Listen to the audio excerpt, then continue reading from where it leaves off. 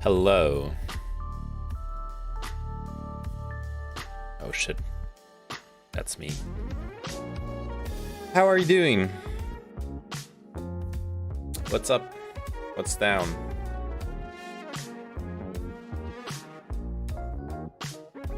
What are we doing? I know what I'm doing. I actually have a question for you. I think I forgot it. Don't you hate it when you think of something and then you forget Super Tux card? Oh no, not right now. What you reading? So there was those like two articles I got linked yesterday before, as I was ending the stream. The feels. Now we're gonna play some Super Tux card at some point, someday. Not now. Now I'm reading. I wasn't here yesterday. Well, you missed out on. Hey, if you wanna catch up on what you missed out on, there's a video on my YouTube. It's just like one of the memes from yesterday. Anyways, there was two articles that are interesting that I was linked yesterday. So the first one, and that's not the right window. I don't know what's wrong. This keeps selecting the wrong display. There we go. Much better. So there's this one. The Booba Kiki effect. Something that has to do with linguistics and anthropology, basically speaking. Which are two things that I'm very interested in, so I want to read this article. And the other one is money laundering on Twitch, which is gonna be a fun one. I spoiled myself on that one. I'm gonna do some sorting and searching for my editing memeronis. Oh my god, 13.6 gigabytes. All right, nodders. See you later. Oh, and I don't know yet if it's still gonna be upheld, but normally today, Thursday, is the day where we do the lib praxis in the evening.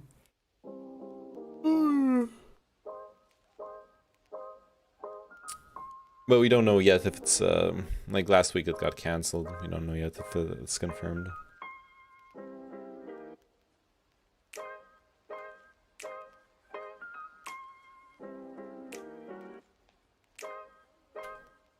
Alright, what shapes do you think of? People across cultures, including English, Chinese, and Zulu, agree the word booba sounds round, while kiki sounds pointy, study reveals. Researchers at the University of Birmingham investigated the booba kiki effect. The effect is consistent across speakers of 25 languages and 10 writing systems. Universally, humans agree that booba sounds round, while kiki sounds pointy. From English to Chinese, Hungarian, and Zulu, people who speak different languages make the same links between sounds and shapes, a new study shows. An international research team has conducted the largest cross-cultural test of the booba kiki effect, the tendency to associate made-up words booba with a round shape and kiki with a spiky shape. The researchers surveyed 917 speakers of 25 different languages, representing 9 language families and 10 writing systems. They found the effect exists independently of the language that a person speaks or the writing system that they use, whether it's the Roman alphabet, ABC, the Greek alphabet, Alpha, Beta, Gamma, or Chinese characters. I don't know what are those Chinese characters. Such universally meaningful vocalizations may form a global basis for the creation of new words, such as terms that circulate on social media.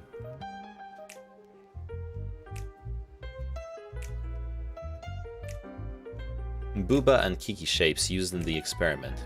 Most people around the world agree that the made-up word booba sounds round in shape. That's not a made-up word, everyone knows what booba is. And the made-up word kiki sounds pointy. The new study was led by Dr. Marcus Perlman at the University of Birmingham and published in Philosophical Transactions of the Royal Society B. Our findings suggest that most people around the world exhibit the Bouba-Kiki effect, including people who speak various languages and regardless of the writing system they use. Our ancestors could have used links between speech sounds and visual properties to create some of the first spoken words.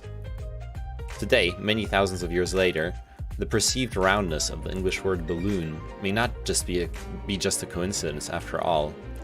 The Bouba-Kiki effect, first documented by German psychologist Wolfgang Köhler in 1929, is thought to derive from phonetic and articulatory features of the two words, such as the rounded lips of the B and the stressed vowel in Bouba, and the intermittent stopping and starting of air in pronouncing Kiki. Also, pronouncing the harsh K sounds in Kiki may be perceived as akin to the sharp points of a spiky shape, while the more drawn-out oo sound in the middle of Bouba could evoke the flabbier edges of the rounder shape. Ooh. Also, the letters in Kiki are visually spikier than the more rounded letters for Bouba, in the Roman alphabet at least. Well, they just said that this was done with different alphabets, so that doesn't matter, right? For the study, the team conducted an online test with participants who spoke 25 languages: Albanian, Armenian, Danish, English, German, Swedish, Greek, Farsi, French, Italian, Portuguese, Romanian, Spanish, Polish, Russian, Japanese, Georgian, Korean, Zulu, Mandarin Chinese, Thai, Turkish, Estonian, Finnish, and Hungarian.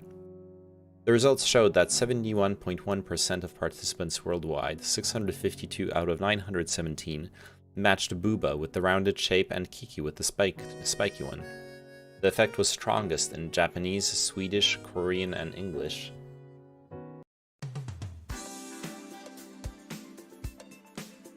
But weakest in Romanian, Mandarin Chinese, Turkish, and Albanian.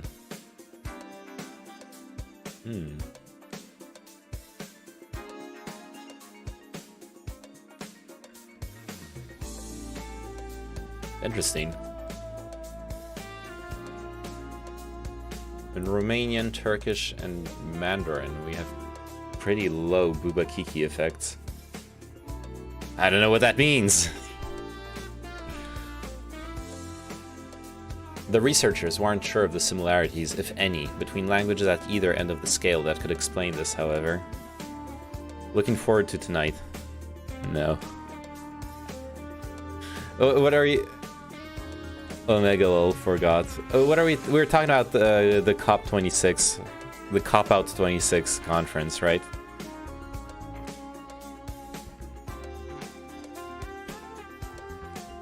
Languages that show the effect simply state the common connection. Coping 26, yeah. It means you're on the Daily Mail website and it's time to immediately evacuate.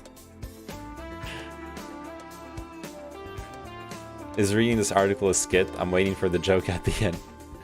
Can someone tell me if this is a leftist channel in chat? I'm at work and stream is on mute. Oh no, Chinchilla, we got our first one. Eastman Color, this is not a joke article.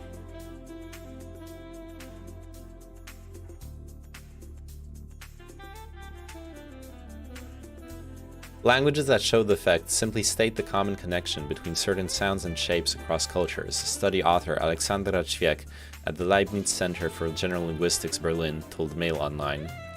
We do not point to any necessary connection, just to the general property that humans might share, the cross-modal correspondence between sound and shape.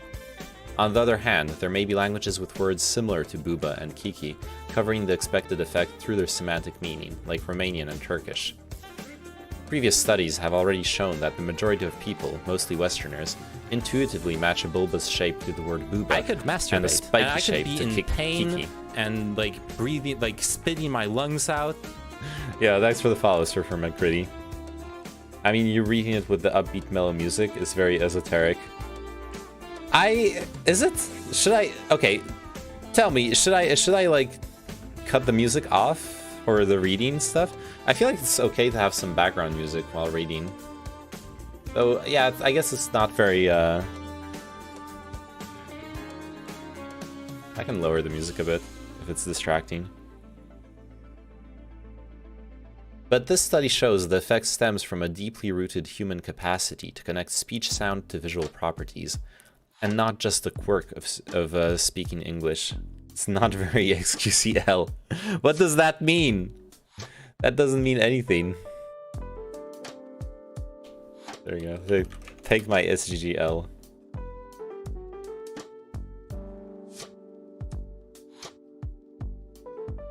Got any advice for talking to people on the phone? I recommend making the sounds with your mouth that correspond to the ideas that you want to convey. That's how you... But that actually turns out that talking to people on the phone is the same as talking to people not on the phone. You make sounds with your mouth that convey ideas. I'm pretty sure that's what you're asking, right?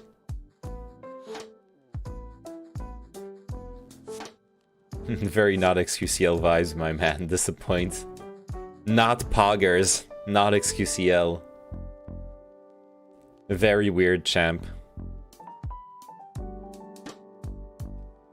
Someone needs to make a study on whether hanging out too much in Twitch actually kills brain cells or not.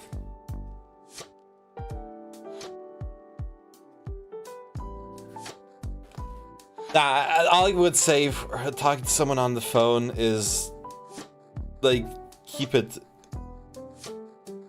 short. Keep it simple, stupid. KISS. By the way, I tried the Carolina Reaper sambal. It's hot. I imagine Carolina Reapers are like in the top 3 or top 5 hottest peppers. As someone that has had anxiety about that sort of stuff in the past, I used to pre-plan in my head what the call was about and make sure I was comfortable with what I was likely to expect or what I was expecting to tell them. Hey, that's good advice.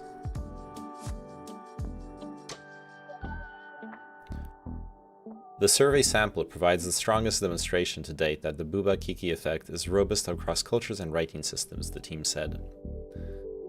Iconicity, the resemblance between form and meaning, had been thought to be largely confined to onomatopoeic words such as bang and peep, which imitate the sounds they denote. However, the team's research suggests that iconicity can shape the vocabularies of spoken languages far beyond the example of onomatopoeias. New words that are perceived to resemble the object or concept they refer to are more likely to be understood and adopted by a wider community of speakers, said co-author Dr. Bodo Winter, also at Birmingham. Sound symbolic mappings, such as in Booba Kiki, may play an important ongoing role in the development of spoken language vocabularies. A 2016 study showed that evil characters in films and TV shows are drawn like the Kiki shape, with sharper features such as pointy noses and eyebrows. More lovable characters, meanwhile, are usually drawn to look softer and rounder, like Baloo in the Disney classic The Jungle Book.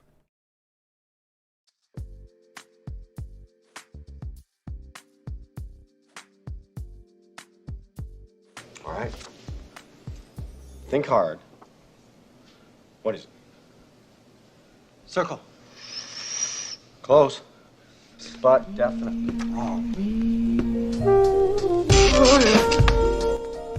Let's say I showed you two shapes, shape 1 and shape 2. And then I ask you which of these shapes matches the word boba and which matches the Boba? word kiki. That's how he pronounces it? People, shape 1 No is way. kiki and shape 2 is boba. And it doesn't matter if you're from America, India, or you're 2.5 years old. This result is extremely consistent Topologically, across it all was a cultures circle. and languages. So what does it mean? I want to suggest True. that with this study, we can see how the brain gives abstract meaning to many different shapes in a consistent way. And filmmakers use this phenomenon to tell their story. The best place to see this idea has to be animation, where animators can make objects and characters from any shape they want. Let's start with the basics: circle, square, and triangle. This may seem reductive, but these shapes say a lot more than you may think. Evil characters are drawn like Kiki. They have sharper features, pointy noses, ears, and long curly fingers. And the lovable characters are designed like Boba, soft and round. Is it a coincidence that the fluffiest and least threatening character in animation is named Baloo? To me, this whole concept makes intuitive sense. Our brains are designed to see sharp and pointy things as more threatening. It is too round on the top, it needs to be pointy. Round is not scary. Pointy is scary. Notice how I can draw the nicest and most recognizable character in animation with 3 circles. And notice how the devil is commonly represented as a collection of triangles. But do it a little more subtly and you're able to emit an emotional response to the viewer without them even noticing. It happens during one of my favorite movie moments of all time, when we see the wicked villain transform from Kiki into a round, vulnerable Boba.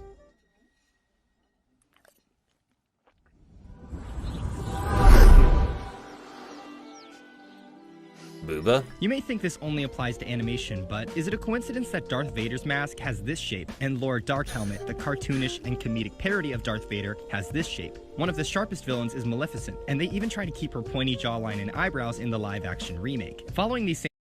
Okay. This... You know what this reminds me of? That meme where you have, like,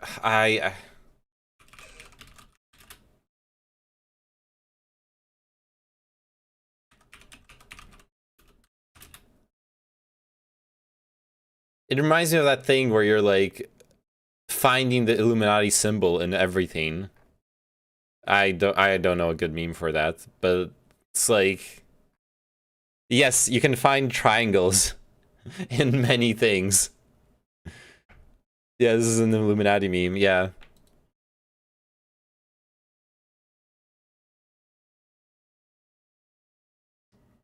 I applied to a place a couple months ago, but they didn't call me back. Now they're advertising that they're hiring again, and it feels awkward to call them and ask if I can reapply, because I may not be qualified for it or something, and I don't want to put someone in a situation where they have to tell me that, but I don't know.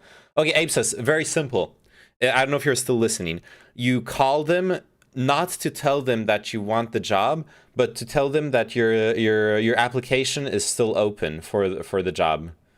So you're basically saying, please review my application for this new opening, since I applied a couple months ago.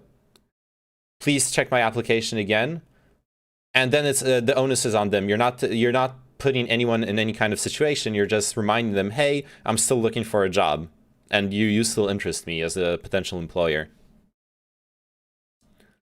Frequency illusion. It is a cool idea, but there's science behind it. But finding every example and assuming that was the intent is a little bit of a reach. Well, yes and no. Because like the rest of this article is pretty much conveying a study that shows that the Booba I'm gonna call it Booba, that the Booba Kiki effect is universal. It crosses boundaries of culture and language, meaning that it's actually normal that in our collective consciousness, those shapes do show up, like you're saying, in Darth Vader's mask and etc. It's funny when you think, it's funny when you look at it, because obviously you can find any kind of symbol in anything if you're looking hard enough. But it is connected to the Booba Kiki effect, right? Enjoying that sweet socialized healthcare, absolutely. What effect? Does it have a term in psychology or art? Yeah, we just read this article, and I was looking at this. I was going to watch this video at the end of the article. It's called the Booba Kiki effect. So basically, they asked 1,000 people speaking 25 different languages and different scripts whether they associated this, which of those two shapes they associated with the word Booba, and which of the two shapes they associated with the word Kiki.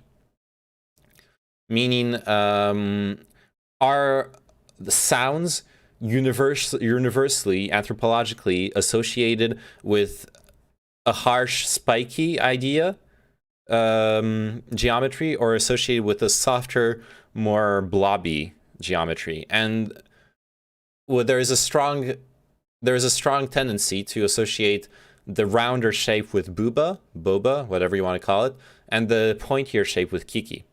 And so now this video, speaking of the Boba Kiki effect, compares it to villains in animation. How Baloo in the Jungle Book is a rounder character, villains are spikier characters.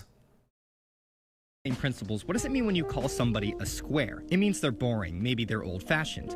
But a square can also symbolize something that is sturdy and firm. Sound familiar? Squares are rigid and slow to change. If the world isn't how they want it to be, maybe they get a little angry. Right after you eat this! If you really want to think abstractly, the world of film exists inside a rectangular shape. A lot of important geometry comes from framing. The most significant framing to look for is probably the frame within the frame. This is used to show a character trapped in their current situation. That's a nice way to put it. Another less common but equally important frame within the frame is the circle, which gives the geometric impression of surveillance and spying. I have a date in like 3 hours. Uh-oh.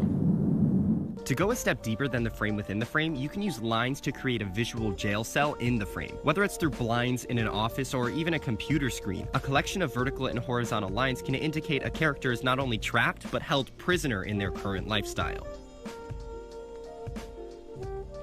Well, I think with the circle, it's because it's an eye. As far back as I can remember, I always wanted to be a gangster. Without us even noticing it, framing is filled with lines. Geometry is everywhere, and the same principles apply. Triangles can emphasize power dynamics, linear framing can show physical separation, where straight lines can guide our eyesight. So the next time you rewatch your favorite movie, try analyzing the geometry of the framing and characters. If you do that, then you're in good shape. What's this one? You didn't notice it, but your brain did. Ah, yeah. I love the Plinkett reviews. Couple wavy lines. Sorry, this isn't your lucky day. Thanks for watching.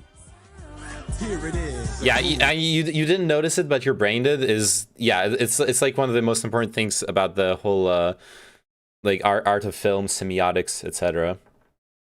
I love this stuff like this, so in depth that you as a layman haven't even thought about it. Yeah. And is there a new Plinkett review? I haven't looked at that in a while. Let me check real quick. That could be something cool to watch. Star Wars: The Last Plinkett review, August 28th, 2018. Oh no, that's old. I think I've seen that one already.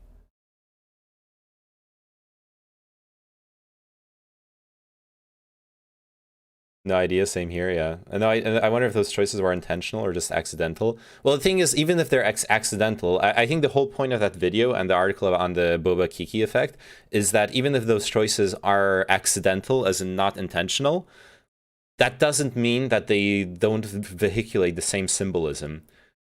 You, if you're not making conscious choices, you can still be making subconscious choices. And things that are anthropologically in pain and like breathing, like spitting my lungs out. Yo, thanks for the follow, Sasambaji. Thank you very much. If you're still, so what was I gonna say? Right, if you're your subconscious can still be making choices, and very likely those choices will be aligned with anthropological truths, like this Boba Kiki effect.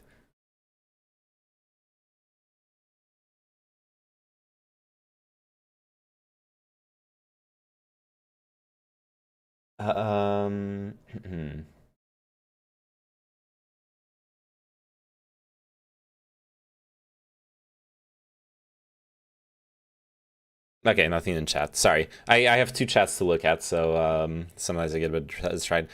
Plinkett. No one's ever really gone. What is this?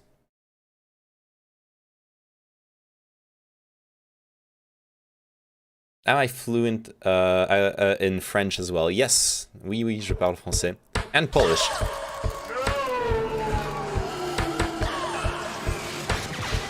The heck? This is an AMV. No one's ever really gone. No one's ever really gone. That's okay. No one's ever really gone. Oh, he's memeing about the resurrections in Star Trek. Okay, I get it. Yeah, in French and Polish. I speak a little bit of German as well. Ein bisschen. Ich habe auf Gymnasium gelernt. Some like random words in other languages. I like languages. That guy makes ROTJ the saddest. Return of the Jedi. That part makes Return of the Jedi the saddest.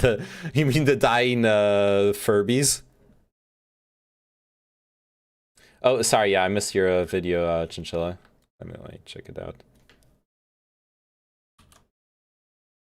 Okay, the one thing I need to check, because I'm multi-streaming. I'm streaming on YouTube as well. I just need to make sure if I watch like a Plinkett review video that it's not copyrighted.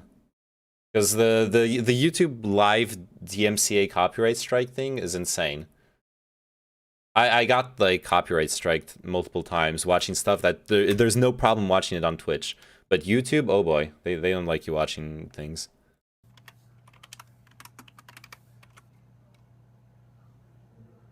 The color red.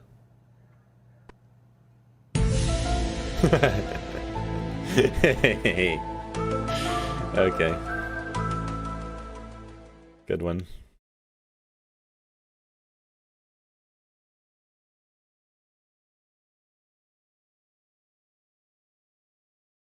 Alright, there was another article I wanted to read. Money laundering on Twitch triggers call for investigation from Turkish politician. The massive Twitch data breach that occurred in... Oh, let's play some music. Background music. Already. Can never trust Google again, yeah. The massive data breach that occurred in October revealed all sorts of behind-the-curtains information, including a rundown on just how much money its top streamers are making. Short version, it's a lot for those at the top. Many didn't seem too bothered by the leak, but it was definitely bad news for some streamers in Turkey. According to a Middle East Eye report, the leak also exposed how a number of streamers in the country were pulling in very large amounts of bit donations, despite having tiny numbers of followers. Introduced in 2016, bits are a virtual currency that Twitch viewers can purchase and then use to cheer streamers, and more importantly, support them financially. Partners and affiliates earn 0.01 cents per bit cheered in their channel, while Twitch takes a cut on the initial purchase. So for instance, 500 bits cost $7 to purchase, and would net a streamer $5 if they're all cheered, that is donated, to the same person. It's a simple, straightforward system, and so was the scam.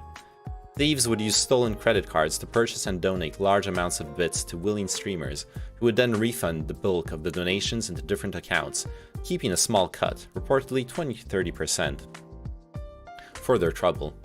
Sounds like money laundering 101, and it was apparently not a great secret. This is something that many of us have been aware of for a long time, but we could not convince Twitch and the owner Amazon, nor the audience for years, Turkish streamer Grimnax, who said he's also received offers to take part in the scheme, told Middle East Eye. We waited for the prominent names on the platform to talk about this issue, as I and mid-level influencers like me weren't loud enough. Remember, you could watch ads to get bits? Well, that's something they say in this article. Coming up with new ways to launder money would be fun. I don't think the boss for that job would typically be great, though. Yeah. No, but low-key, like, this is really smart. Using alternative transaction methods is, especially in obscure, legally gray or legally unknown ways, such as websites like Twitch, is a really smart way of laundering money. Not that I'm encouraging you to launder money, but it's really smart, right? There's Twitch, even though Twitch is handling a lot of money being transferred to and from different people, Twitch will never have the same kind of oversight and auditing processes that banks have, nor, most importantly, whistleblowing is not the right term, but you know, when banks see suspicious transactions, they have to report them. They have to report the transactions to authorities. Twitch has no such obligation.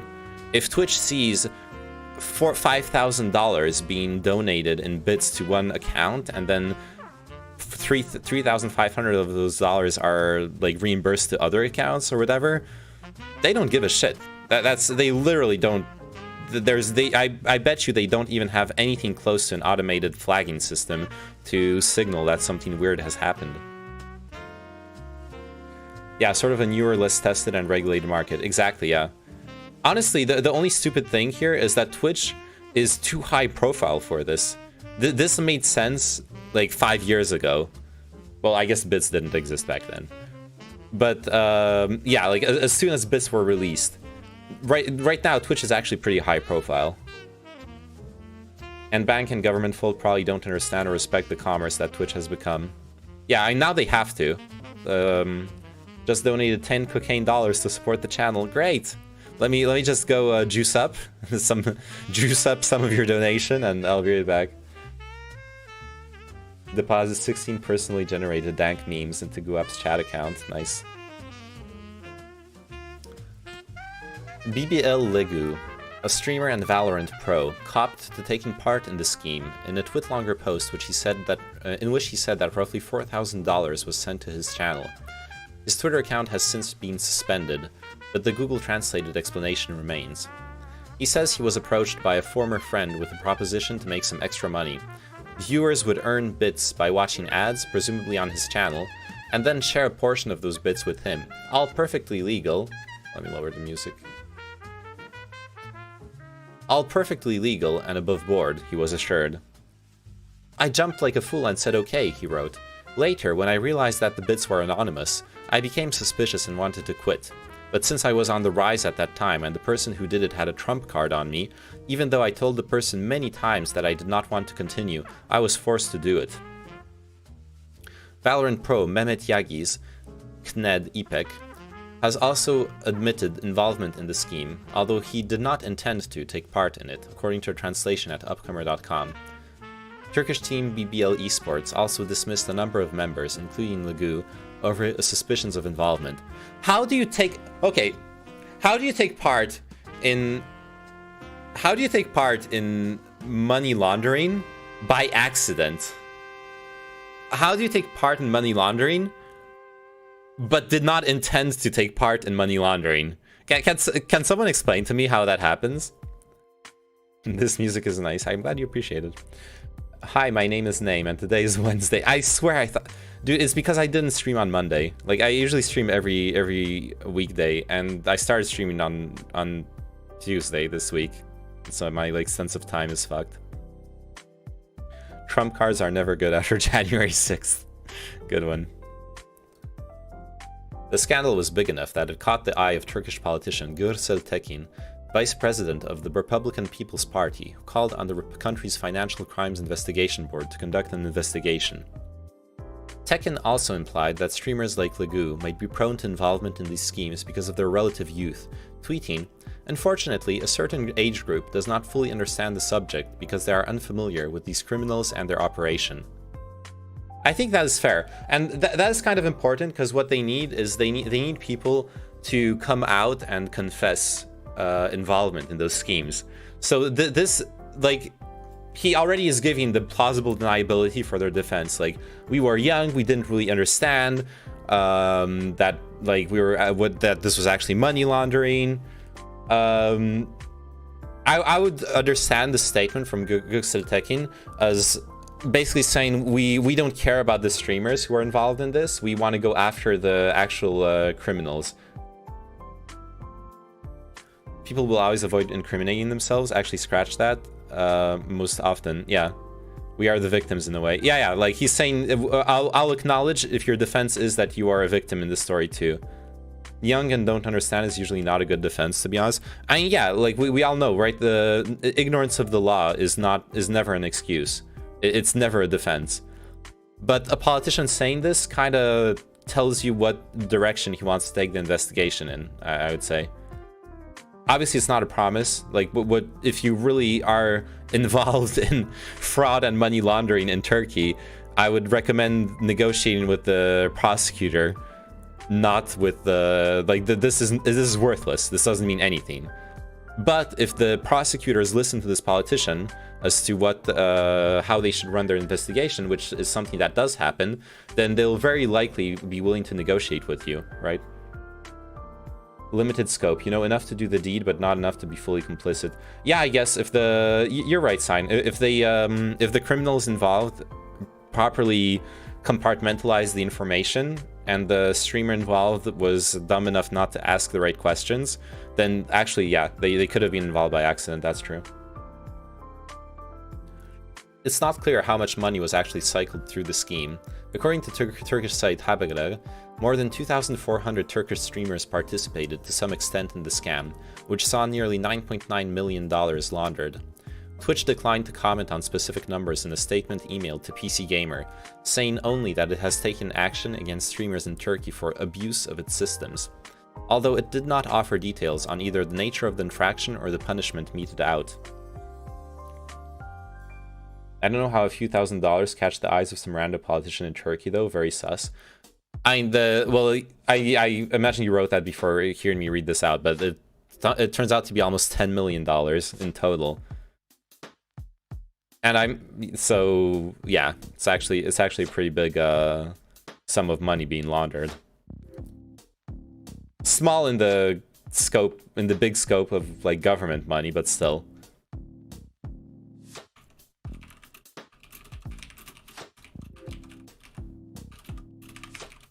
Sometimes they're isolated enough that they're innocent, and sometimes it's just looking the other way to be ignorant of the specifics. Usually they're still at fault, but it's on a scale, of course. Yeah, I agree. And my understanding of what Gürsen said is that probably the investigation and the prosecution will be lenient on people who are young people who are caught up in it. Maybe. Or maybe it's just a ruse to get them to testify. Who knows? Recently, members of the Twitch community have expressed concerns towards the legitimacy of some creators' revenues in Turkey.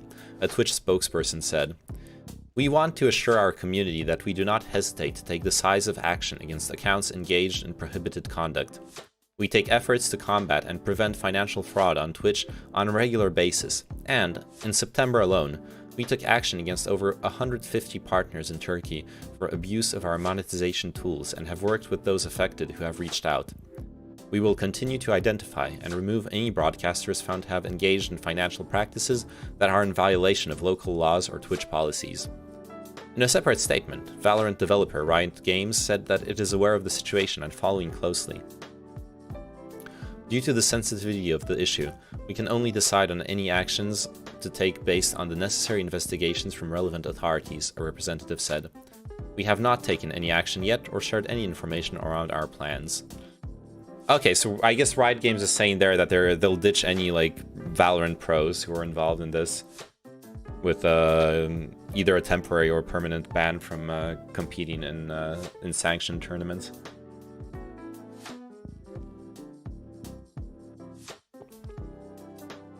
But only once they're actually condemned.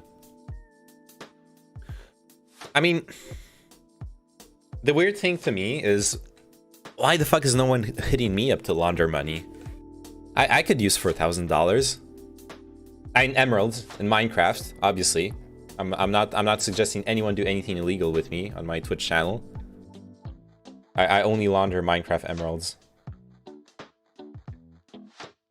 Also, when the fuck is my Raid Shadow Legends money coming in? I need to reread the terms and conditions. Name, check your DMs. I got a business proposal. Nice. That's exactly what I wanted. He didn't even send me a message. You could have at least sent me like "made you look" or I'm proposing your mom" or something. I actually expected a meme in my DMs, Chinchilla. I'm a bit disappointed. You need the capital to launder, then seek out the method to launder these funds. Pass the risk on to someone else. Well, yeah, I'm just saying. I was just joking that's someone should launder their money through me, which they should not. I'm a law-abiding citizen, okay? God, I understand why Twitch decided the whole like no joking rule, but it's so weird that I want to make edgy jokes about this shit, and then I have to say "in Minecraft" afterwards. It's so dumb.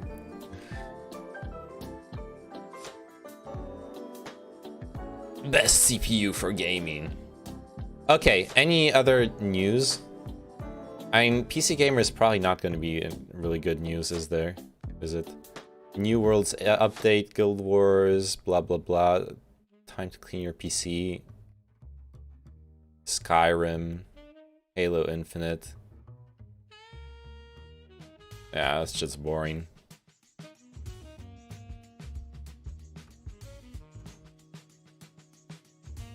Minecraft is a criminal haven. It actually is. People don't realize that. Okay, Daily Mail is not that great of a news source, though. This article was really good. Like, I get sign why you were complaining that I would that I would consult the Daily Mail, but it was just for this article, and this article was actually good. They actually had a good article on an anthropological interesting thing, you know? It happens. All right. I'm gonna do the unspeakable. I am. It's something I said I was gonna do that I haven't done until now. I'm gonna quickly check out livestream fail, see if there's anything interesting. Andra Butez rolled by a 9-year-old. YouTube co-founder on removing dislikes. Oh yeah, he's like against it. Blah blah blah. Blah blah blah. Blah blah.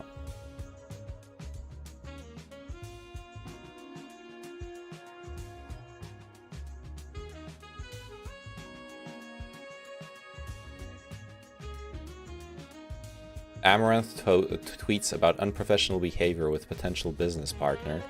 Uh-oh, did someone touch my queen? The guest for tonight has a bunch of viewers right now. Uh-oh. Just stop scrolling. In part it's because of all the actual gutter trash that you have to view on the sidebars and shit along the general trash of the Daily Mail and its sensationalist and occasionally bigoted commentary and stuff. Yeah, I heard that the Daily Mail is actually pretty terrible. Obviously I don't have it here.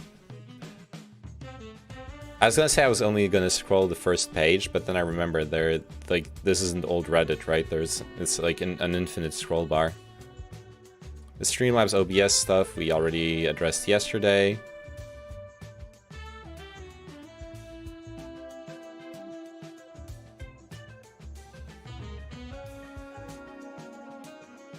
Alright, whatever. This is not something I'm excited to share, but it's been on my mind for a while now, and I feel like I should get it off my chest. Working in the social media world puts you in contact with all kinds of people, and while most of the time they are professional and positive experiences, I have plenty of experience in trying to be exploited by business partners. I recently was in talks to be partnered with a brand, which was seemingly innocent. I had seen other streamers work with this person, so I felt as though it must be trustworthy and dependable. So I accepted his offer, and we began to work together, during which he personally communicated with one of my assistants, and I over text messages, about the business and how we could work together to improve output, etc. We were on friendly terms, and I was constructive our business arrangement.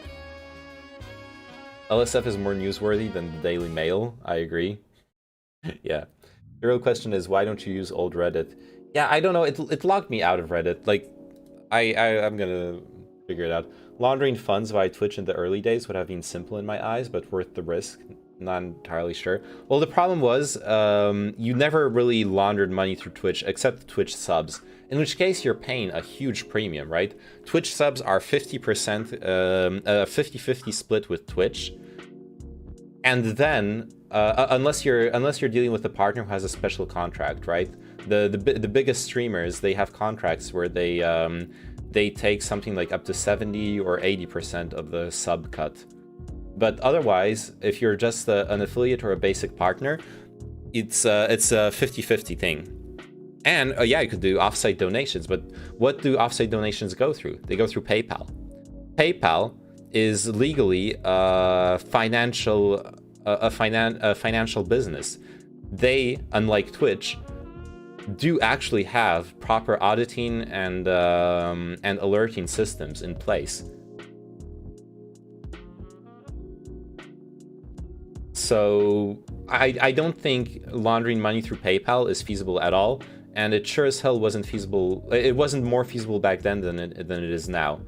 It would be the same as trying to launder money by doing bank transactions. It would leave a paper trail. It would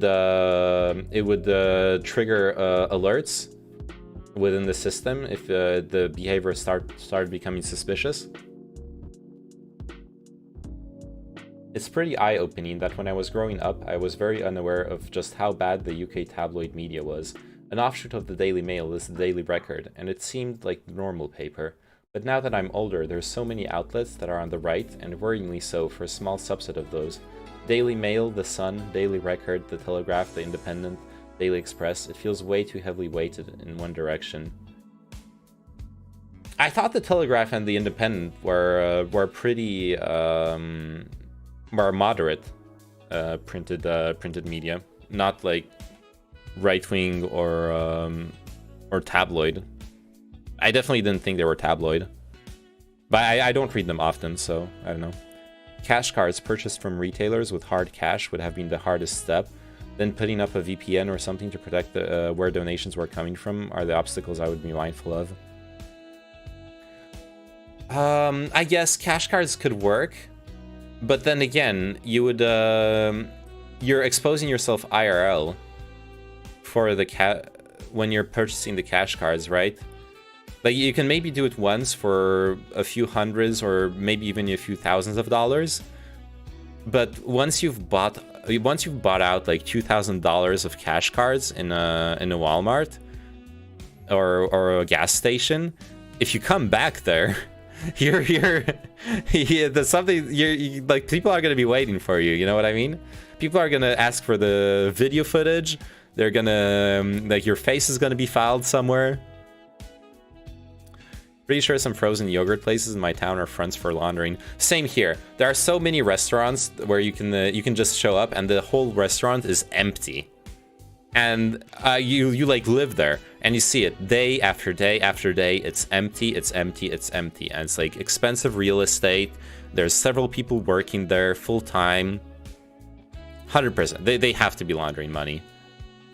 And it's always in those like parts of town where a few blocks over there's like drug dealers and shit, and it's like, oh, okay, I see what's going on here. Honestly, the easiest way to launder money is to have a bar or restaurant. Yeah, absolutely. So many cash transactions you can mess around with. Yeah, as a right-winger myself, I would say that those are more left-leaning than conservative. Okay. So did I, naively, probably from their names alone. They're conservative, they're not worryingly so, necessarily, but I wouldn't consider them in the middle. I just find it strange from what I've read of like The Independent and The Telegraph, because I remember reading good articles from them. I would never put them on the same level as The Sun and the Daily Mail. You know what I mean? They're definitely quite a few levels above that as far as journalism is concerned, at least from what I've seen. But then again, we just read a good article from the Daily Mail, so I guess even the shitty tabloids sometimes have good articles. The call went very well. Nice. Good job, Apsis. Lots of restaurants are like that. I've done audits of places with the IRS in which they watched in and out traffic to get an idea of how much money could have been made in conjunction with the IRS. Interesting. I was wondering how the IRS would even start investigating that. Yeah. One has like 4 to 6 cameras, and every time I go, there's a different half dozen high school student employees. Nice.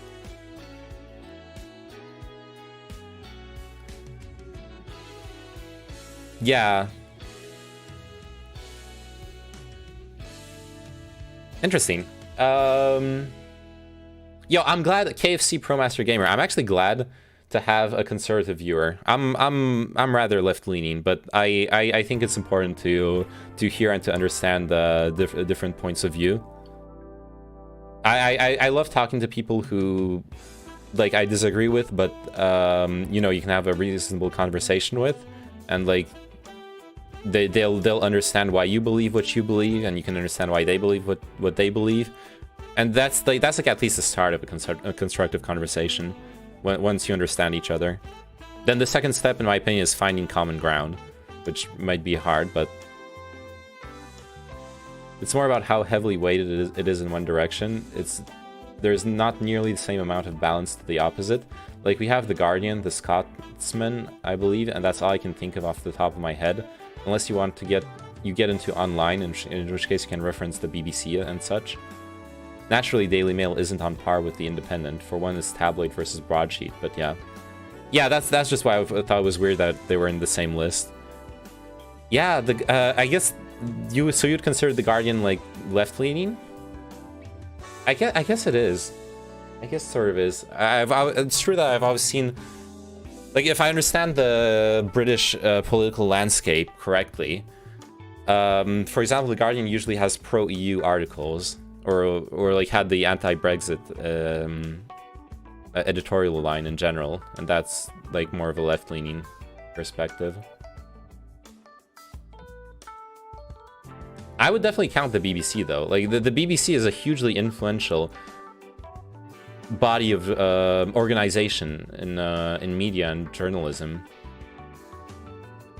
I don't know. I love consulting the BBC for journalism in general. They are really, really good. Obviously, they still have their own bias. Everyone has their own bias, but I love me some BBC. Associated Press is my bae. Associated Press is good, but as much as we can stand the actual news or the actual journalism organizations, and like I fully agree, they're great. Editorialism has a useful role. Someone giving you an editorial line is not necessarily a bad thing, as long as you're aware of the bias. To quote Nietzsche, why Nietzsche believes that art is wholesome and helps us become better, whereas religion is bad for us. His distinction is both are lies. It's when I think what I'm remembering is a section from Beyond Good and Evil. He just spent like several pages shitting on religion because religion is a lie, and then he goes back. He takes a step back and he says, art also lies to the viewer or the listener. However, art is a lie that is aware of itself. There is at no moment do you look at a piece of art and expect it to be see it telling you that it is the source of truth. On the contrary, art, by being the deformed, the false reflection of reality, helps us understand reality better, and that is how it helps us grow. So I think, like, when something carries its bias clearly on its heart, it's much less harmful. So, for example, to compare it to U.S. media, when Fox News motto is fair and balanced, that is heinous. That is malicious. If Fox News fully embraced the reality that they are not fair and balanced, that it is a very, very opinionated media, honestly, I don't have that much of a problem with it, except that then there's a fake news issue. But as long as you're not vehiculating pure disinformation, I think it's mostly okay. Just be honest about your biases. 1000%, The Guardian feels like the only thing I can go to in terms of printed media, and BBC is very good, but I'm thinking of printed media as this is what everyone read when I was growing up. And I understand. Alright, let's read what happened with Amaranth, okay? Amaranth is not my queen, but she's my princess. Okay, I'll say it that way. However, after several months of working with him and with no issues, he sent me a message telling me he would be in my city, he lived on the other side of the country, and a very forward request asking me to meet them for dinner, in person during a regular conversation about work. I was instantly uncomfortable and unsure of how to respond to his request to meet up in person one-on-one. Given the post-pandemic world we live in, I'm very hesitant to meet up with people in public, and as a woman, putting myself in a situation with a man I only know through business transactions over the phone for a private meeting is not something I'm eager to do. I continued the conversation about business, not initially responding to his dinner offer, and his tone immediately became aggressive, threatening to end the deal when they thought that I had declined his invitation. This obviously completely surprised me, and I could not help but feel that this professional relationship had been damaged because of this person's potential interest in getting the chance to meet up with me in such a private setting. I know that he works with other girls, and I have never heard anything about the brand or the individual in question making private dinner invites or having a reaction like this, so I was unsure of what to initially say. But just because this didn't happen to other women doesn't mean it can't happen again, which is what led to me sharing this today. I do not know if the individual meant any real harm in his dinner invitation, which is why I was unsure about talking about this in the first place. It could have been a perfectly reasonable offer, one he would have given to a male influencer in my position without any kind of ulterior motive. But his reaction to me not immediately accepting is what made me want to share this experience. He did not brush it off, did not let it go when I didn't immediately respond. He called me unprofessional and threatened to end the partnership entirely because I didn't give him a yes or no to his sudden dinner invite in the middle of a business conversation. I have been in so many situations like this before, and I'm sure that other girls in this profession are met with these situations all the time, where you expect to be treated appropriately in the context of a business deal, partnership, etc., and instead are met with suggestive offers or interactions that completely shatter any concept of professionalism, expectations thrust onto women in the industry that no one would expect of male influencers. It honestly disgusts me that I'm expected to put myself in potentially dangerous situations just because of the way people online, even business partners, perceive me. I just wanted to bring awareness to the fact that this kind of thing happens to women in the workforce all the time, not just influencers but models, entrepreneurs, labor force workers, or just women in general. I have worked hard to get to where I am, and I don't want special treatment, but I want to be treated like an equal to those I work with. It is unacceptable for women to have to be trained on how to politely decline a request that makes them uncomfortable, or worse, force themselves to accept, just to continue to maintain brand relations and partnerships. I hope that by speaking about how this kind of thing continues to happen in the workforce today, that we can hold ourselves and the people around us to a higher standard of professionalism when working with women, and create a safer environment for women to continue to succeed in a professional work environment. Okay.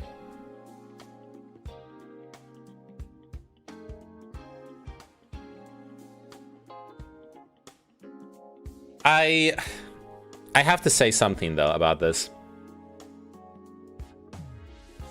I think very likely her impression is correct. If something makes you uncomfortable in those kinds of interactions, you can't really convey necessarily the entire weight of the interaction by just summarizing it like this. But generalizing it, not specifically about Amaranth's situation, I do think that this happens the other way around, not with romantic propositions, but I've definitely seen that happen in business dealings, for example, where there will be customs, and breaking those customs is very harmful to the business dealing. You will be held hostage to doing things that you don't want to do, that have nothing to do with a professional interaction, and you'll be held hostage over the whole business relationship. Typical examples would be going out for drinks with business partners. There are certain cultures where refusing to go out for drinks with potential business partners is a huge faux pas. You would be losing out on contracts if you're not doing this. But what if you're a recovering alcoholic? What if you're just uncomfortable? You're introverted. You're not feeling it. You don't want to go socialize. You just want to. You're here. You're doing your business. You're negotiating a contract. Boom! You sign the contract and you're done. That's where you want to leave it at. But there are a lot of cultures where business cannot be done just like that. Now we're obviously talking about the USA here, or Amaranth is obviously talking about the USA here. So it's not like a weird lost in translation culture barrier thing. It was someone, and just like she said, what's unprofessional is not the proposal. Honestly, it's the offended reaction at her ignoring it. Her ignoring the guy's proposal is kind of like a passive aggressive way of shutting him down, and him getting angry at that and then threatening her with the business deal is bad. It's unprofessional. That's what she's calling out. Not the she isn't calling out the proposal. She's calling out the reaction to her refusal. I'd agree in more traditional settings, like you and I being in your stereotypical corporate situations, like in China. Yeah, I was mostly thinking about China when I was talking about different cultures having different traditions for business. Feels very strange for that tradition to carry over to newer industries like influencers, content creators. It would carry over to newer industries, but only within those cultures. So, like, I could see this happening in China. Like, for male influencers. I'm a male Chinese influencer on, say, TikTok or QQ or whatever. I sign a contract with a talent agency or a sponsor or anything like that. They're gonna want to go out for drinks, 100%. And if I refuse to go out for drinks with them, that will harm my reputation in the industry. I have been to business dinners, and one of the regional managers always made remarks that I should also order some wine the next time afterwards. Yeah, the problem is a lot of people are alcoholics, and our cultures, and that is something that's not just in China, that's almost all across the world. Our cultures are accepting and even encouraging of alcoholism. It's fully accepted to apply social pressure on people to make them drink, right? It's sad. It's something that hopefully is going to change. Hopefully it's mostly a generational thing, but it might not, honestly. It might not change that easily. This doesn't look like AoE 4000. No, this is not AoE 4. Absolutely not. Yo, Chinchilla, are you it's at the podcast is at 10, right? Yo, scuffed tonight. Squad W. Yo, let's check out the BBC news. State of emergency declared after Canada storm. Teenagers charged after police fatally shoot girl. What? The truth about cheese dreams? What? Yeah, I think it's the main reason why I still don't drink. The peer pressure turned me so off growing up that it seems strange to me now. Just hit them with the I'm actually 3 years sober. Okay, I know Tally doesn't watch my stream, but I hate that so much.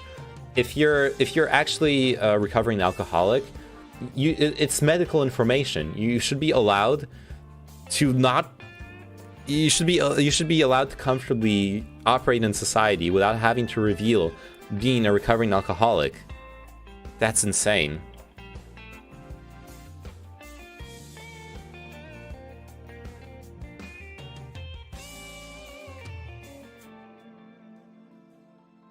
Okay, well, how help me make sense out of this. A girl gets shot by police and teenagers are charged.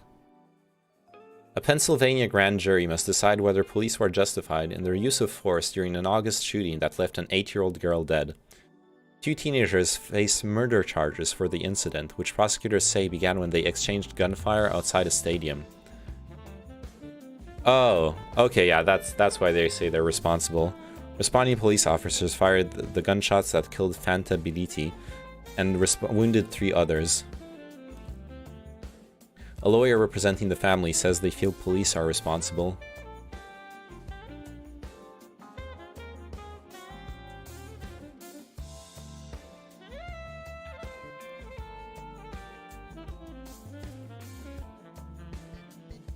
The district attorney's office acknowledged that it was police gunfire that struck Fanta and the 3 bystanders.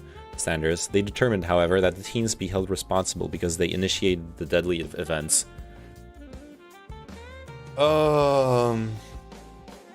That's a rough one.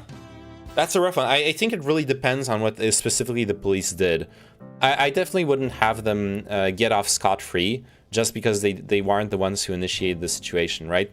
We have this stupid idea from all the superhero movies and whatnot that the like superheroes can destroy half the city just to stop a villain.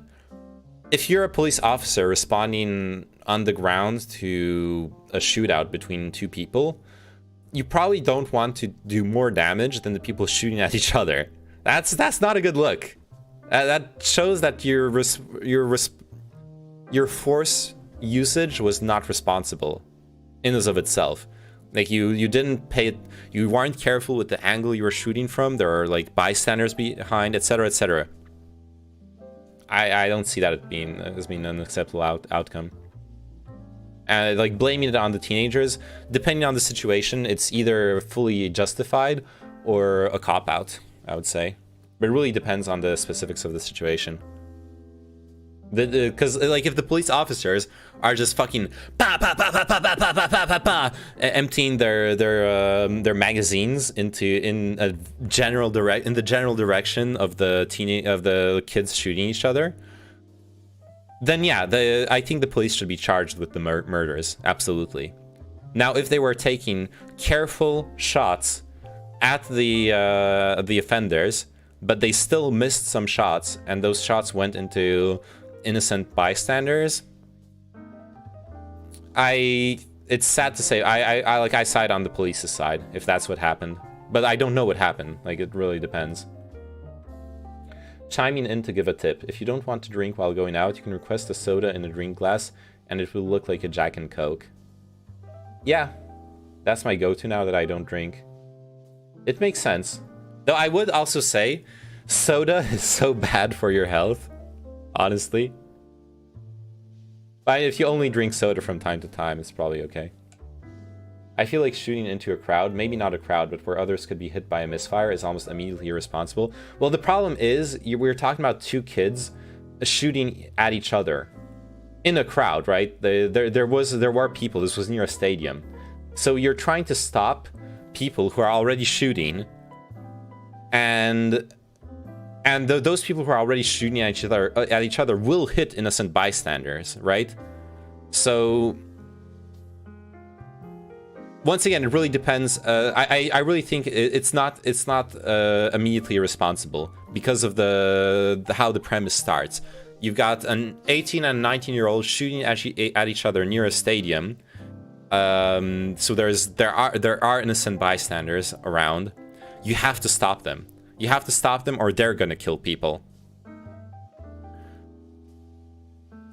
It's a rough situation. Sure, but I guess they assumed they wouldn't hit bystanders based on their shots. They did what they were scared the kids shooting would do. Yeah, which is really dumb. Like, once again, it's not a good look when the fact that they did way more damage than the kids. What scares me, not what scares me, but what I read is that what possibly could have happened is that human beings are known with firearms in panic situations to what I memed about being like just emptying their mag in a direction. That is a very human reaction. There is a scene in Waltz for Bashir car shooting. Let's see if I can. Not the waltz scene. No, I want to see the car scene.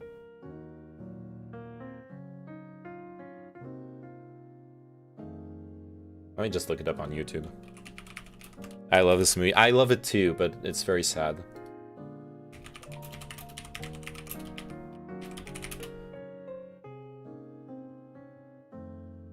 Okay, anyways, it's okay. I'm not gonna find the... Or maybe it's the beach... Maybe I can find if I type beach landing.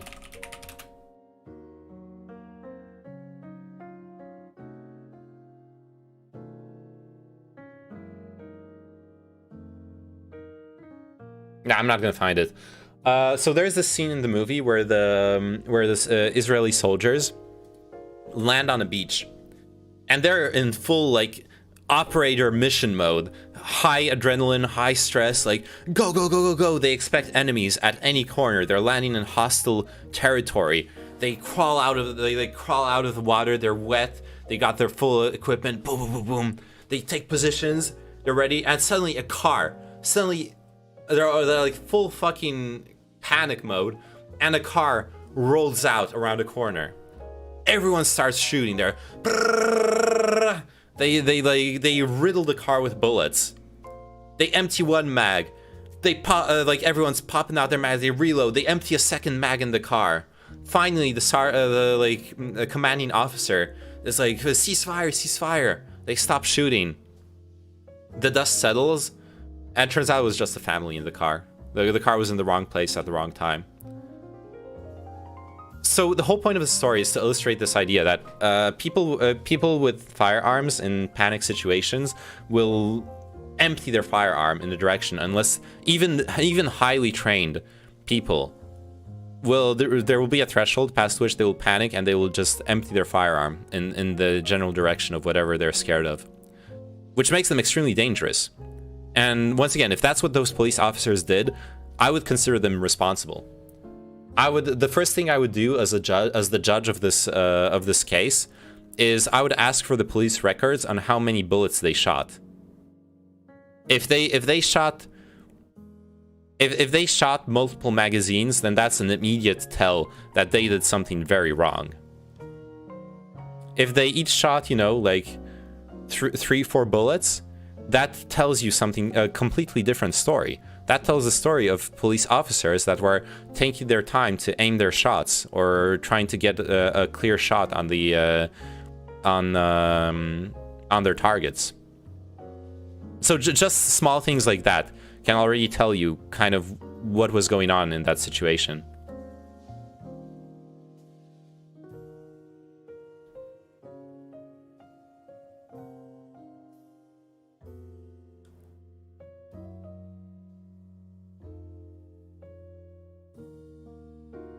It's very counterintuitive to think that these two men who started the ruckus could be held responsible directly for Fanta's death. The little girl's parents cannot understand why the police are not being arrested. Mr. Castor, a former acting attorney general of Pennsylvania, said he believes the Delaware County District Attorney is not being very forthcoming in explaining that particular problem. The charges against the teenagers stem from a legal theory known as transferred intent, which is used in cases in which a defendant intended to harm one victim but unintentionally harms another. No, wait, but that's insane. That doesn't make any sense. They didn't, because it's not the kids who harmed the girl. So there was no transferred intent. The transferred intent was from the cops who are trying to shoot the kids and who missed. I would need someone to call out my bullshit on this, but I don't think generally that's how engagements go. They're trained to shoot to kill, so the notion of taking slow, well-aimed shots is not normal. There is such a thing as negligence, but just to raise that particular part of the equation. My understanding is that if you're that you are, like, especially in a situation where you might hit bystanders, you're not supposed to empty your magazine in the general direction of who you're trying to hit.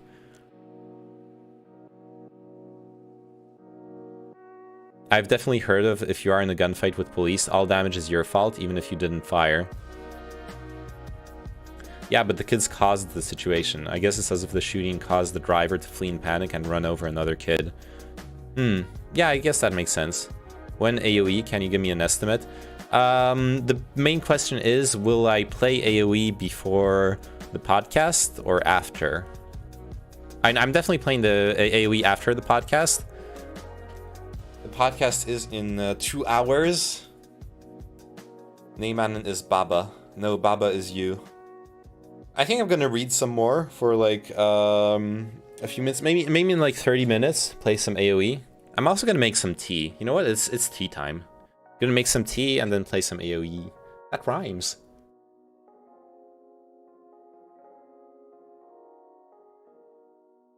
I think it will be very difficult to argue transferred intent successfully. He said, it could be that the district attorney has facts that we don't, but I don't see how he can possibly be successful with that argument. So a former acting attorney general of Pennsylvania believes that this case is not going to go through unless the district attorney has information that he doesn't. So he doesn't believe in the transferred intent. That's an important part. Additionally, Mr. Castor said he and the family hope to bring the focus back to the police and failure to follow their training and leadership, or lack of training and leadership. Failing to take into account those in the line of fire is bad practice, he said. The BBC has reached out to the city of Sharon Hill for comment. A previous statement noted that local officials are waiting to see the findings of the investigation into the officer's culpability. Okay, so the investigation into the officer's behavior isn't over yet. That's also an important thing to take into account. And probably why whether the officers get charged or not is independent from whether those kids get charged. Mr. Castor also said he believes that charges against the two teenagers related to their altercation and potential charges against the police are two separate issues. Yeah, that's my impression as well from reading this. The district attorney is going to have to figure out what level of culpability the police also have. He added, I believe he's going to have a hard time charging the police and explaining how that's consistent with charging these other two men. The murder charges against the teens, he added, can certainly be interpreted as an attempt to deflect attention away from the police. Yeah, I could see people accusing them of being politically charged, though. I bought a family-sized bag of her favorite candy, bribing her with snacks. That's really cute. That's actually really nice. I'm not too familiar with how this is handled for gun engagements, but that's where in a car chase in the UK you need authorization to chase as they do a risk assessment. In the gun example, I think that's where if it's too dangerous to shoot, then you wouldn't shoot at all, not take a few shots carefully. You see all the police footage where they mag dump their target because at that point you've determined it's a justified shooting. Yeah, I think, but also, Sign, we have to acknowledge that police training and policy between the US and the UK is very different. It's very, very different. So I think everything you said is very reasonable and makes a lot of sense, but it comes from a UK perspective, right? Like you're talking about the UK authorization to engage in a police chase, etc. In a similar case in 2019, 3 men were charged with murder after police shot dead a 4th man who fled their vehicle, which had been stopped after its officers suspected the group of a robbery in Arizona.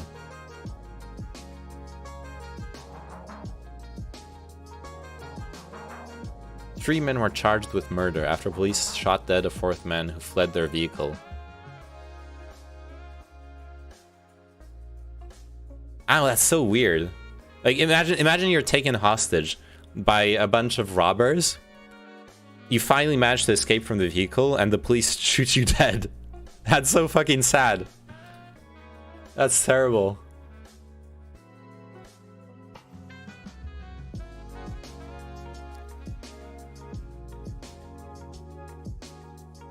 The truth about cheese dreams. Okay, does cheese really give you vivid dreams?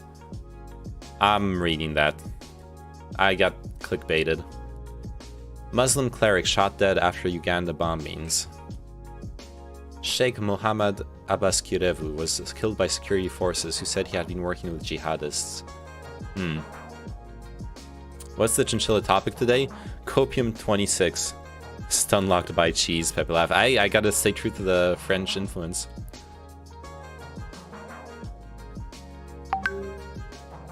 Awkward conversations with that was on my stream, that was me, not you.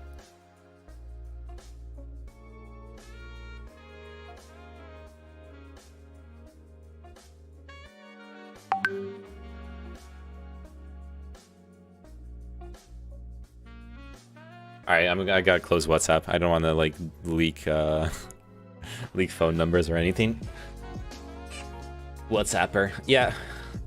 Of course, but if anything, that would be even more true than for the US. I think that's where you'd apply different logic to patrol officers who are first responders to SWAT/secondary armed response who are trained and equipped for a more considered approach. Probably all I should say is as I'm delving into theory crafting more than anything. Okay. It's like the black dude who called the cops and then ended up getting shot himself by the cops when he came out of his garage. Big oof. Yeah. It's terrible that the reality is, if you're in an emergency situation in the US, you probably want to do everything you can to not have to call the cops.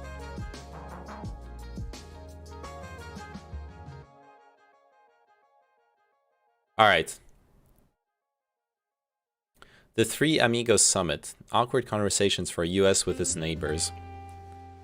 If Joe Biden was looking for a respite from the tricky global challenges he has faced in recent months, he may not find harmony closer to home.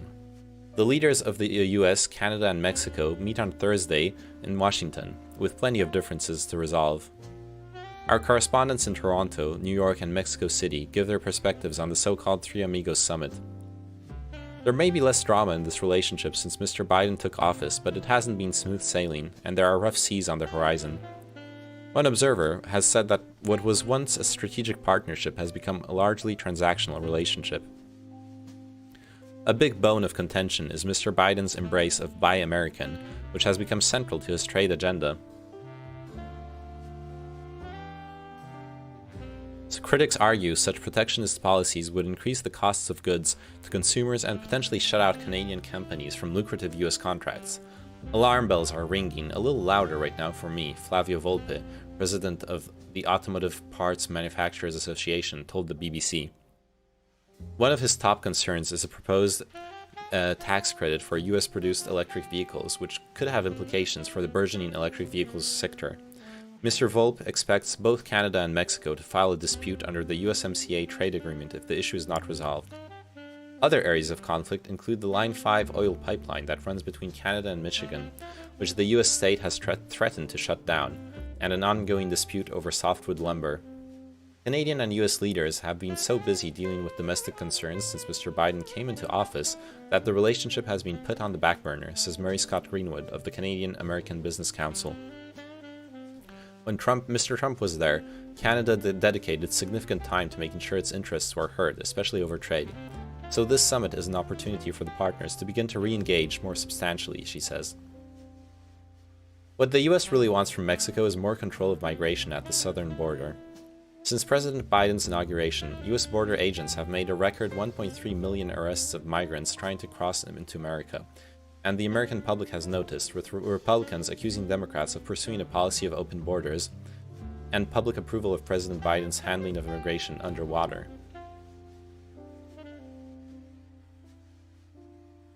This is something that's fascinated me with the U.S. discourse over like Biden and immigration. Biden managed to piss off left-wing people by cracking down on immigration, and yet conservatives are like, it's the open borders. All the brown people are coming in. It's terrible. Somehow both things can be simultaneously true. I don't understand it. Are French people genetically inclined to eat cheese? I imagine they are, actually. Like, unironically,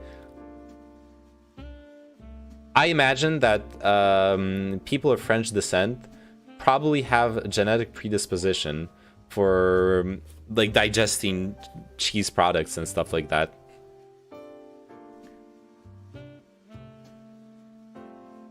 Question mark?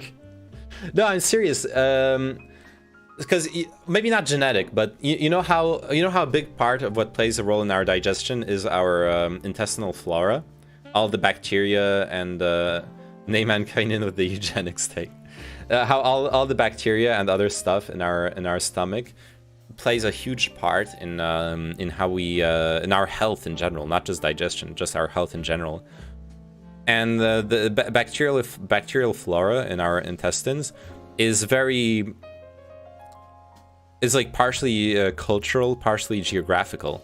If you travel to other countries, part of why you might be sick in the first weeks as you eat the local food is, and no one else is sick who lives there, is simply because the bacteria that you eat in their food is not the bacteria that you're accustomed to. We are superior, ho ho ho. We can eat the cheese, ho ho ho. That's actually, unironically, a true French take. We are if you start anything with "we are superior," that's you're probably stumbling upon something that some French people actually believe. Oh God. Virginia, XQCL. Virginia is for lovers. Nice. Any XQCLs in chat?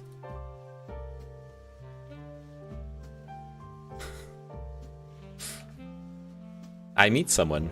I am cheesed to meet them. They leave. I understand why they leave you then. That is actually fully justified.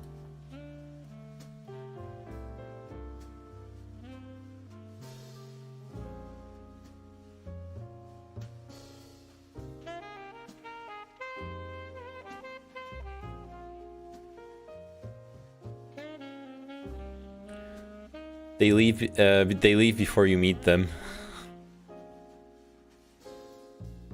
Do they? Sag. Ever since candidate Donald Trump's rallying cry of build a wall with Mexico, the US-Mexico border has been an extremely potent political issue, and one where Democrats are vulnerable.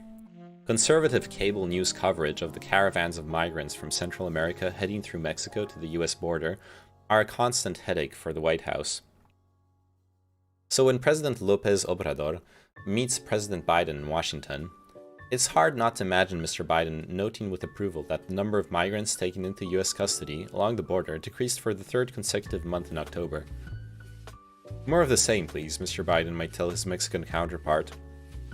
Looking ahead to the first summit between these 3 and 5 years, the US ambassador to Mexico, Ken Salazar, underlined its importance. The North American continent holds the keys to the future of the world in terms of functioning democracies and economies. Our strategic alliances and imperatives for the US are much more closely tied to Mexico and its thriving future, and Canada and its thriving future, than they are to China. China?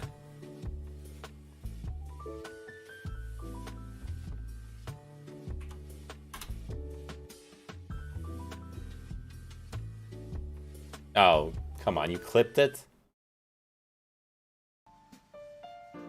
We are superior, ho ho ho, we can eat the cheese, ho. Okay, that's what you clipped. Okay, that's actually a good clip. Never mind. I like that clip.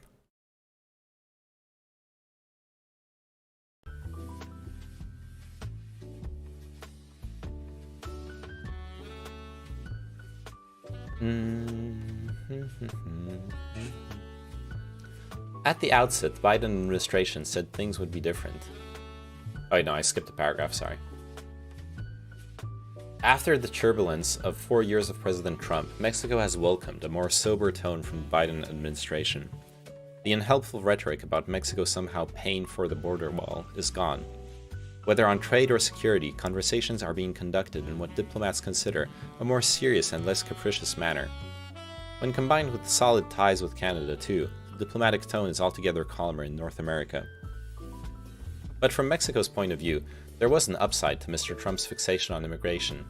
President Andrés Manuel López Obrador found he was left largely in peace on other bilateral topics. At the outset, the Biden administration said things would be different. For example, Democratic senators pushed hard for higher labor standards in the reworked North American Free Trade Deal, USMCA. Human rights abuses by the Mexican police and military and the continued strength of Mexico's drug cartels, including inside the US, have the potential to become very thorny issues. As a staunch believer in non-intervention himself, President López Obrador appreciated the hands-off approach under Mr. Trump and would have been happy to see it continue. Certainly, he is not a fan of any language he considers to be meddling in a neighbor's affairs and wants respect for the keyword sovereignty at all times. Still, for Mexico, this is undoubtedly a chance for a reset and a more conducive environment for negotiation. And while immigration continues to supersede all other cross-border matters, the Mexican president may find he has more room to push back against Washington than he'd have imagined a year ago.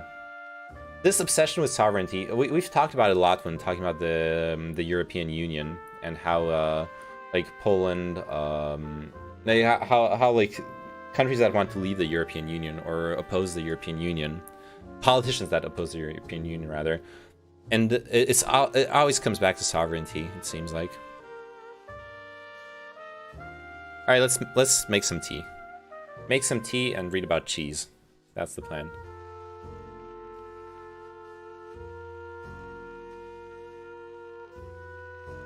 Oh.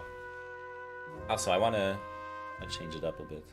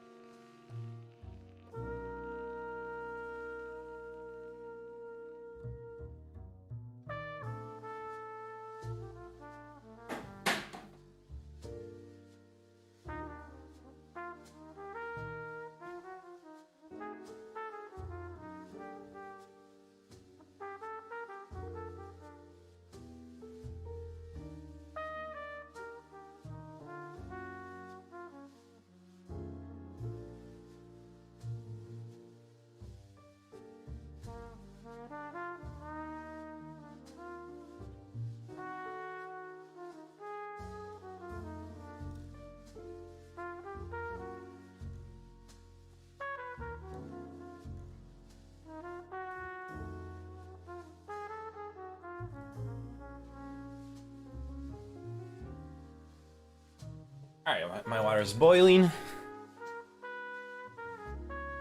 I should use this screen more often.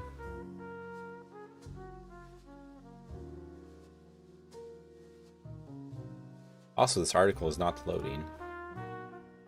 BBC verticals, maybe? Oh yeah, that's what I need to load. Eating a pungent blue or mature camembert before bed is reputed to lead to outlandish dreams or even nightmares. But can a dairy-laden snack really influence what happens in our sleep? Nightmares? Oh my god. Our relationship with cheese is a strange one. It often ranks among people's favorite foods. There are entire festivals dedicated to cheese, where it is eaten or even rolled down hills. Tasting cheese and pairing it with wines, chutneys and biscuits has been turned into an art form. We also know it is packed with saturated fat and eating too much can be bad for us. But according to some claims, cheese has an even more surprising, darker side. It can affect our brains as we sleep.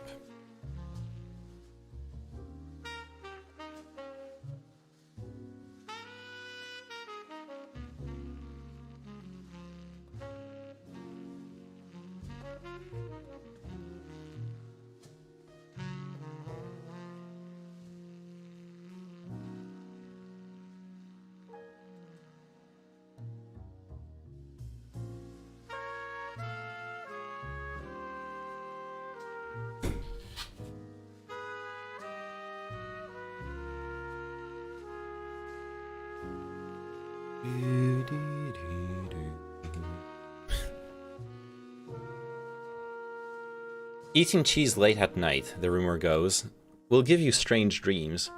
As far back as 1964, a researcher noted that a patient stopped having nightmares when he dropped his habit of eating 1 or 2 ounces of cheddar cheese every evening. More recently, the now defunct British Cheese Board, who funded a study in 2005 and concluded that eating blue cheese causes vivid dreams, while cheddar makes people dream about celebrities.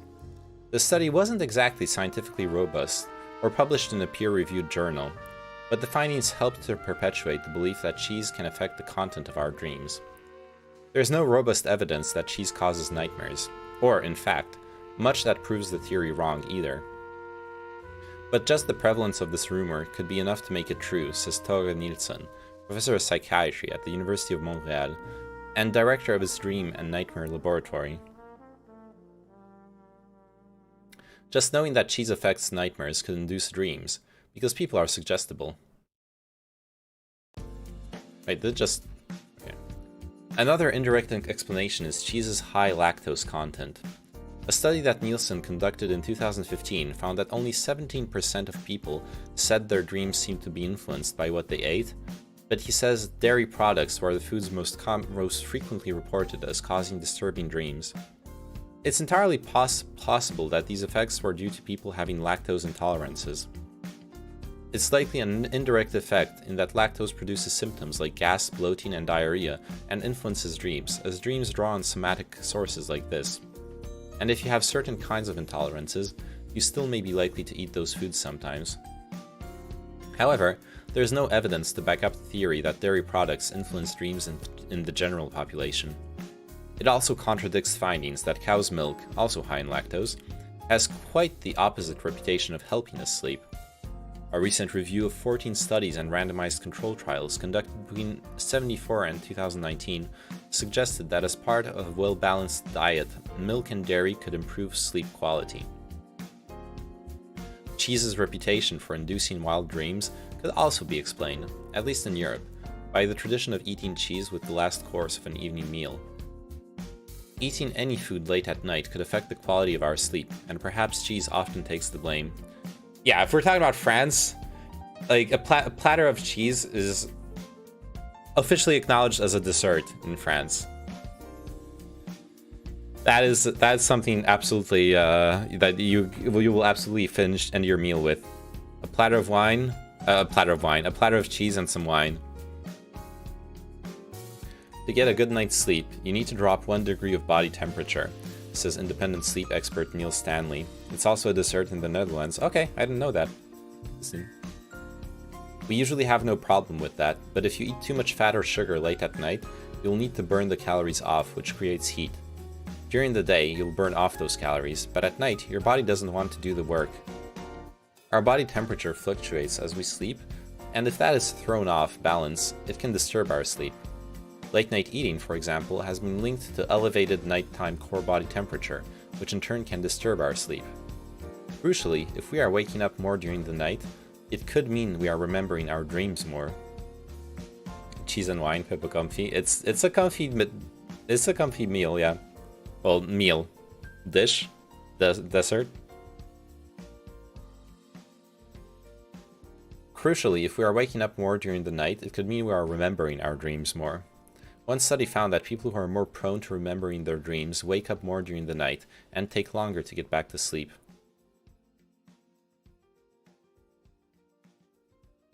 This is a cheese rolling festival. This is a cylinder of cheese that they're just rolling down the hill. Why?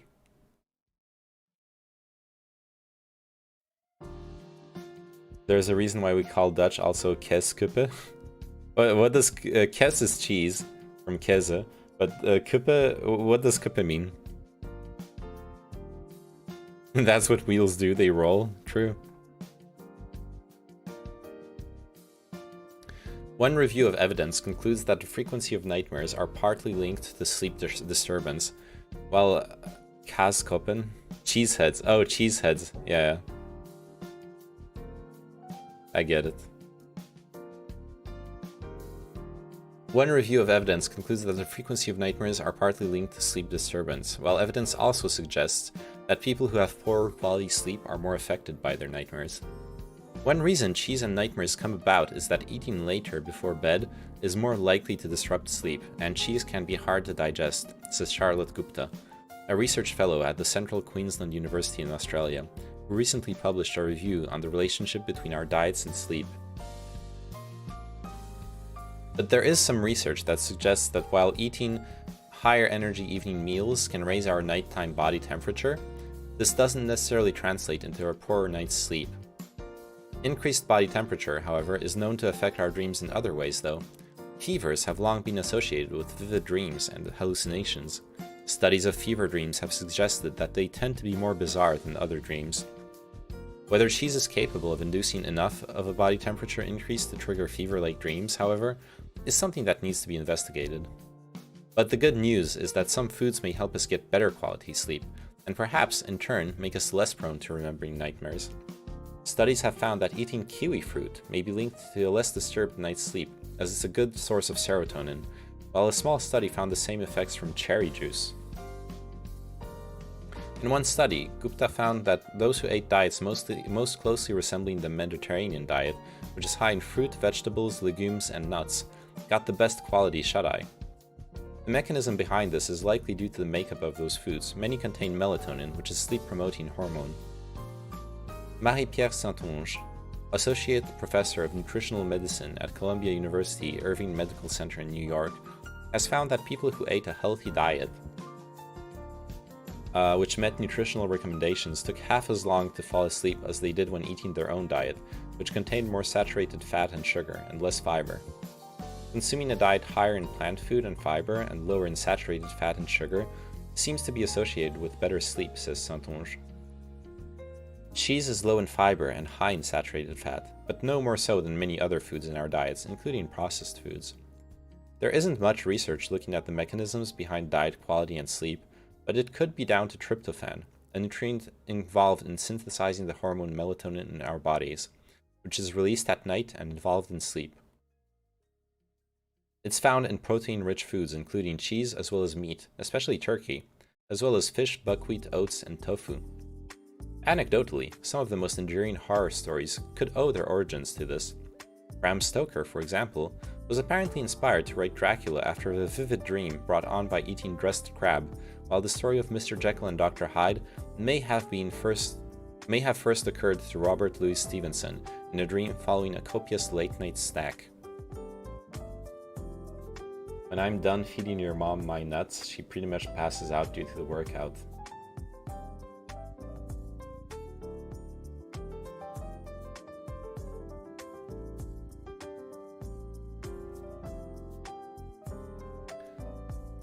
And there is no evidence whatsoever looking at the best time of day to eat tryptophan-rich foods, says Saint-Onge.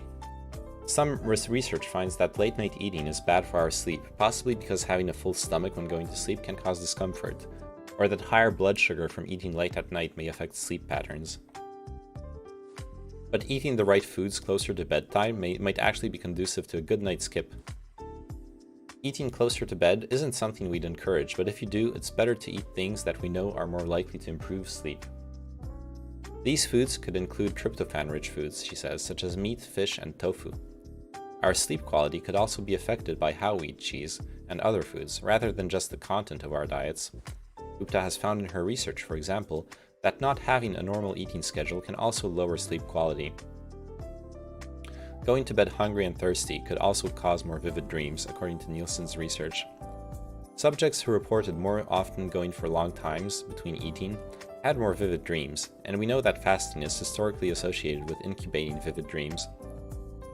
This, however, is based on spiritual beliefs rather than scientific evidence.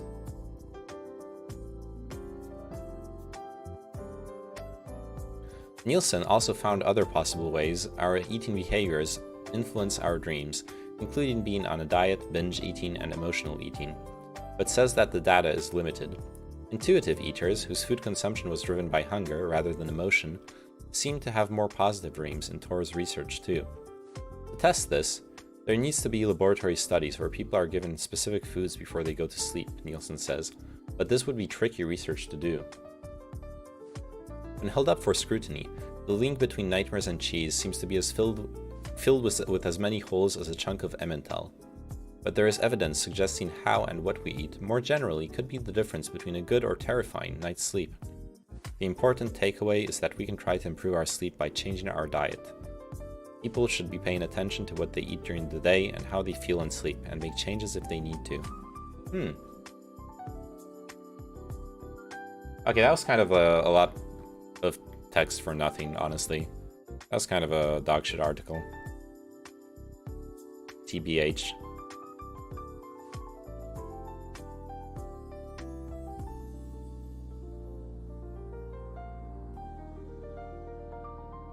The virus that causes immune amnesia.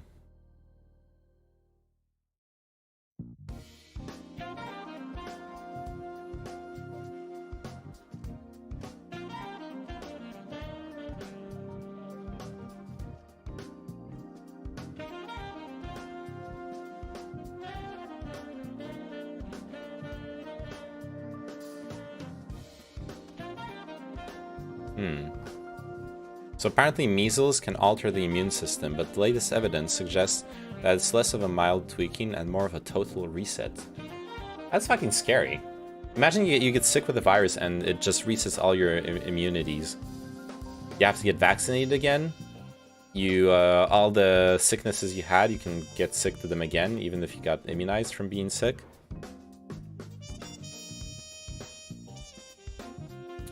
I'm feeling lazy on the reading tip. This article, I kind of just want to skim through it. And I actually want to read it entirely, but maybe not now. I was thinking I could play some Age of Empires before the podcast. That's what I was thinking.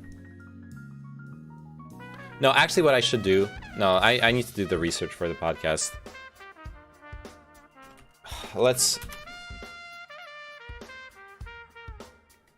Let's see, like, what are the conclusions on the summit.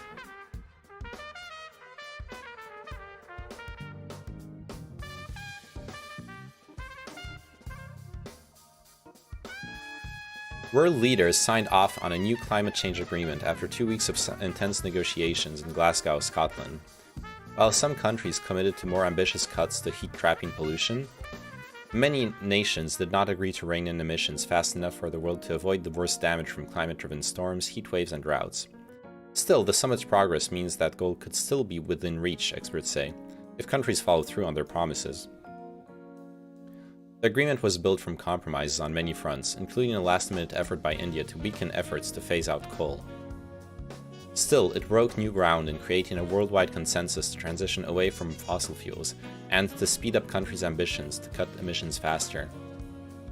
As negotiators met in closed-door sessions, thousands of activists filled the streets to remind them the world has less than a decade to get greenhouse gases under control. Emissions need to fall around 45% by 2030 to give the world a chance of limiting warming to 1.5 degrees Celsius by 2100. Instead, they're expected to rise almost 14% over the next 9 years. The negotiations have been far from easy, said COP26 President Alok Sharma. Each and every one of you and the nations you represent have stepped here in Glasgow, agreeing to do what it takes to keep 1.5 alive. After 4 years of absence under former President Trump, the US sought to regain its climate credibility at these talks, urging other nations to be more ambitious while trying to ensure its own policies aren't killed by a divided Congress. Developing countries, already suffering damage from more intense hurricanes and droughts, made a unified plea for climate justice. Richer countries are responsible for the bulk of climate emissions, they said, but poorer countries are suffering the most. In the end, they are among the most disappointed as COP26 ended, leaving mostly with promises that their pleas would be addressed in the future. For us, this is a matter of survival, said Aminath Shana, Minister of Environment, Climate Change and Technology of the Maldives. Please do us the courtesy to acknowledge that it does not bring hope to our hearts, but serves as yet another conversation where we put our homes on the line, while those who have other options decide how quickly they want to act to save those who don't. What didn't happen? Nations still are not cutting emissions fast enough. At the start of COP26 approached on October 31st, major polluting countries released a flurry of new pledges about future emissions cuts. India, a state heavily reliant on coal power, agreed to reach net zero emissions by 2070. Saudi Arabia pledged to go net zero by 2060. Brazil announced 2050. More than 100 countries signed a pledge at the summit to cut methane emissions by 30% by 2030. The potent greenhouse gas has 80 times the heat-trapping power of carbon dioxide when first emitted into the atmosphere. Another coalition of countries agreed to halt deforestation by 2030, including the heavily forested nations of Brazil and Russia.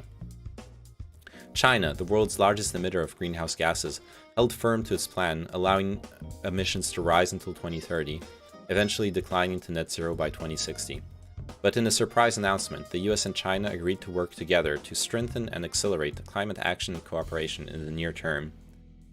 It's the first time China and the United States have stood up, the two biggest emitters in the world, and said we're going to work together to accelerate the reduction. Still added together, the pledges will not reduce emissions fast enough to keep the world within the crucial limit of 1.5 degrees Celsius by 2100, as agreed to in the Paris climate talks.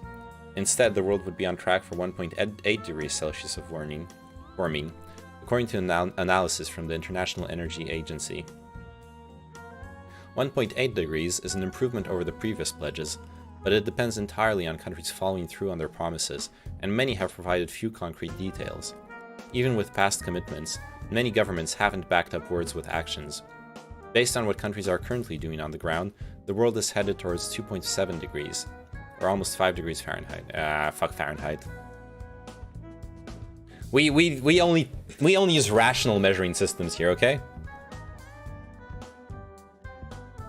What did happen? Countries agreed to speed up their climate planning.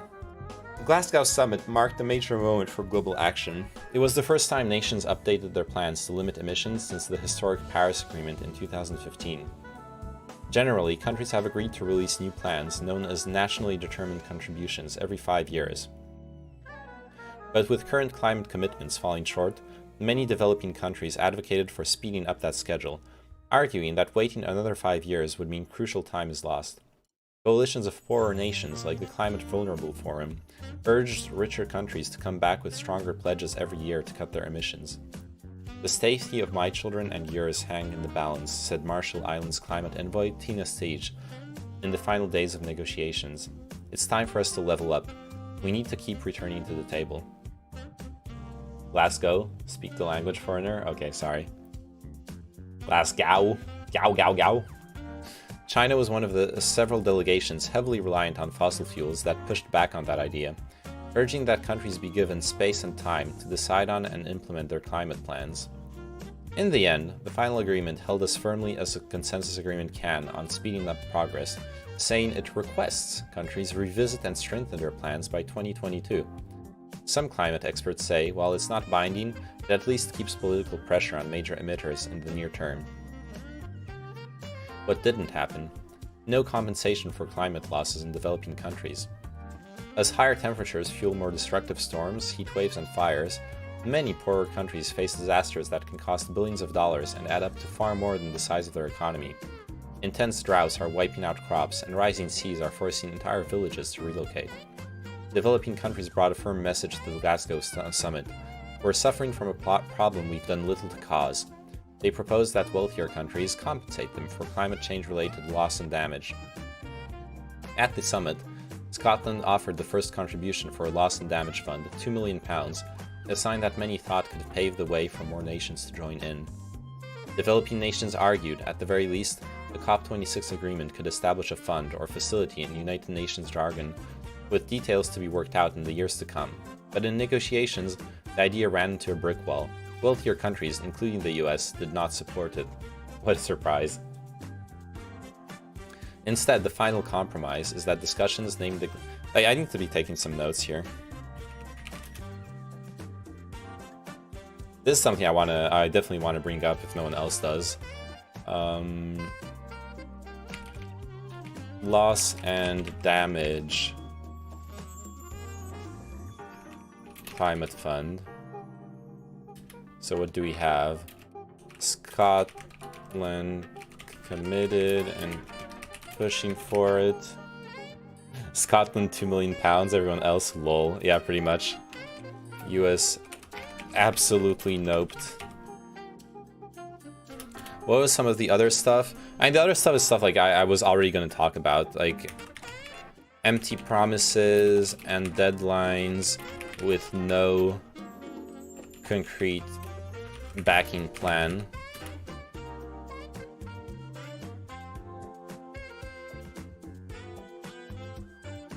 Instead, the final compromise is that discussions, named the Glasgow Dialogue, will begin between nations about how loss and damage funding might work. Countries also agreed to provide more technical assistance for loss and damage issues by supporting the Santiago Network, a UN entity created in 2019 to provide advice and guidance for developing countries to minimize damage from climate change.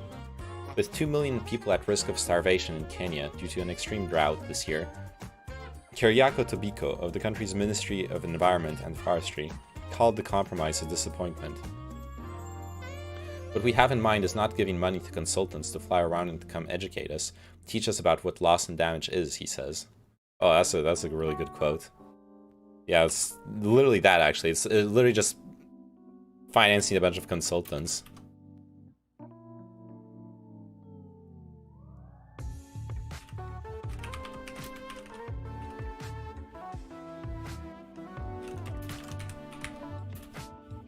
Oh, he's from, this is, from Kenyan Ministry of Environment and Forestry.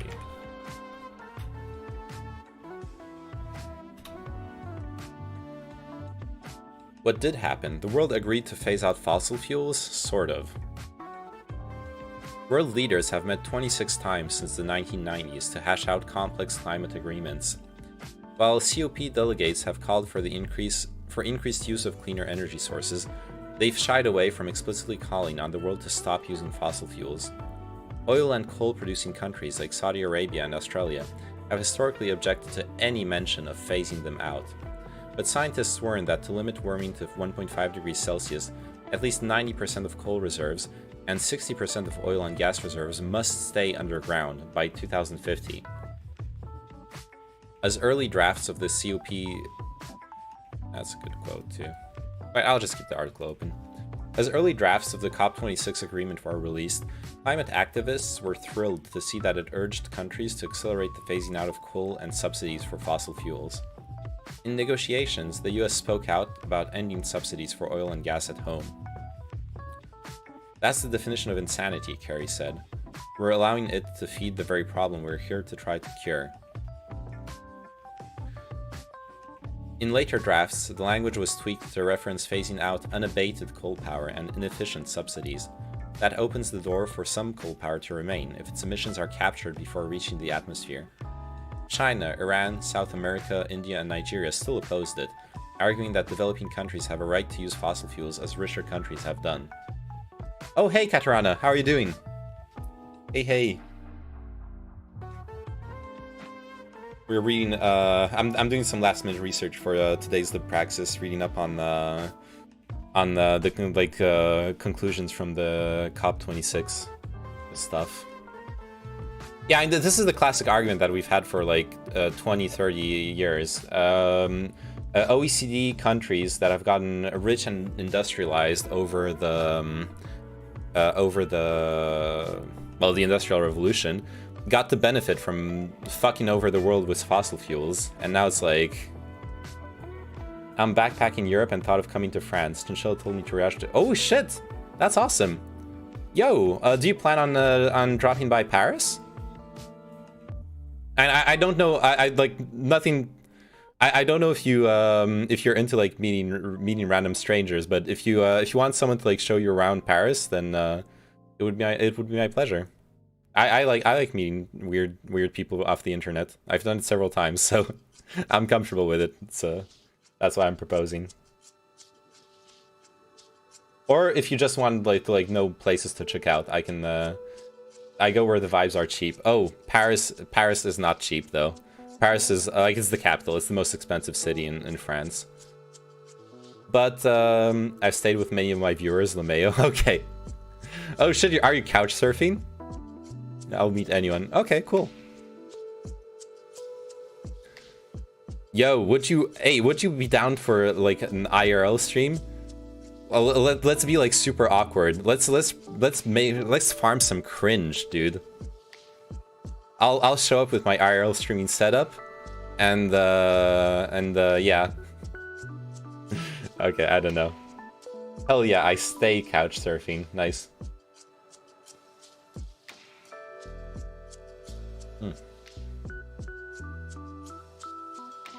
But yo, hit me up on Discord, okay? I'll just DM you my my like Discord ID. Like yeah, that's what I've been doing. I'm in Heidelberg at the moment. Nice. You know, I'll just let you slide into my DMs, and then oh fuck, I fucking hate the Twitch autoplay thing.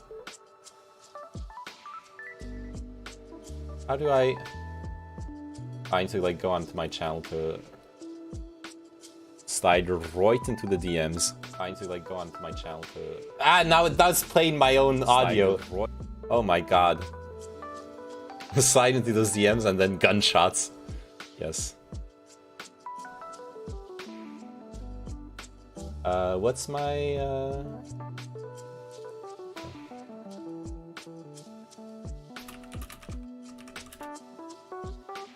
There you go. I'm sorry for the gunshots.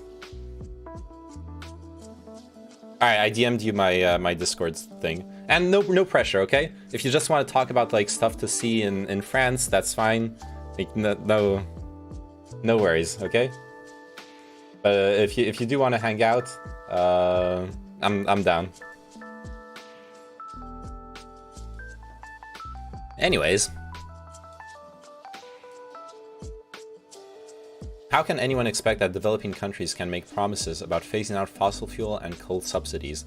Said Bhupinder Yadav, India's cabinet minister for environment, forest and climate change. Developing countries still have to deal with their development agenda and poverty eradication. So also what's interesting with this is I've once Gehantio types up that my experiences with Neyman and Twit longer. Yeah, fuck no. Yeah, I'm feeling really self-conscious also about proposing to like meet up, because I just earlier I read the twit longer from Amaranth about how she like felt really pressured and like weirded out by a business acquaintance proposing to meet up, and then they got like angry at her refusing, so they were being shitty. There's no no ambiguity about that situation. But yeah, feeling a bit self-conscious. TBH. What was I saying? Yeah, developing countries still have to deal with their development agenda and poverty eradication. So, like, there's no doubt that China and India are countries that have a huge amount of poverty, but there's also no doubt that those are the developing countries that have developed the most. And it does also beg the question of when will they actually be satisfied? When will China and India be like, you know what, we've developed enough. Now we're going to care about the ecology. And China has committed, sort of. Like there's no commitment anywhere in here. But China did say above that their plan. Where was the exact? I think it was like that they're going to start cutting down on fossil fuels in 2050. That was their plan. Oh yeah.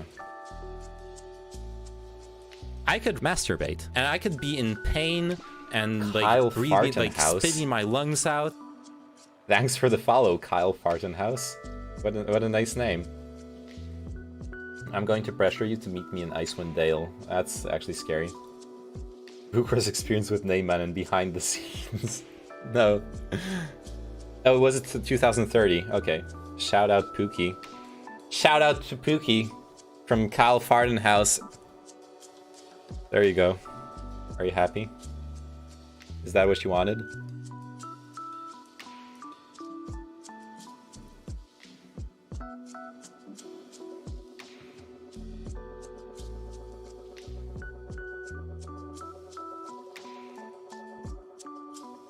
In the last-minute move, India sought to further weaken the wording by changing the phase out of coal to phase down. Other countries reluctantly conceded in order to prevent the entire agreement from falling apart. It's insane to me that in those discussions you've got the you can have stuff happening like that where you like every country can hold the entire agreement hostage basically. How are they ever going to get anything done? It hurts deeply to see that bright spot dim, said Stige of the Marshall Islands. We accept this change with the greatest reluctance. We do so only, and I really want to stress only, because there are critical elements of this package that people in my country need as a lifeline for their future. What didn't happen? Wealthier countries still have not provided $100 billion. Developing countries arrived at the Glasgow summit deeply distrustful of a process that has done little over the decades to match the urgency of the climate threat and the damage they're already enduring. 12 years ago, wealthier countries like the US promised to provide $100 billion in climate finance, funding to help vulnerable nations reduce their emissions with renewable energy, cleaner transportation, and other projects. Wait, let me take some notes. Hey, does your PC support Squirt? I think that's a joke, right? Like it's gonna be something like Squirt these nuts, or is that what you're setting up for? Alright, so we got China, India, other countries do not want to cut out fossil fuels until they're developed. The dollar sign goes in front. $100 billion climate finance. Let's see what's about this.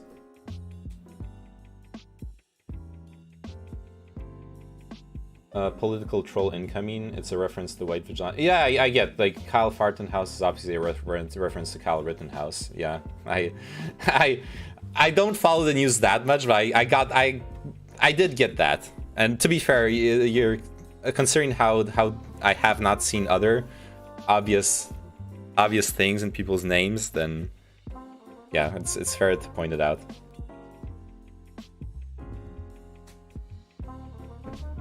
Well, they haven't really gotten much done. Yeah, and no one's gotten anything done. So 12 years ago, wealthier countries like the US promised to provide $100 billion in climate finance, funding to help vulnerable nations reduce their emissions with renewable energy, cleaner transportation, and other projects. The money is also earmarked for adaptation projects to help communities protect themselves from climate impacts like storms and sea level rise. By 2020, richer nations pledged to provide that amount annually through both government and the private sector, but so far have fallen short of that goal. In 2019, countries hit about $80 billion in climate finance. Only 80 hit. Much of that funding came in the form of loans instead of grants. Oh, that's shitty. Which developing countries say further strains their climate efforts as they struggle to repay them. Well, yeah. Did you know that Kartoffelkopf means potato head? Yes. The majority of the funding has also gone to emissions reductions projects, commonly called mitigation. Countries with fewer resources say that's left a major shortfall in adaptation funding, which helps prevent damage from future climate disasters. That makes sense as well, yeah. The US, Japan, Norway, Sweden, and others announced new climate finance pledges this year, but the $100 billion goal is still elusive and likely won't be met until 2022 or 2023. That amount is also far below the need. A UN report estimates that funding for climate adaptation, and that means just adaptation, climate adaptation, not emissions reductions, just climate adaptation should be 5 to 10 times greater than what's being spent now. Jesus Christ, that's a lot. To help fill that gap, negotiators from a group of African nations tried to focus countries on a climate finance goal beyond $100 billion. In early drafts, the agreement included a number, at least $1.3 trillion annually by 2030, with half dedicated to adaptation projects. In the final compromise, countries agreed to begin a 2-year work plan ending in 2024 to settle on how climate finance will ramp up to meet the needs of the most vulnerable nations in the future. In the meantime, developed countries agreed to collectively double funding for climate adaptation projects by 2025. It is inexcusable that developed countries failed to meet their commitment to deliver $100 billion annually starting in 2020, even as they provide hundreds of billions of dollars in subsidies for fossil fuels each year, said Anidas Gupta, president of the World Resources Institute, in a statement. True. The subsidies have to stop. I'm adding the note on that. Subsidies continue. Alright, so there were a couple articles on the side here that I wanted to check out. US and China announced surprise climate agreement at COP26 summit. United States and China, the world's top 2 greenhouse gas emitting countries, which together amount for about 40% of the world's annual carbon output, announced Wednesday they have agreed to cooperate on limiting emissions to address the global climate crisis. I just want to skim over this, see if there's anything concrete. It's beneficial not only to our countries, but the world, blah, blah, blah. They're really good people. A joint pledge, but the lack of specificity. I fucking knew it. Kerry acknowledged that the new agreement in itself is not enough to meet the 1.5 degrees Celsius goal of the Paris Agreement, but he defended its ability to stimulate mutual accountability and action. Much of the language in the agreement remains unquantified. For instance, China pledges to draw down its coal consumption and to make best efforts to accelerate this work. If we've reached the goal that we have set for 30% reduction of methane by 2030, that is the equivalent of taking all the cars in the world, all of the trucks in the world, all of the airplanes in the world, all ships in the world down to zero. That's how big it is. That's what's on the table. Methane, that's actually not false. Methane reduction is the biggest challenge right now in climate control. Can I say control?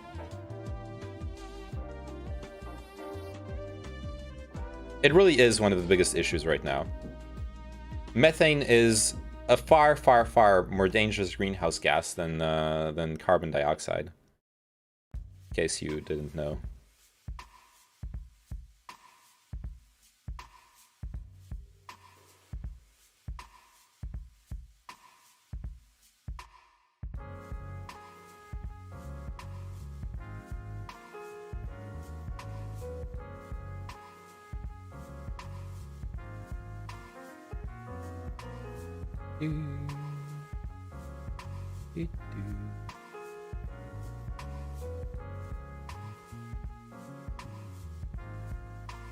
Regarding methane, what happened with all the methane trapped under permafrost in the tundras? Are those about to insanely blast us or not? What's up with that?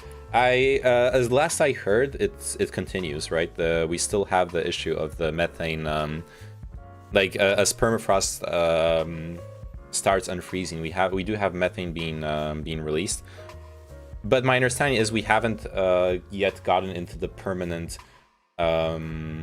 feedback loop, where more methane gets released, so the temperature goes up, so more methane gets released, until all of the permafrost gets released. But we can Google it, see where it's at right now.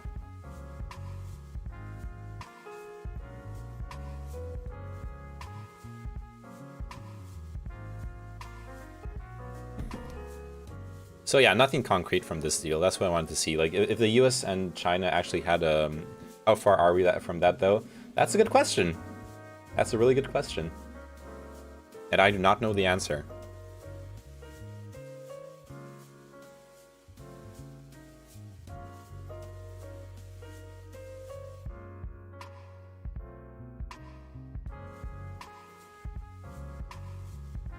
Okay, Kerry, I was just reading this paragraph. Kerry also answered questions about the failure of the US Congress to pass Biden's domestic spending plan, which includes funding to address climate change.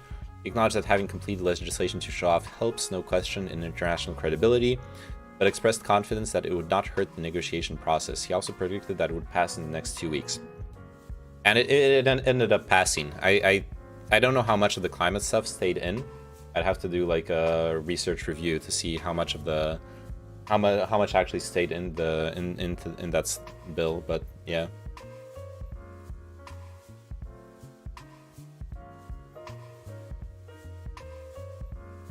Oh fuck, I almost spilled my tea.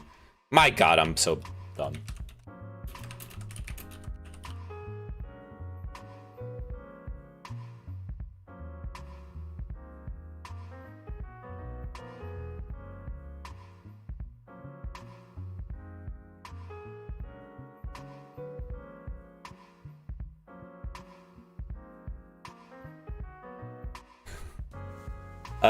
I think the climate issue itself is so compelling that people are already... Yes, Queen, spill that tea. Yes, Queen. Blah, blah. I mean, there's nothing concrete here. That's what I wanted to see. Oh my god, there's an entire interview, though.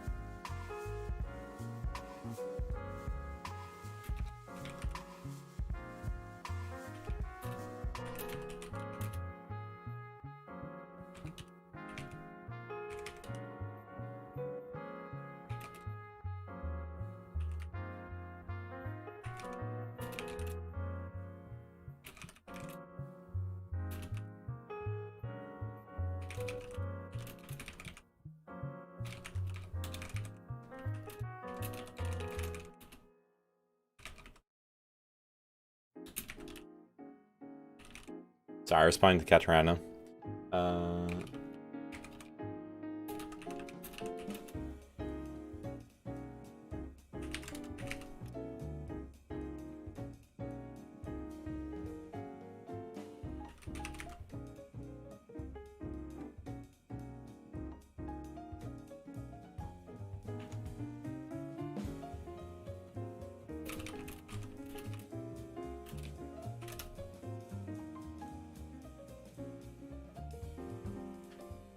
Wow, she's in the DMs already. Wow. Alright. Yeah, this article doesn't tell us much. Outcomes of the Glasgow climate change... Glasgow. Not Glass-Stop. Glasgow.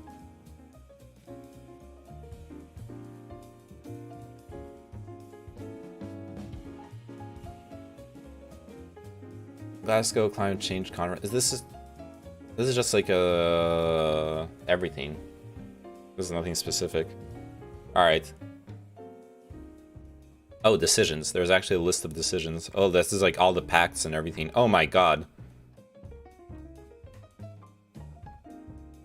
Oh. Oh god. Imagine if someone shows up to the podcast in an hour and they've read every single one of those papers.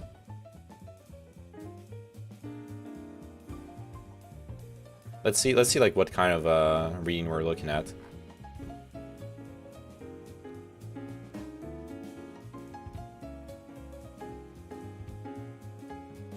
Glasgow Climate Pact.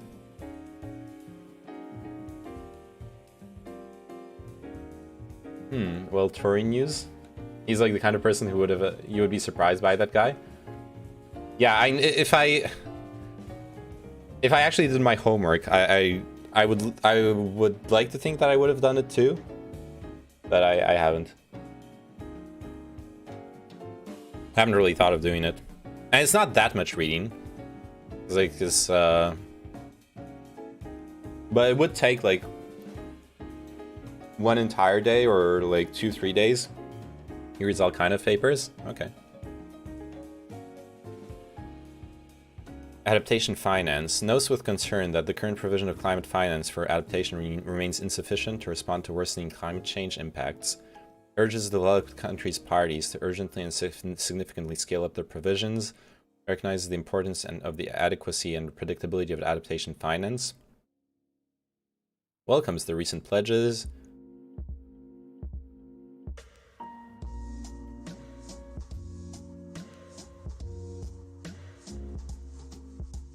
Yeah. Let's see. I want to read the loss and damage part.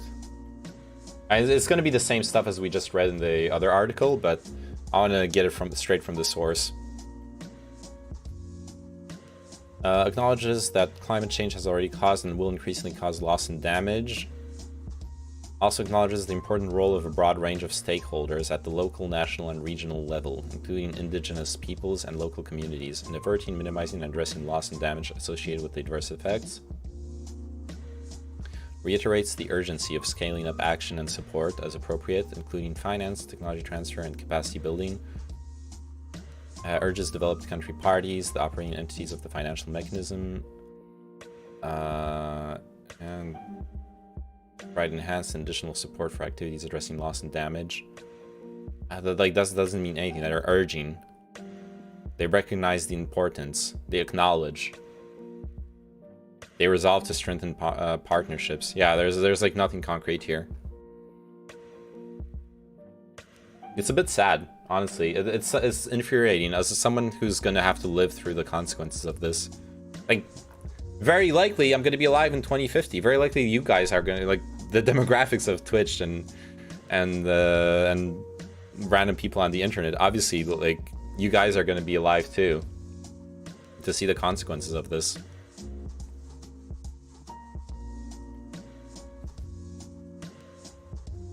Damn, don't say it like it's the last climate summit ever.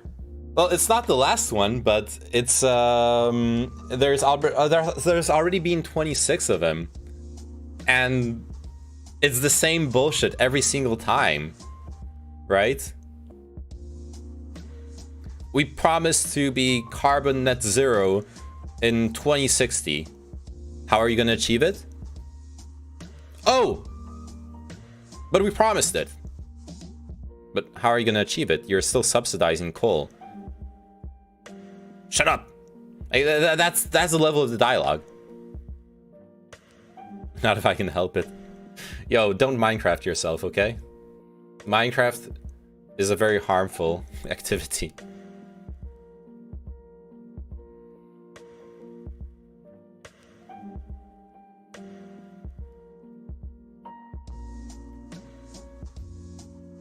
That issue can't be solved.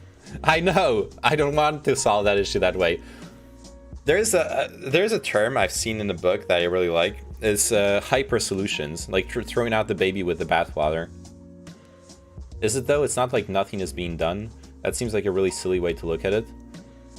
It's not like nothing is being done, but I don't feel like the resolutions. No, I guess I don't know that those resolutions really matter. Like, a lot of things are being done across the world because either countries are being directly affected by it at this point. It's no longer a problem in the far future. when we're looking at the Kenyan drought or the islands that are going to be drowned out, etc. Like, clearly we have subsidized the fuck out of green energy and everyone is moving towards it. Yes, we have. But we have done that. But what we have not done is done that before. And I guess it couldn't have gone any... No, and you're right, it couldn't have gone any differently. But we've only started doing that once there was the political support for it. Like, I don't see it being done because people sat down at the Paris Agreement or at the COP in Glasgow or whatever. It happened because the people in those countries care about those things, or started caring about those things. It's not like they just promise it and Pepega hope it happens. Some of those countries, that's kind of what I feel like. Like, it depends on the specific countries. A lot of countries make those promises and do actually, like you say, they make the right subsidies, etc. But a lot of countries as well, they promise it and then they keep on putting most of their money in fossil fuel subsidies, for example. Or they go to those meetings at like COP26 and, like, as we've read, they spend most of their time sabotaging resolutions so they don't feel pressured to crack down on coal. And now they don't necessarily make bad arguments for that.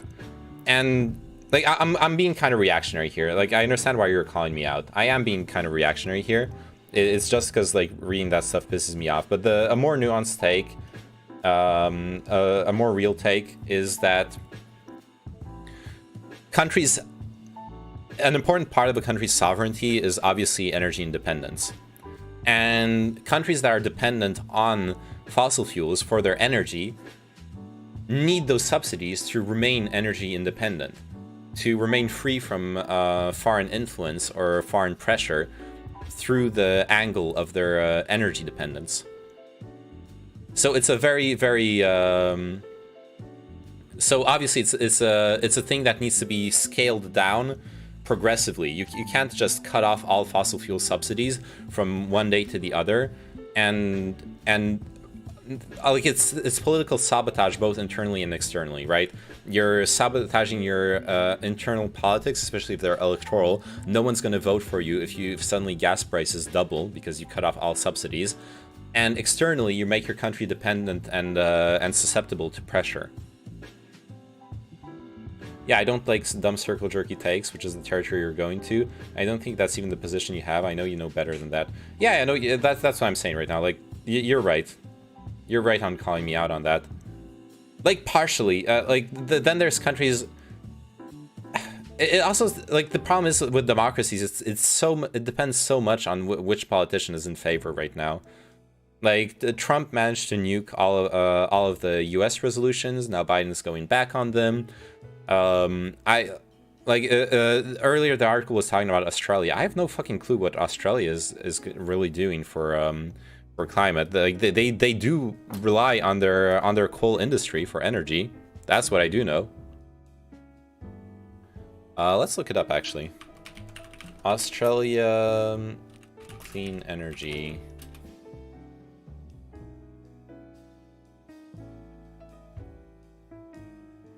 So in 2020, 24% of their electricity generation was from renewable sources. Like, what are they doing? Yes, let's just check out the resolutions. I'm curious. Okay, well...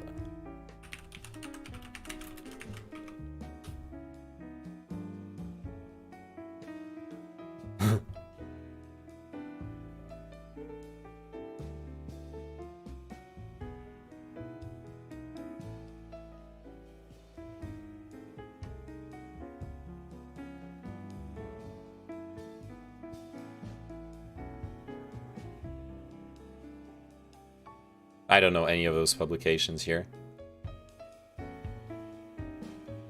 Document leak reveals nations lobbying to change key climate report.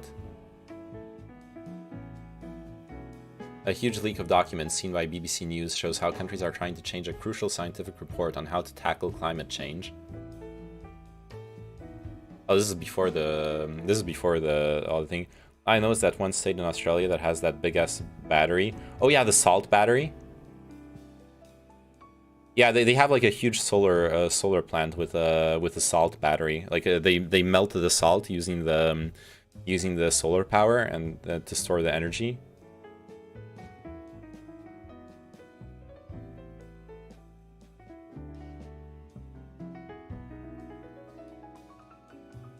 An advisor to the Saudi oil ministry demands phrases like the need for urgent and accelerated mitigation actions at all scales should be eliminated from the report.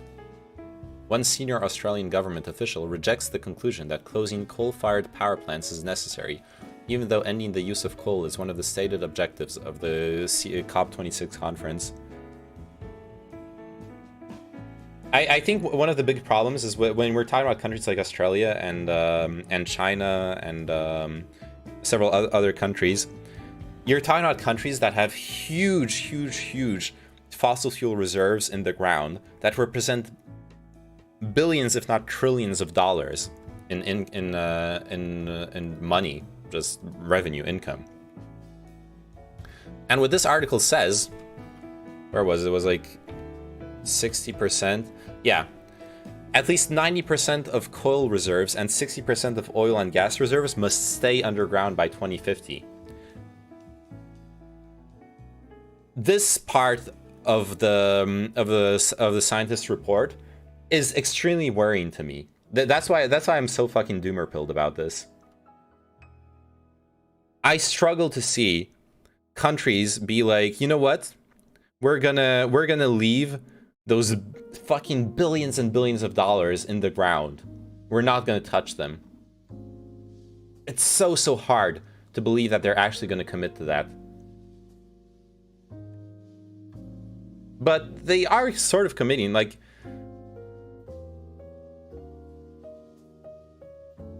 I guess the one thing that really bothers me, and I was trying to say earlier that you rebuked me on how I was phrasing it, is that I really don't like empty promises.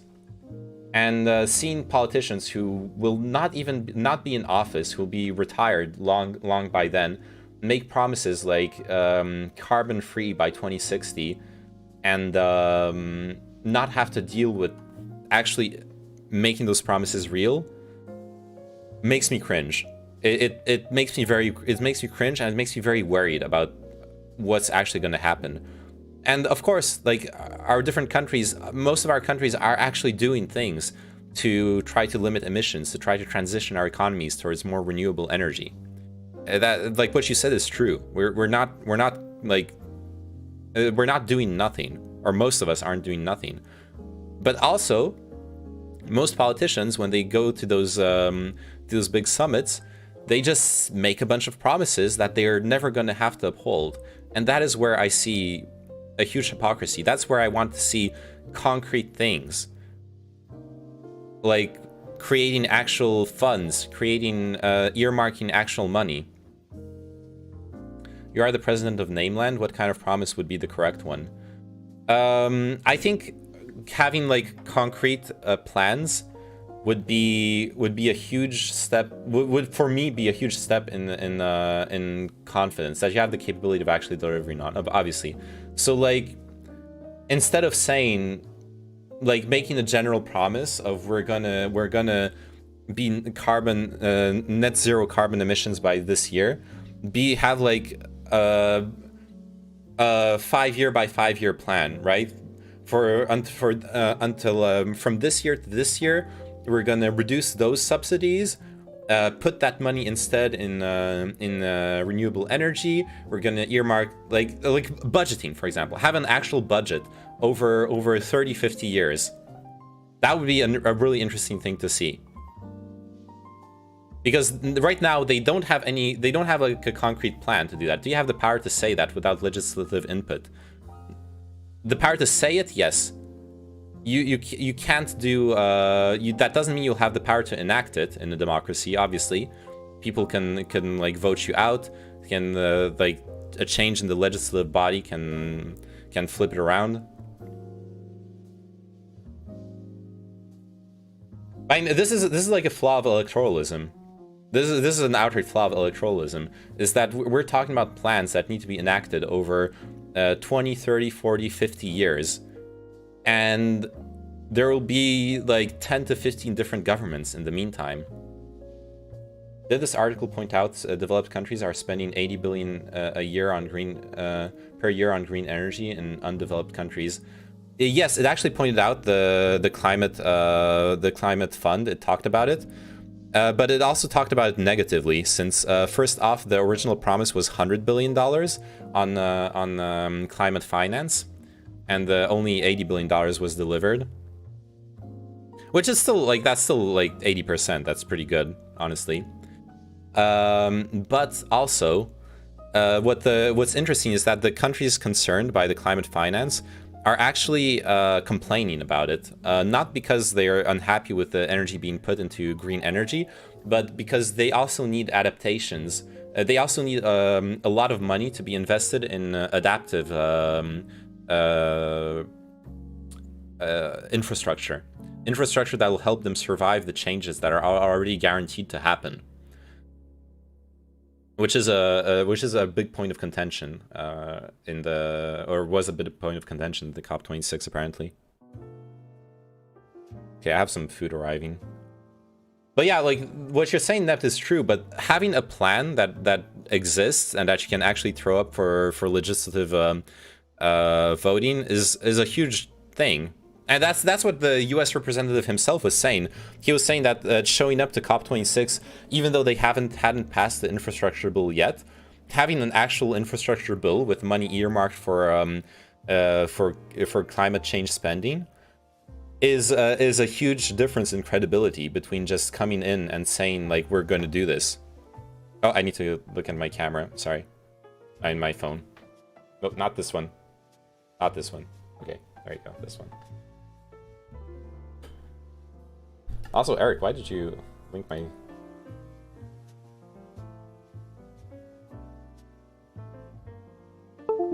Sorry, I'm getting some food. Gotta mute my...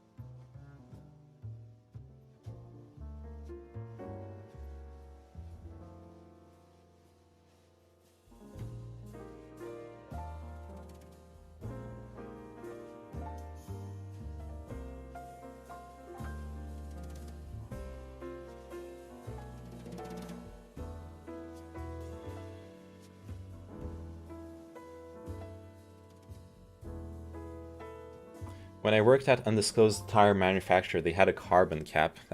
Carbon capture. I don't know what the state of carbon capture is, how realistic it is. I know there's money being put into it. The one time I mentioned it, Turnit like really offhandedly and condescendingly shit on it. Which doesn't mean anything really. Let's be real. Let me let's do a quick Google search. What's the state of carbon capture right now?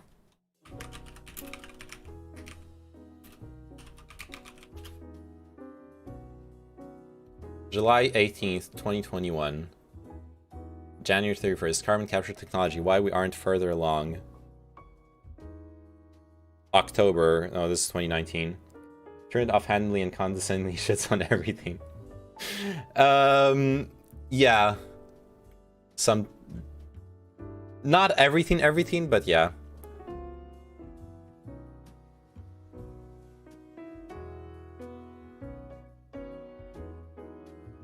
Carbon capture isn't about saving Earth. Earth is a wet blah blah blah. It's one of the technologies we will need if we want Earth.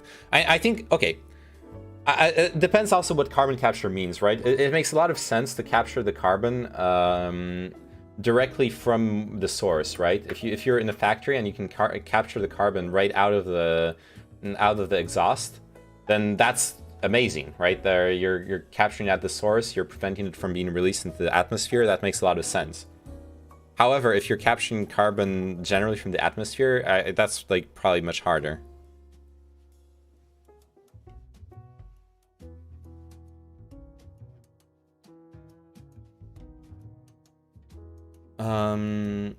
Capturing the CO2 from power plants' flue gas is where most of the action is. Yeah, that's what I just said. Decarbonization of the power sector becomes the backbone that the decarbonization of the rest of the economy happens on, says John Northington, director of the National Carbon Capture Center, a research facility near Birmingham, Alabama. But just one commercial power plant has carbon capture, the coal-fired Boundary Dam Power Station in Saskatchewan, which captures 1 million tons of CO2 per year on one of its 4 generators. Carbon capture elsewhere on other industrial processes, such as natural gas production, adds another 27 plants and gathers 25 million tons per year. Not nearly enough. One thing they do with gas fields is that they sometimes pump in CO2 back in. That way earthquakes also get reduced, because large gas fields cause earthquakes. Interesting. Yeah, that makes sense, right? There's a lot of, like, the pressure from the gas in the ground holds up a lot of the ground. Oh, my food's here.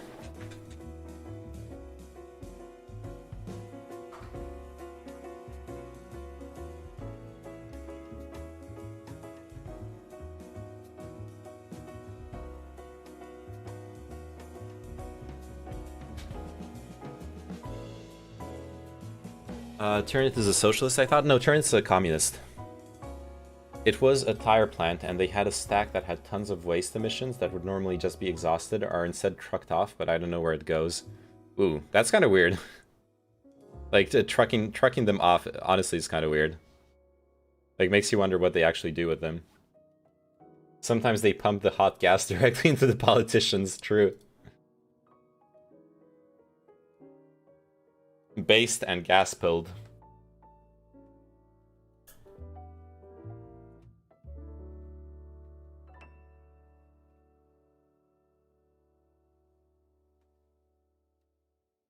Yo! You can see me again.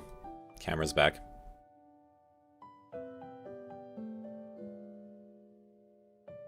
This reminds me of that article we read. I don't know, I would focus on a specific country and see if they actually have a plan. Like, this is one of the first things I see for my country, and this seems pretty detailed. Estonia's 2030 National Energy and Climate Plan. Okay, Estonia's on top of it. I mean, Scandinavian countries, in general, are not the offenders I'm thinking of. Like, honestly. Let's be real about this. You folks up north are usually really fucking good about actually genuinely following through on resolutions about climate change and other things. What's in the bag? I'm about to show you what's in the bag. I mean, per capita, they're still pretty bad. No, but what I meant is, are they though, really? I don't know. But anyways, what I meant isn't that they're good or bad with their emissions, but that they're good with, if they say that they are gonna do a bunch of stuff about the climate, they're like, there you go, you have a 195-page plan on how Estonia is going to, what is this, carbon net zero by 2030 or something. Like, it talks about how much green energy they're going to buy via reverse auction, what specific infrastructure projects are being done, etc. Yeah, and that's really fucking good. Like, this is exactly what I was talking about, Nept. I think it's amazing that you guys have that. Like, this is exactly what I want to see from the rest of the countries in the world. And you're right, maybe it exists.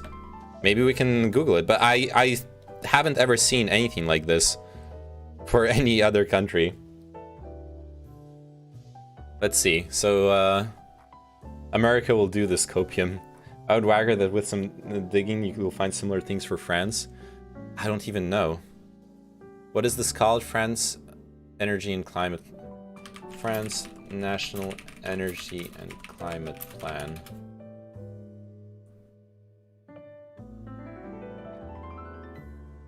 Okay, so France, this is a European Union thing.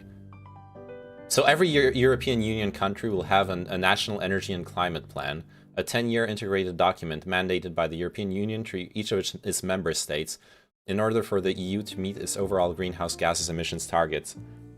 Like, this is, well, okay, but this is like real praxis. Now, so the EU is actually doing, like, enacting real plans, right? That's amazing. Now, what about other countries?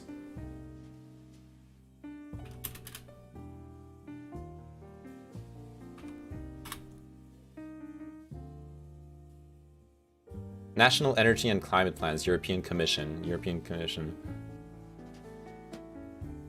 Oh, because the NECP is like a specific thing.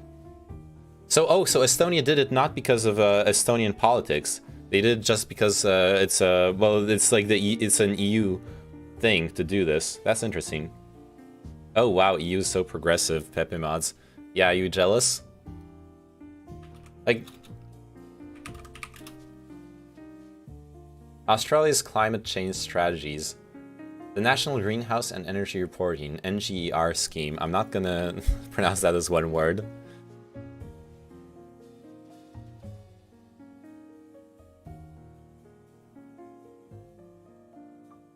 So our department is working on a bunch of stuff.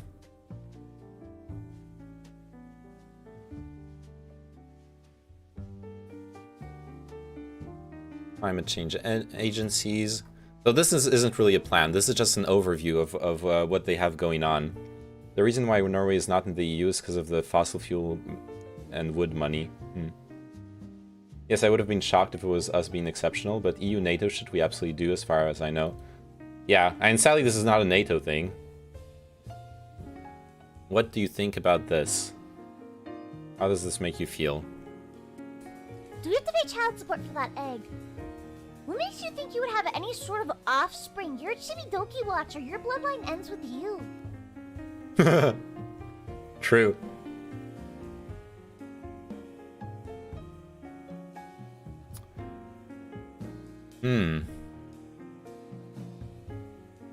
I mean, that's... Look, Nept, thank you for showing me that. That's actually really fucking cool. And I'll be able to quote that, I guess.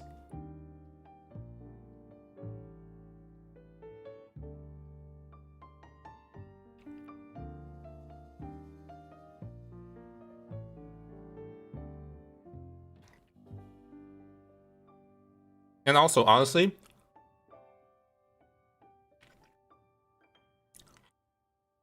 oh, I was supposed to show the food. I'm glad you showed me that, because it actually makes me so much less doomer.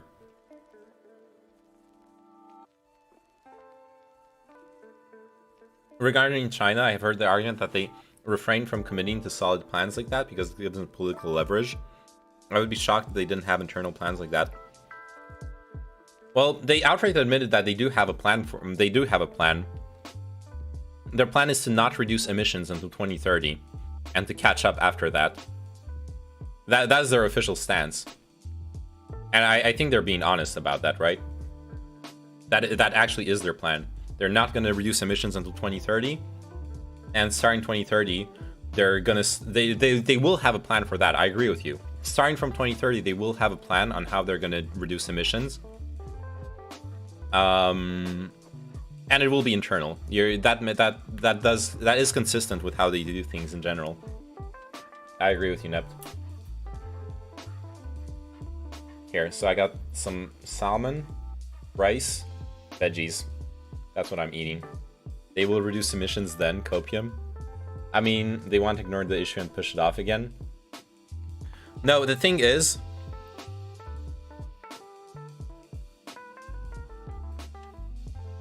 like, pollution is a real problem in China. People are losing their lives every day in China because simply because of how much pollution there is in cities. You're breathing in particulates all the time. So by 2030, there will be a lot of political pressure to actually address the issues. I don't know, I'm... NEPT made me less doomer-pilled. Knowing that, like, every EU country, like, has to submit actual plans. Also, like, once again, I'm pro-democracy. I like electoralism. But this is one of those things where electoralism is weaker than an autocracy. China being autocratic, not having actual elections, and having... As long as China's government remains stable, obviously, means they are much more likely to enact very long-term plans, like every single step of the way. Much less likely to flip-flop.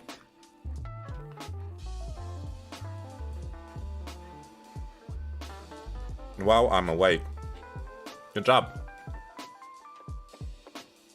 How we doing?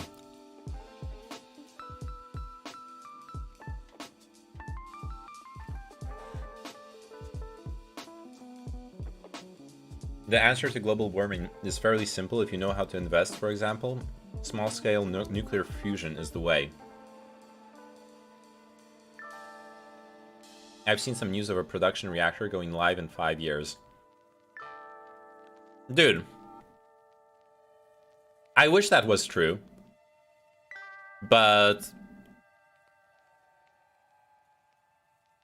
they've been telling us we're gonna reach nuclear fusion every, like, within the next 10 years, every 10 years. For, like, 40 years. I have no confidence we're gonna reach nuclear fusion on time to address climate change. Absolutely zero. We have to be able to address climate change without nuclear fusion. Because we don't know how to do it yet. I just wonder how much of this is just stuff that you don't see. So if France has a plan like that and you're not aware of it, how much similar actions are you not aware of? That's fair enough.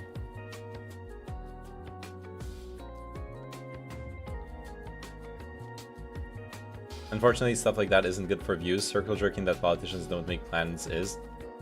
My views haven't changed since earlier, so I don't think it matters either way.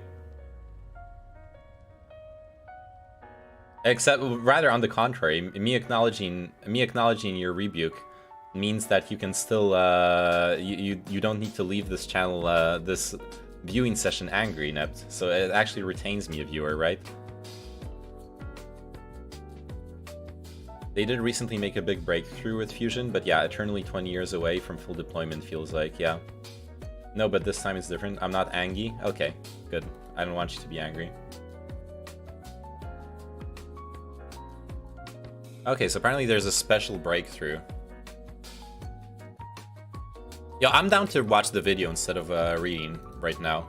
Usually I'm not. Usually it's the opposite for me. But I wanna eat.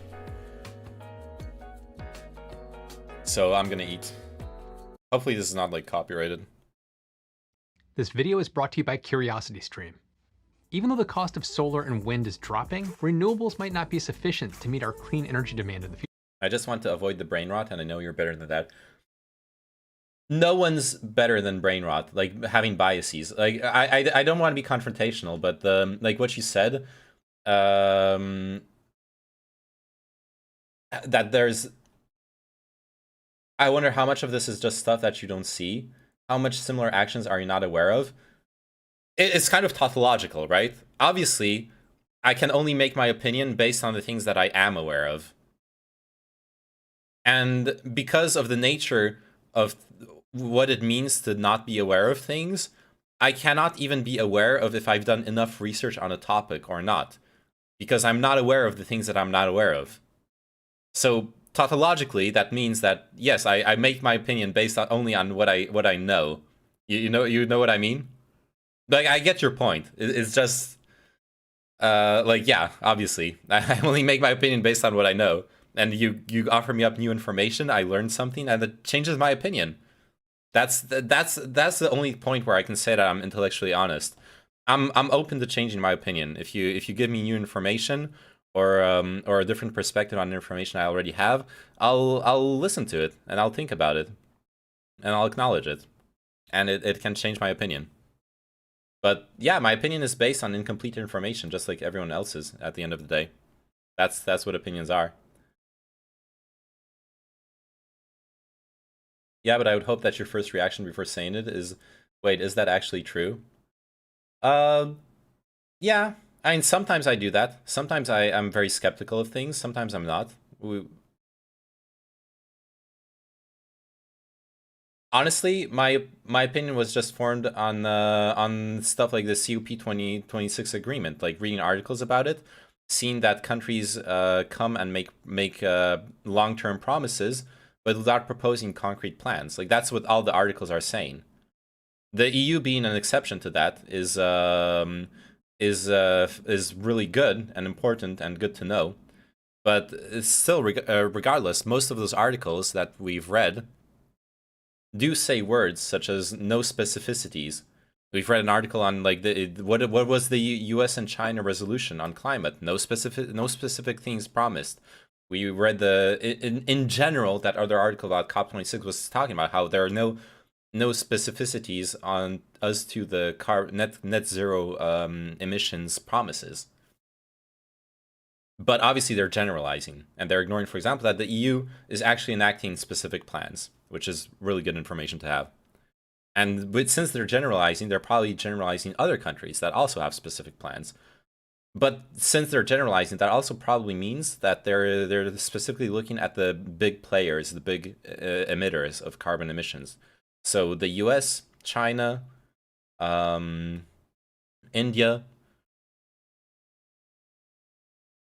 I mean, we should do the research, but yeah, I would assume that means that they don't really have the proper plans in place. Irrelevant stream. More like irrelevant stream. All right, let's watch this. Future. However, nuclear power can play a key role in the decarbonization of our energy sector. And I'm not talking about nuclear fission. Rather, quite the opposite. I'm talking about fusion with its perpetual... Another message I need to read. In reality, most of their agreements are unlikely to probably happen at an event like this. It seems more like a pseudo networking event, where the real action will happen one-on-one or over a sustained period of time when it suits. Yeah, I guess it's more for like general resolutions than concrete plans. But it would be nice if it was moving towards general resolutions, right? We're in 2021. We need to reach specific goals by 2050 if we want to reduce the climate change crisis. That is the current state of our scientific knowledge on the situation. We need those very, very specific goals to be hit. And it's true, what Carrie was saying earlier in the article, the fact that they did arrive on a resolution to reduce methane emissions by 30% is amazing. Like, we have a similar viewpoint on something. Let's get together and hash this out at a later date, get into the detail. Yeah. You said Australia did not have specifics. I didn't find any. At least I didn't find any specifics on like a specific plan, like what you linked me from Estonia or what every EU country has. I did find this page that has like plenty of links to the different strategies they have for climate change. So they have all those institutions, but I would need to like click through all the links and do a bunch of research to find whether they do have an actual plan or not, I guess. But they don't have like one obvious link that Google threw up at me. I literally only Googled for 30 seconds, so I would not say that's conclusive research. Now, I'm mostly hung up on Australia because Australia is apparently one of the main players in those international climate change meetings that is fighting against fighting against, for example, reducing coal subsidies.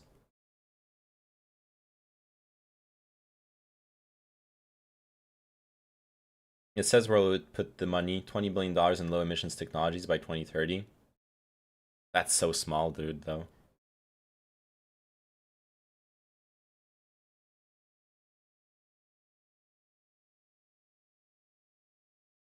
I guess roadmap is something I would need to Google. Long-term emissions reduction plan. Okay, so they do have a... Okay, yeah, thank you. They do have a long-term emissions reduction plan.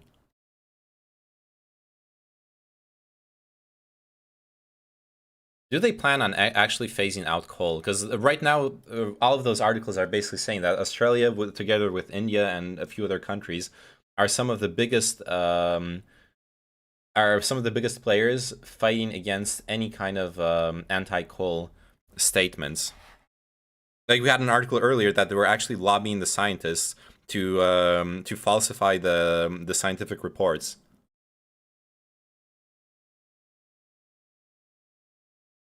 To make coal seem less bad.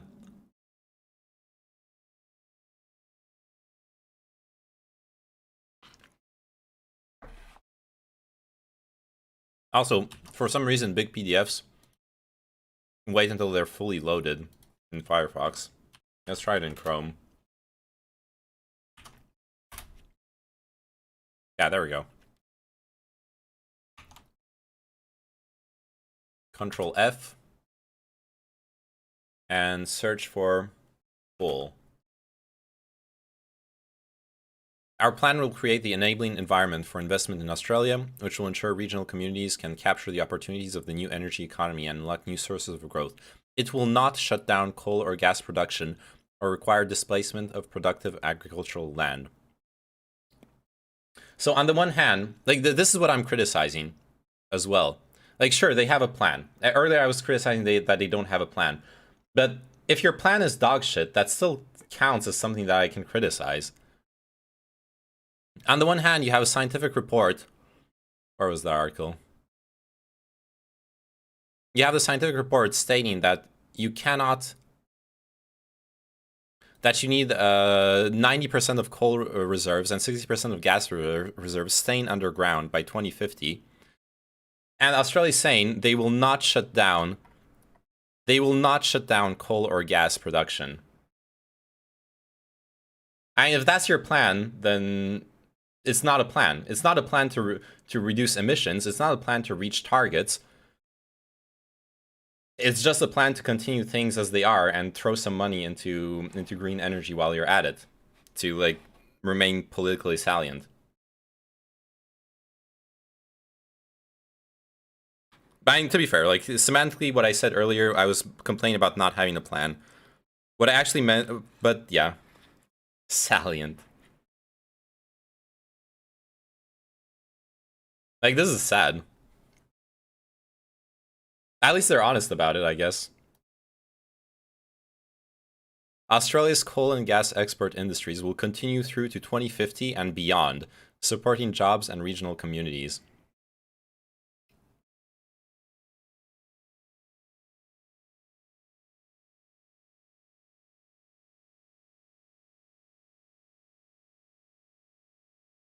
Yeah. Well, if you're saying that the problem is that they have said that they want to phase out coal, I'm okay about that. But if you say that they just give 2050 targets and sit on their hands, no pers about. Yeah, but that's like semantics. I'm sorry, but this plan is literally saying we're gonna. This plan is literally saying we're gonna sit on our hands. We're not gonna do what we have to do. But yeah, like that's not what I said. Sure. Because they give 2050 targets. They have 2050 targets. But they're pretending they can reach the 2050 targets while never by making clean gas and clean coal. I disagree. No, you agree that I said the wrong thing, right? Oh yeah, you're disagreeing. You're disagreeing with saying that it's kind of the same thing.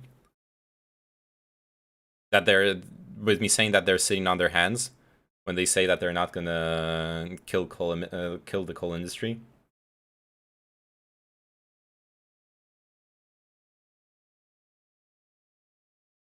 I'm convinced the ocean's gonna be dead by 2050. Now that's doomer. I disagree that this is sitting on their hands, yes. Fair enough. I like looking at this. I just feel like I'm looking at them doing the bare minimum to like not piss off too many people. I don't look at this and see like at this and see that the people who like actually care about fossil fuels and the impact they have on the world.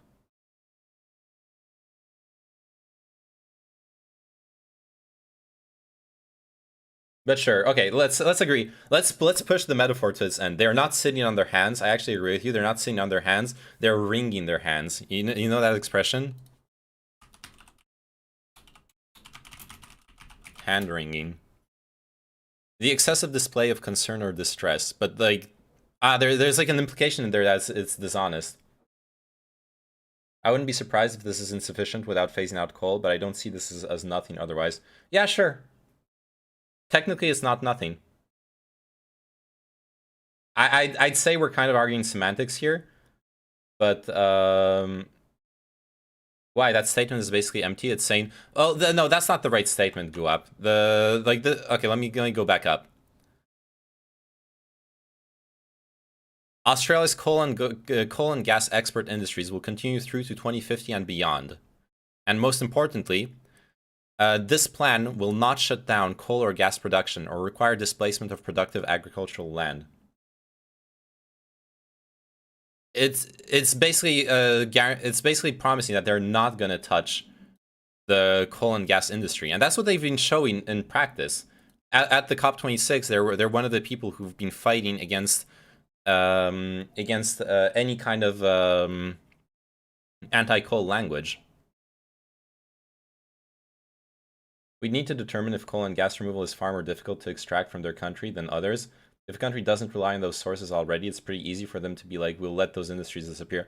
Absolutely, they are obviously one of the countries that are more dependent on it. That is what is happening here. The countries that are dependent on it are the countries that are fighting back against it. And that is absolutely true. Australia has been pretty fucked up on environmental issues for a long time now, though the coal and oil lobby had a very strong grip on Australia's political system. Thought the coal and oil lobby had a very strong grip on Australia's political system, yeah. Anyways, I want to watch that video. Let's agree to like disagree on the specifics, but yeah. 30 years away target. But before you blow your fuse and start leaving your fusion jokes in the comments, there's been a major fusion development that we have to talk about, and it's kind of a nuclear bombshell. Poor choice of words, it's big news. I'm Matt Farrell. Welcome to Undecided.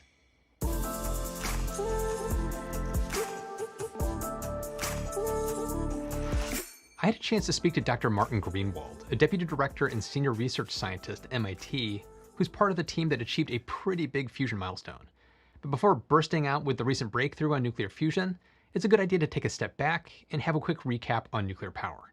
Now don't worry, I'll keep it high level as I don't want to burn out your brain, or mine. But you can get nuclear energy through two processes, fission and fusion. Nuclear fission reactors are what we see around the world today. In a fusion reactor, you blast a neutron into an unstable uranium-235 atom. Oh, sorry, I know this already, and I assume you all know this already, so I'm going to read Science message over it. These new particles will hit other uranium-235 atoms, which generate a chain reaction effect. The breakdown of the uranium isotope releases energy in the form of heat, which is then used to vaporize water. So progress can be positive even if they are not making enough progress in the vacuum. Like, I probably don't agree with it on the whole, but I know Scotland is hesitant to make commitments on oil because how key it is to its country. There's been a lot of good development on some roll-to-roll fabrication techniques and for some materials like this. Okay. But it's not. Now, where hydrogen isotopes split... Yeah, no, like, and you're right. You're right. Like, and coal and gas are really important to Australia. Produces 4 times more energy than what's obtained through the fission process. Instead of using uranium or plutonium, which both release long-lived radioactive particles, you feed hydrogen isotopes like deuterium and tritium into a fusion reactor. Deuterium is a stable element, and tritium radioactivity doesn't last very long. Besides being safer But and more you need to, like, we need countries to phase out of those economies. And that's because basically. you can extract deuterium from seawater. But I know it's a hard while sell. You can get tritium during the fusion reaction itself. It's like really damaging neutrons for interact the with economies. Or as Dr. Greenwald put it, it's a potentially ideal. I figured out a solution. We pay countries to not extract oil and coal. That would work. If we could pay them like a penalty for the lost revenue. But that's economically infeasible, I think. Also, if the country's position on coal shifts over time, copium. I doubt that's possible when we're talking about countries where, like, because we're talking about countries that are really reliant on those energies. Like, realistically, the only way this happens is if it's a very progressive shift. If it's a very progressive shift, where you're slowly phasing down the coal gas subsidies, killing the industry, while replacing it with green energy, then I think it's doable. But it's like stuff that takes time, and you need to like have a plan for it, like specifically that. Phase out, yes, but that again is a spectrum. Phasing the industry out in a way that allows workers/jobs to transition over time might allow it to work versus a harsher approach that saves the planet but kills the economy. Yeah, I understand. I do. I mean, rather than paying, yeah, I mean, some kind of fund could work. Like, save the affected workers and economies. Maybe instead of just like paying for lost revenue, which would be impractical. Maybe like paying people for like retraining or early retirement, stuff like that. Creating an international fund for those kinds of things would be I don't know. I'm just purely speculating. Coal coin. Every coin is one coal that isn't mined. Just retrain coal miners to work as uranium fuel rods in a nuclear power plant. Yes. It's an extremely energy density form of fuel. So 1/10 of a gram of deuterium and 3/10 of a gram of lithium, if fused in a power plant, would make enough electricity for an average American for a full year. And those few tenths of a gram, if it was in your pocket, you wouldn't even notice it. It's like lint or something like that. Fusion's potential benefits over fission aren't just about higher energy production and fuel energy density, though. One of the biggest is probably one that you've thought of. The byproducts of fission are highly radioactive, and if they're not appropriately controlled, can contaminate the planet for decades. On top of that, fission's chain reaction can degenerate and potentially get out of control, causing a nuclear meltdown or explosion, which is what happened in Fukushima in 2011 after the tsunami hit the power plant and caused a series of failures.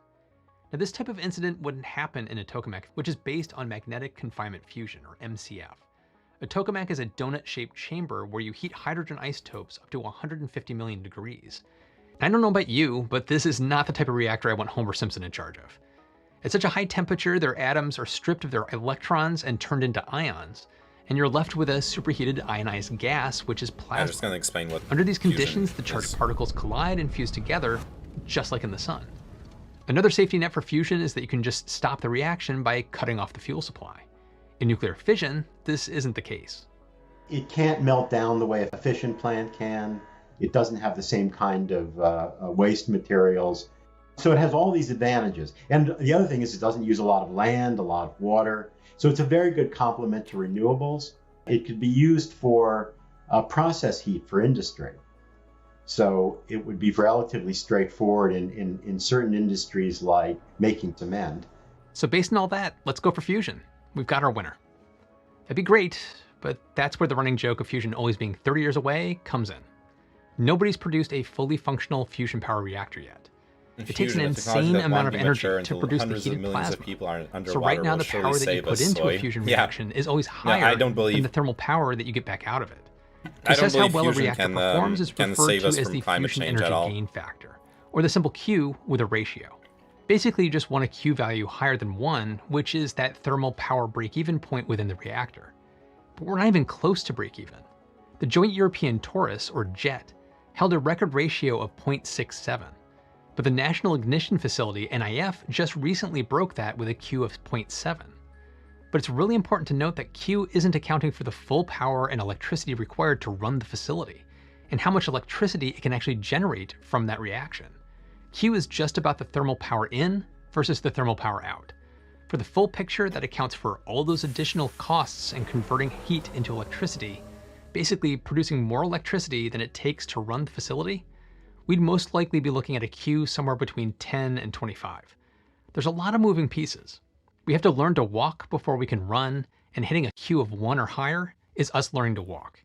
That's why at this phase of fusion research, everyone focuses on just the Q ratio for the plasma reaction itself. Once we hit that, the focus will shift towards overall power gain. In 2025, the massive international fusion project that's known as ITER is supposed to start producing super hot plasma with a Q greater than 10 in France. Now, even though the project was born in the 1980s, construction of the tokamak only started in 2007. Once it's complete, ITER will be the world's largest fusion rig, which isn't necessarily a good thing. Due to its size and its scope, it's taking a long time and tens of billions of dollars to build. Plus, it's designed to be a testing facility and not a working reactor, and it won't reach full operation until 2035. So even if it's 100% successful, we still need to then go through the whole process of building up the final working reactor design. Now, I know that sounds a lot like we're still 30 years away from having a fully operational fusion reactor, but there has been some electrifying breakthroughs recently from smaller and more nimble approaches like what Dr. Greenwald has been working on. And one of the biggest challenges with MCF fusion reactors is the incredible magnetic field that they have to generate to contain the plasma. Massive magnets ringing the rig, or the donut, create an intense magnetic field. This invisible bubble traps the blisteringly hot electrically charged slurry in midair near the center of the reactor. Being kept away from the rig walls, the plasma won't melt them. And just this September, we found out that 2021 is going out with a nuclear fusion bang.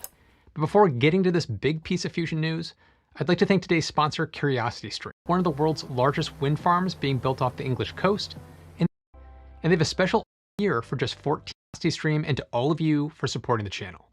So back to 2021 going out with a nuclear fusion bang, the Massachusetts Institute of Technology, or MIT, along with Commonwealth Fusion Systems startup CFS, designed one of the most powerful magnets ever created on Earth. This joint experiment hit on something extremely important, managing to generate an incredible magnetic field with far less power. To achieve this milestone, they used something called a high-temperature superconductor, or HTS. The major innovation is actually not that new. Back in 2015, MIT proposed using the superconducting tape in their device design, and I mean a lot of it. The test magnet used 267 kilometers, or 166 miles of tape. This material retains superconductivity at high temperatures, which generates a more intense magnetic field. Martin gave me some really nice insights about this tape. The new material, the high temperature superconductor, which is really a ceramic-like compound of rare earths and barium copper oxide. It's a fairly fragile material, but people learned how to put it down as a thin film on a strong substructure. And it turns out there was a breakthrough in technology that we could take advantage of that we weren't responsible for. It was an invention, discovery really, by some IBM scientists working at a lab in Zurich in the 80s, and that was high temperature superconductors.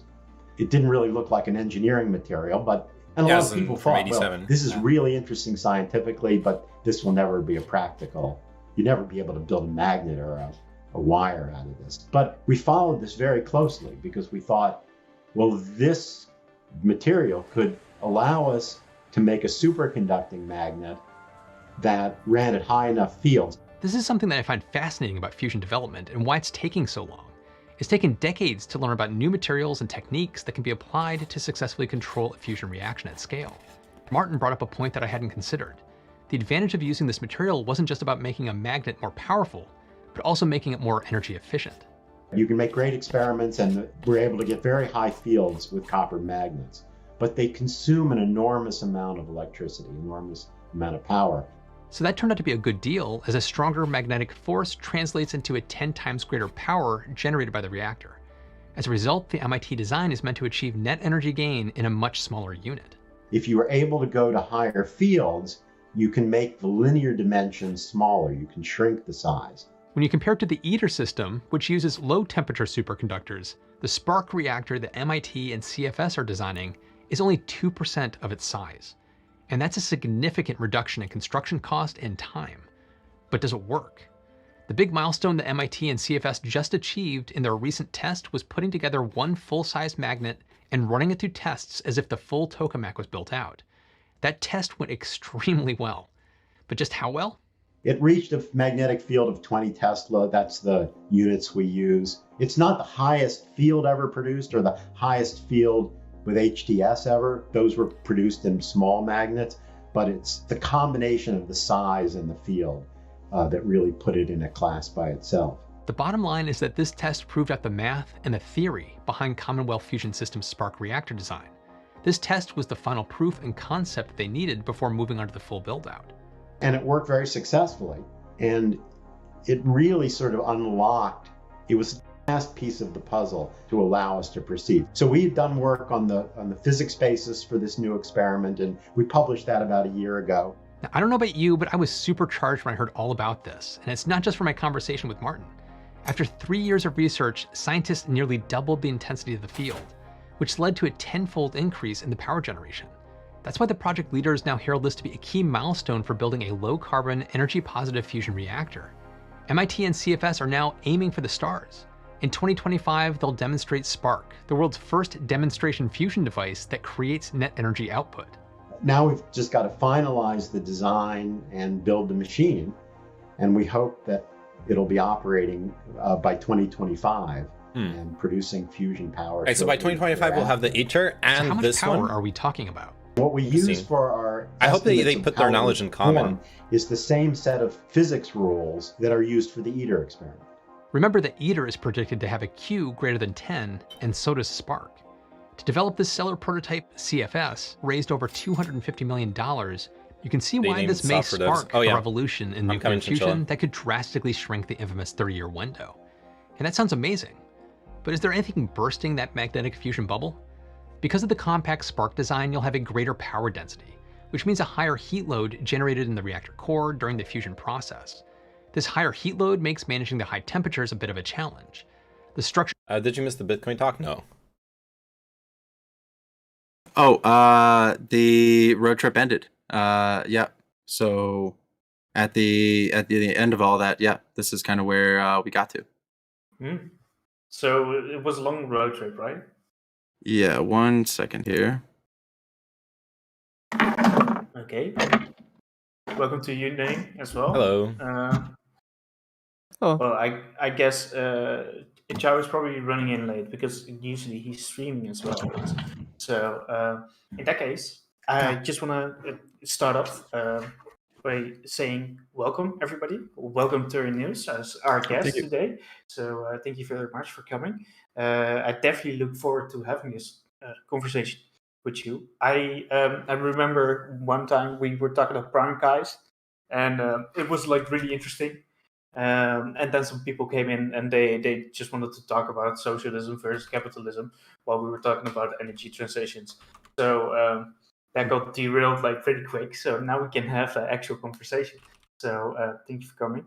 Then we got Elysium and then we got Name, and probably later on we get Chao, Speak of the Devil.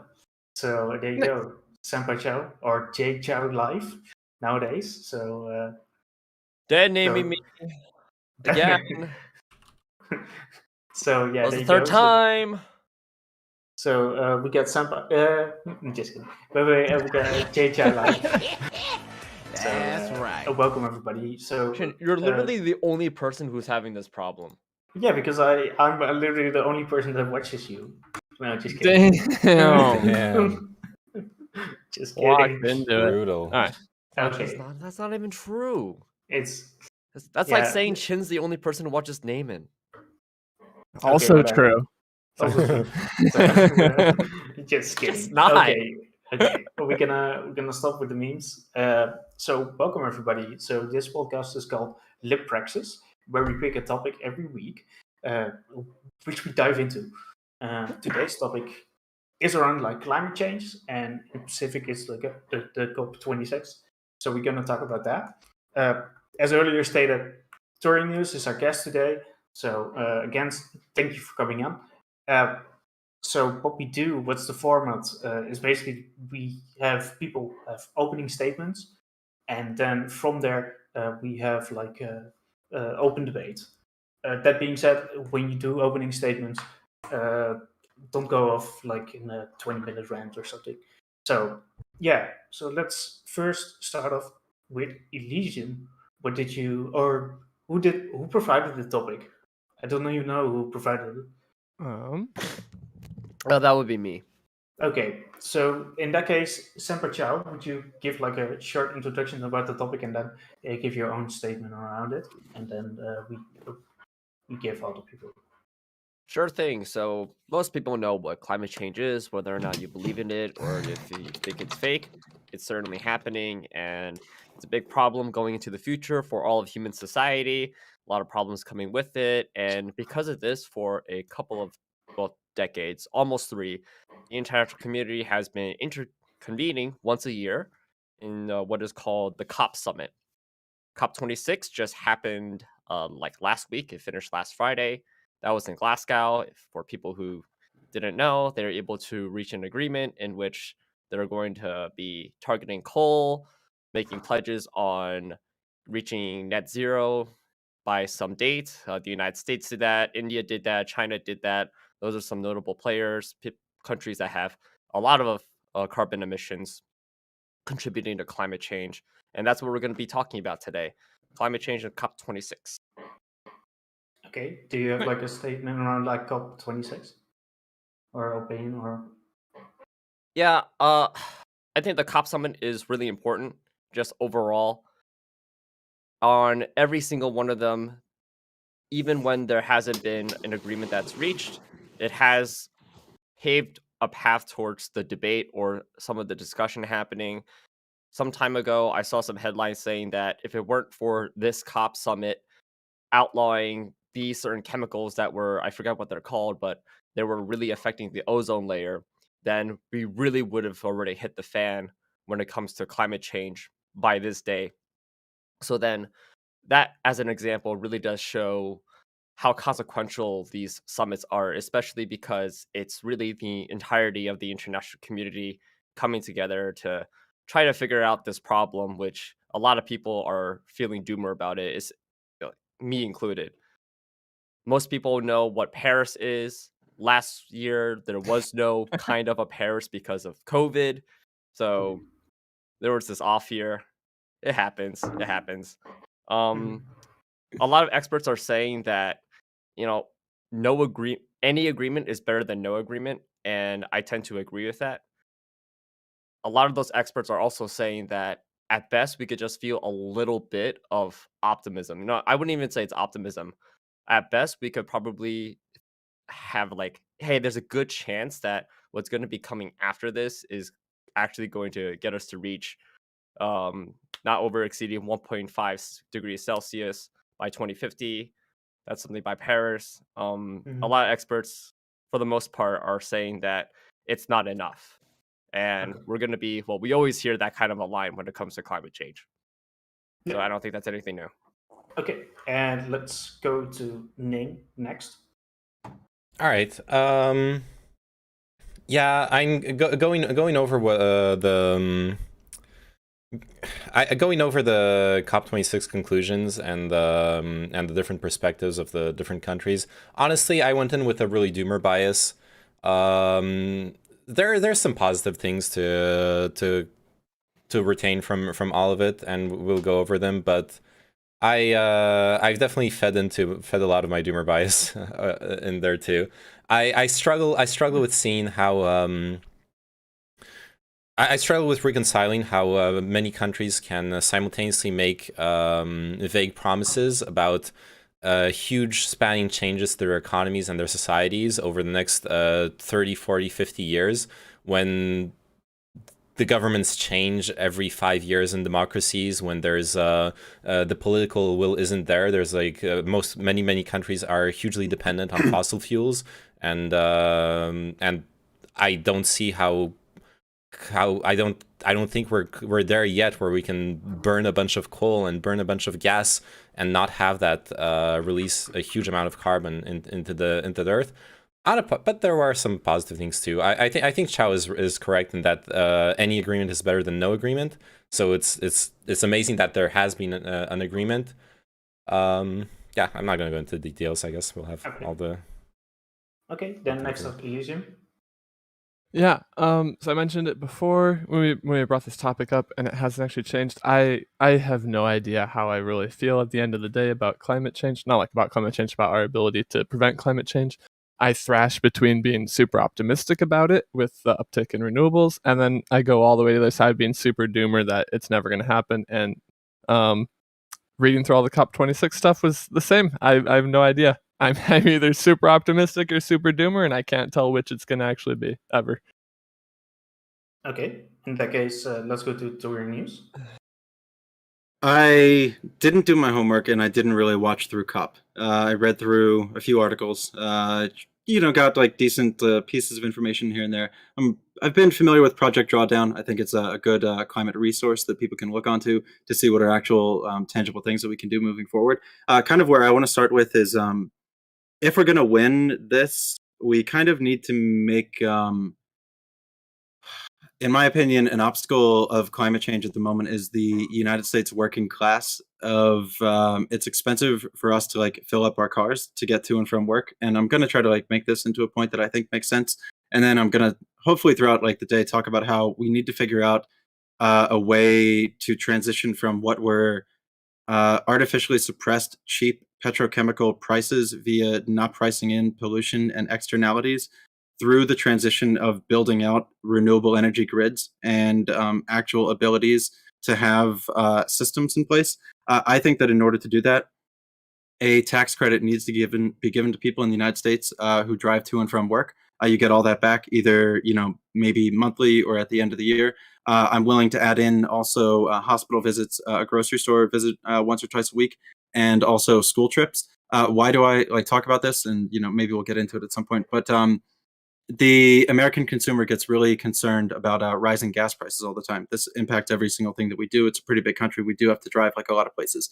If we're going to be able to convince a big part of the population to slightly vote against their interest, meaning like hurt their wallet a little bit for the benefit of their children and or grandchildren, we're going to have to make this be as less painful for them as possible. I am kind of like even groveling to them. But in a way, I think that people should be able to drive to and from work without having to pay for it.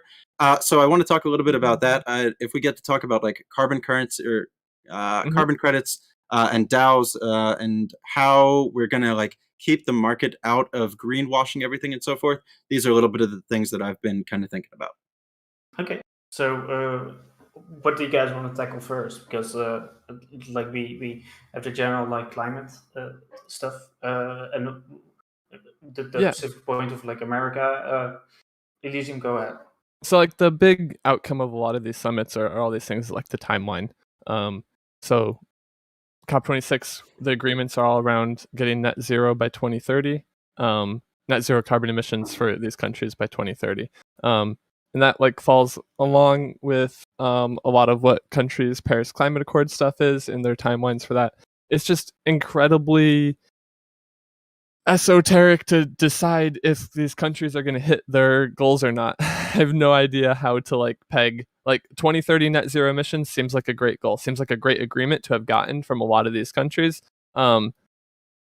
including America. Like the realisticness of that or not, it is like entirely up in the air to me. I don't know. How do you guys feel about that? Does that make sense? I want to. Oh, sorry. Go ahead. All right, maybe it's not the best idea to be thinking about whether or not these countries are actually going to do what they do because, well, one, we're individual people and like it's not really that substantive to think about it at the end of the day. You know what I mean? Like, Sure. I get where you're coming from. Okay, I'm not doing this to like downplay your feelings or whatnot. Like, I also feel doomer about climate change, right? But whenever we do talk about how we do feel doomer, how we do feel pessimistic about whether or not these things are actually going to go through, that kind of takes away from the conversation of, well, these countries and these world leaders, they are gathering together and they are trying to do something, and they do say that they're going to do it. And you know what? In the past, we have seen them commit to these agreements. That's typically what happens via diplomacy.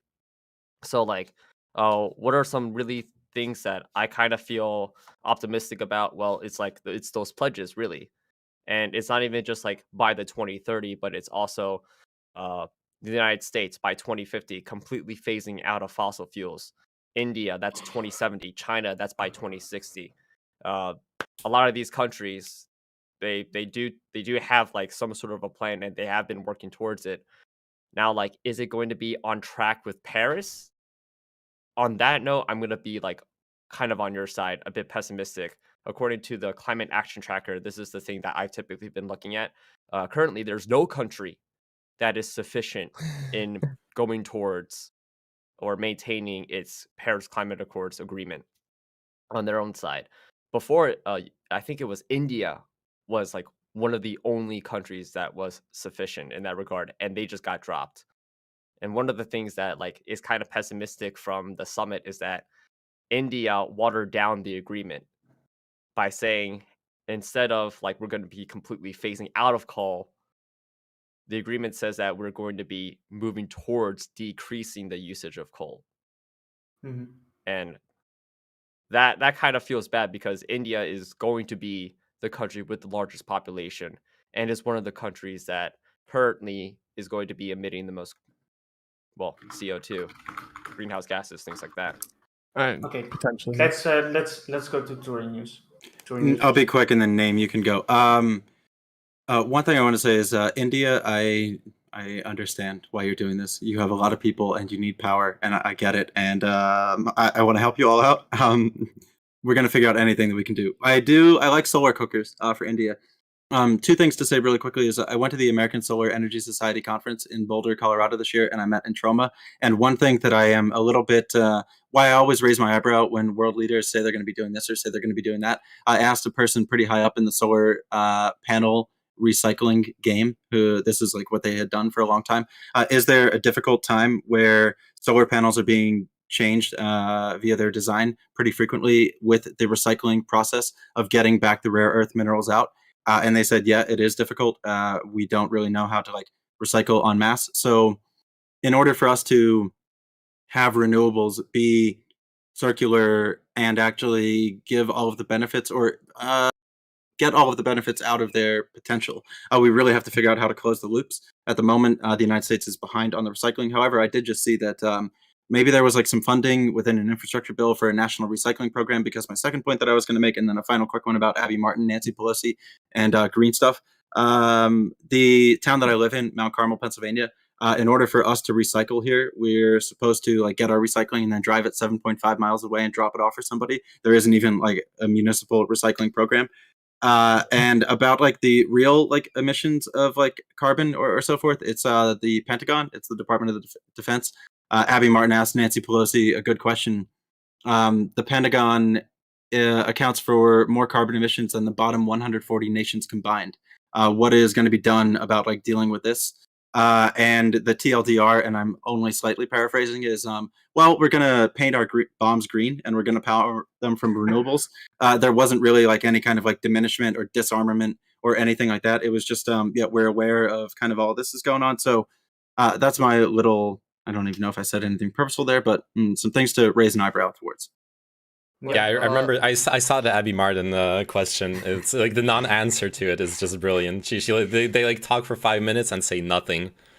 It's Okay, well, on that, okay, because now this is kind of getting me confused, because there was this one report some months ago saying that like 90% of all carbon emissions are attributed because of like these 10 companies or these 100 companies. And then now like Turing is talking about like the Pentagon, and I would believe that the Pentagon is a huge emitter because of all the machinery that it needs to run. That has to be run by something, right? If not by fossil fuels. I think that both of those. Well, now I have some research to do, but I think both of those things could be true. But it would be, I mean, the percentages would be tight for them both to be true. But yeah, you are like, there also is a problem where, like, even me, like a not all that wealthy person in the United States, I have a massively higher footprint than a lot of people just around the world based on like what my common everyday energy consumption would be.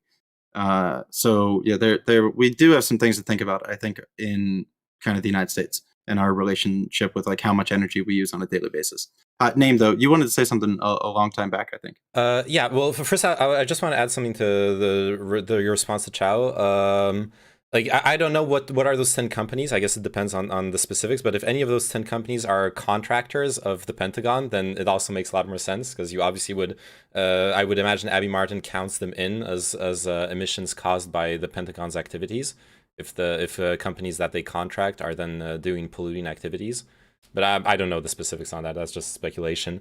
What I wanted to say earlier is like, as much as there are many positive resolutions from COP26. I don't want to like crash on that, but yeah, India being a clear opponent to reducing coal is very not despairing is kind of strong, but is definitely a negative outcome from that. China has clearly stated that they are going to do nothing to reduce. That they're going to do nothing. That they're not going to commit to anything until 2030.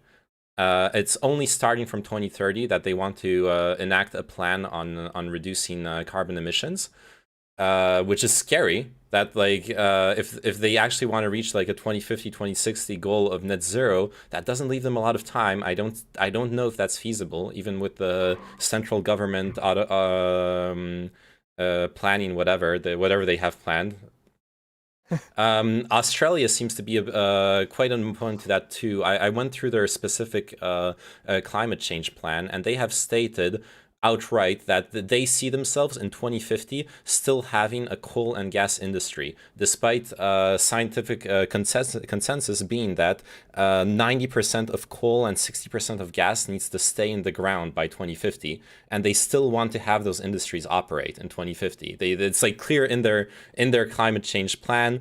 They want to keep those jobs. They want to keep that working in their economy. And those aren't the only countries. Like Torian said, many countries are very dependent on energy, and it's also hard to because I think it was very relevant that you talked about the individuals, gas prices, all that needs to be addressed. But on a macro level as well, energy is an issue of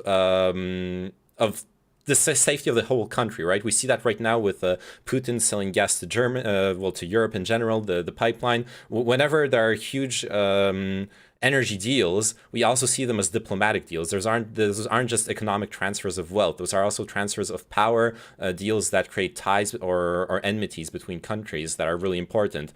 So it's I also have to acknowledge that I understand why countries that are really dependent on fossil fuels want to keep subsidizing those industries, simply to maintain sovereignty, simply to maintain power in the world of diplomacy and interactions with other countries. If they have natural resources, it's hard to come to a deal where they'll be like, okay, we're not going to touch those natural resources anymore. We're going to leave all that money, all that power in the ground. I don't see how we can resolve that that like conflict of interest between the interest of the country and the interest of the world. I'm not going to jump in. I want somebody else to talk. That is going to have to come in fast of how we figure out carbon crediting and pricing. That would end up being like a very long rabbit hole. Yeah. And I think, speaking of carbon crediting, though, there was something that from this summit, Glasgow, that was creating a system. I don't think it was carbon credits, but more so like emission credits. That's really similar to carbon credits, but well, I think the differences between that is, well, emissions covers a lot of other things that is not carbon. Carbon CO2 is something that maybe most people think of when they're like, oh my God, that's what we have to deal with when it comes to climate change. But really, it's greenhouse gases, which also includes methane, farting, which, the United States, Biden is actually going to be dealing with. That's from the United States' point of view. We're going to be targeting methane, and that's really going to be afflicting on developed countries because, well, we consume a lot of beef. Yeah, so my Yeah. question to you guys was basically to be like, well, you have all these countries that are developed, right? And they had like, what is it, 200 years of like basically putting that stuff in the air, right? Compared to these newer, like developing countries that haven't had that history. Do you guys think it's fair that they should be allowed to do the same thing to the extent that the UK or like Germany or whatever there, or how would you address that issue? Because that doesn't seem like really fair to those developing countries, right? Yeah. Or just yeah, one thing, and then I'm gonna address that. On the India point from Neyman, I didn't really feel off put by that. I would rather a country like be realistic in their plan and stick to it than to commit to something that's way too zealous and have no chance of doing it. Yeah, fair enough. Like I would love. I prefer to know where India stands on its plan. Yeah, on that, and to what Chinchilla is bringing up, the fair is a hard word. It's certainly not fair to go through an industrial revolution and then tell other countries that they can't. But like our way of fairly moving forward with that is like as we've been touching on, there needs to be these developed countries are going to have a massive cost of subsidizing the industrial revolution of other countries through some sort of carbon credit or carbon market, or just through explicit development deals and subsidies to them, so that their industrialization can be done in a carbon neutral way. And that, in a way, has been addressed in COP26. Not even close, but well, okay. So then now we're also going to be thinking about the other question. Well, this begs the question we have to ask ourselves: what is that number? Okay, how much does the developed world have to subsidize the developing world when it comes to this? Okay, and that's where so a big debate is. Yeah. All right. Well, not really, not yet, at least. So then, like the first debate is convincing the developed countries to actually even do this in the first place. And like for pretty much the most of history, this hasn't been happening, which is why you said, well, it's been such a problem. In COP26, there have been talks about giving some money, but maybe not to your satisfaction or really anybody's satisfaction. 2 million euros for climate loss and damage, as well as 40 billion over a long period of time to be given as like some sort of a subsidy. That 40 billion number was really established, or like is a culmination of what was established in 29, when developed countries basically pledged to say, hey, we're going to give 100 billion every single year for climate finance for the developing world. That hasn't really been met, but money is still coming. And like that's then that goes into debate: is this enough? And I wouldn't know if that's enough or not. Yeah. Okay, let's go to Tory News. One problem that they're kind of having is it's difficult to track, like, are the funds actually being deployed into like building projects or developing projects. And so I've been down the currency or the blockchain rabbit hole or so forth, but I mean, there's smarter people out there than me that can figure out a way to design like trackability and traceability of just these specific currency units that have been put into like climate funds to ensure that they're not being like grafted or grifted and like they're actually like working. So I guess kind of what I'm saying is like it's easy to design programmable money. It's already done in the United States. We have food stamps. They only work for food. So like programmable money, not hard to do, but we need like some level of auditable money into like these projects and programs.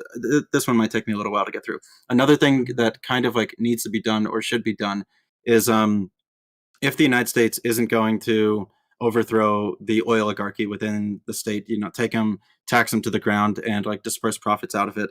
The international community somehow, I mean, I would completely short them if you could gather all the sovereign wealth funds and completely tackle them, because like the question of, is it quote fair for these other nations to quote like do emissions or so forth, I would try to just kind of not even answer the question and say something needs to be done on such like grand levels of funding from EU, NA, into development of global energy projects, that like the number is basically unfathomable to me. However, the first place that I would begin to fund the number from would be directly from oil companies that suppressed research and information over like a multitude of decades. But these numbers grow. These numbers involve climate refugees. These numbers involve droughts and floods and so forth. So I have a concept that any number that we think of probably isn't really getting us there. Even due to the fact that like we don't manage forests in the United States. It was a conservative meme, but like I saw the forests. Like, yo, we don't take care of those shits in the West, and we need to. So I think I'm done. Okay. Yeah, Turing, I think we have to address the question though. We have to answer it because at least in the past, and I'm pretty sure going even to the future, this debate is going to really determine whether or not we are going to be reaching as an international community those goals in Paris. So like if anybody could recall the Kyoto Protocol, there were two separate classes of countries, one in which you were developed and the other in which you were not developed. And then the countries who were not developed in those second class, I think, or was B class, something like that, whatnot. Well, they were allowed to emit a lot more carbon than, well, countries in the first class. And then there were some rules about that in which you couldn't transition from second class to the first class. And the country who really benefited from this was China.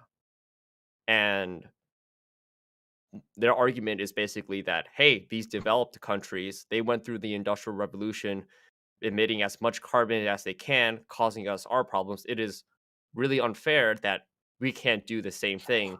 And then now, like, you could bring up this colonialism argument, this imperialism argument, this unfairness argument, which a lot of other countries who are on the bottom end of, you know, the international ladder, they're also using the same thing. And this leads us to what India is saying, which is like, hey, we don't want the agreement to say we're going to phase out of fossil or off of coal.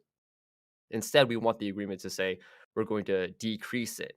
And I think those two things are really different, especially when you compare the consequences between the two. One being like we're going to get closer to feeling a bit more hopeful about climate change, and the other being, well, what does decreasing mean? If I were a leader, things would be different. But like that's where I would go. Like India, I get it. Like I know why you're doing this. Like you have people that you need to feed. You have homes that you need to feed. So what can we from the United States do to help you change that? And like I do not think it is from the prime minister's heart to like make me in this hypothetical scenario get down on my knees and give them some kind of like advanced like benefit. Like I have to have this concept that the Indian rupee has been struggling a little bit. Oil imports are getting more and more expensive, and it's just that like again they've got 1.5 billion people or 1.3 billion people. It's a super hard question. I wish that the United States was coming from a position of like we had done better. That way we could be out there kind of like leading by example rather than being like, because I'm kind of the position right now. Why should me as a person in the U.S. say basically anything to edit any other country when like I see what we do on a day-to-day basis, and my nation wastes like 37% of our food, and we still do a ton of fast fashion and all this other kind of stuff. So done again, I think. Okay, name. Yeah, I just wanted to address because earlier we kind of like hit a wall with talking about the climate finance, where like what is the amount of money needed. I stumbled upon a UN report. It only addresses the adaptation efforts, not the mitigation efforts, right? So mitigation is the reducing the emissions. Adaptation is to adapt the countries and areas that will be mostly affected by climate change, so people can keep on living there. And that's something that, from what I've seen, a lot of developing countries, poorer countries, have been complaining about at COP26 as well. For example, that 100 billion yearly that was promised, of which only 80 billion was being delivered, most of it has been going to mitigation efforts, which is great. Like we want green energy to be developed in those countries, but we're talking also about countries that are on the forefront, in the first line of getting hit by the effects of climate change, droughts, hurricanes. If we're talking about island countries, then they're just going to be under the sea. And those countries are asking for money for adaptation. A UN report says that That the funding for climate adaptation should be 5 to 10 times greater than what's being spent now, just to give a sense of scale to what we're talking about. So a lot more money needs to be spent just on adaptation in order to make those countries safe for future changes. Mm-hmm. I think one of the only realistic ways that a lot of this funding is going to come is like through the negotiations of a more international carbon market, where you can give countries that need to still develop their energy, like they can get scaled up carbon credits, and then other countries can buy them as a way of funding their development and their adaptation. The idea of relying on subsidies coming in the scales that they are going to need to come in without any sort of other system does not seem like a winning strategy in the long term. With how contentious giving other countries money is in most cases. Yeah, I agree with you. That's more realistic as an outcome.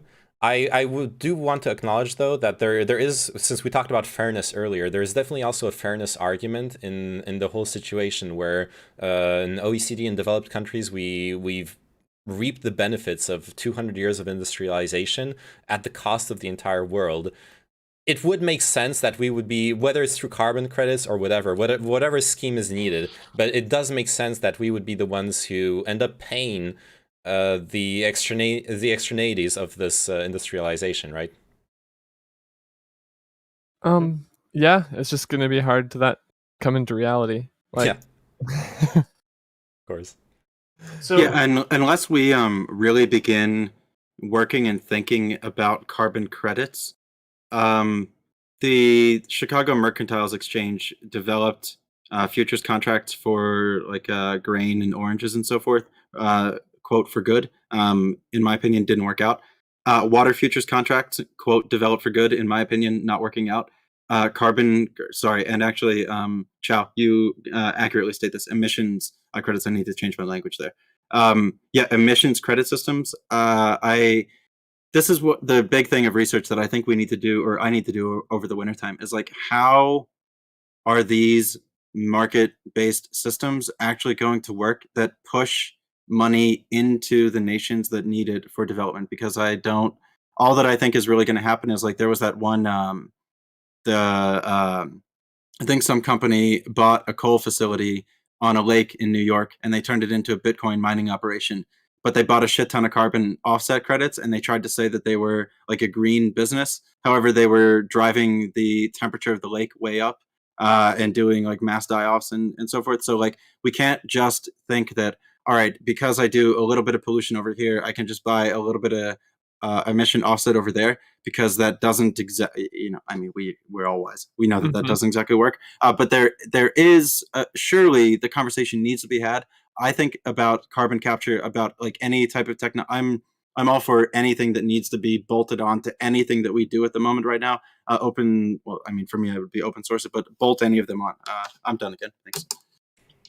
If we're on the tip of criticizing this, like poking holes in carbon credits, there was also the story where the French bank BNP had heavily invested in producing carbon credits in an African country, and notoriously in many African countries, land.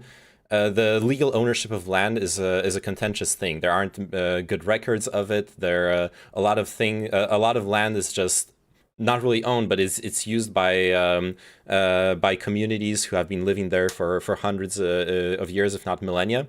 So what ended up happening is the specific rules for creating carbon credits out of a forest implied that no human beings could be there, no human beings could exploit it. So they just like sent in the army, evicted a bunch of villages from a huge forest, and repossessed the entire forest. While displacing hundreds of people from land they were living in for hundreds of years. So obviously, what's sad is that whatever system we come up with, there will be malicious actors who will game it to make money and find out whatever is the fastest way to make money, whether it's ethical or not. Yeah. One simple one I would do is the second flight that you take is 2 times more expensive than the first, and then the third one and just like an escalating system on leisurely travel. So like I think that I think that would be one way to begin looking into that. But then at the same time, then that has like downstream consequences because now like we don't have to. I mean, okay, so economies got developed to be tourist economies. So now if the tourists don't show up, then that collapses. So the Earth is complicated. Yeah. Yeah. I think so. Instead of trying to like limit, not necessarily quality of life, but limit like access to things and stuff, I think the like transition of these industries to be zero emitting or even like only funding off of renewable energy is like, I don't know, the more definitely the more like agreeable thing to get people to on board with. I don't know how many countries you can convince to cut out all of their leisure travel, but you can convince a lot of countries that we shouldn't produce any more carbon-based transportation by a certain date and start transitioning entire industries. Okay. So one thing I read about like from the COP26 was also like around the whole issue of like nations that subsidize their own fossil fuel industry. I don't know within the US if that happens, but it definitely happens here in the Netherlands. In the Netherlands, we basically we don't have any taxation on kerosene, so planes don't have to pay and like taxes on their fuel. And the funny stuff is, who is the biggest company? That's the KLM, and that's basically owned by the state. So yeah, that's what's going on here, guys. So yeah, I don't know how that is within the US, but that's definitely like one of those things that you need to address, like if like on probably even on like a world scale. But Elysium, you wanted to say something? No, about this is the one of US? the things where like Neyman brings up that I agree with him the most on, of like it's very hard when on one side we're trying to reduce carbon emissions and like transfer economies, and on the other side we're subsidizing the very economies we're trying to transfer away from. That's like a huge like disconnect, conflict of interest, like cognitive dissonance all going on at once. It's like yeah, I agree, that's pretty incredible. So yeah, removing subsidies for emitting industries is like one of the biggest things that has to be tackled, and that is going to push in a market sense a lot of pressure on industries to transform themselves or to account for these costs.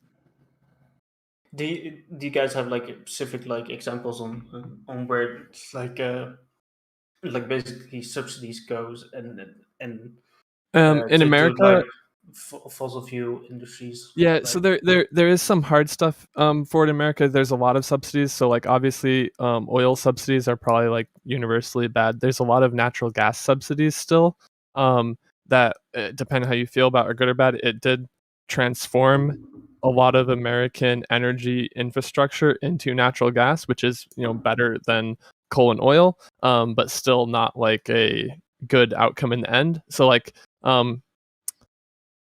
just because something emits doesn't mean it has to have zero subsidies. You can have like a process through it, but like they definitely need to be scaled back, and renewable subsidies need to be scaled up. Yeah. Two of our biggest subsidized industries are big oil and big ag. Also, the two of the three biggest emissions outside of the Pentagon, I would say so. And we just opened up the Gulf to new oil leasing and drilling and so forth. Big ag? What did Yeah, big agriculture. Oh, I thought big. Yeah, the agriculture is I don't know, I feel like it's a second conversation versus energy, but yeah, it's that is incorrect. However, they're very closely linked. Just because, like, I mean, they need pesticides, they need fertilizers. You need large tracts of land. You're dealing with drought. You're dealing with like water. You're dealing with energy and so forth. So, and then you're dealing with the methane emissions, and like, then you're coming into consumption patterns of like meat and so forth in developed nations. So, yeah, it's a big like agriculture just overall, like developing into regenerative agriculture or permaculture, getting away from like monoculture systems, getting away from CAFOs and so forth. There's a big conversation that has to be had about a complete redesign of the agriculture system. The issue is if you try to rebuild it overnight, that's not good. Don't do that. Like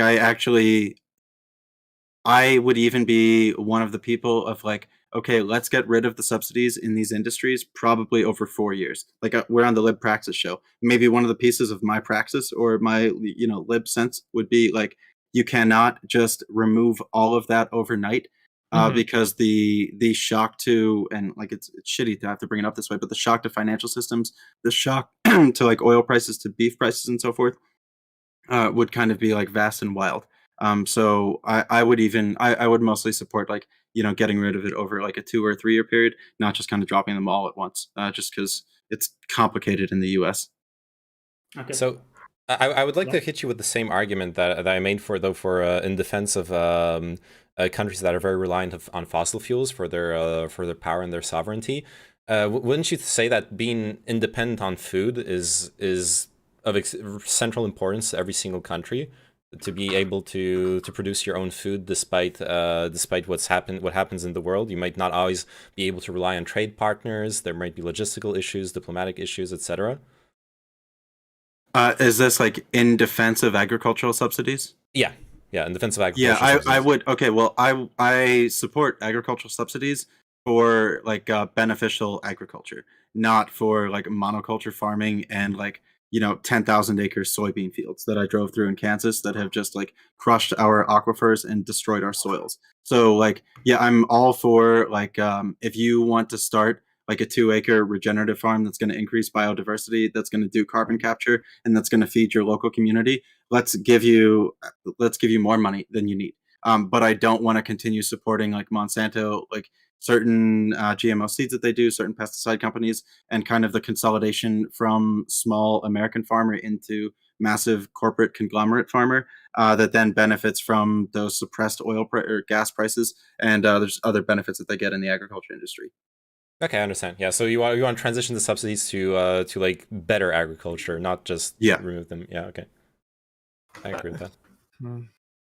Yeah, I think also one point that you can make about agriculture is that every nation wants to be like independent when it comes to having enough agriculture to feed their people in case there does happen something.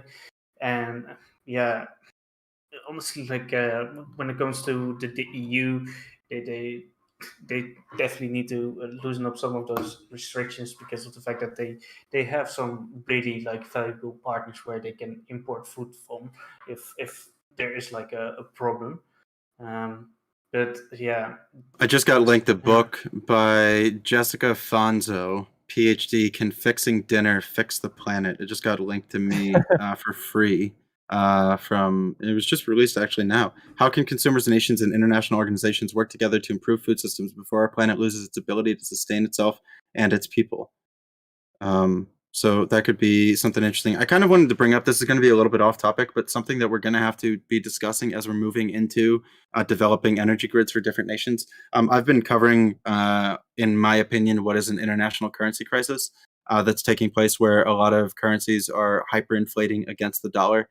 Anybody can look up what's happening in Sri Lanka, in Lebanon, in Turkey. And within like 5 minutes of research, you're going to kind of like get what I would be like talking about. So something that we're going to have to be aware of is over the next 4 years, there are going to be many, quote, emerging market nations and their currencies that are, in my opinion, at a high risk of severe devaluation and or near collapse. Sri Lanka just had to shut off their only oil refining facility that was processing about 50,000 barrels per day because they didn't have enough dollars left in their bank accounts to afford to buy food and medicine that they had to either pay for in dollars, or their currency just wasn't worth enough to pay for it anymore.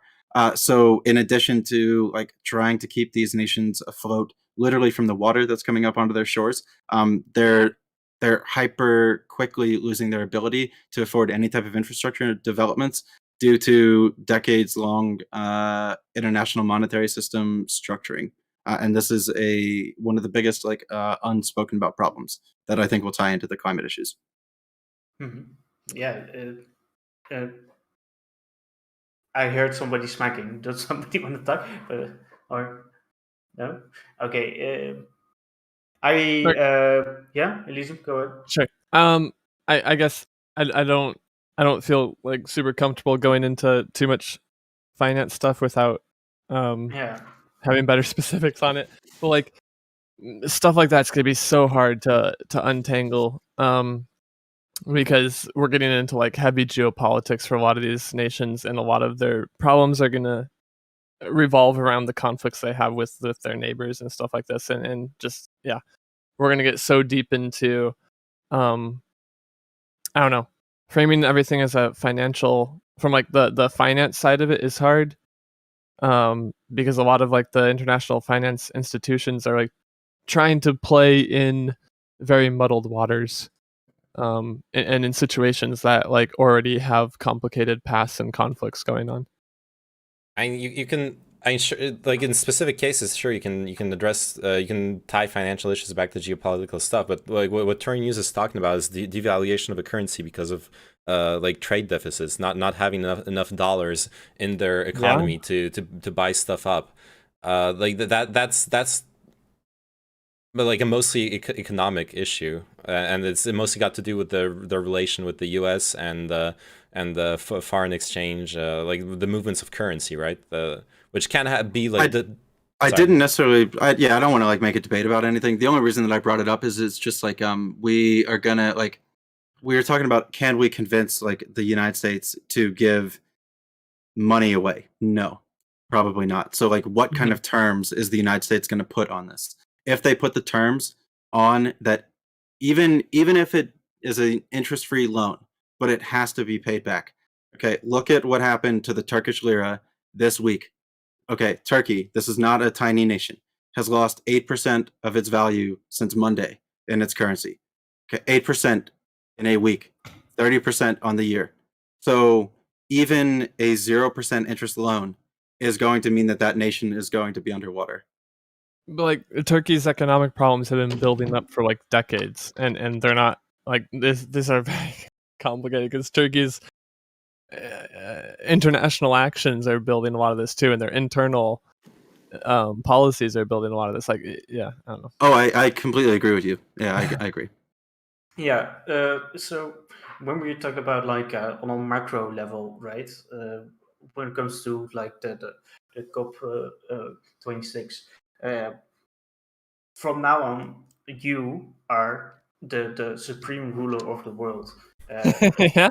So my question is, what would be one of the best policies that you could implement, which is also like workable? So in because we are on the show Lib Praxis, right?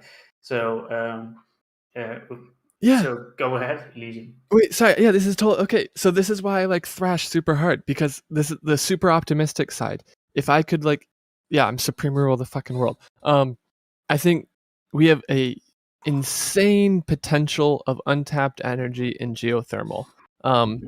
And so the two things that make me feel optimistic is the access to geothermal energy seems to be getting easier and easier, and that has the potential to like solve almost every problem ever. And the capacity to store energy in batteries is improving dramatically over time.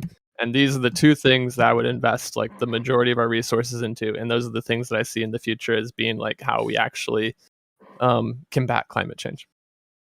Okay. Wait, Does anybody? Yeah. Sorry. I just want to ask a question. Isn't geothermal like specifically like restricted to specific geographical areas?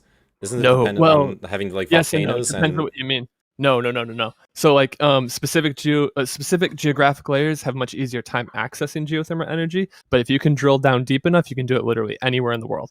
Oh. And drilling deeper and bigger is getting easier and easier. Okay. Turing News, how do you feel about that? Because can you restate? Am I answering the question, or how do I feel about geothermal? Yeah. Which geothermal. One? Well, I mean, so fracking was disallowed in the United Kingdom due to concerns about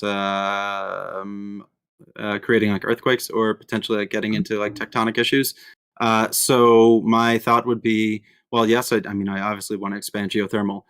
Is there a position that does get to like too deep of a depth, and or is there any kind of thing with this? I'm not super well enough informed about it, but that would be my only kind of thinking and or concern. However, I'm super interested in putting geothermal in a greenhouse that I want to farm out of. So like you can use quote geothermal quote on very small scales, even just for like home heating, with like an earth chip and a simple pipe in and out with a blower fan. You can basically like regulate. So there are massive, very simple, non-technological deployments of geothermal that would quite benefit emissions.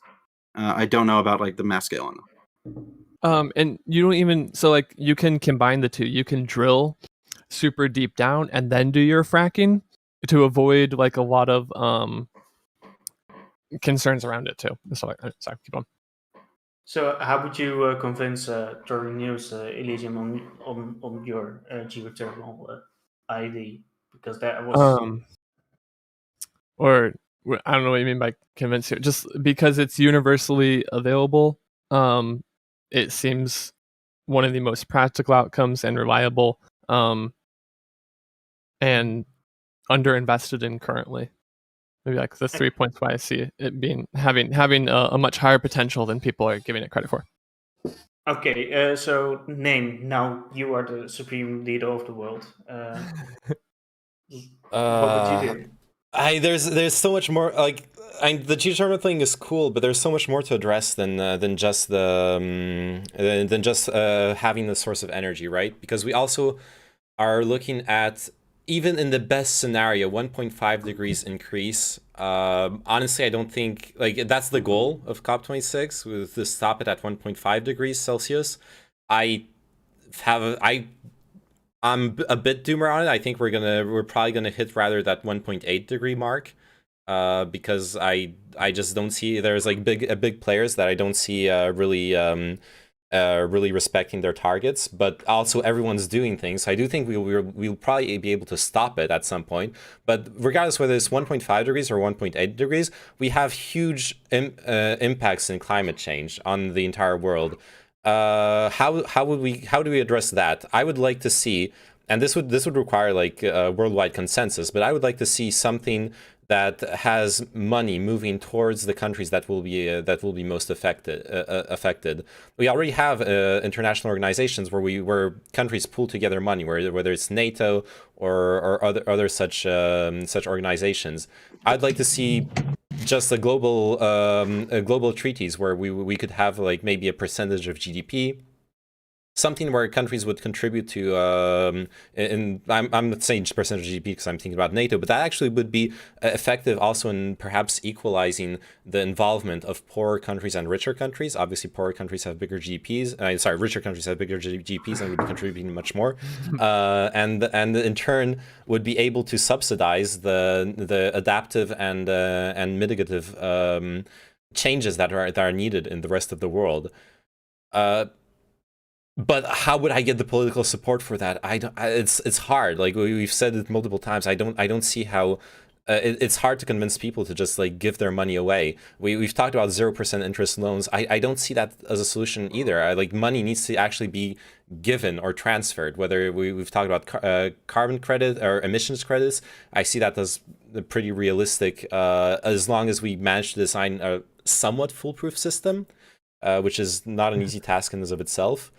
I don't know, as far as the energy itself, I would like to see every country, something that I've seen the EU do in my research that impressed me, is that every single country in the EU has to submit long-term reports with specific budgetary points and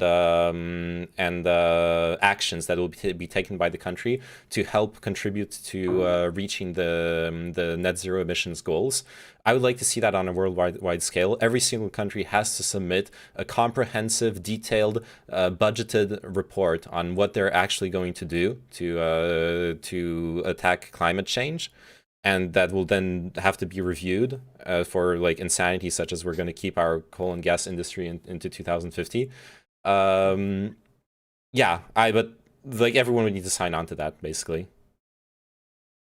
So, Chao, how do you look against that? name was mentioned. I have no idea what you guys are talking about. I'm sorry. I've been in and out because of the family stuff. All right, but like I heard something about being the ruler of the world. It's like, holy moly, what would I do if I was the ruler of the world? But for what?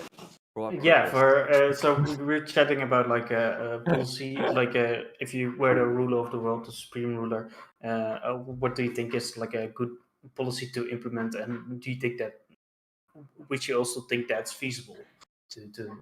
Oh, okay. So when addressing climate change, Yeah. am I the only person who hasn't answered yet? No, I'll go No. if you want some. If you want to hear mine, and then you can go. Yeah, Yeah, maybe. let's go Maybe. to- Give me some time. Okay, I think I have one that like actually. This is the Lib Praxis show. I think I have one that can actually work and even get done, and I don't even have to like work all that hard to get this one done. Nice. I'd come up to some type of international standard for the plastics and the plastics recycling industry, and try to kind of like develop international agreements to like, okay, these are the only types that are going to be produced, and this is, you know, the easy ways to recycle them. So I think that that would be like an initial first bridge built of coming together to work on like one large aspect of the problem, kind of like the single serving, you know, consumption type endeavor. So yeah, for one thing that I think easily you could get going, I'd work towards that. Mm-hmm. Anybody cares to respond to that? No, everybody agrees. So there we go. Elysium, go ahead. No, I like. I mean, I the realistic side is feels like market-based solutions to me. Okay. But yeah, then Chow, do you have like a specific policy that you want to see implemented? Huh, okay. You know what? I'm just gonna throw in a bone and be really broad about it, but I'm being completely serious about it. I think we have to do something above market solutions, in that I would like a lot more state intervention into something like this.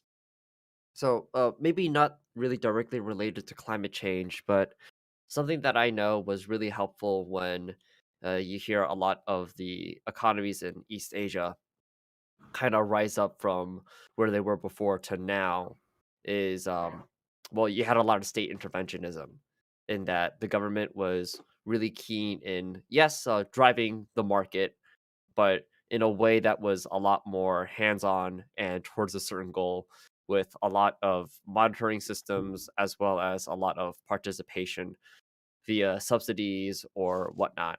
I think something on a global scale of like that akin in addressing climate change is something that is very necessary. I don't think market forces by itself, just like putting a tax or something and getting people to spend in a different way or getting companies to behave in a certain way, I don't think that's enough, because a lot of the times, especially when we're living right now in the moment, we can't really think long term about the consequences of our actions today.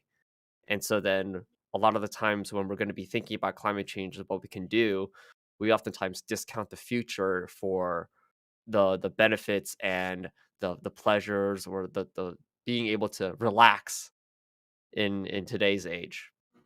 And so yeah, more government intervention, I think, broadly. That's my bone. Okay, to news. The simplest way for state intervention without being completely accused of like communism or so forth, in my opinion, would be acquiring specific technological IP and open sourcing it. And one big like concept that I give here is recently there was a company that's been working on concentrated solar that beams all of their solar to a specific spot, and then they didn't find like a metal or anything to like hold the heat high well enough because it got up to like 1200 Fahrenheit or something. So they were shooting it down into the bedrock, and they were allowing the bedrock to hold the heat, and then using it through like a multitude of different processes to eventually have like electricity out the back end. It worked really well. But the company just got bought up through a special purpose acquisition vehicle for I think like $2 billion, and now like, you know, paywalled again and like hidden behind like more layers of protection. So to go off of your state intervention, yeah, what I would do is I would pick and target kind of key specific technologies that I think could unlock rapid advancement and development internationally. And those would be the places that I would target with strategic capital allocation and purchasing, and then opening those IP positions. Honestly, So one I thing, don't think. yeah, Oh, sorry. go I ahead. just wanted to say I don't think it's that bad either to have like government intervention in energy. Energy is a key industry for any given country. I don't hate on governments being like majority shareholders of the primary energy company of their country, and then like really having a hand in what the energy policy and the investments and IP, obviously that's really important. I agree with Turner's on that. Like it being a direct actor in the industry, I think is perfectly fine. Well, couldn't you just get that stuff done with regulation as well? Man, like, Well, yeah, you could. yeah, then you don't have to own the company, right? Then you don't have I to don't own want the to. I don't company, sure, necessarily. I but don't want to own the company. I just want to own the IP. yeah, Yeah. yeah, I know. Yeah. I'm the one talking about owning the company.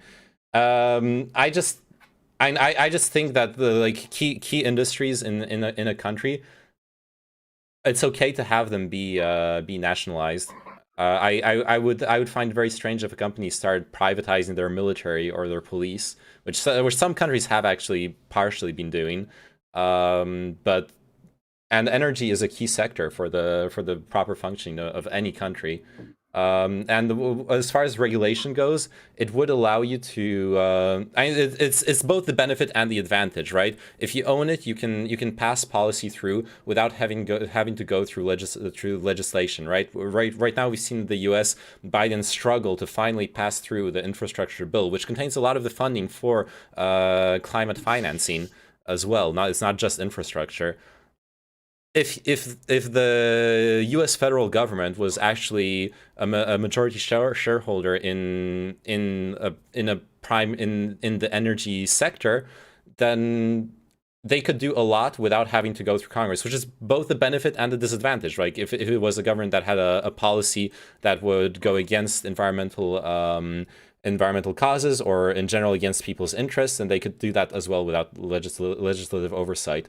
But I have to admit that in general, there is this idea. I think it's Voltaire who said it, that an enlightened dictatorship is the best form of government ever. Now I'm pro democracy. I'm not gonna arguing that.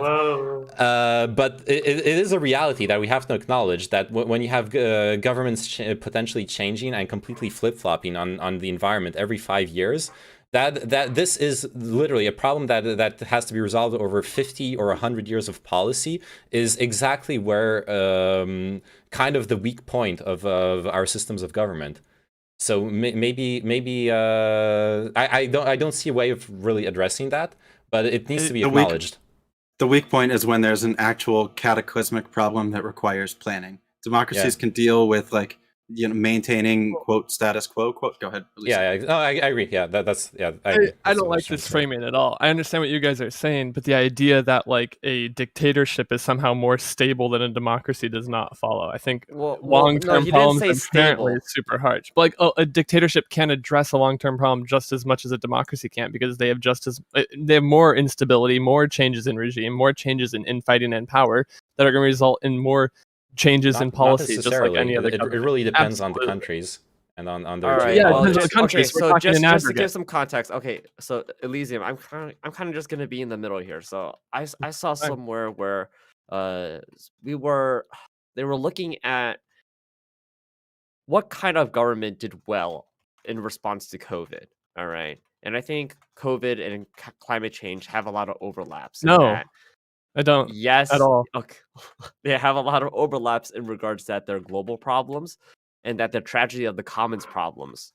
That it can't just be solved by one person. Everybody has to kind of participate and do things such as mask up, lock down, in order for those policies to actually bear fruit in what they want to resolve in.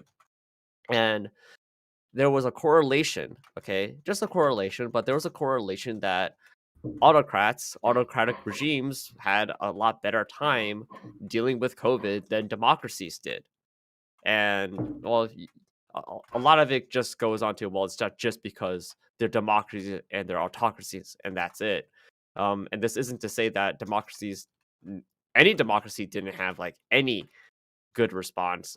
Really about half of them had a pretty good response.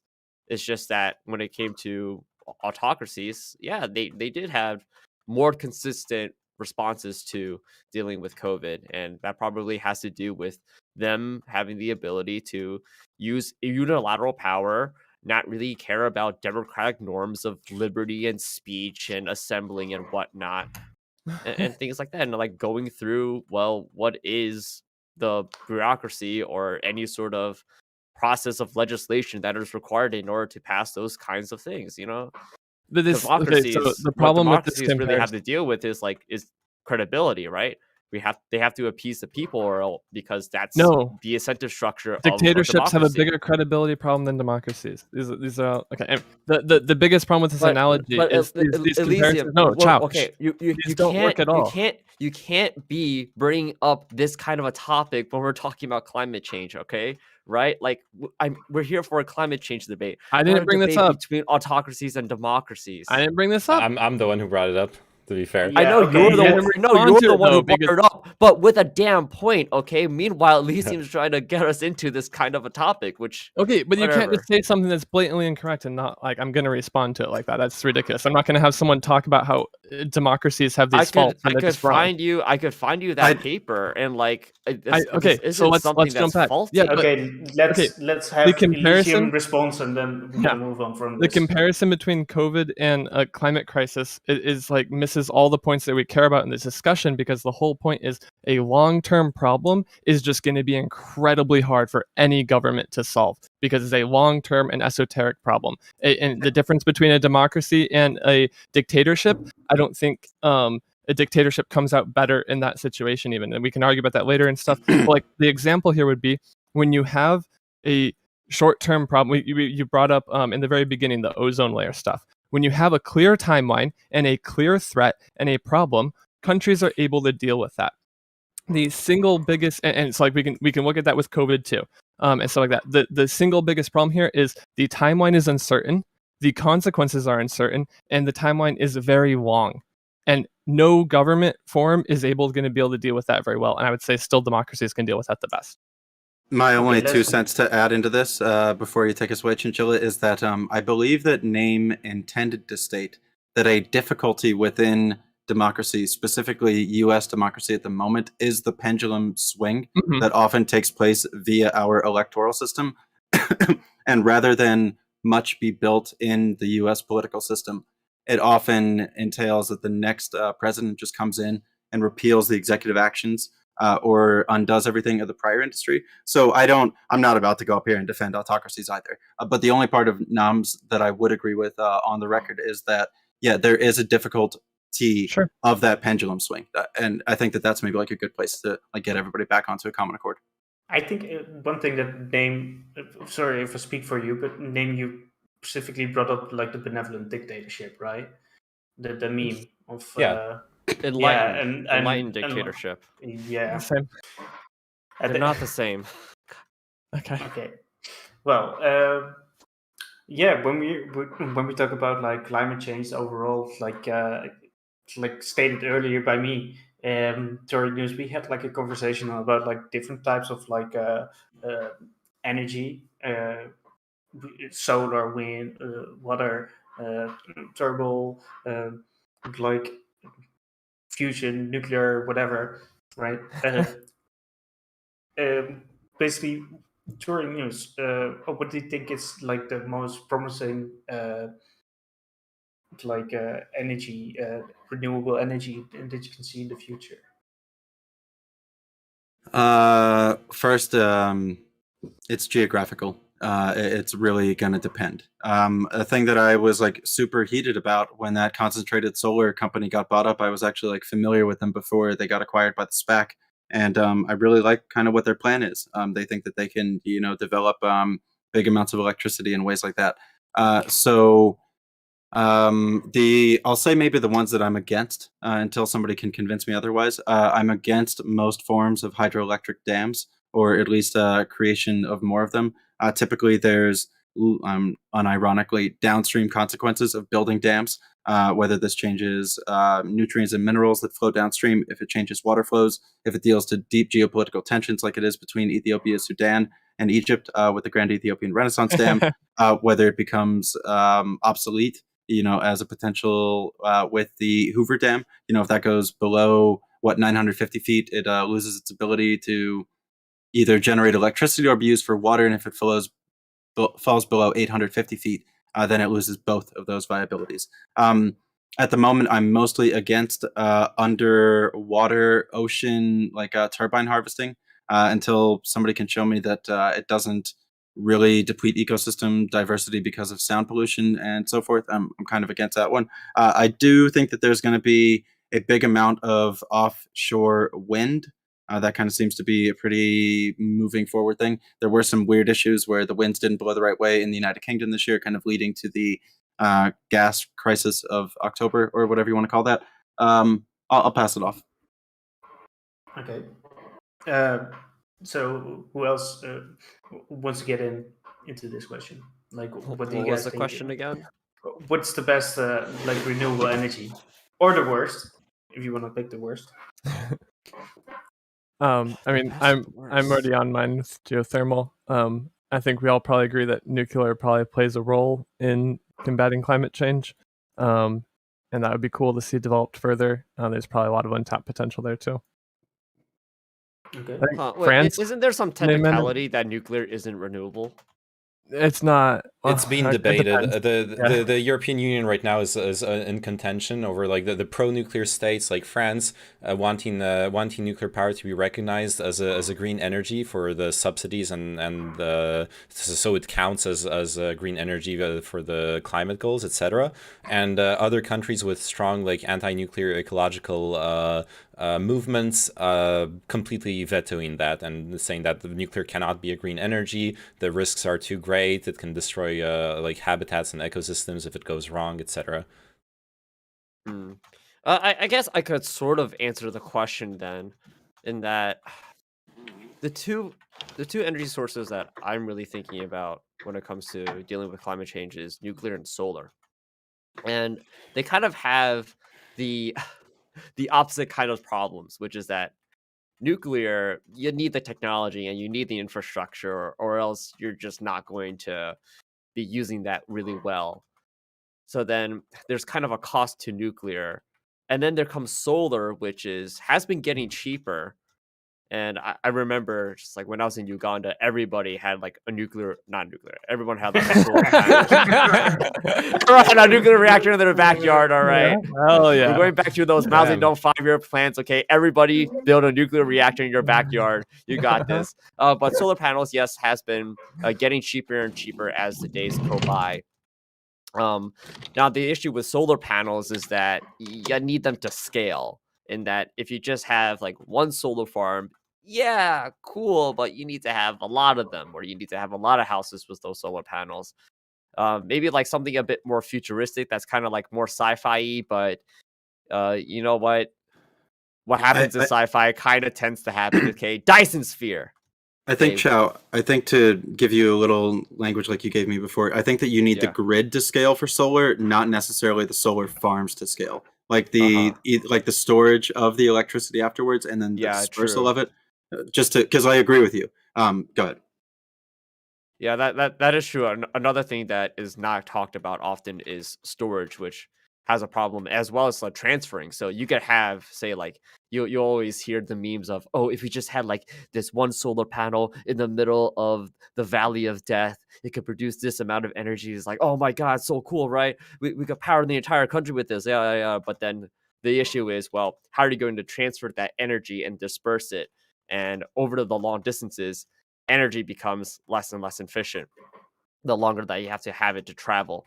And then when it comes to storage, batteries have to they have to last, or there's also some other environmental issues, such as the materials when it comes to even building the solar panels. I think Torian was mentioning before how we have to if we don't figure out how to use recycled materials when it comes to building solar panels, we're going to continuously mining the rare earth minerals that are needed in order to make those solar panels in the first place. And then that issue also gets into, well, the batteries. Okay, so a name. Yeah. I think that the common thread here is always going to be the externalities, right? If we talk about nuclear, the externalities are obviously irradiation of the environment if anything goes wrong with the power plant, and the nuclear waste. How do we dispose of it? Where do we put it underground? Do we what do we do with it? With we solar, we should put it in the nations that polluted during the Industrial Revolution. Yeah, exactly. Which right. actually is what some nations are is literally what they do, right? Like the U.S. stores its own nuclear waste. Well, yeah. Some other nations export it, which has its own ethical questions for sure. Wait, did they really? Are you serious? What about nations exporting nuclear waste? I never knew that. Yeah. Yeah, France is one of the biggest proportionally nuclear countries in the world, and there was I don't know with who else they had that deal, but they were exporting nuclear waste to Germany for quite a long time, and then Germany. The German Ecological Party create a huge pressure against that. They were blockading the trains carrying the nuclear waste. It was a big deal in the 90s, and they cut off the deals. So, quick interruption. Yeah. They used to dump it in the sea as well. Oh yeah. Like even weirder. There's cargo containers of nuclear waste in the Baltic Sea from the Soviet states and shit. Yeah. Okay. Somebody in my channel just said they used to dump nuclear waste from manufacturing the first nukes in the Columbia River. Nice. In the United States. Ooh. I couldn't just let the Soviet Union take some flack. I knew that we did our own dumping somewhere. Sure. So something about nuclear, and I think Torian could actually talk about this more, is the prospects of thorium, which apparently, from what I've heard, is a lot more safer and also a lot more waste efficient in that you don't really need to use a lot of water in order to cool it down, and it also doesn't really produce a lot of the radioactive stuff that But a lot that of future people... talk. Wait, well, hold on. I have no idea. Is this future talk? Is this now talk? Is this sci-fi talk? I think China has a thorium reactor. Let me double check. I don't know. Ask your environment, Seattle. He knows more than me. True. There was something that seemed like you were going to be saying before, Elysium. What was that? I was curious. Oh, as far as I understand it, nuclear waste doesn't have as much of the problems as radiating the environment and stuff like that. It seems to be relatively safe as far as waste products go, in my understanding. I might just be way off on that. Well, doesn't that depend on how well it's stored? So then here's the thing about nuclear tech and radiators is that if you do it right, there aren't going to be problems. And there's only been a few times in which radiators have completely melted down. So then you have Chernobyl, what happened in Japan because of the earthquake, 3 Mile Island. Okay. Sorry, Elysium, I'm not arguing against you, you little fuck, okay? All right? Holy shit. Anyways, okay, a lot of people will bring up nuclear waste and oh my god, nuclear reactor. I watched the HBO show Chernobyl. It could be really bad. I don't want that in my backyard. I don't want that. And then you have fucking Greenpeace out there trying to fuck around with nuclear, right? Because of these kinds of narratives. But then Elysium, what you're saying is that, yeah, nuclear waste isn't really that big of a deal so long as we follow protocol. And luckily, we have an international organization called the International Atomic Energy Agency that really tries its best to making sure that when countries are trying to build a nuclear infrastructure for energy purposes, that they do it right and they manage it well. Can I butt in?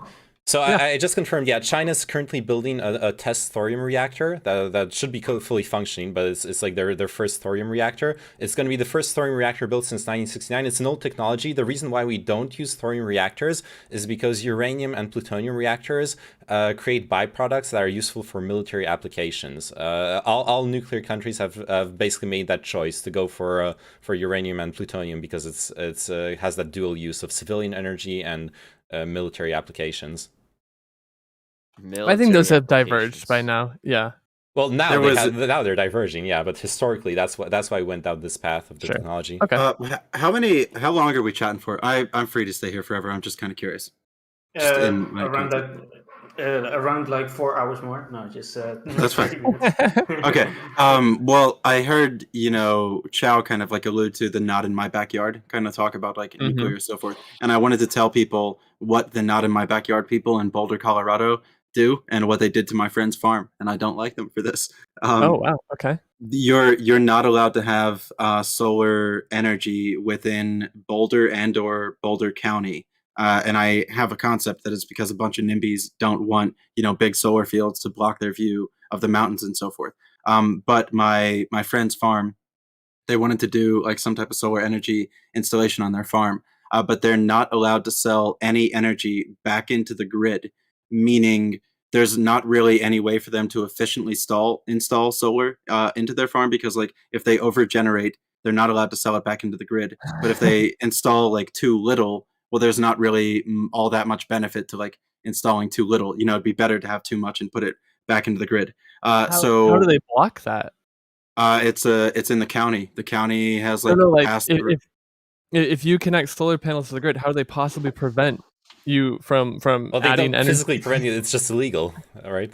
I don't know this. I didn't like dive deeply into it. However, if you look up Jack's solar farm, there's actually a really interesting technology called agrivoltaics. Agrivoltaics is the installation of solar panels above farms. They do this to provide a little bit of shade to the crops, because crops only need X amount of sunlight per day. Anything after that, they can't do any more photosynthesis. So you're preventing a little bit of evapotranspiration, and you're actually cooling the solar panels up above by having that biomass down below. So that makes them a little bit more efficient. And he had to lobby the county to have the ability to sell his excess solar back into the grid and go through all different types of approval processes. Now, however, it's the largest agrivoltaics research facility in the United States, and I got to go tour it once or twice, which was pretty cool. But yeah, so I just wanted to bring this up to say that there are even NIMBYs about wind, about solar, and so forth. And this is another wrinkle of the conversation that I just wanted to bring into like the awareness that like we're now like pushing that up the hill as well. Anybody wants to respond? Like, I know, name you haven't like your supreme leader take. You haven't given that yet, right? Like the policy. Oh yeah, I was still like going through the different externalities. Yeah, we stopped on nuclear, right? Thorium seems promising. We'll have to see like how the Chinese reactor goes. Hopefully like the diplomacy chills down a bit, and then there could be some technology sharing. But I'm serious, like thorium. That was actually something. Sorry, I'm gonna go on a short tangent. That was something super promising from the COP26. The U.S. and China coming out with a joint like PR release that they're gonna work together. Obviously, there's no specifics. They haven't signed anything. There's nothing concrete. But just the willing to say that out loud, I think means a lot as well for it's a big success as far as the COP26. And maybe that's one of the things that will come out of it. Maybe there'll be technology sharing on like Chinese nuclear experts sharing the specifics on how to build efficient thorium reactors in the rest of the world. That would be great. So yeah, like thorium is not a fantasy energy like fusion reactors, though they're having recent advances, but like they're having recent advances for the past 30 years. So we'll see how that goes. So something about the United States and China as well is that Biden and Xi, they had like some sort of a teleconference, and the language that they use, which is maybe kind of promising for anybody who's concerned about U.S.-China relations going forward, is that they wanted to maintain their relationship to be competitive, but not like escalate to conflict and things like that. Yeah, that's so then, like they recognize, like between the United States and China, they recognize that they're two powerful countries on opposite sides of the world, and they both have their influences in both soft and hard power. But when it comes to things like even international security and what we're talking about is climate change, then yeah, for the most part, they're going to set aside their differences and try to work together, because this is a global problem. Yeah. Well, okay. Anyway, I was building towards something.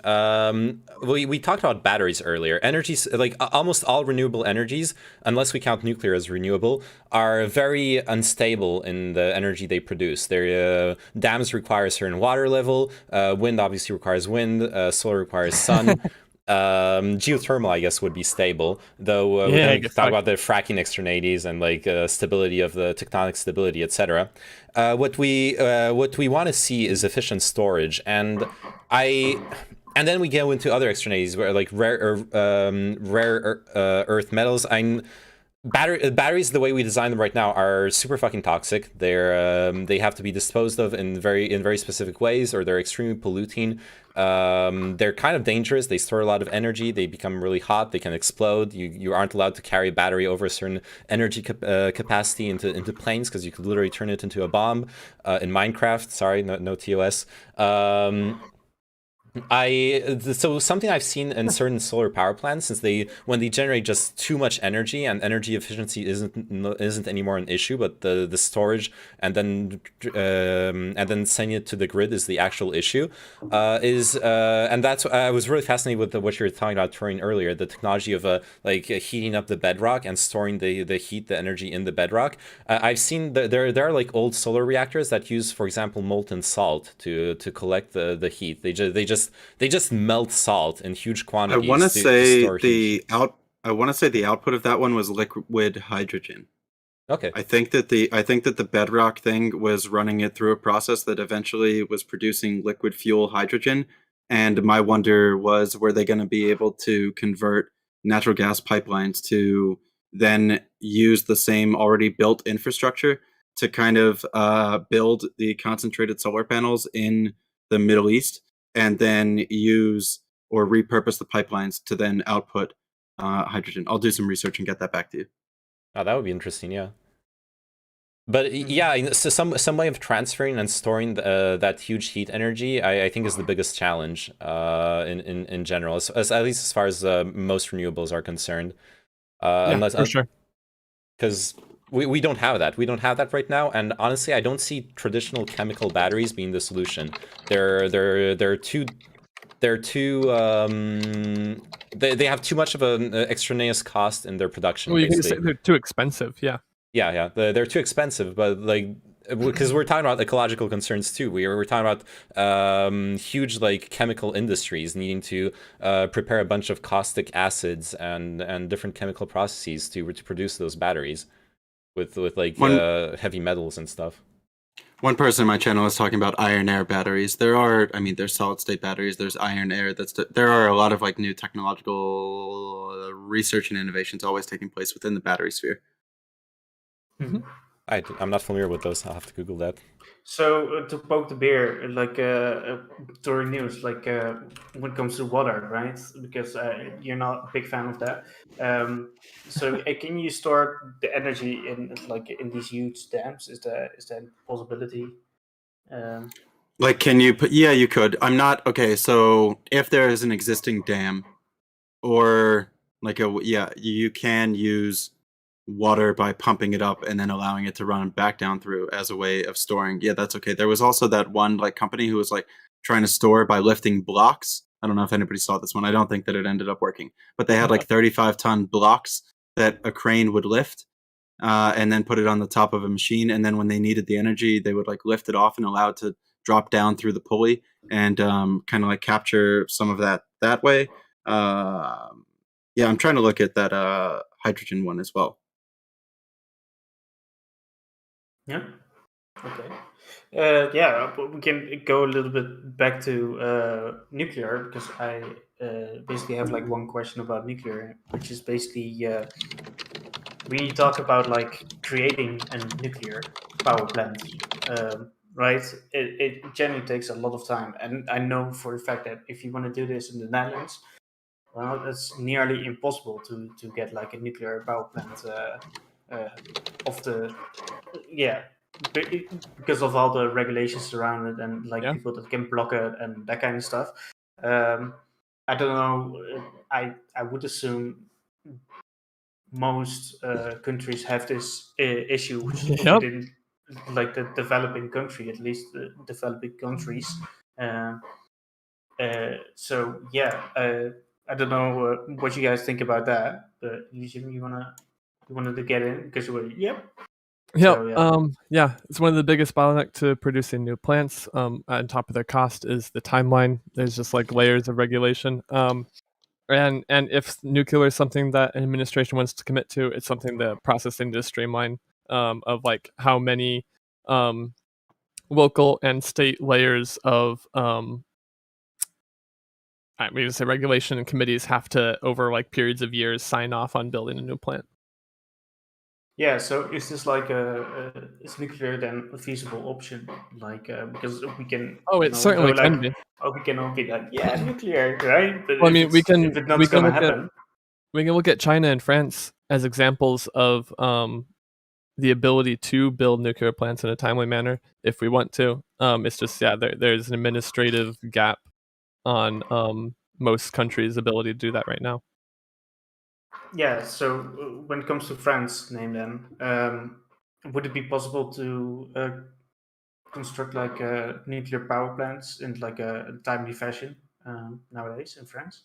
Normally, I would say yes. Historically, that's what France has been doing, regularly building new nuclear power plants and planning on phasing out old ones and like replacing them and once they reach their end of lifetime. Unfortunately, over the past 10 years, France has been stuck in the turmoil of building a new nuclear power plant. It's like it started off with a strong like the rise of like the Green Party in France, which was strongly anti-nuclear, created kind of a pause in the construction of new nuclear plants. So for a while, instead of keeping up with the construction of nuclear plants, having them keep up with consumption, France basically stopped constructing any nuclear plants.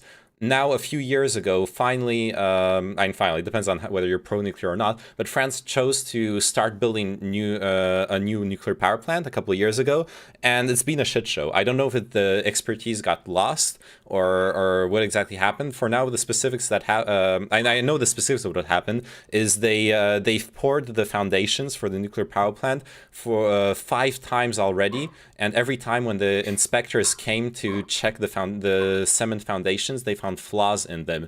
That meant they had to destroy everything and rebuild it from scratch.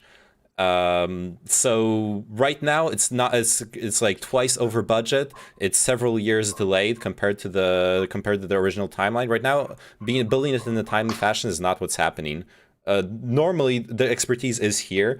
Historically, it has been. It should have been a pretty easy process, but it hasn't been. Mm-hmm.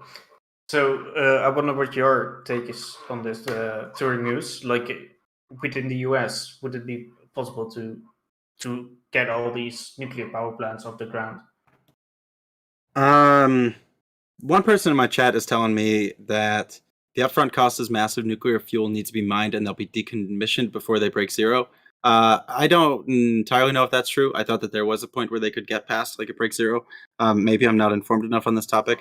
I often take the position that I guess I was taking the position that we kind of needed to use nuclear for a while as a bridge into a renewable future, but it takes like 7 to 10 years to build a nuclear facility. So what is that really going to do? And then it comes down to like, do we actually have to use natural gas as like a bridge or like as a peaker fuel station and so forth? So it's like, the point that I want to make about this whole topic is we've all played The Sims or Civilization or Age of Empires or some kind of video game that has a technology tree. All right. Our problem planet-wide is in 1977 and 1982, ExxonMobil discovered a new branch of the technology tree called verified provable carbon emissions leading to planetary damage, and they suppressed the out of that shit. So now we are 40 years behind our technology tree, trying to deal with cleaning up pollution as well, and we're also behind on the pollution cleanup tree too.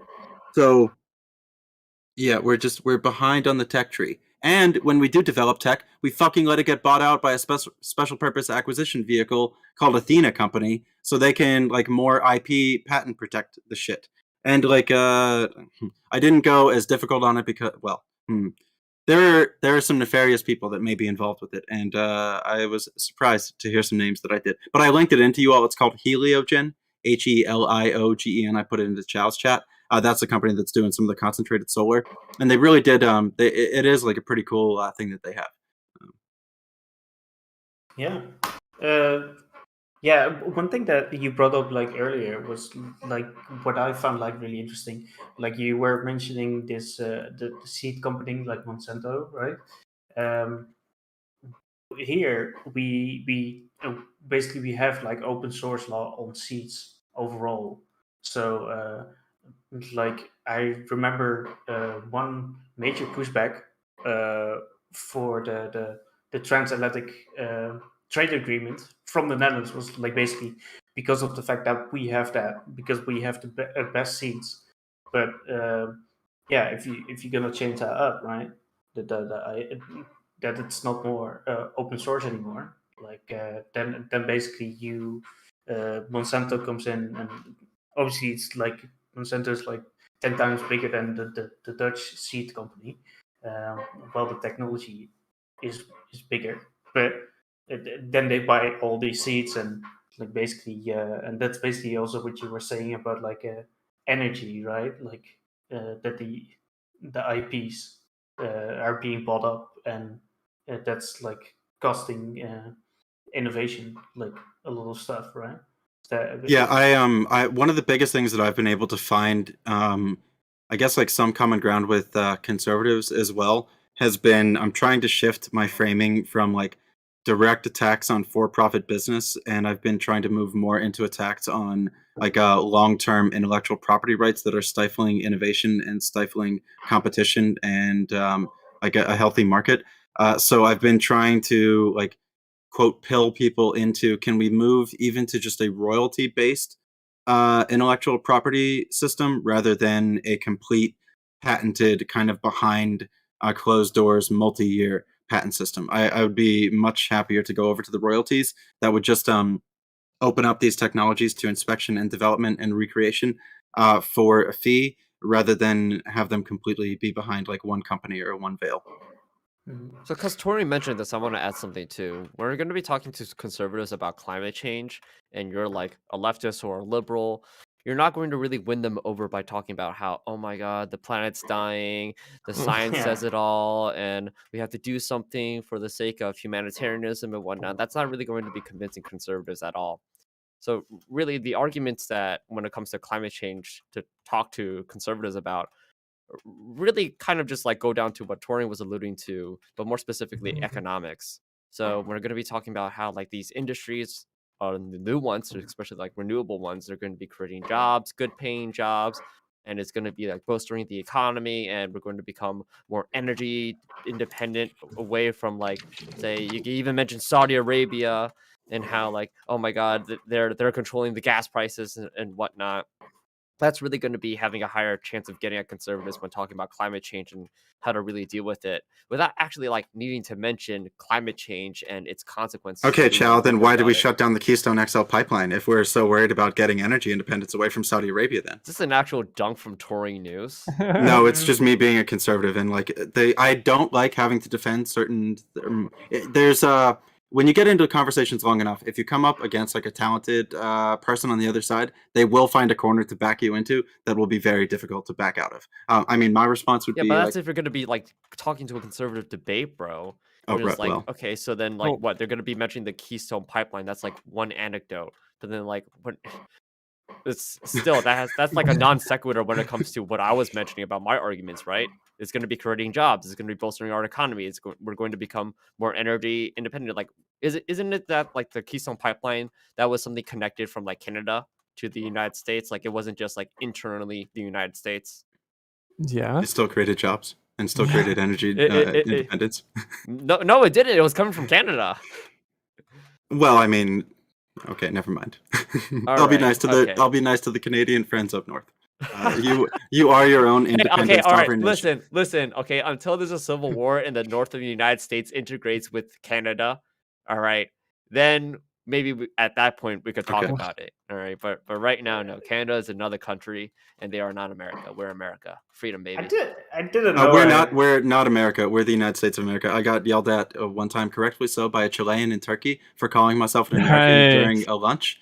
I am from the United States of America. I'm not an American because that like I'm not a representative for all of the Americas. Yeah, I got told off. This was like 2013, one of my first times like ever being out of the U.S. I learned quickly.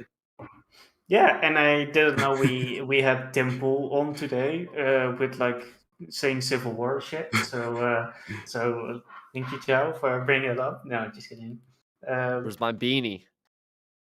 I have a Bernie one. When we talk about like this stuff, because when we started off, we had like some people that were like optimistic. We had people that were like doing the doomer pill meme, right?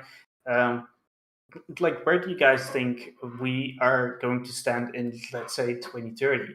Because that, like, obviously nobody can look into the future, but I want to know you guys like perspective. What's going to happen like in like 9 years? Like,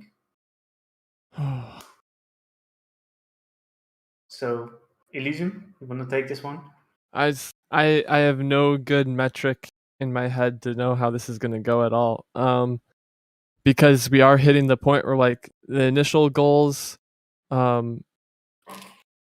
we get like we're hitting the big goals, like the big agreements, the 2030 ones are where countries are going to actually have to have transformed large elements of their energy infrastructure to hit these marks. And if that doesn't happen, I don't think there's we're not going to get close to these goals. So like this 10-year span is when like a lot of the changes have to start kicking in for our agreements to have a chance of being fulfilled. And it's just I don't know. I have no idea how to tell if these things are going to come to fruition or not. Like a lot of previous goals, some of them have been met, some of them haven't been, but they've been on the like building up to right now scale. And now we see if the renewables can scale up to take over and or not. Mm-hmm. Okay. What about you, Name? I have no idea. Sorry. What about you, Name? Yeah, it will definitely be a very key date to see like the progress that a lot of countries are doing. A lot of countries have plans that have been started years ago, and 2030 is like a milestone year. Have you hit this and this or that target? Things that I would like to see by then. I think one of the most important targets set during this COP was the methane target. Methane is a much stronger greenhouse gas than carbon dioxide. It will be very interesting to see if we actually manage to start reducing methane emissions by 2030. If we do, that is an extremely positive outcome. If we manage to crack down on that. Some other things that weren't really discussed in COP 26, like earlier I was dismissive of fusion, of nuclear fusion, but 2025 marks currently the goal construction date for the ITER, the European. It's in France, but it's like an international effort. The French fusion reactor experiment that supposedly will be able to be one of the first fusion reactor that has a positive energy output. And also, I recently learned that the MIT is working on one that also seems very promising, and should, if they finish it first, that one might be the first one to have a positive energy output. So if they actually have them working in 2025, they run experiments on them from 2025 to 2030. Fusion might actually be a reality post 2030. Hopefully, I don't know. But they seem more promising than the stuff we've seen until now, at least. But yeah, methane, I think. For carbon, I don't think I don't know if that we'll see that much. And once again, like China, 2030 is the date where they start reducing their emissions. So they definitely won't give a shit until then. And they're one of the biggest actors here. So. What about you, Chow? In 10 years, what happened? What didn't happen? In 10 years, well, within 10 years, we'll have 10 other COPs, right? We'll have COP 27, COP 28, COP 29. I have no idea what is going to be of discussion in those conferences, but I could rest assure you that, well, we're not just going to stop at COP 26 and this is the end all be all until 2030, 2050. These meetings that happen every single year, there's new stuff to talk about. There's new breakthroughs, there's new technologies, there's new ideas, there's new commitments. And to actually just answer your question, I wouldn't answer it by saying I'm doomer or I'm optimistic, but I'm also really interested into seeing what happens at these conferences, what happens with emerging technologies, how does that work in the dynamics with the world, considering that yes, the world is complicated, as what Turing said. We're going to be like fighting against human psychology of whether or not we want to really discount the present in order to have some survivability chance for the future. And this is what I'm more so curious in, or like the policies and the effects and its consequences. That being said, that's incredibly privileged considering that if climate change does, which I already believe is going to hit the fan, I think we've kind of already passed a point of no return at some point, and like right now we're just trying to mitigate it as much as possible. I'm in a position in which those effects are not really going to be consequential to me in my life. I'm not a farmer. I don't live near the equator. I live pretty far north in like Four Seasons kind of an area. Like the worst thing that is probably going to make me do is like I have to move more inland because of rising sea levels. But then like yeah, I am in a really safe position to talking about climate change from this perspective. And I think that's why I'm able to say, yeah, I don't feel like being doomer or being optimistic is something that's like really important to me. Okay. Turing, is she okay? Yeah, the change in my lighting is indicative of what my answer is going to be. It's uh-oh. Yeah, Go no, ahead. I can turn my light back on, but I made the point kind of that I wanted to. No, I'm more look at loss of biodiversity. I look at ecosystem damage in oceans. I look at coral reefs. I look at albedo effects. I'm more concerned in all of these tipping points. Like technology is not going to bring insects back until it does. I mean, like go home, people that are saying, "Oh, but we're bringing the amber insects back." Okay, cool. But in general, we're having like big problems on these kind of fronts. So I kind of equated to there's multiple levels of Dante's hell. Yeah, I think that we'll be in one of them. I think there'll be further depths to go. But there are currency problems, there are payment problems, there are psychological problems, there are consumption problems. I'm not going to quit fighting. You know, I'm on the post-doomer bloom wave side where I'm getting involved in agriculture or in some kind of like community building. But do I think the United States is going to help Sri Lanka? No, we just let them shut off their oil facility. You know, do I think that we're going to help out Afghanistan? No. No, I'm usually on the darker side. I think that if anybody watched yeah, I'll stop it there. Yeah, so I have one person in chat, like basically this person saying like when we talk about like climate change, right? People always bring up like migrants, right? That people are going to or climate refugees. What do you guys think about like climate refugees? Is this like really going to happen in the extent that people are claiming it to be, or is this no, they're not. It's already been happening. Well, and they're not even stating the numbers high enough either. Yeah, whoever is talking about it in the mainstream press and narratives, whatever numbers they're giving you, they're not high enough numbers for the amount of people that are being dislocated and are going to continue to be dislocated. So then something that I mentioned before in my last statement was that I don't work in agriculture, and there's some significance to that because it just so happens that the developing world are mostly agrarian economies. And most people there, well, because they're mostly agrarian economies, just goes to say that most of their population are working in agriculture. And when you have climate change, when you have effects that are affecting monsoon seasons, when it's affecting rainy seasons, when deforestation is increasing, desertification is also increasing, where like you keep on hearing that the Sahara Desert is growing more and more because of climate change, et cetera, et cetera. This is going to be affecting those developing countries, those economies, and that's just going to create migrants, whether this be internal or external. So, as an example, a lot of people really don't think about this, but up to the Syrian war, there was a drought. And because of this drought, a lot of the agricultural workers, well, they couldn't work in agriculture anymore. They then moved into the city. And that's where a lot of the unrest started to happen because, well, when you're in the city and there's not a lot of jobs left, you're really going to be like starting to look at the government. So there is like a climate change cause to the Syrian civil war. And then in tying this back into migrants, well, what would happen during that civil war is that you would have a bunch of people from Syria as well as from northern Africa, because we're talking about the Arab Spring, would then try to move to Europe, or they will go to Turkey.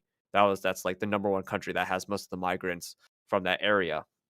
Yeah, it's already happening.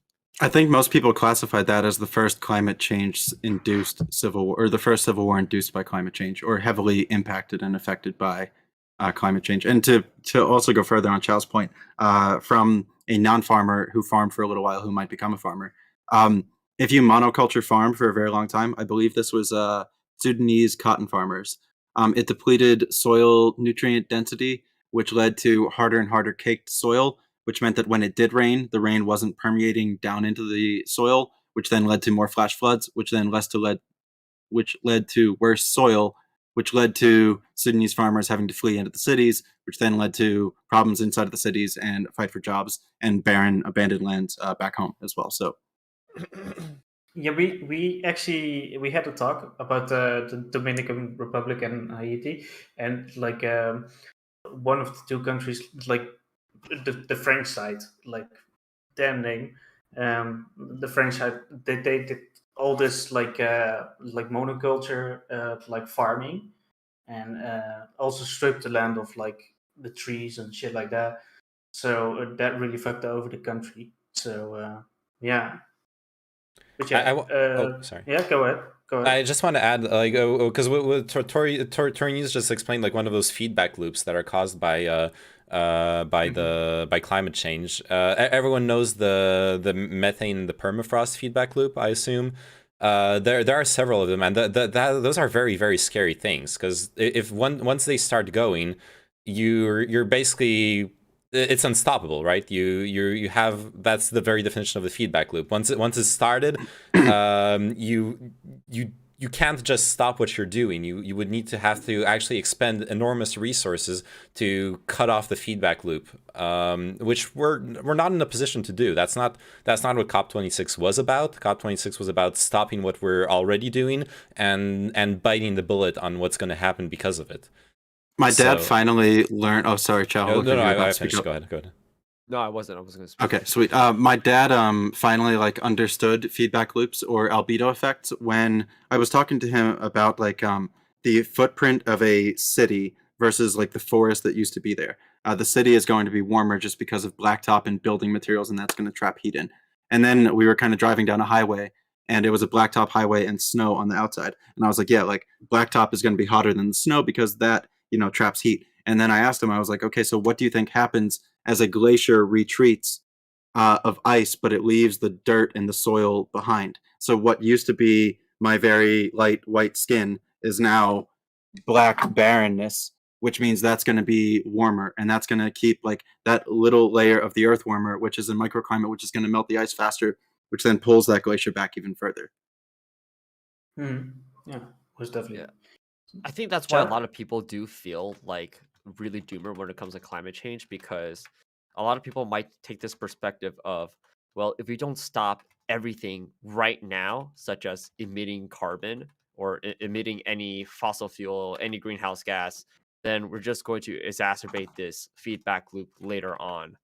And so then like this idea of doing any sort of progress, any sort of reduction is not enough. And well, then this kind of explains why people feel so bad and negative, and well, people who like are a little bit optimistic about any sort of change, any sort of progress, is then demonized and whatnot, which kind of sucks. Yeah, it's a difficult thread to weave. So we talked about a lot. Chow, since you brought up this topic, is there anything in specific that you want to talk about from the COP26, or anything else that you want to bring up? Oh, yeah. So I just wanted to clarify on some things that I was talking about before. So the pledge from 2009 about like developed countries giving money to developing countries is we wanted to reach 100 billion a year by 2020. And and then that it is still 100 billion every year, but that's the pledge. Just we had to get up to it by 2020. We didn't reach it, as what Naaman says, and there are most of the allocations goes to mitigations instead of what was it, like adaptability adaptive or whatnot. adaptation, yeah. Yeah, adaptation. That's the terminology. What Naaman was saying before. Another thing about the credit system, it's still the CO2 credit system that they're talking about. I'm not sure how like in detail it is. Like, does it go beyond CO2? I have no idea. In like regards to talk about carbon markets, yeah. But this was something that was discussed in Paris in 2016. This was Article 6. This was something that was not passed then because there's a lot of contention over terminology, regulation, laws, rules, etc., etc. It seems like there was some progress made in this COP regarding that, but I have yet to find like some sort of a headline or any news article that says like, yeah, they got it down, it's established, and we're using it to our benefit and whatnot. But yeah, there is a system at place, and like it's a salient issue. Okay. Yeah, that was more of a comment than actually like unless anybody wants to respond to that. But no. So sounds yeah. Does anybody else have something that they wanted to add that we didn't touch on? No. Okay, then we are good. So that being said, like Tori News, thank you for coming on. So we are going to wrap it up in like 5 to 10 minutes. But before we do that, since I do this with these three people, Name, Elysium, and J Chow Live, every week we pick a topic every week to talk about. And so I wanna know you guys. Like, sorry, Touring News, you're not included since you probably won't be on next week. So you cannot pick the topic. But that being Touring's said, not like, even a lib, and he's on lib praxis. What happened? yeah, I mean, for climate change, I think it's pretty cool to have Touring News on. And like honestly, like Yeah, I Touring think so News, I love the agriculture talk, and I love like the actually getting into the nitty gritty, like actual things that are happening within the world, instead of like talking these like only these big things. Yeah, I actually don't care. By the way, You don't care? It's just a meme. Okay, not so that like people who come on are leftist, or like are not liberal. They don't call themselves liberal, but they're on a show called Lib some don't. Praxis. Like, I think that's just funny. But I'm not being Okay. serious. I don't care. It's your show. It's just a meme. Okay, so yeah. That being said, have you guys have any topics for next week? If that's going to be it, I may dip out. I have a video that I need to get watching and researching on. Yeah. Okay. So yeah, and thank you, Tornius, for being on. I really appreciate it, and see you later. And, Yeah, thanks for having me, everybody. okay. Yeah, it was good talking to you again. Yeah, thank you. So, do you guys have any topics for next week? I suggested this one. Yeah. Elysium. I don't know. Look, Name. Just kick this guy out. No contribution. What's this shit, man? Do I need to bring up a topic again? Is this like basically like name is just I know, right? What? Guys, pick What? yourself up by your own bootstraps. No, you guys. The thing that we can talk about, if you guys find that interesting, is like the thing that's going on in Belarus. Oh my god. Okay. Belarus and Ukraine? No, Belarus. Belarus and Poland, or just Belarus? Yeah, Poland. Well, we can have talk about like the internal politics of like Belarus, but also like the current way of like, what would you call it, like refugee warfare by done by Belarus. So we could chat about that, but I don't know if that is appealing to you Americans, right?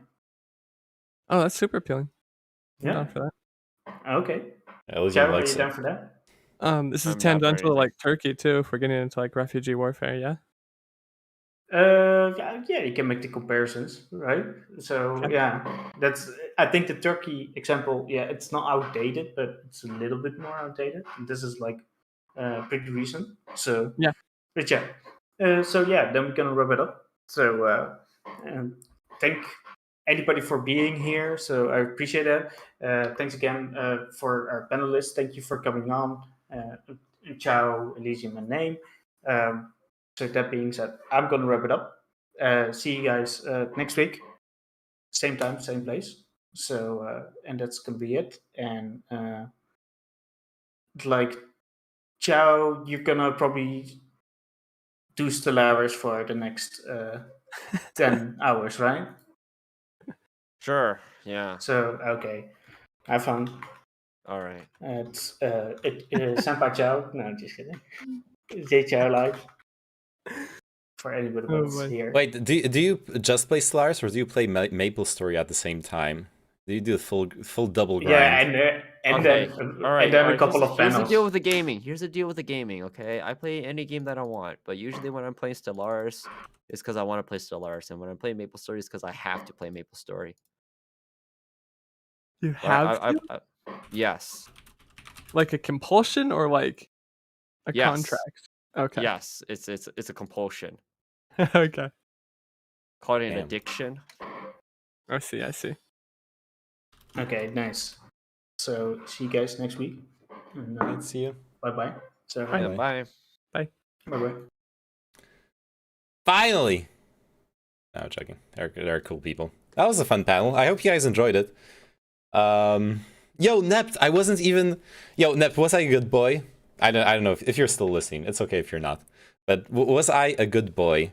Did I refrain from being... Did I refrain from being... I wasn't listening, sorry. Okay, no worries. I'm just a praise whore, okay? I wanted to... I want you to tell me that I successfully refrained from being... I don't remember the term you used earlier. When you said that I was being like too... that I was being like biased. Well, not biased. I don't remember what term you said, but yeah. You get my mean. It doesn't matter. All right, CloudBot. Turn it off. Turn it on again. And let's test if it works now.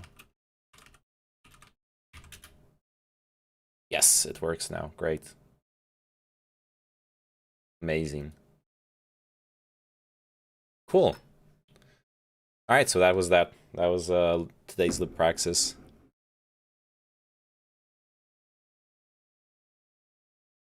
Restored my chatbot.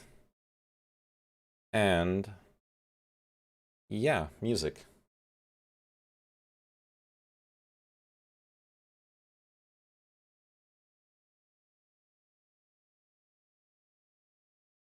Close this, play this.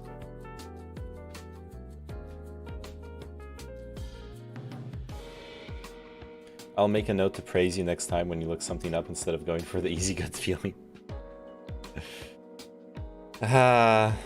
We only live by gut feelings. We are creatures of opinion, not fact. But yes. Praise me, Daddy. Praise me harder.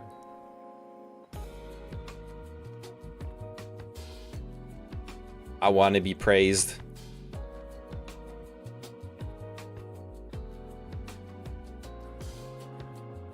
Alright. So, my plan originally was to play some Age of Empires 4 at this point. Moon to Pog-U. What a great contribution.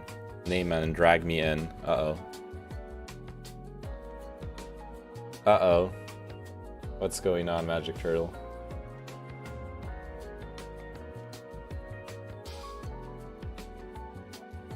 Hello. Hello. Hello. Hold on one second. Can't hear you. Yep, I can hear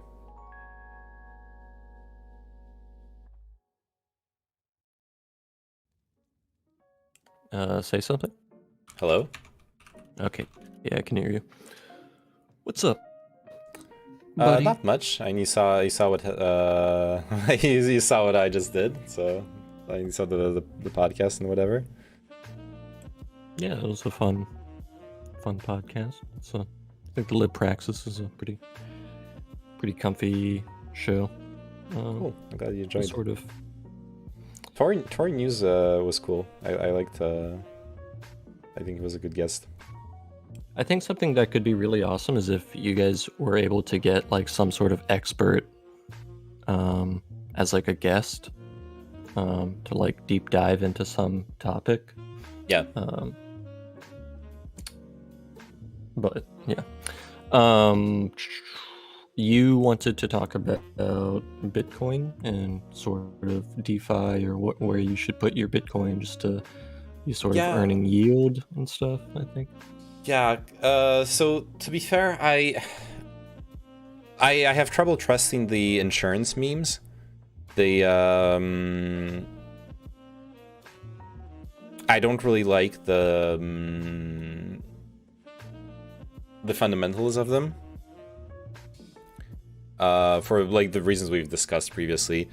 But I do think that the loan stuff is interesting with smart contracts. I basically want to ask you where do I start looking if I'm interested in like putting up my my Bitcoin to finance loans, for example. So like the sort of OG granddaddy platform I would recommend to anybody like trying to first look into this stuff. Well, so you're talking about taking out a loan? Well, offering up my Bitcoin for loans. Rather. Yeah, so there's a platform called Compound, which is very professional.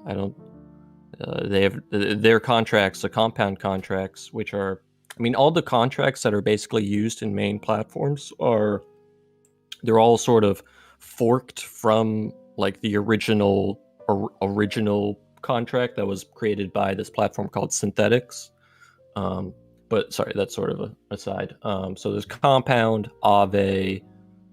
Those are the two in terms of lending that have the most sort of institutional adoption, just because the teams are super professional and very sort of adapted to interface with like actual businesses. Like both Aave and Compound have institutional sides to their products that basically will plug into the permissionless DeFi, but in order to actually use the institutional side, you have to be like a company that is registered and KYC'd, and basically the organizations that run sort of the business DAO framework for Aave or Compound also have like business backing and will like promise certain rates on the institutional side, and will supplement based on sort of stuff like that. But okay, I'll look at them. Yeah. But also, like in terms of just like Yearn is another.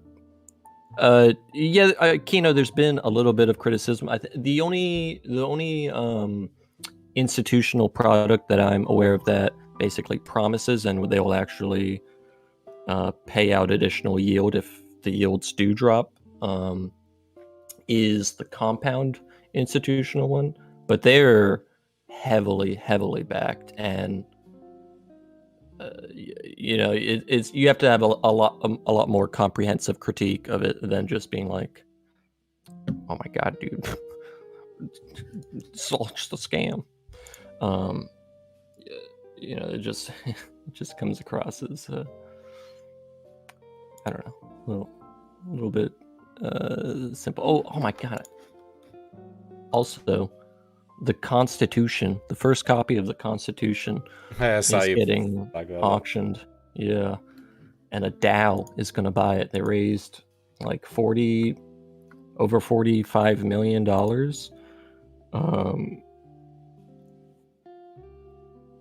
don't know. It's going to be interesting. Okay.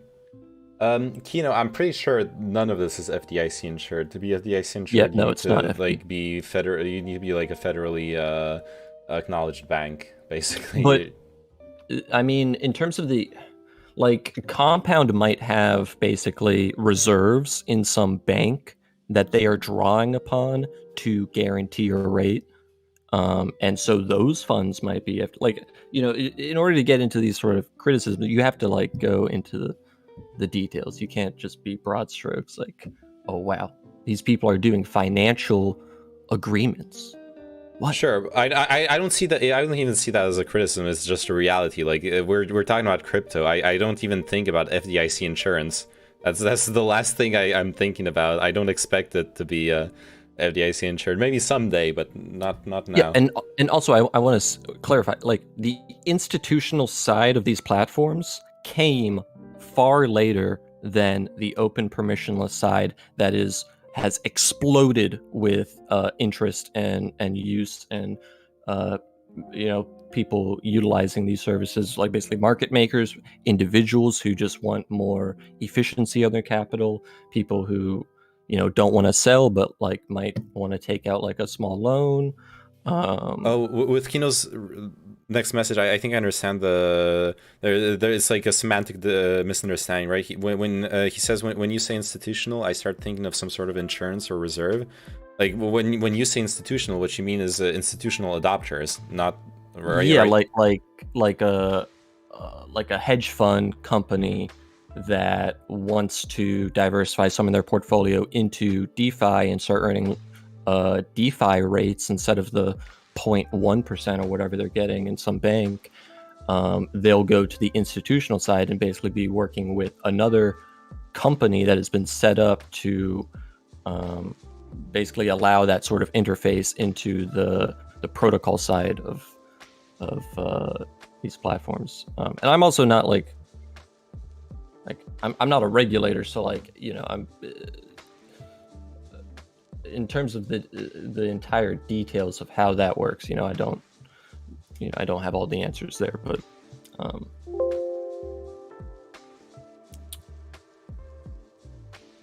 yeah, you it's not a, I don't think that is sort of a, I don't know, I feel like institutions is sort of had like a spooky connotation. Yeah, I know you just have like different definitions, but I'm used to the definition that you just used. The like institutional actors is something you often see, especially in the crypto world, right? To like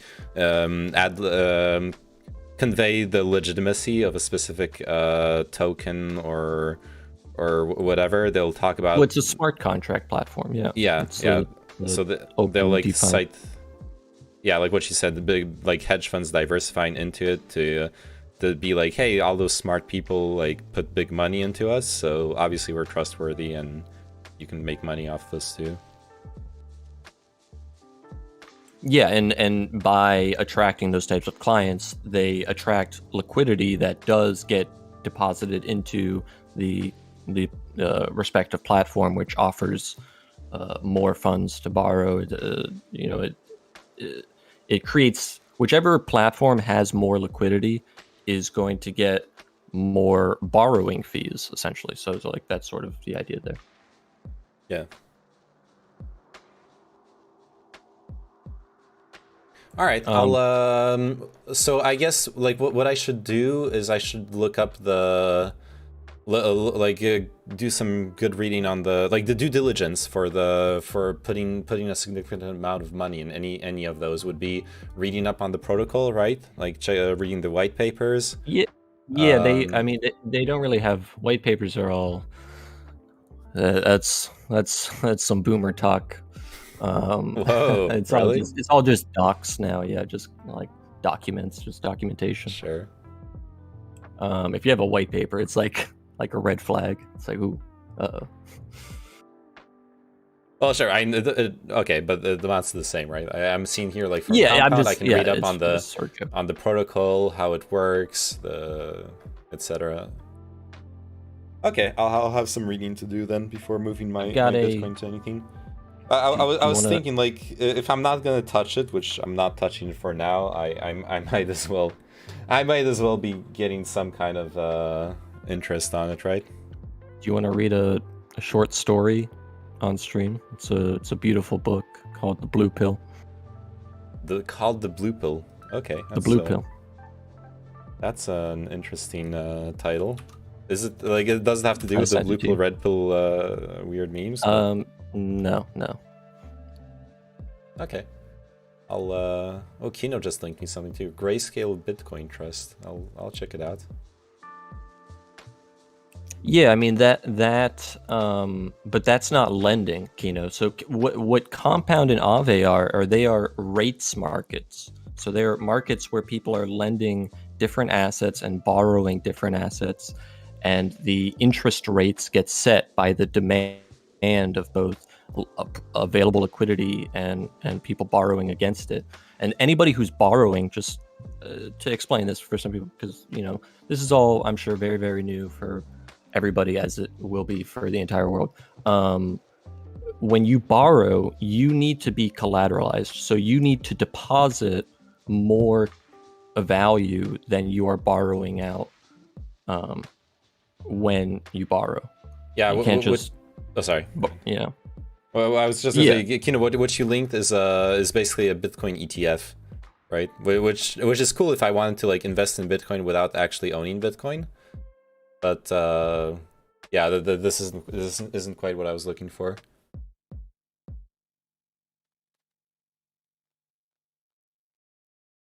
They would like buy my Bitcoin to collateralize their like ETF. Yeah, I mean, that's really more for very large whales, because there's will be basically arbitrage between minting a Grayscale Bitcoin Trust share and the price of Bitcoin. So you'll be able to arbitrage either out of the trust or into the trust by selling them Bitcoin. But that's there's a 6-month delay on when you do that. So it's really for very large people to do that. Well, this from what I see, Grayscale is an actual. They sell actual shares. They aren't even minting anything. They're just on the stock market. Well, no, you can take Bitcoin and mint a share, with the Bitcoin to the backing that their stock is, and there's an arbitrage difference there because the people who can purchase the Grayscale Bitcoin Trust can't they can't purchase in other markets. That's why they're buying the Grayscale Bitcoin Trust, is because they can only buy it on the institutional markets, and that's why there's usually a premium on the Bitcoin price on the Grayscale Bitcoin Trust side. Oh, they're getting their ETF annual fee of 2%. I see here. Mm-hmm. Yeah. So from what I see, they're just functioning like a classic ETF. Yeah. It's not the same as owning Bitcoin. I mean, price wise, it's pretty similar, but it's very different sort of property. Yeah. In fact, it's the opposite of what I want to do. You would be paying a 2% annual fee, and what I want to get the percentage on my Bitcoin. Yeah, rather than paying Grayscale percentage. Bitcoin Trust is for literal 100 millionaires, billionaires, those people. It's interesting, though. It makes sense that this would exist.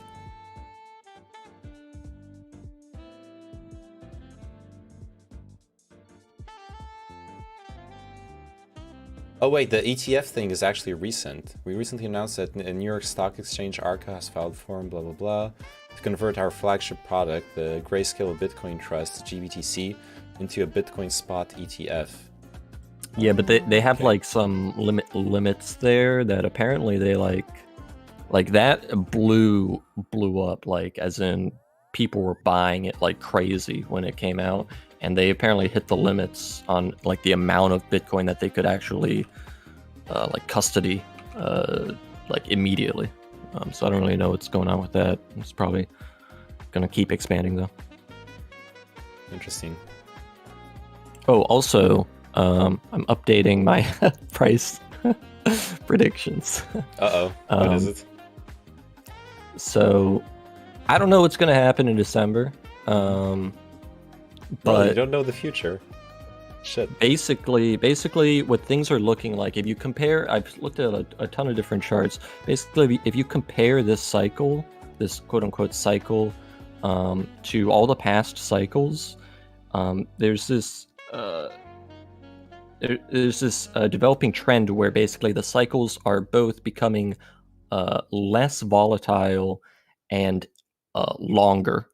And so this cycle is been the longest and the least volatile bull market since going back to, I think it was looking at January 2020.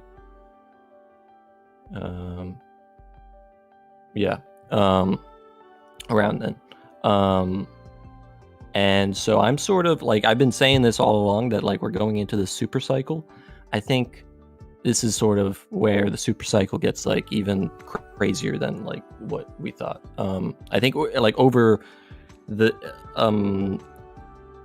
like if you look at the I don't have the charts on me, so I can't like link it, but basically the date prediction, if the lengthening and less volatility trend continued, the blow off top this time would be August 2023, which is that's way later. crazy. Yeah, than what a lot of people aren't.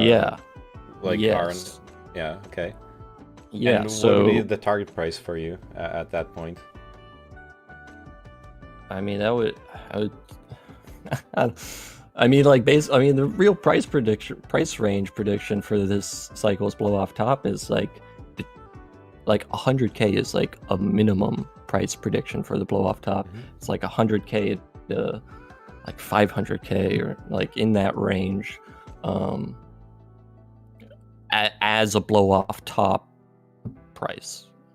Just to clarify, but yeah, I also sort of, my conviction on the macro environment has been turbulent over the past couple months, but prior to that, and sort of like for a couple years, like our macro environment is just ridiculously bullish, and I'm sort of the conviction that we're going to have like another roaring 20s type environment, just due to central bank printing, and like they can't stop. Like there's a lot of like psyops around. Oh, you mean so you mean like the huge, like the inflation coming on that like everyone's talking about now, but we saw it coming like a year ago. Part of it is inflation, but part of it is literal just economic stimulus. And obviously, like at the end of this, if we hit 29, 30, or like just as an analogy to the Roaring '20s from the 1920s, when it does come falling down, I don't know. I mean, technology has to basically bail us out. But the central banks are going to keep printing, because if they stopped, it immediately creates a recession. Yeah, it's something that interests me with the economic theory of the whole stimulus. It really is that we're like hoping that the underlying economic growth of every single country that's putting out those huge stimulus checks, whether it was in 2008 and now against COVID, enormous amounts of money being pushed into the economy, and it works, right? It's like on an individual scale, the lives of people are literally saved by that. They don't lose their jobs. It does work. But that's why we're doing it. However, the reason we have to do it is because we've already created such a large deficit through misspent funds, misallocated resources, that now we're forced to continue to do it. it's basically just like a bleeding out situation where we can, stop a whole gush of blood coming out, but we're still doing damage to the sovereign dollar. I agree with your assessment, but I think to see it from on a more positive note, I think the hope is that the economic growth that will continue on uninterrupted thanks to the stimulus will more than pay back for the incurred debt, for the incurred cost of the stimulus. That's the hope, right? Okay, so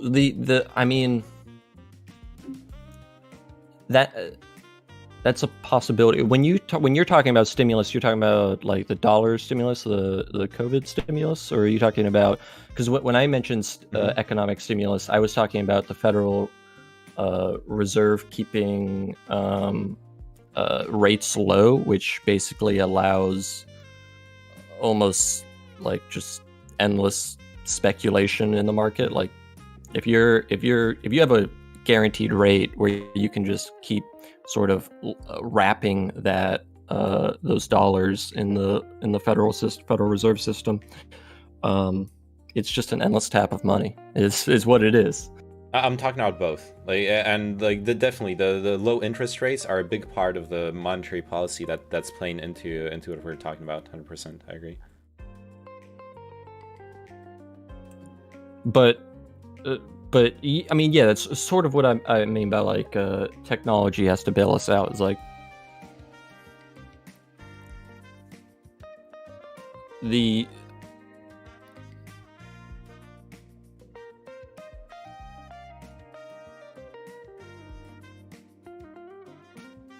I don't know. I'm like very upset with the Federal Reserve and the dollar system the more I read into it. But that being said, I'm still very, very macro bullish, like over the next 10 years, 8 years or so. So what do you mean by specifically by macro bullish? So you think the low interest rates, the what you're calling the like roaring 20s ambience, etc., is going to continue for like 8-10 years and then it's going to crash? Is that roughly what you're saying? Well, speculating. I understand that you're not like claiming to know the future, but like yeah, that's I'm endlessly searching for a good way to move from the Federal Reserve System we have right now, where we artificially control interest rates and we set it low, and we keep forcing it low because we're forced to. I don't know how you move from that system to a banking system that has more market integrity without it sort of blowing up. I just on another topic, if you don't mind me cutting you off. Yeah. You heard earlier when Tory News was talking about the Sri Lankan monetary chaos happening right now, right? The devaluation of their money and the trade deficit issues. Yeah, do you see any is that something you think about when you're thinking about the monetary systems, something that would also work on an international scale with trade deficits and all sorts of weird stuff happening, like people, or when we were looking at Venezuela, like people literally smuggling cash out of the country, etc. Maybe you can help me understand some of these things. I don't understand why. So like, why can't? Has there been any serious effort to like subsidize countries to like one, like maybe it would be the U.S. or maybe it would be China. I don't know. Maybe China's already doing it sort of with their Belt and Road Initiative and their expansion into Africa. But like, why can't the U.S. like subsidize Venezuela, pay like a 10% premium for their oils, and then sell that off to I'm trying to. I think it's ideological at this point, right? It's a socialist government. Like it's an actually socialist government. Like we're not talking sock them. We're not. It's actually socialist. It would be hugely unpopular in the U.S. to go into like a deep subsidy or a deep deal with them, right? I suppose I don't like. There's these like strange topics where like Americans and like American political sphere will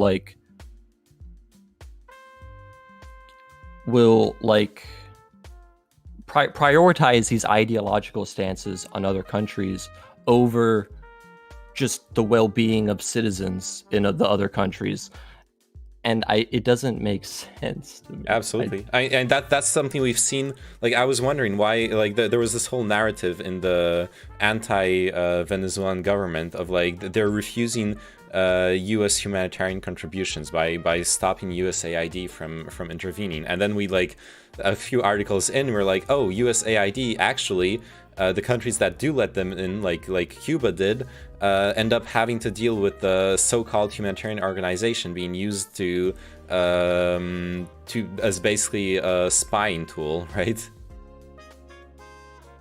Or like they were like fomenting dissent and trying to build up networks of anti-government sympathizers. As like you're not a humanitarian organization. You're actually a political arm of the U.S.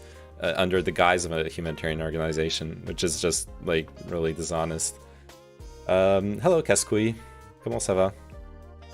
Have you ever read anything by Buckminster Fuller? I know him as the physicist, the chemist. He made fullerene, right? He was an architect, engineer, geometrician, cartographer. Was he? I don't know. Yeah, it's the guy who he designed. He designed this molecule. That's how I know him. Was it fullerene? Oh no, it was. Well, I mean, it says on the back of the book here. It says apparently it was after he died, chemists discovered a carbon molecule that had a similar structure to that of a geodesic dome. Oh, that's and so they named it after him. Okay, yeah. So it wasn't him who discovered it, but he designed geodesic domes, so got named. Yeah, I understand. Yeah, I just started reading this book, Grunch of Giants, Grunch. And it stands for, what is the, I'm gonna get the words wrong. God damn it. Hold on.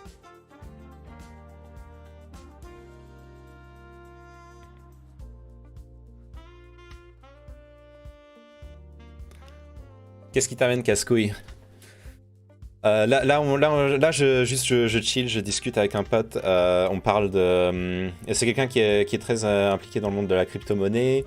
Je voulais lui demander quelques conseils d'investissement vu que j'ai un peu de Bitcoin. Et là, la discussion elle a dévié. Donc là, on parlait de Buckminster Fuller, de politique monétaire en général, de ce qui se passe en ce moment avec l'inflation, les taux d'intérêt bas dans la plupart des pays développés. Clairement pour stimuler l'économie face au Covid, etc. Donc voilà, on aborde un peu tous ces sujets-là, pas de manière très structurée, c'est un peu par-ci par-là. I was just telling him what we're talking about. I'm trying to remember to do that when someone like new shows up in the Twitch chat or whatever, to like, hey, this is what we're talking about, this is what we're doing, so they don't feel too lost, you know what I mean? Yeah, that's really good. But I mean, it stands for Gross Universal Cash Heist. Oh, so this is something Buckminster Fuller designed? Yeah. Gross Universal Cash what? Heist? Heist, yeah. Grunch of Giants, Gross Universal Cash Heist.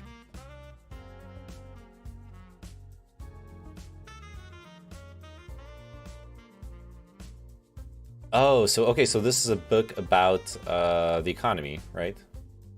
Yeah. Basically coming out of World War II, how the economy evolved from there. Okay. This book is a modern allegory, his long gestated myth of the villainy of capitalism and the fecklessness of classic economics. For Fuller, the academic discipline of economics is irrelevant since it derives from an invalid assumption of scarcity. In fact, he has long argued that future historians of our era may subsume our business practices as a branch of mythology.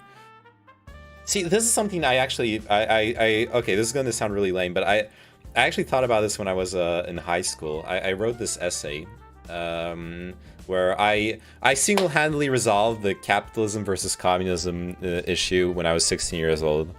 No cap. I know, it's really simple to me. I haven't seen anything to change my mind on it since then.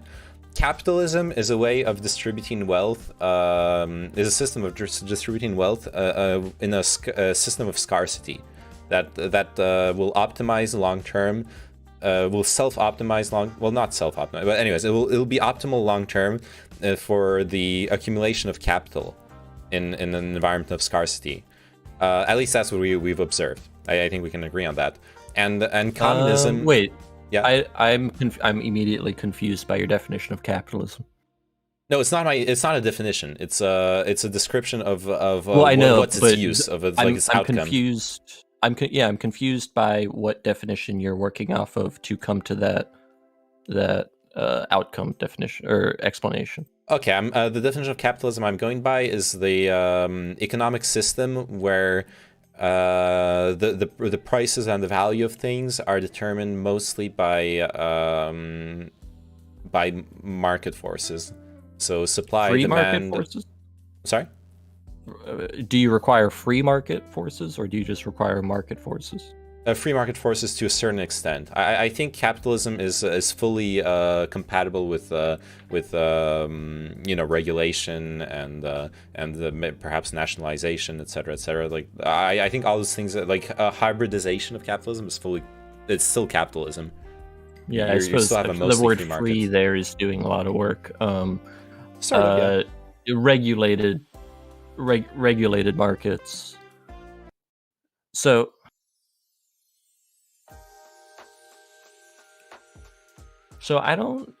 you say that capitalism results in accumulation of capital. Yes.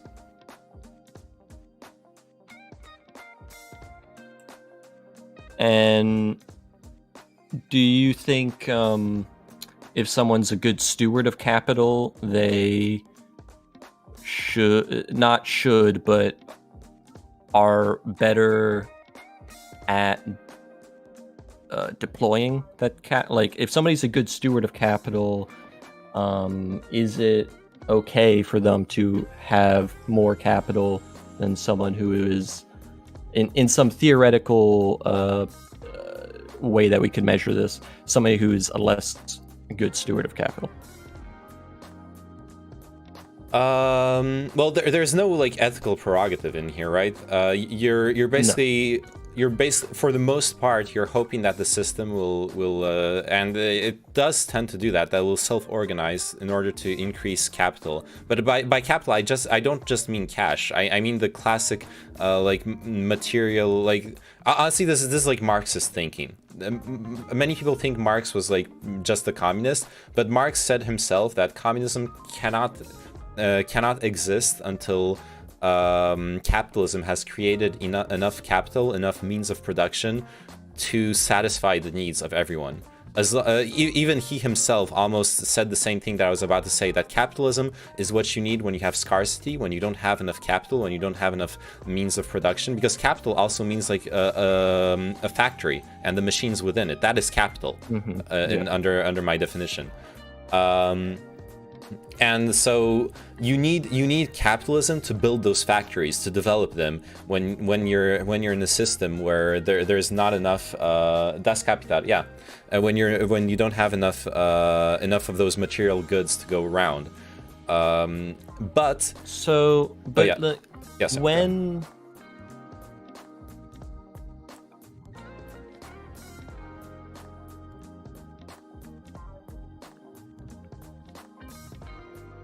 well, I guess this is when I guess that's why they have to seize the means of production, because who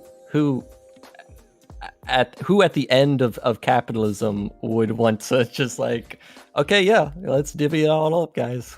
Well, that's the inherent problem of capitalism, is that if you actually arrive at an industry that is no longer an industry of scarcity, if an industry actually creates enough for everyone, you break the market, right?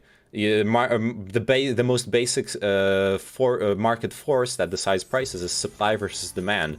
If supply is infinite, or, well, not infinite, but, you know, if it's bigger than demand, then whatever asset you're trading becomes worthless. So you create a counter incentive suddenly where every company is incentivized to develop capital, to develop production as much as it can, right up to the point where supply might pass over demand. And then you have a problem. Either you create more demand, which is what a lot of companies do in our modern society. That's what we call the society of consumption.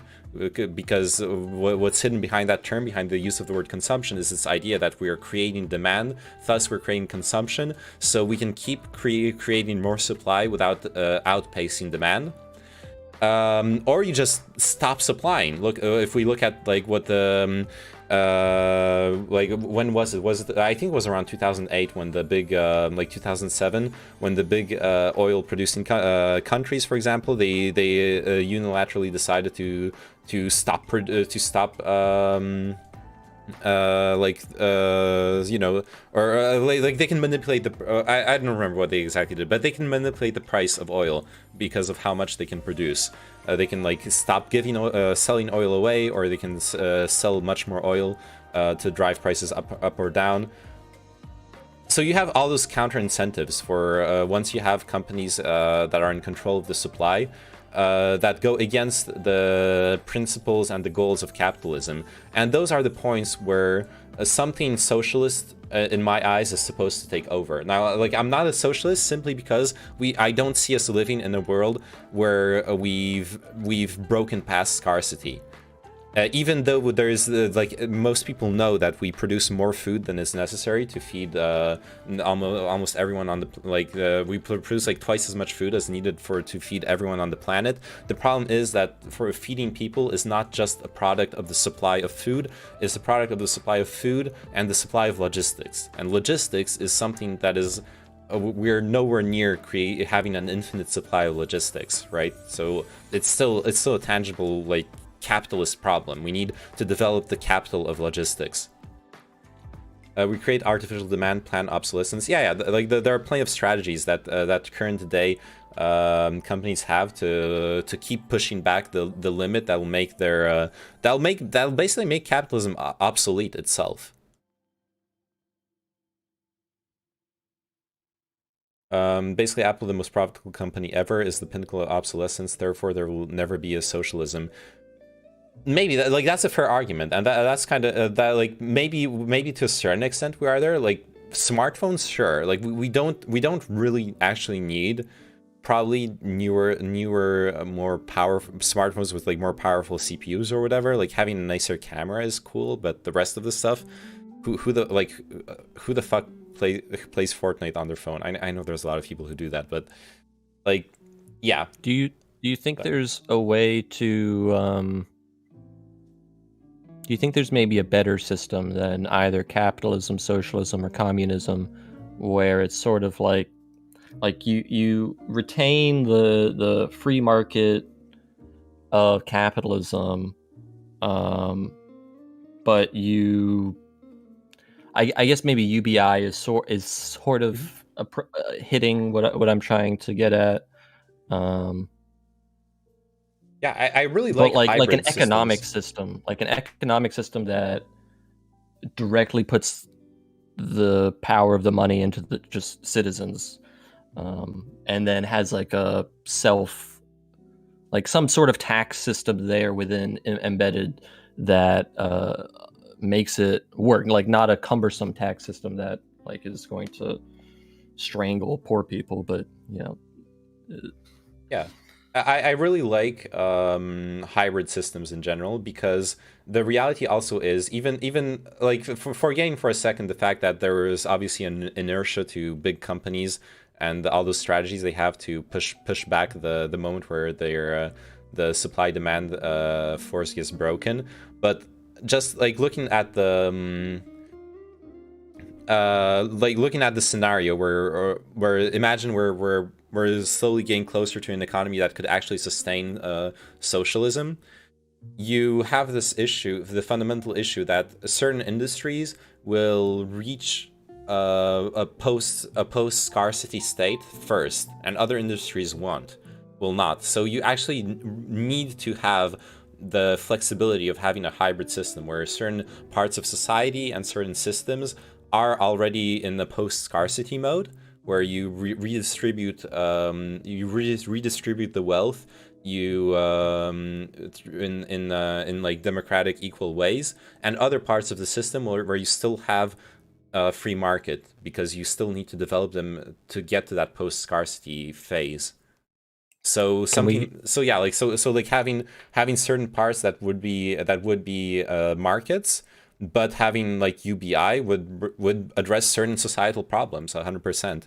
I want to get to the place in the world where 50% of the population are all creators and everybody's just consuming content, each other's content, and just making shit. Everyone's going to be a Twitch streamer.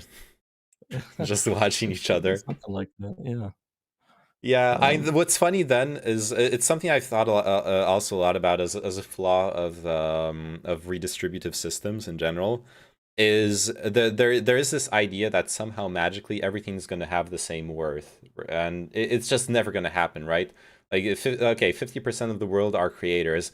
There's going to be some of them that are going to be better, that are going to be acknowledged by the world, by society as a whole, that are going to accumulate power and recognition. Well, I mean, yes, but I think there's like a livable amount of money that we should be able to deliver to people based upon the abundance of resources that we have currently right now. Like, I honestly agree. Like, if we actually wanted to, probably if we wanted to make a clean slate right now on like society and the economy, and we like with absolute power, we could probably come to a point where we designed a much more fair system. There is enough capital in the current systems, especially in developed countries, to go really, really far with that. The only problem is that that's not the world we live in, right? Most developed countries like see repossession of expropriation of goods as like an international crime. Like we were talking about Venezuela for a second. When Venezuela is like repossessing private property for redistribution, that's something that like the rest of the world is gonna put sanctions on them. They're no longer gonna get foreign investments, because foreign private interests are gonna be like, well, I invested to build a factory, but the next day the army could like repossess the factory, so why should I put my money in there? Well,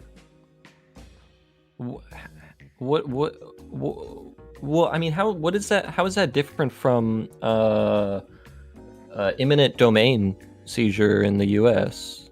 Because eminent domain seizure in the U.S. is not actually used on any sort of scale that's close to what we're talking about for a socialist or communist organization. I mean, eminent domain was used for the highway system. It's massively used.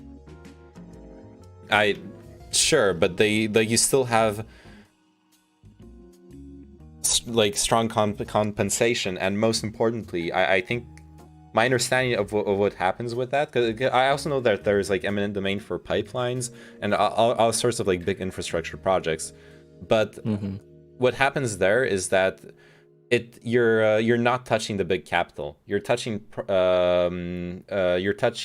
on the property like for the most part of individuals, and even if it's hundreds or thousands of individuals, unless they actually band together and pool together the small power they have in society, they have nothing compared to a transnational corporation being like, what the fuck, my factory got seized, and lobbying politicians, and like a big corporation can stir up way more shit if the government starts like fucking with them. My understanding of it was that eminent domain, you basically get paid out at, I mean, whether it's actually fair or not, you know, we can talk about it, but like quote unquote market price for your property or your land.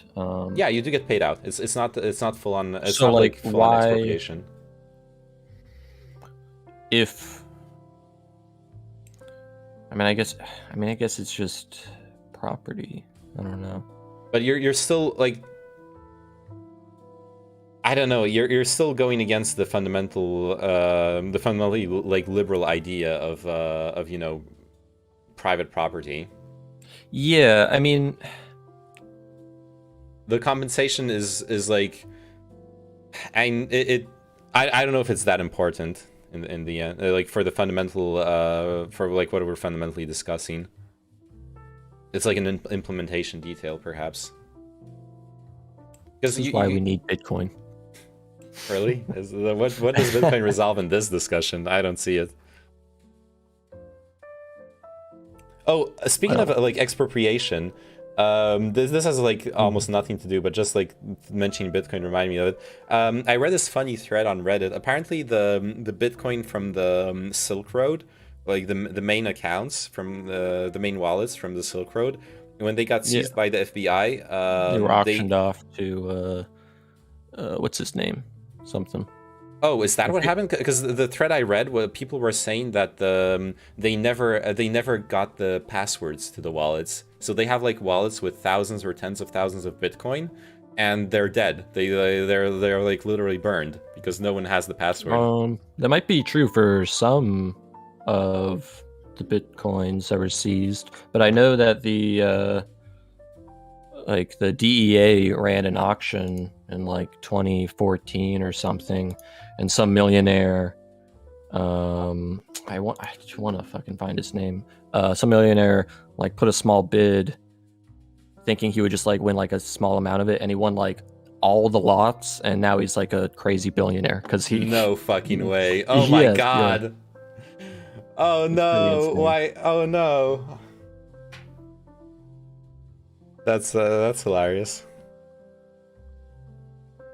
Also, the Constitution is getting auctioned off right now to a DAO that is purchasing it. I'm part of the DAO. I donated. Oh, you're part of it. You're gonna own part of the first. You like copy. contributed money, and then you get some tokens that represent sort of the share of the capital.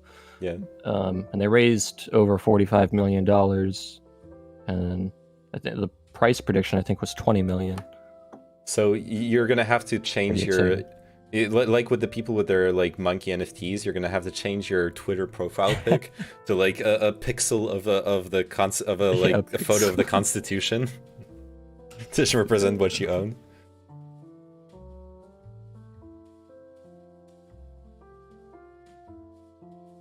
Yeah, that's interesting, but I don't know. I'm also not like. I'm not. I don't mean this in like in like a mean way. I just want to meme about it. But I'm not like. I don't care about the Constitution. I do care about constitutions and stuff and rule of law or whatever. But I don't care about there's this like cult of sanctity around the Constitution in the U.S. that I don't know. I mean, it is the longest living government constitution. That's true. Yeah, actually, most countries have changed constitutions multiple times in all those years, for sure. Though, to be fair, also, what happened is that your constitution has had multiple amendments, and in most other constitutions, those would have required actually like a new constitution. So I would argue it's a bit of a technicality. Like your constitution actually still changes. Wow, this guy. Keep him out of the U.S. Keep him in France. You guys can keep him. Yeah. This guy. Yeah, I can't wait to have the dual citizenship. I'll fucking ride the best of both worlds. Okay, well, Yeah, you should do your due diligence about the Aave cream, or not cream. Don't use cream. Cream? Oh no, you mean the Aave and compound? Yeah. Aave and compound. Yeah, there's another one called cream, but those two are the ones that are like airtight, and even if they had some sort of exploit, I would like personally, okay, sorry, jumping all over the place. I would bet my money using Aave and compound that if they had some sort of loss of funds due to some sort of, I mean, they've never had an exploit like this, but if they did, because it does happen on other sort of more riskier platforms, that they would compensate users for the majority of the lost funds. Okay. Yeah, I'll look into it. Maybe, would it be okay if I, like, when I'm doing my reading and research, if there's stuff like that I don't manage to understand or whatever, can I like hit you up in Discord DMs with some questions at some point? Yeah, of course. Yeah, no problem. Awesome. Also, okay, so just read about it, and then when you're thinking about doing it, then talk to me, because there is, like, if you're doing stuff on Ethereum, there's going to be gas costs. Yeah. But there's also like these other platforms that are like Avalanche and Phantom and these other sort of blockchains that these platforms, Compound and Aave, are deploying to, that are much cheaper. These other platforms, these other Phantom, Avalanche, Matic, they're all they have different architecture to their blockchains, where it's like proof of stake, or they have sort of hybrid approach. Some of it is more centralized than others, but it's something to consider. I mean, I have funds on all these different side chains, and I'm all over the place doing degenerate stuff. Oh yeah, Kino was asking earlier, if you don't mind responding to it, I don't know if you saw his messages. He was asking what's your exposure in crypto, like percentage-wise. Yes, I actually, myself personally, do not have any of my exposure in Bitcoin. I'm like 100% in crypto. Well, yeah, I'm 100% crypto. And never going to leave crypto. Why would I? I mean, even if I wanted to have a stablecoin bag, which I don't right now, but I have had a stablecoin bag in the past and farmed with it, and also farming stablecoins, getting like 10%, 15%, 30%, 40% APY on your stables, on your dollars. That's legit. Yeah, even if I did want to have a dollar bag, I would just have stable coins, in crypto. I would never leave crypto. What if crypto leaves me? Because you said you would never leave crypto. What if crypto leaves you? It's a meme. No, yeah, I know. No worries. Okay, buddy. But yeah, you should read the Blue Pill. Cool. Oh yeah, the Blue really Pill. pretty. What was that? Yeah. Oh yeah, I forgot about that. The Blue Pill short story. No, I sent it to you on Discord. Oh, on Discord. Okay. Roll up. PDF. Wait a second. That's okay. Let me just do this. Just like if I open the Google Drive, it's gonna. I doxed my email 1,000,000 times already, so. Oh god, it's 104 pages though. Okay, I was thinking when you said short story, I was like, oh, I'm gonna be able to read it on stream. The text, no, you will be. The text is really big, and it's like a picture book basically. Oh yeah, I see. When is it from? Like maybe like a year ago is when it got put out. Okay. Maybe All right, less you know than what? that. Yeah, I'll check it out on stream. Let's see. Is this okay? Is this some like manifestation stuff? I mean, it's it's. I mean, you might call it that. Maybe like a DeFi manifesto, a Yearn finance manifesto. Yeah, maybe. Something like that. It's really beautiful. It's truly. I think the art in it is gorgeous. Yeah, I'm scrolling through it, and a lot of the pages, the artwork is nice. Yeah. Algorand. I honestly, I don't know fucking shit about Algorand. Maybe it'll make you 1000x because I don't know anything about it. That's usually how it goes. Algorand Blockchain Explorer. Let's take a look at its transaction. Let's go. You know, I don't know anything about it either, so... Well, I mean, I know a little bit about Algorand, but not anything seriously. No matching items were found. I'm sorry. I don't know. Maybe this Explorer is like not good. I'm copy pasting. Maybe there's a typo in the address. Yeah, oh, it's on the to the right testnet. of the search. Yeah. Oh yeah, it's testnet, not mainnet. Okay. Okay. Cool.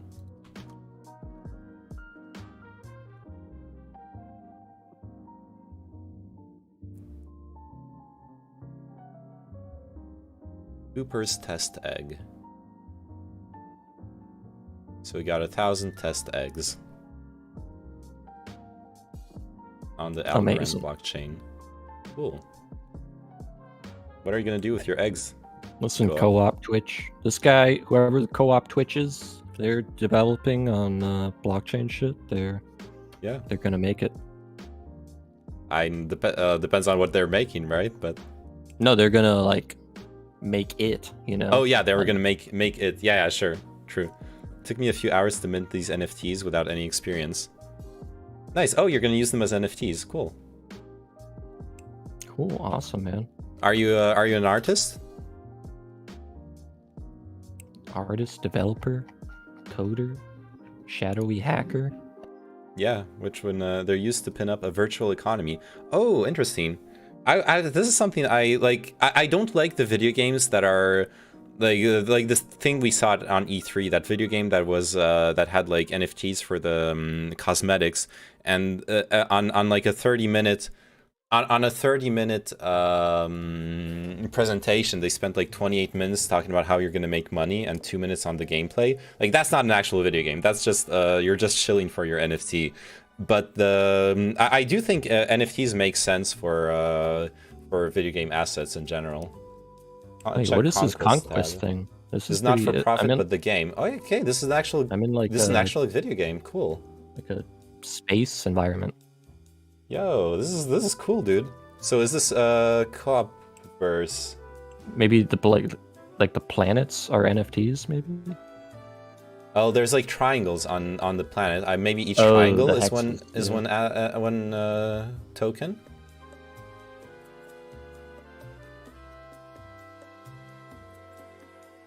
Yeah, it looks really cool. Co-op. Keep working on it. Oh. I think I glitched something. I'm sorry. Oops. Let's go back to the planet. It's kind of fucked, but thank you. Yeah, it's obviously a work in progress, but this is a cool. This is cool. Yeah. What are you gonna make out of it? Ask Neyman how many hours he has to play for a sponsorship. Yeah. What are you gonna make with it? Like, is this gonna be some sort of like slow strategy game? Or, oh, the sun is fixed now. I don't know what I did. I don't know what I did to create that glitch. Yes, exactly. Okay, cool. Oh, there you, I see you. Co-op media, nice. I see you inside the sun. Oh, there's 2 of you, by the way. Cool. Do you see me flying around? Probably not, right? Wait. But it has real-time multiplayer. Yeah, I see you in real time moving What? around. Is this going to be like EVE Online, but in the browser? How do you move around like that? Apparently I have to be logged in. I'd have to like make an account probably. I hope so, Lemafeo. Cool. And I'm a big fan of EVE Online, though it's a huge time sink, so I'm probably not gonna play it. But I do think like in game design and like concept and a lot of the ideas and the fun you can have in it, it's amazing. So I'd love to see more games like that. Can I click on you? Oh yeah, I can follow you around. Nice. Cool. We're spectating co-op media. Awesome. So what is this? This is like a canvas, right? This is gonna be like all JavaScript, at least in the front end. Layout, worldview, full screen is a div. Yeah, it's a canvas. Yeah, and I mentioned it's a 3GS. Yeah, so WebGL. That's what I was gonna ask. 3GS driving WebGL. Cool. I'm a bit of a developer myself, so I'm curious. And what do you use for your backend, if you don't mind sharing? Is it like Node.js? Because it's real time, so Node.js could actually make sense. Yeah, Node. Yeah, that's hey, my man. It's open source. Oh, cool. We can check out your GitHub too. The co-op Git. Cool. That's a really personal question. What? Is it though? Right.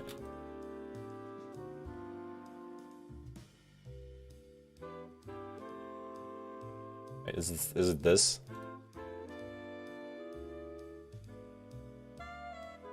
Okay, this is not it.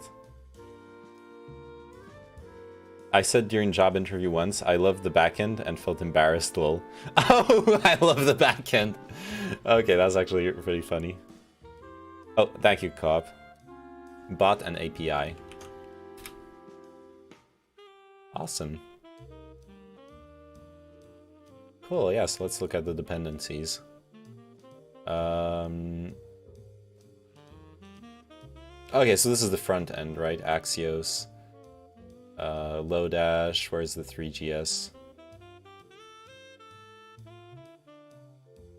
Discord.js. Wait, is this some Discord shit? And socket.io. Is this the front end? No, that was the...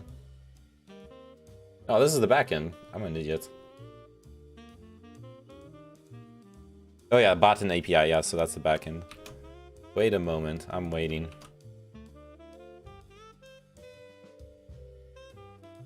Alright, so this is the front end. Yeah, there we go. Anime. What is anime? Oh no, what is anime in NPM anime? I didn't even know that there was an NPM package called anime. Is a lightweight JavaScript animation library. Weeb's taking over my NPM packages. Animes for animating SVG. Cool. Moment is a huge lib. Yeah. I haven't used Moment.js because usually I didn't have any like compatibility problems, and like present day date object API in browsers is really good.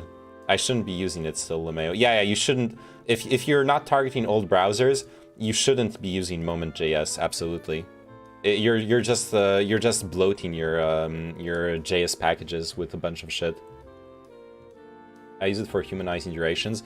You should honestly, like, when you have time, obviously, like, this isn't a priority. You're still developing your shit, but when you're doing just like some cleaning up, the date API on the is really good nowadays. It used to be shit. That's why Moment.js existed. But you can probably do all your humanizing with like a simple like vanilla JS function. It's all you need nowadays. But obviously it's not a priority. Remember, like, only work on the stuff that no you can't. I mean, I've used it as recently as a couple months ago. It's not that It's like pretty powerful. Maybe you've run into use cases that it doesn't cover, but you have to do if above 60, etc. Above. No, absolutely not. No, that is false. You can use the date API to extract like minutes, seconds. You can use format strings. Most importantly, you can use format strings. I don't remember the exact function. It's been a while since I used it, but you can literally use format strings to like shit out the date you need. What was it?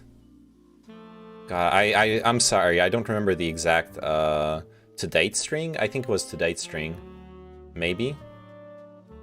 No, that doesn't have the format string API. To locale string. No, that's if you want different locales. Now there was one that had like the MMYY DD whatever API. It's not good enough for humans. It is, but it absolutely can be.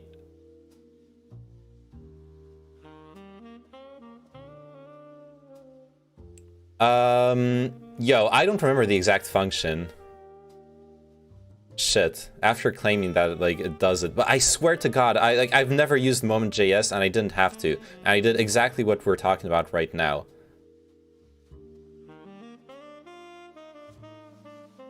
I just don't remember the exact method I used. Like, so this is just the constructor. Damn it. Date today. No, that's not it. First off, that's like date now, but yeah.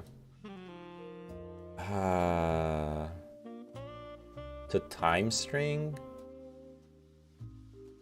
Oh, that just prints out the time, yeah. The heck?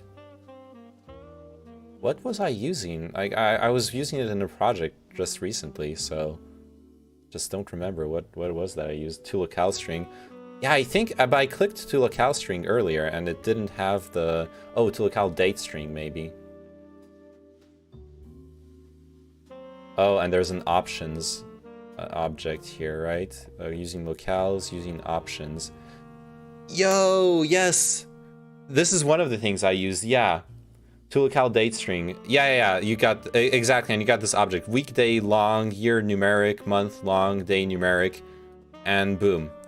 Weekdays, yeah, to locale date string is the one I've been using recently, absolutely.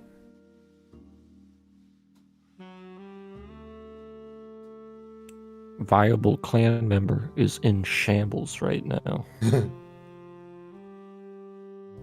I mean, I understand like where he's coming from. It used to be that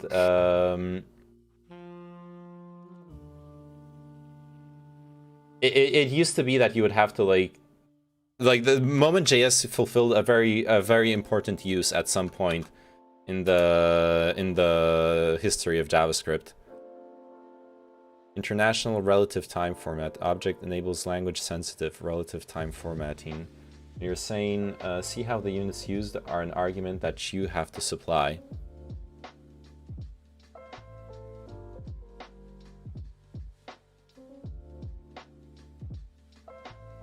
My advanced intelligence can be this used is still something different. to suffocate and pull apart But my enemy's like, arguments. obviously, maybe you've run into a use case. Hey, thanks for the follow, by the way, Co-op. Basically, you can't do 23 minutes ago in raw.js. Okay, I understand what you mean. Yeah, for that you would either need to like hand make your own function for this, or I guess Moment.js has that already for you.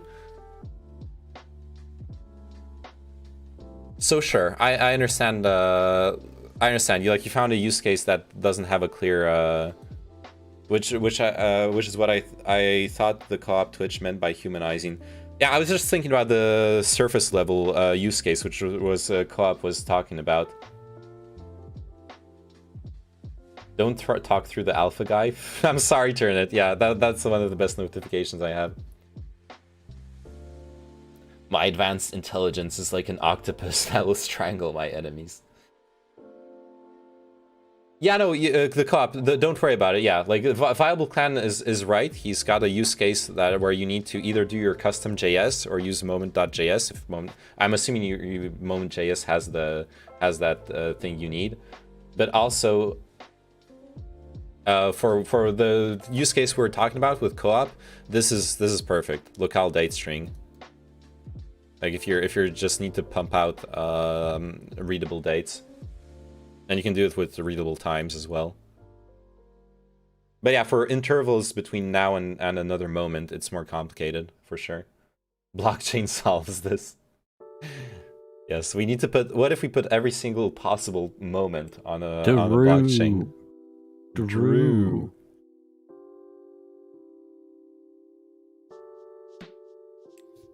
All right, Nayman. Yeah. I'm gonna. Oh yeah, sorry, I'm holding you up. But hey, thanks for hopping by to talk and stuff. Yeah, anytime, my dude. Just let me know if you've got questions. Yeah, I will. All right, and, see ya. Oops, sorry. Yep. Make sure to read the DeFi manifesto. Oh yeah, the blue pill thing. Okay, I will. All right. Take it easy. Yep, you too. Bye-bye.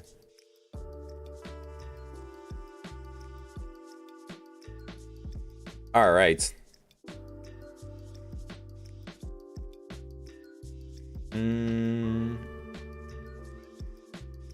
Let me leave my Discord. Boom.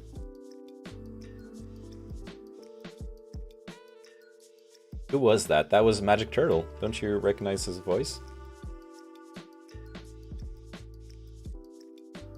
I guess it's been a while since I talked with him. Anyways, cool. This is a cool project. Co-op. When you're gonna? Okay, let's see. But I guess it's still a work in progress, right? So I can't join. Let's see if I can make an account. Oh, this is to join your Discord.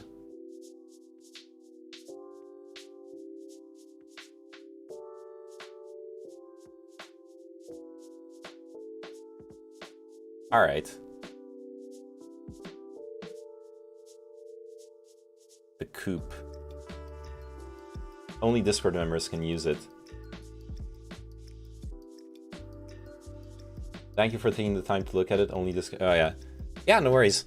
Hey, look, I'm here. I'm sitting here. I'm streaming. I got all the time in the world to talk about shit and explore stuff. I wanna read like what the gameplay is gonna be like, so I saw you flying around. You said yes to like EVE Online stuff, so I imagine we can be like spaceships and fly around and stuff. Because that's something that's been really disappointing in what I've seen of video game projects that had like any sort of blockchain integration. Is they were way more focused on the blockchain part of stuff, the NFTs and whatever, than on the actual gameplay. Which obviously, like, if you want a successful video game, the priority should be the gameplay, right? Not the NFTs and whatnot.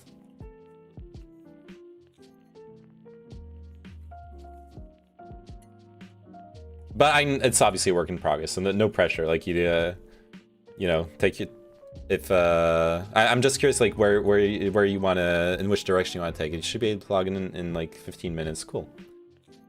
Incorporate SCP-173 into the game. It's Nayman's favorite video game asset. No, please don't. Please don't integrate SCPs. I'm already traumatized from playing Containment Breach on stream. I just want to make something like Minecraft, but I want to get the gravity right. Oh, so like building on the planets? Huh. My dream was that you could fly through space at the end, but I accidentally started there. Alright. I'll give you a base. Oh shit. Is this the infamous streamer privilege? Am I actually... Let's say, let me skip you through the Discord onboarding. All right, thanks. I'm actually getting full-on streamer privilege here. Holy shit! This is my first time, the first time in my life.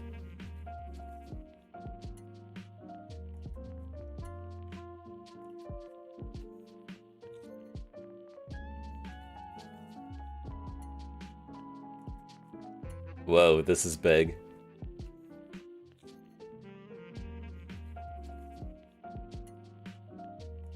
Yeah, it's the universe. Of course, it's big. Look at it.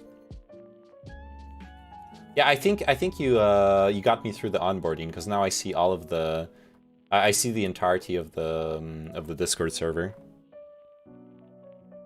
That sun is super tiny. It is really tiny, yeah, compared to the planet.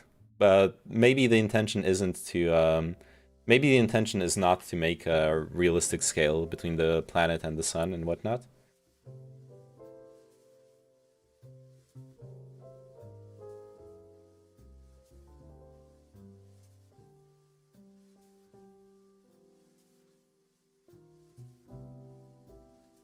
Yeah, maybe sun is too small. Thank you. Oh, that was from my other chat. Sorry, I closed it up because they like I didn't have there's like a second chat of another community where people like but it's not just people who watch me. So I usually like hide the chat when it's people who haven't when no one's like talking to me in the other chat to like keep things less confusing. So it was someone from the other chat who mentioned that the sun is super tiny. If you look next year, it'll be the same. Yeah, I don't want to spam your screen with messages. Yeah, no worries. You can spam me. It's all good. The orbits are real though. Oh, that's what. Okay, the orbits are real though. If you look next year, it will be the same position. I see. Interesting. Cool.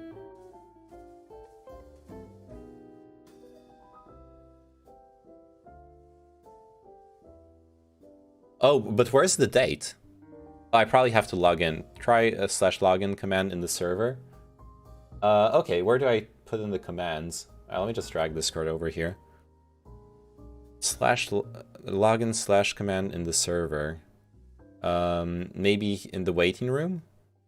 Or wait, where's the like commands? Oh, bot commands. There it is. Right?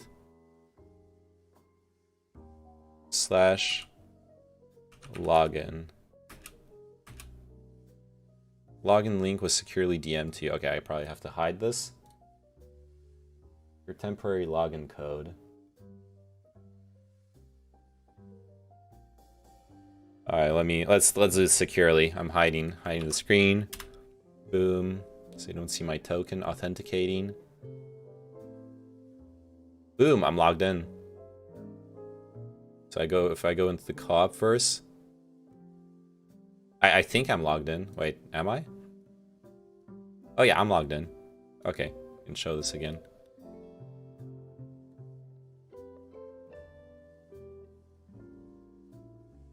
So I go to the co-op first, and oh no, never mind. Oh, this is me.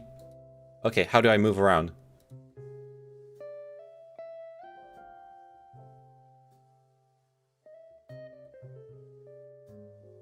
Oh, WAS and mouse. Shit, okay. May need a refresh, alright.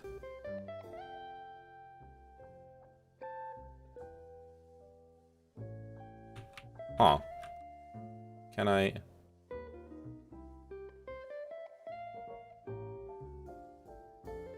Oh, okay. Alright, there we go. Oops. Ah! No, I clicked on the sun by accident. Oh no, I'm inside the sun. Oh, never mind. There we go.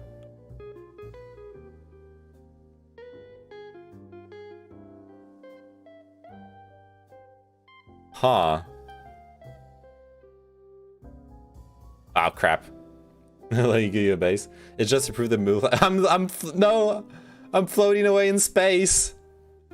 Someone cue the Interstellar soundtrack. I'm losing myself in space.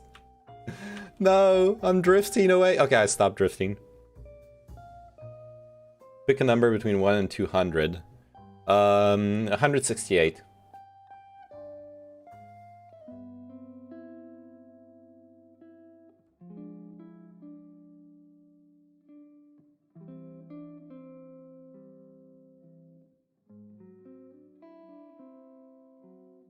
Hey, can we crash into the planet?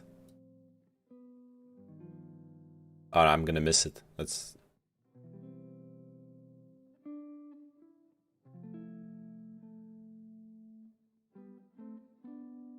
Yeah, I'm struggling to understand the direction. Oh yeah, I'm inside the planet. There we go. I DM'd you link to the base. Cool. Thank you.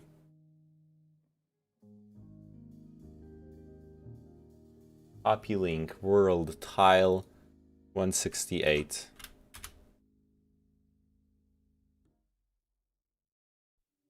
Oh, cool. Okay, I see. So the little thingy sticking out here now is my base on the, and this is tile 168. Cool. All right, so yeah, that's what you were telling me earlier, right? There are the two components to the game. There's the spaceship flying around. If I no, okay, there we go. I stopped myself. Just needs to sort movement and gravity and spawning. Yeah. Yeah, I'm curious. What's going to be the control scheme for the movement? I imagine I could see something like using like the mouse for direction, and then WASD would just be like front, backwards, and to the sides. Hi, is this a MAGA stream? No, it's not. Absolutely. Kino. Control scheme equals to be determined. Thanks for any feedback.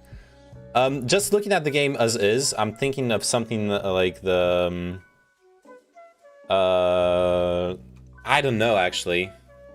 I don't know. Okay, like, let's think about space games and control schemes. EVE Online is like full-on, basically, point-and-click adventure, right? Except for the rare moments where you like right-click and manually control your ship, but that's like a shit show. And yeah, EVE Online is point-and-click, right? It's Excel in space, which could work for depending on what gameplay you want. The other big example would be fuck, what's the name of that game? I have it on my Epic Games launcher. God damn, I can't remember the name. I can't remember my login, actually. I don't even remember. Like, did I log in with... I think I logged in with an Epic Games account. God damn, I don't remember. Oh, one control scheme for walking and one control scheme for vehicles. Well, definitely you want a different control scheme for spaceships and for walking, yeah. I made another game with an infinite map that I gave up working on to pursue this instead. Okay. Elite Dangerous, yes, that's what I was thinking of. Elite Dangerous, yeah.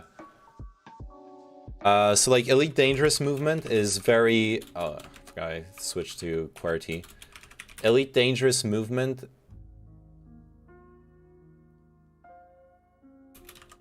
I don't know, I struggle with it. I genuinely struggle with it because like... Actual speed lags slightly behind. Using it with the mouse is kind of hard. But basically, you're first person, and you and yeah, if you can like pull the nose up and down to the sides, and you also have WASD, right? And there's also like a command to turn, but you probably don't need that unless you're going for a sick dogfighting. This could work. Yeah, and if you, depending on like what happens in the world, this could be like really make for really fun gameplay. If you're actually controlling the ship and flying around, could make for some really cool interactions. warsanon.com. Game prototype and development. Okay, so this was the other game you were developing. Was this also connected to some blockchain memes or web space blockchain? Okay. Probably need to allow JavaScript. This is the one I gave up on, LMFAO, and no blockchain. Okay. Oh, you do have the single sign-on thing. All right, if you gave up on it, I hope you don't mind if I like don't check it out more.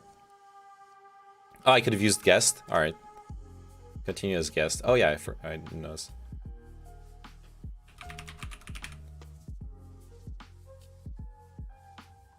If you like to jump straight into a world, click here. Yeah.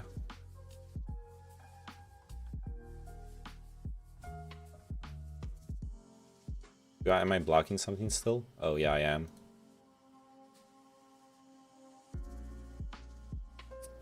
I gave up on it for now.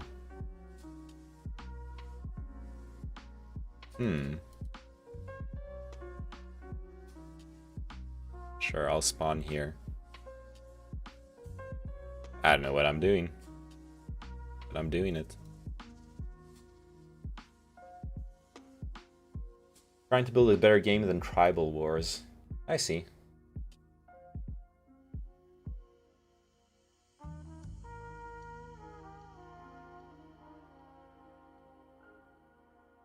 I think the spawn thing broke. Yeah, I was waiting for it to load, but yeah, I think I broke it. You had to select the spawn location. I think I selected one, right? Alright, let's wait until it loads. Let's try not to break anything. To be fair, honestly, I have a great talent for breaking. Oh, yeah, I had to select the location. Alright, there you go. I have a talent for breaking software. It's one of my greatest skills as a software engineer.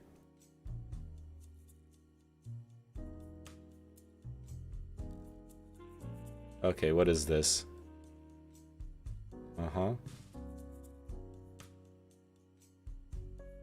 Lorem ipsum, yes! Lorem ipsum dolor sit amet consectetur adipising elit. Suspendisse malesuada lacus ex, sit amet blandit leo leobortis eget. My favorite. Latin. That's Pog. I can't close this, by the way. I press the coordinate thing at the top. Oh. No unit groups. Okay. Let's go back to the map. How did you break this? Are you swearing at me? Yes. Dude, I'm telling you, I break everything I touch. When it comes to computers like this, I just break everything I touch. Actions, mobilize. I want to make some army. Select. Direction. I don't know. Northwest, go. Unit group mobilizing. View. Oh, it takes 5 minutes. Okay. Damn. You're that's some slow shit. Trade, gather, build. Alright, I see. So turn-based. But it's real-time database. Oh, so like you have 5 minutes to make it to do every turn or something?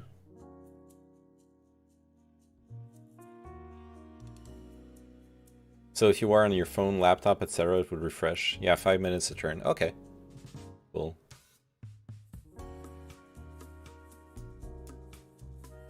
Oh, so like I made a unit here, right? Because I made a unit northwest? Or I don't know. But yeah, I'll be honest, I'm not try to zoom and go to 0, 0.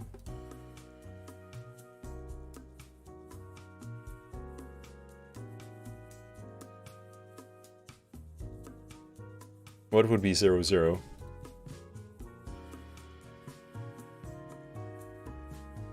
Hey, that doesn't work. That breaks. Keep panning. Oh, I see. Okay, we've loaded more of the map. I see. Cool. Is this? I guess this is like procedurally generated. Trying to see if there's like a pattern here. The water is stupid and needs work. Okay.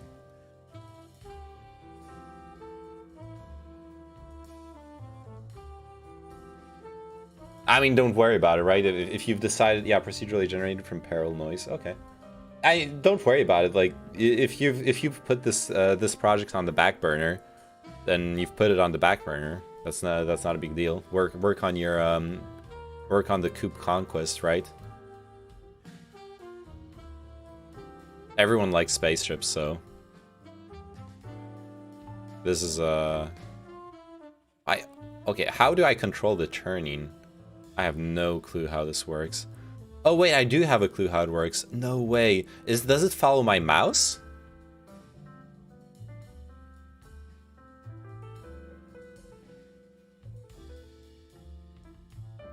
Oh, no turning, you gotta buy membership for turning. Wait, what, really? How has AoE 4 been? I love AoE 4. I've been enjoying it a lot. Turning is a paid feature. Wait, really?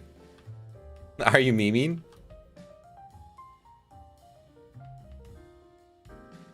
No? Damn.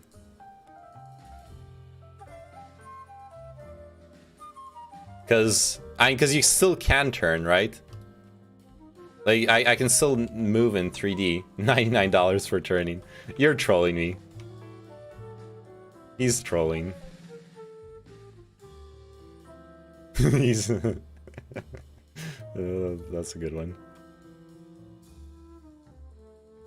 Yeah, it's just finished. Yeah, I figured. Nice, may want to try it when I got the time. Glad to hear you're loving it.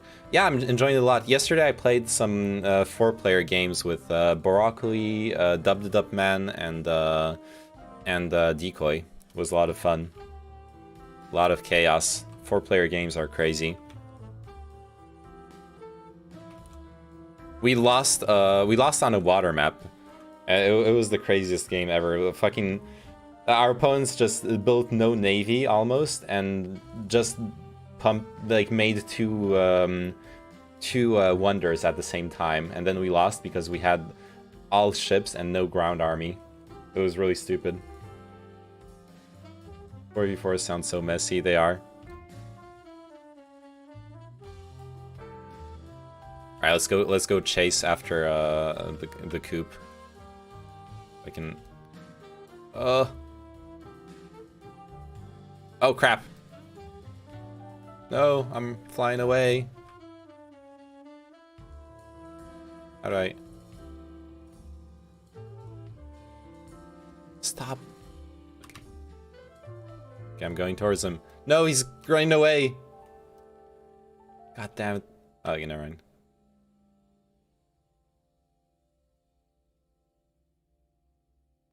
And now, yeah, there you go. It's working. There you go. I'm inside you. I did it. All right. Thanks for showing us your project. I'll you know what? I'll go the full memes. I'll fuck it. I'm on your Discord, so I'll guess I'll be updated when you update the game and stuff. So yeah. Thank you very much. I'll bother you with it when there's real progress. Cool. Yeah, come back when there's real progress. I'll check it out. Cool. And so here's your NFTs. Test egg. Pretty cool. Alright, let's play some Age of Empires 4. You remind me. Oh fuck, it's late actually. I can stream for 7 hours. Okay. Do I call it a day? Now? I don't wanna go to sleep. I wanna play like one game. One game of Age of Empires 4. I think I deserve that.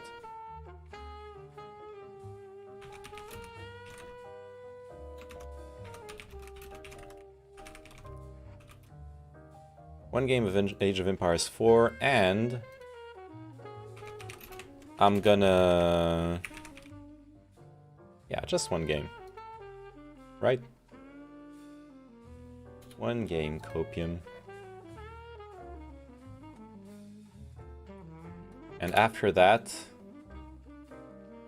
I'll go to sleep.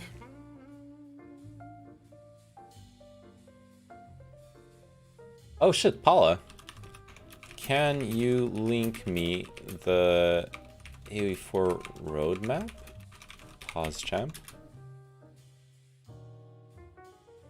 I wanna see that actually.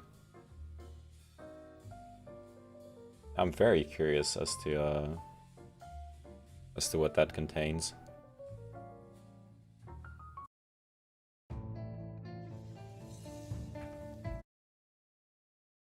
Play with Paulo. Word on the street is that he has a big AoE4 brain. I heard that too, but he told me earlier that he's not feeling like playing right now.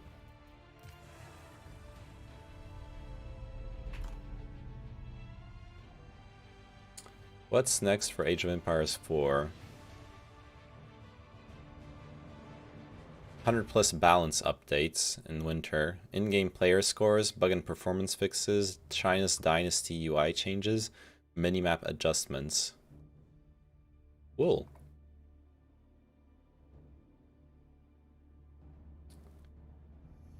What are balance changes?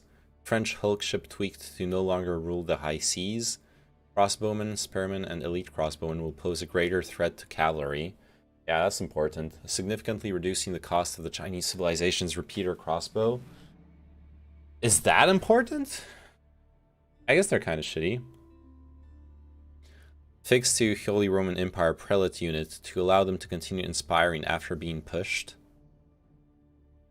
Oh, so that's what Dub the Dub Man was talking about the prelate no longer inspiring other units. Mongol superior mobility adjusted to ensure the speed modifier is appropriately applied. Wait, what is that? Fix issued for the Rus civilization to eliminate infinite relic duplication.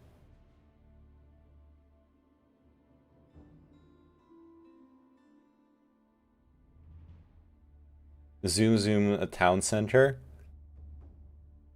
Wait, they could speed buff their town center? No way. Wait, what's the speed buff exactly?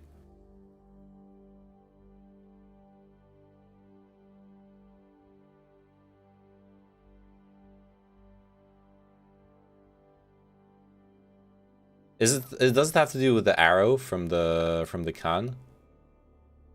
Like the signal arrow? I showed you this. No, I know I saw the town center rush thingy, but I didn't realize that it was zooming around. I just saw someone like go in, like pushed in with their town center.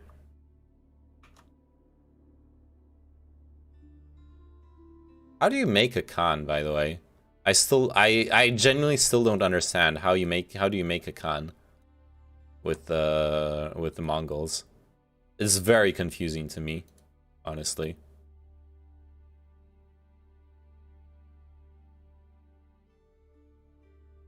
I think Khans are made automatically at your town center. Oh, okay. Then why aren't they here? I need to play some Mongol and figure it out.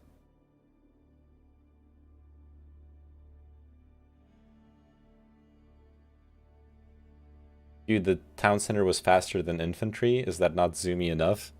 Okay, yeah, that's insane.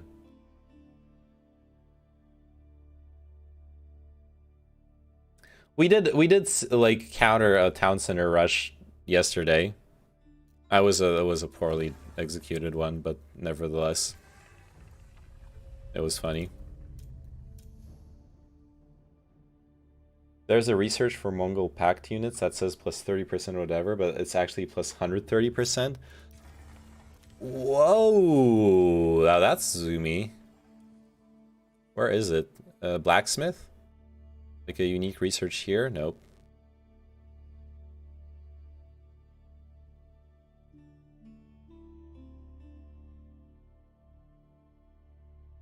Like it's fucking bugged. Jesus Christ. Yeah, I'm trying to find the trying to find where that research is.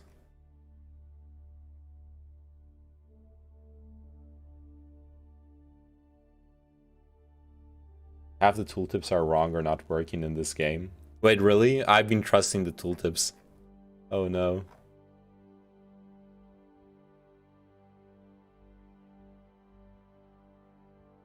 Having 9 or more active traders causes them to supply stuff. Oh wait, my camera's in the front. And it doesn't matter.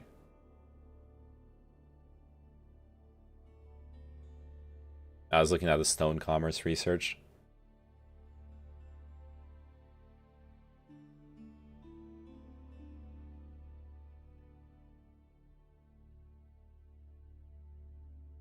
YAM network. I still don't understand what the YAM... Oh, YAM speed aura applies to all units instead of just traders and cavalry units. Is this what we're talking about? People have said Abbasid are just giga-fucked because of bugs. Oh no.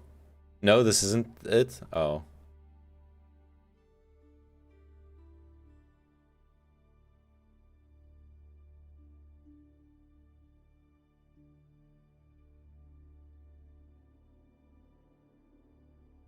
Oh, superior mobility. Packed buildings move and pack unpack 50% faster.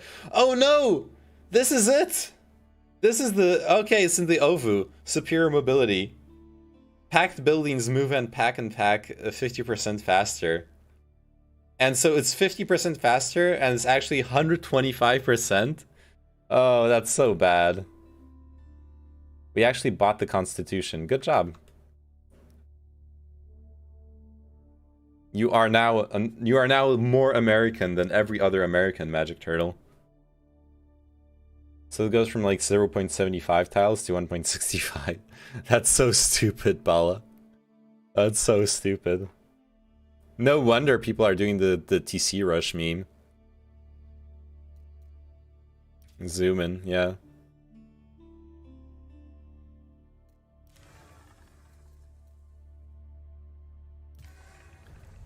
To be fair, like I was saying, we fought against someone who did a TC rush yesterday. Yeah, it was yesterday, and they just like lost. They lost the game for their entire team. It was a 4v4, and literally them doing the TC rush meant it was a 4v3 in our favor. All right, we playing.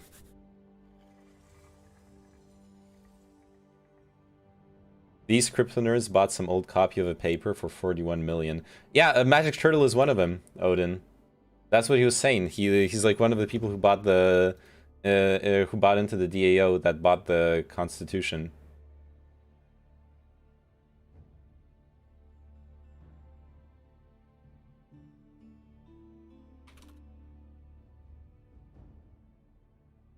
Also, some of the researchers just don't apply to some units because it's bugged. Like, it just doesn't work. Wait, really? God, I need to look that up. I need to look that up. I hope I don't like my builders don't get cucked by that. Like my aggressive like my French Royal Knight cheese, it fully depends on the like 1/1 timing in the feudal age. I actually need it so bad.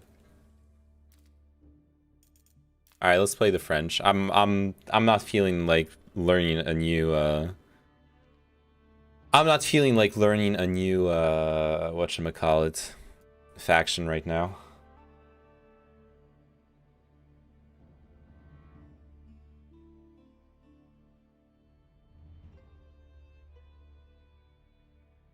Civilization, whatever you want to call it.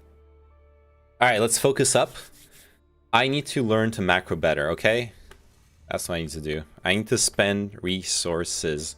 Manage my resources probably. Browse through this when you get the chance. Okay, I'm clicking it. Yeah, I'll check it after the game. No, fuck.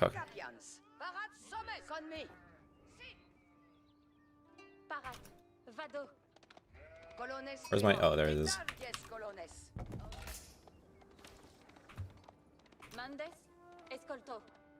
Cool. Control 5. There we go.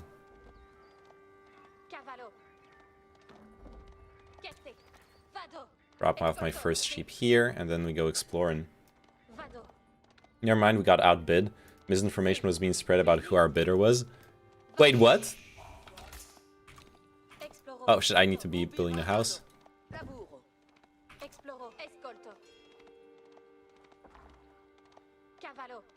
Cavallo. No way. Wait, what happened then?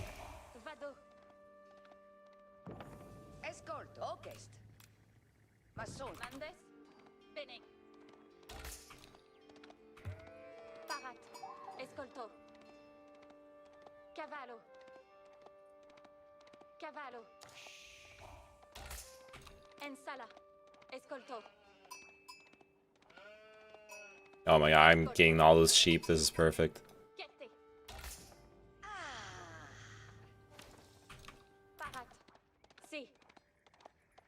What was I up against? Oh yeah, Abbasids. Okay, spotting some relics. That's good. Ah, gave me that sheep.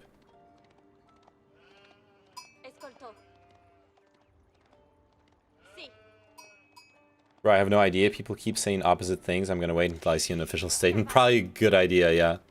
Wait until the official statement. Alright, let's go across the...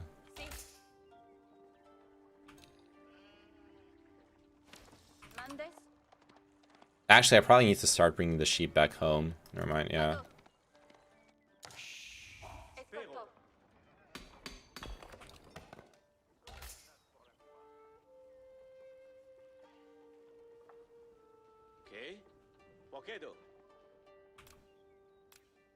Edifico. En sala.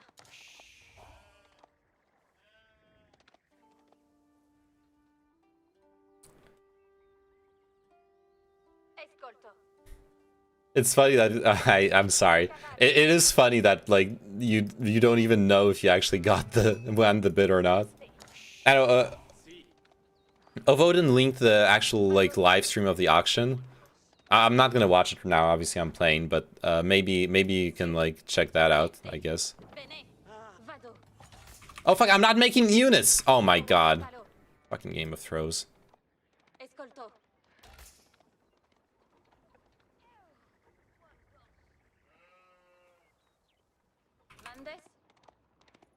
A relic here. No, it was hilarious. Okay.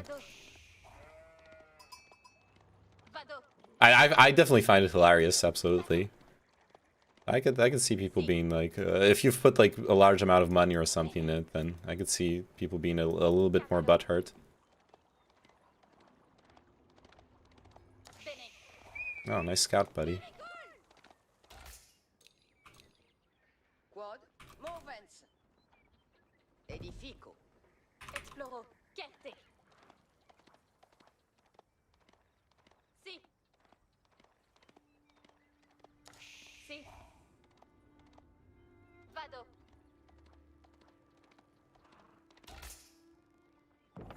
En sala. Escolto.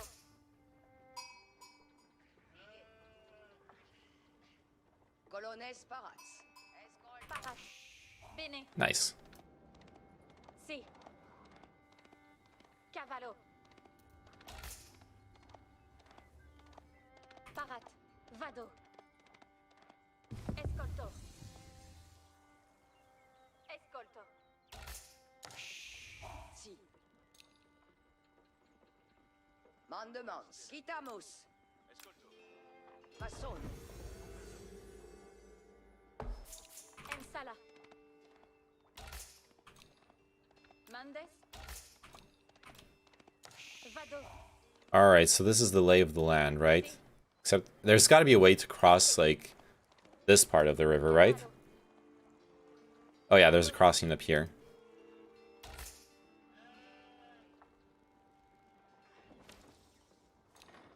Gotta put some peeps on gold again. Oh yeah, and he walled this off.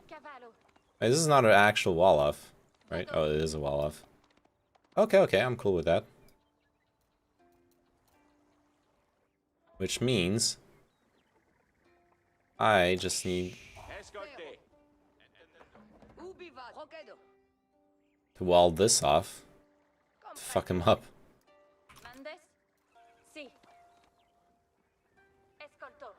Right? That's what we're gonna do.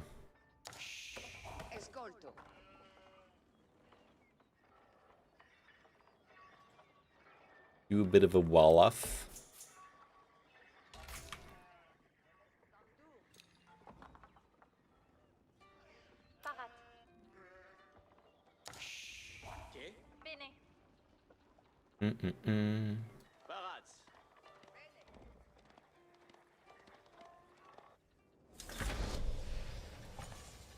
Escolto. Vado. Esploro. Escolto. Sì. Escolto. Sì. En sala. Sì. Movo. Ma sono. Esploro. Buon lavoro. Parat pour l'âme, sì, bene.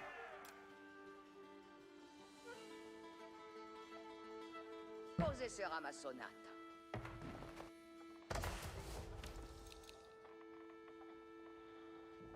Me plec. Cool. Si somes.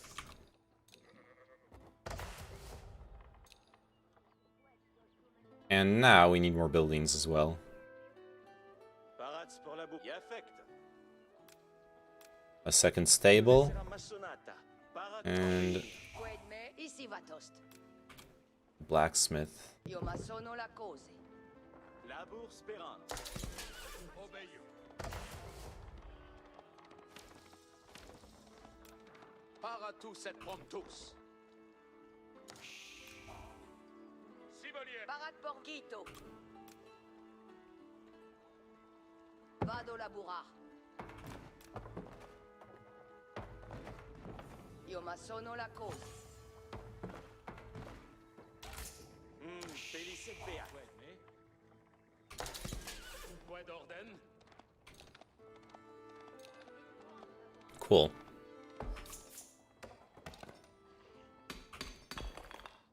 Pump up our econ research. Pump up our numbers here on the gold. Equites sunt paratos. Cavalamus equites. Qued labour.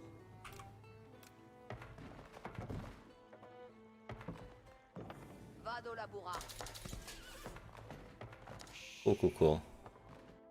Cosa sarà ma sonata? So what I'm gonna do now, I'm gonna set up for some econ memes. We're gonna Ascolte bene. Si, comprendo. mine stone, because stone is how... Colones sunt in avant, colones. Oh shit, I need more wood. Seco materia. Qued labor. Inhérence. Okay, I need more wood. There we go. Ici va tost. Vado laburar. Qued orden. Parate equites attendentici. Equites quitte. Si somes. I had to wall this off too, actually.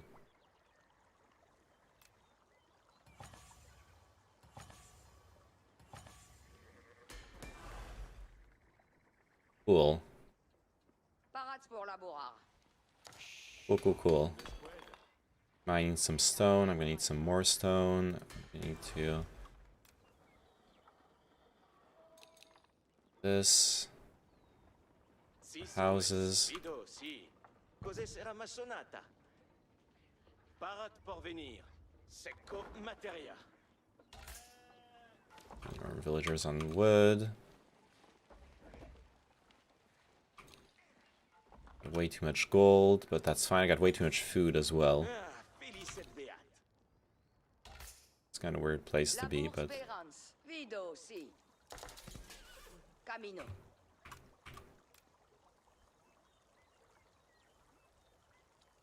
Io ma sono la cose. Cool.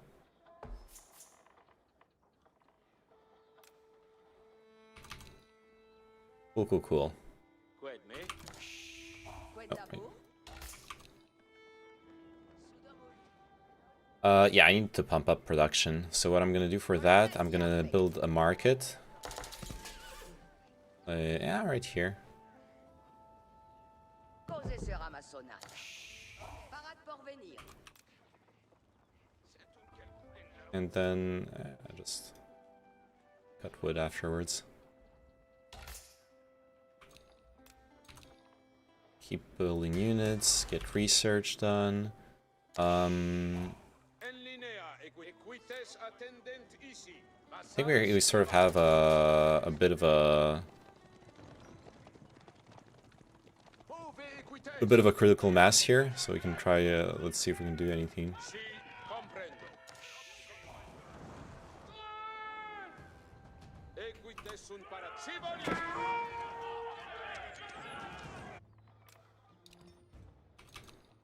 Six hommes.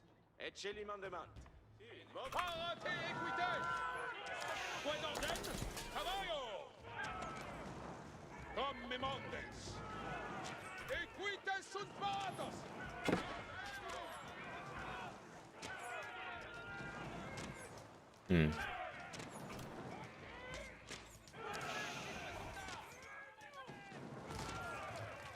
Massage in avant! Equites quitte! À la tuste! Ok! Move equite! Cool. Cavalamus equite! Anyways, I'm wasting time on those guys. Yeah, plus those guys. We can go build. I'm lazy to. I'm not gonna be building farms right now, so. Labour Spérance. Movenskito. Yo. I need like a town center down here. I'm up here. That's what I need. Yo. We need houses.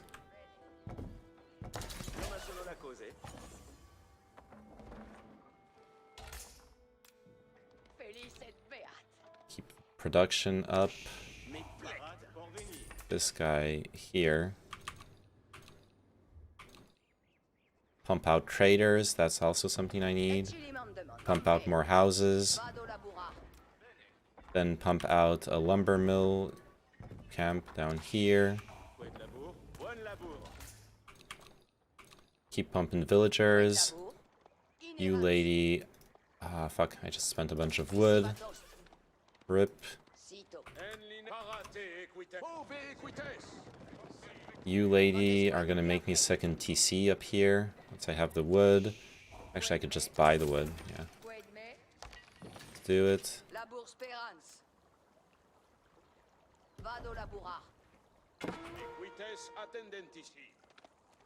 You can go around? Oh, fuck me.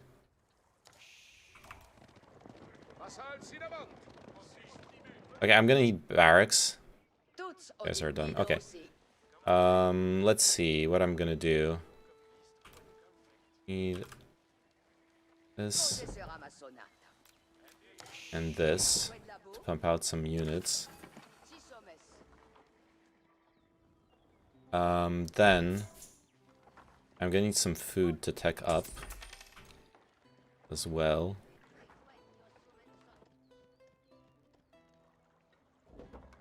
Watching a cutie play games while I cruise with work. Yep, it's good stuff. Right.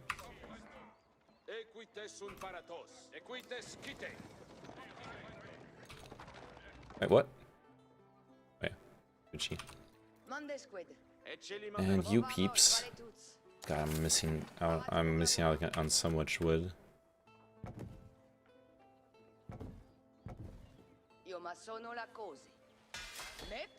Seven right here. Q, upgrade the spearmen and make. I need like a bunch of spearmen. Not that I actually expect any. Oh yeah, I need gold. Fuck. I'm fucking up.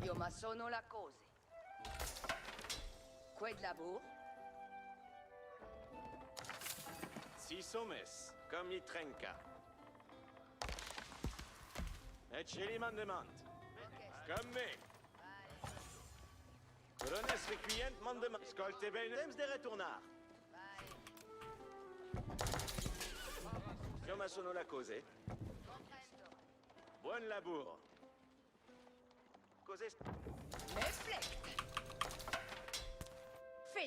Well, we're booming. Right, we're doing the thing.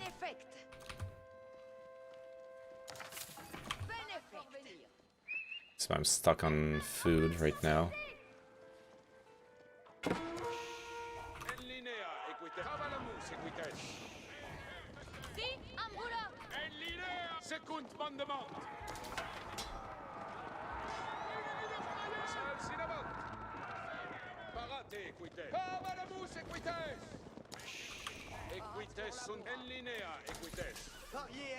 Okay, I need gold for this research. Boom. Let's queue up this research right off the bat. Boom, boom, boom. Keep pumping out villagers. I'm gonna need to keep pumping out villagers. Cool. Gonna need to build a house and wood. Parat porvenir. Vido, si. Cose sera ma sonata. Quid me? Ci somes. Quito. Vado laburar. Si. Cool. L'encaisse baratas.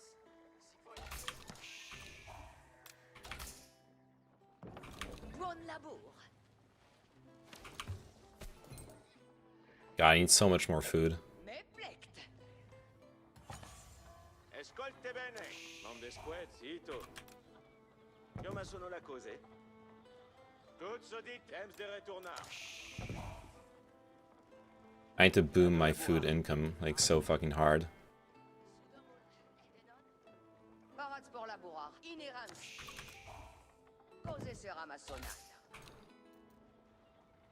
Parat por... Tuts audite. Perfect. Vado laburar. Equites attendenti. Presente l'encaisse. Sigue-me. Vado massona. Cool. Parat porvenir. Movenskito. Oh, she fucking built the farm in the wrong place. That's okay. Vado laburar. Doesn't fucking matter. You got outbid? Oh, well, rip.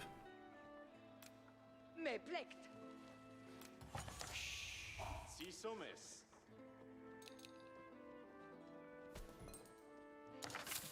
Parats pour laburar. Amazing. Parats pour la movo. Cose sera ma sonata. Si somes. Camino. Io ma sono la cose. Ma sono la cosa. Felicet beat. Benefect. Okay, it's castle agent. I'm okay with that. Parat por vido, si. Io ma sono la cose. So I'm on this dual TC tip. Perfect. Io ma sono la cose. Parat porvenir. Movo. Vado laburar.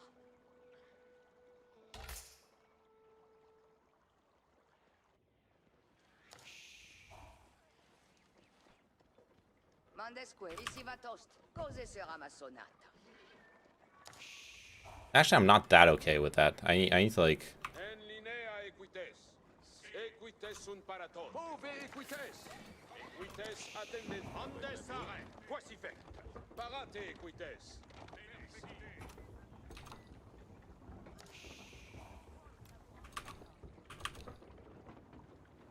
L'encaisse soproioxa. Equites. Cavalamus equites. L'encaisse baratas. Equites. En linea equites. Move equites. Equites attention. That was a failure.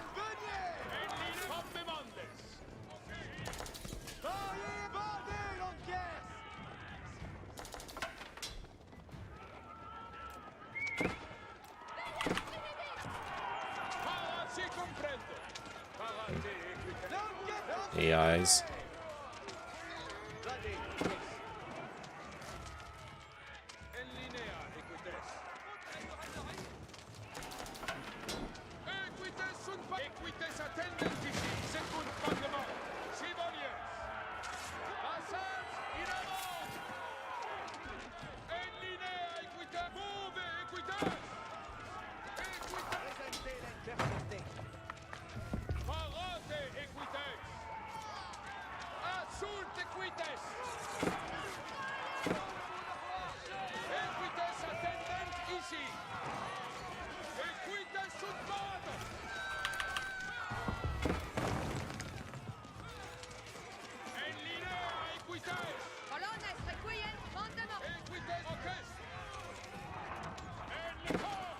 Oh my god, he has the fucking siege memes. Okay, I need to... Okay, still missing just a little food. Okay, there we go.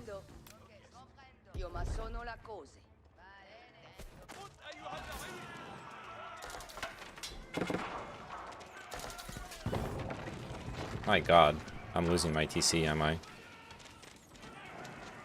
Yeah, I am.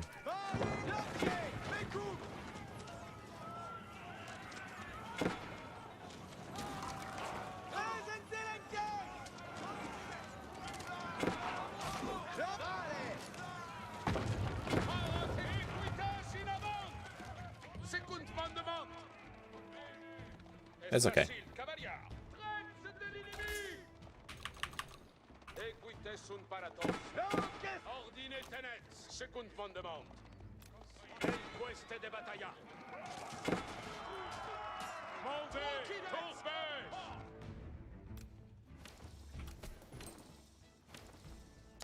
Cool. That was great.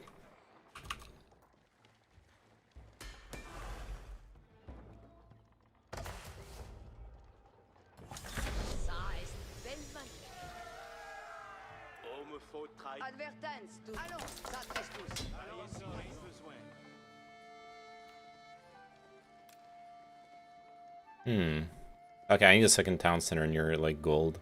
There's no more gold around here. Fuck me.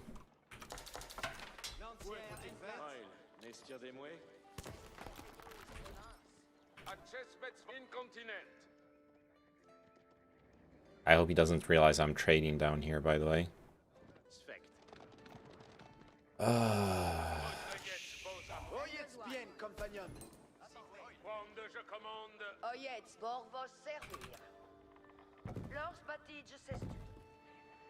Yeah, this is my last gold mine. This is not very good.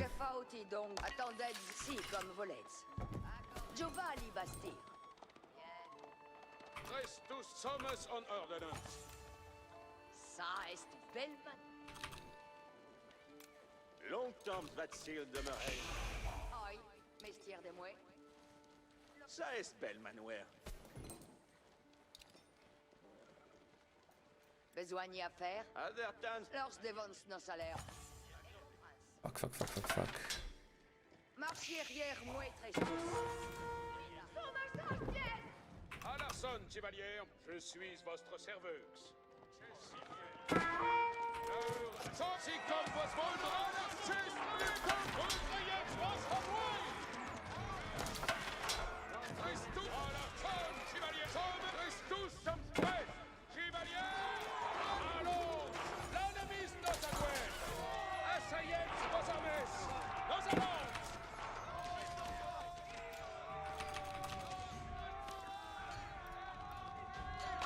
Reste tous zum Stress! À l'arson, chevalier! Chevalier, was forestier! Thomas und Ordonnance! Bist du zum Stress?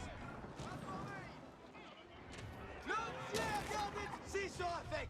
Si, va te faire! Soyez prest! Nos avance! Bien sabets, quoque nos... Attendez les avant! Compagnon, si comme vos voldrez. Bayets moi Lors devant Stors à l'air. Oyets les ordonnances. Marchier hier moi trestos. Tostia lores. Attendez les commandes. Accesbets vos, compagnon. Alors reste d'obéir.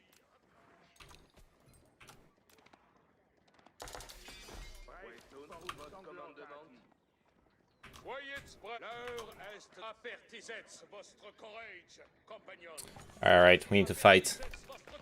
We need to fight back against the tyranny of our opponent. Still have a bit of vision here. It's good.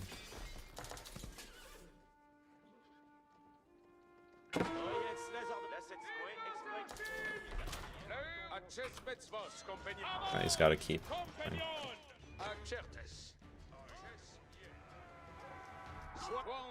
That's kind of what I expected. It's okay.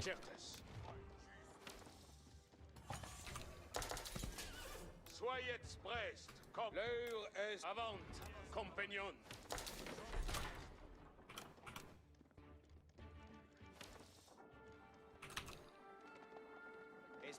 Seconde votre commandement. Attendez, les commandements. Access vos, comprendre yet. Cool, cool, cool. We're gonna do this. We're gonna be fine. Oh, me faut. Oh, jetzt. Laissez-moi exploiter. Lors bâtisse s'estui. Advertance, tout le monde. Si, vais exploiteur. Tostia Lores.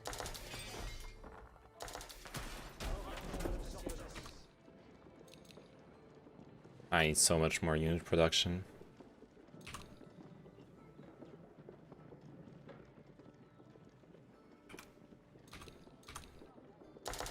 Attendez, l'heure est de besoin. Access vos, compagnon. Aveillez votre. Si comme vos voldrez. Or actondon. Engine de siège, attends. Reste tout est assis. Oil, si sera affect. Li engines de siège assis. Soyez prêts. Placier, Pace. Je suis votre serveuse.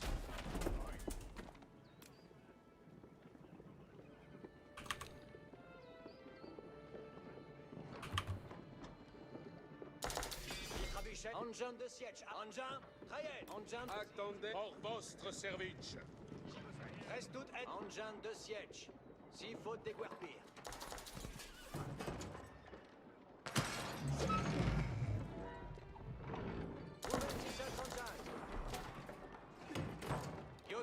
Soyez prêts. Incontinent.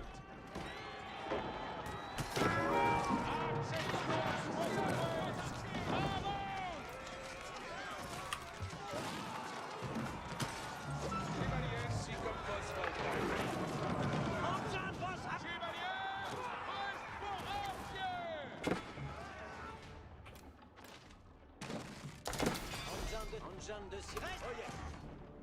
Reste tout est à parmer. Anderson, sur votre. Engine à parmer. Engine, trajet. Sommes chevalier. Access vos. Reste tout est assis.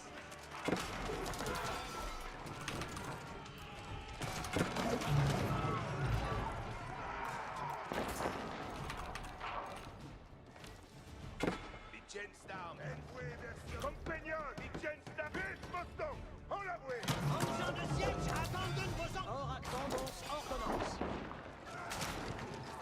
Chasquille, Liechtenstein. Nos déguerpissons. Compagnon. Si fais. Engine vos. Engine vos, attends. Trouvez six. Esprangay, attendez vos ordonnances. Engine vos, seconde vos. Engine. Compagnon. Reste pour un tir.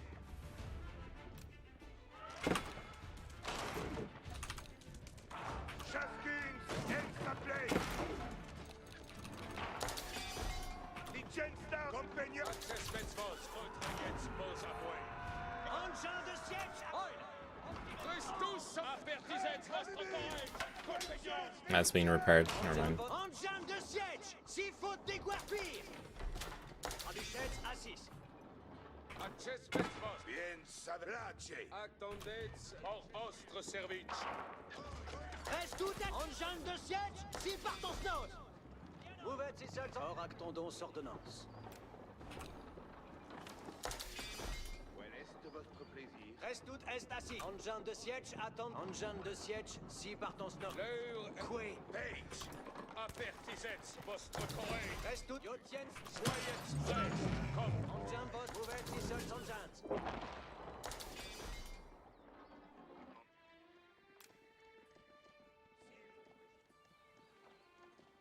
Attendez. Access met. Aveillez votre. Vecchi comme élément. Quant. Soyez prêts, compagnon.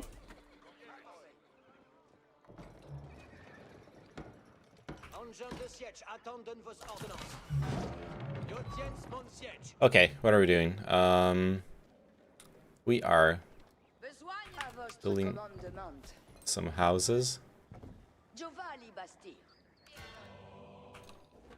Let's get some monks into play. I don't know why, for what, but let's get them into play. Je peux soigner. Attendez. Avant. Reste tout est en chambre de siège. S'il faut décoiffer. En chambre, attendez.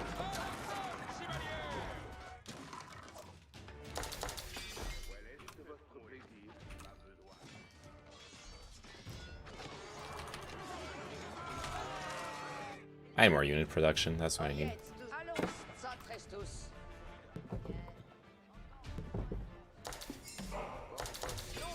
Advertance, tout le monde. Lors dévance nos salaires.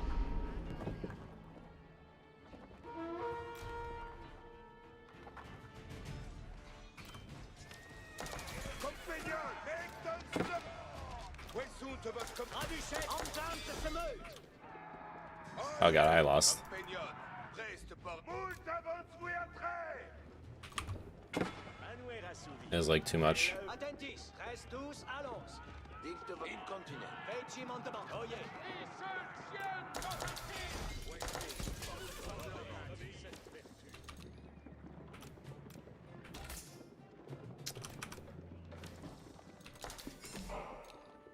Compagnon, oil. 6 sur affect. Reste tout est assis. Second poste commandement. Access Spetsvos, compagnon. Mettons son. Or actendons ordonnance. AZ stress tout. Thomas en ordonnance. Oyez les commandements. L'ennemi nous a pris. À part main. Soyez stress. Oil.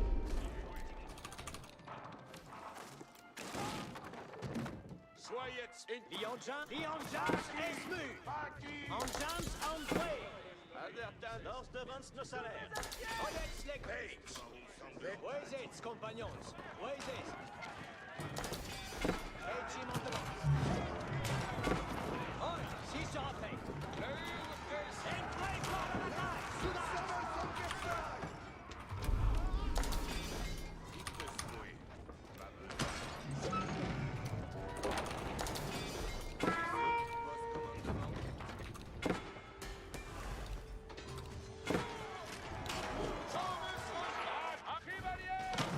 Fuck me.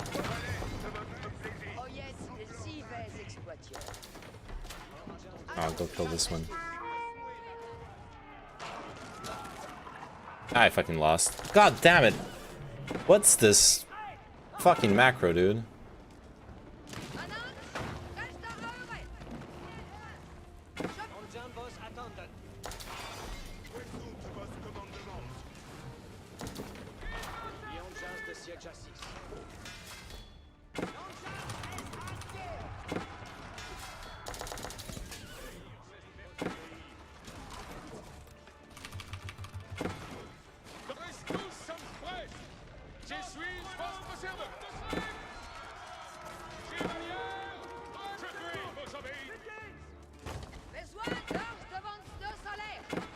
I fucking lost.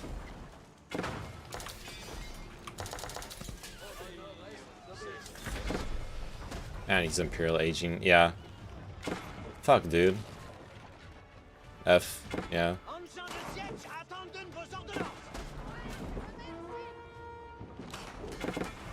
It's pretty bad, my dude.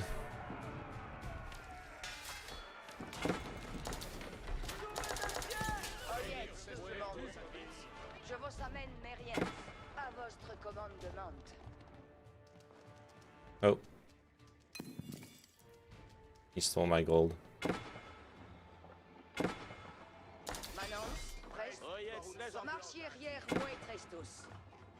It's pretty fucking bad. Okay, how do we compensate for this? I think we transition into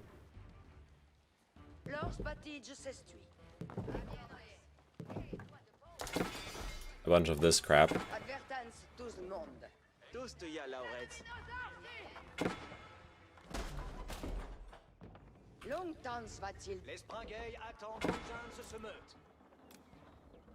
Okay, what do we have?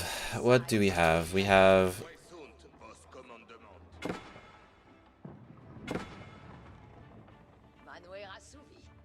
This is a fucked up control group.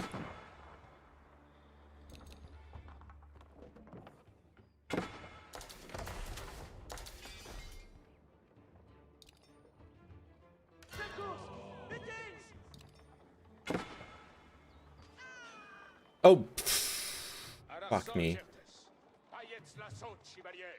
2 random. Oh my god. Like 2 random fucking guys murdered all my villagers. Even though I hadn't let, I wasn't losing, but that like actually fucks me up so bad.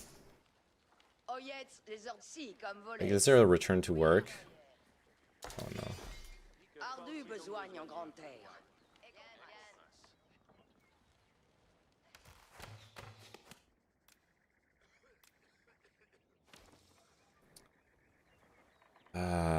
I need to like magically tick up to Imperial here. And hopefully make it up with hand cannoneers.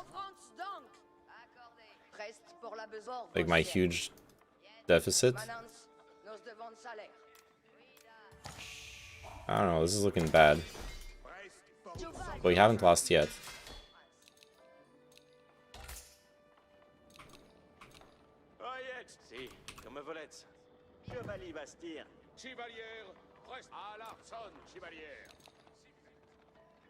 I need to be building military, but I can't build military. You know what I mean? I'm like fucked. Whatever I do, I'm fucked. Because if I build military, then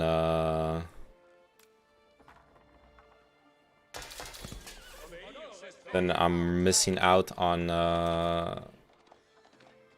tearing up.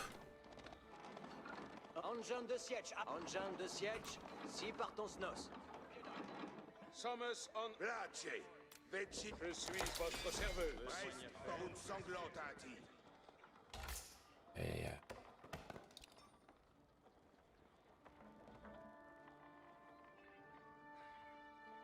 Oh, this is gonna be rough.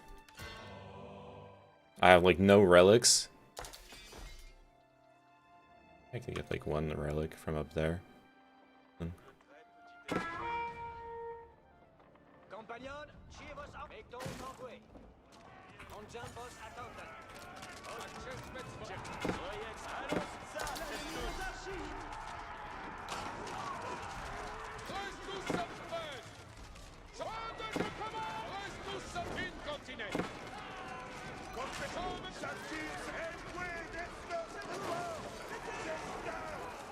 Yeah, I fucking lost. He just castle dropped me with 1 million fucking villagers there. There's like literally nothing I can do now.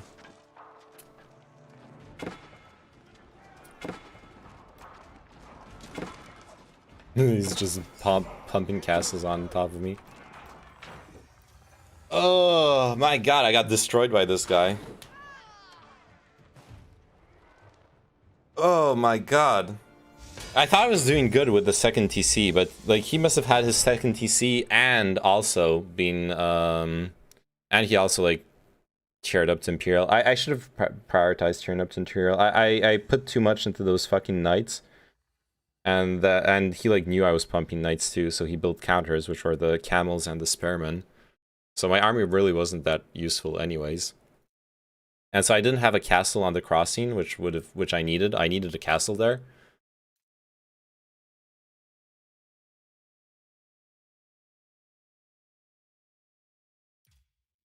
I feel like the Abbasid dynasty is really strong with the camels in general against the French. Yeah, I should have. I knew macro. Yeah, I know. But it's not just macro. It's the it's more complicated, right? I was low on resources for well, for a part of the game. Yeah, it actually wasn't a macro loss, I feel like. It was more of a build order loss at that point.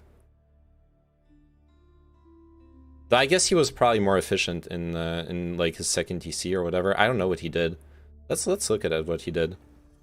I need to learn from... Oh fuck. I have to like restart the game to see the replay. As in, I was spending my resources. Like usually what everyone means when like everyone, including you, well, especially you like look at me losing that game and you're like, you should have macroed better. Like, yes, I should have macroed better, but, like, it really depends on what's happening in the game.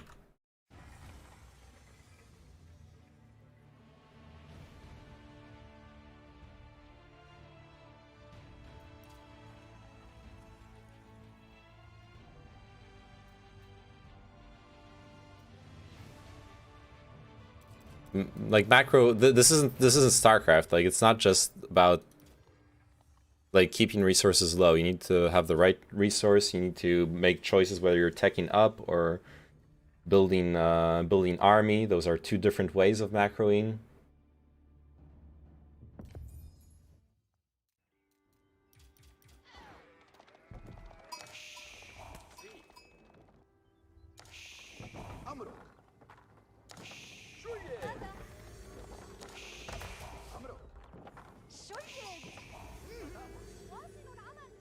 I should have looked a bit at the start, right? He got the... Like, at the end, you... Shut the fuck up! You didn't watch the game! You're triggering me so hard, Decoy! I didn't have 30 workers. My workers got fucking killed! I had 2 TCs. I had, like, 90 supply of workers at some point. I'm sorry, I love you, okay? But you trigger the fuck out of me sometimes.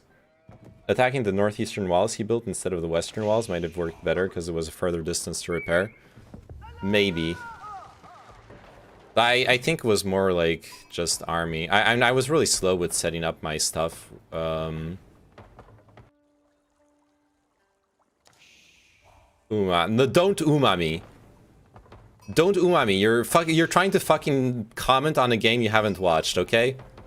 Oh, you only had 30 workers. Fuck off. I love you, okay? No worries.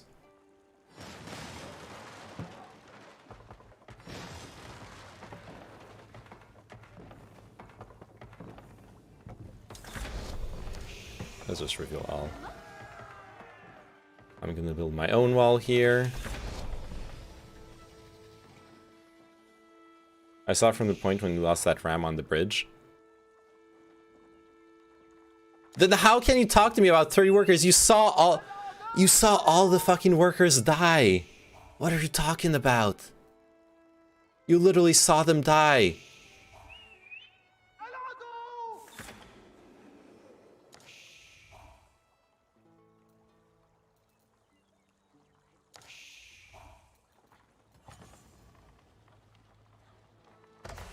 Alright, so I've got his golden age activated. Oh, yeah, you're watching the art memes, yeah. Alright, so he's got 2 archery ranges and 1 barracks.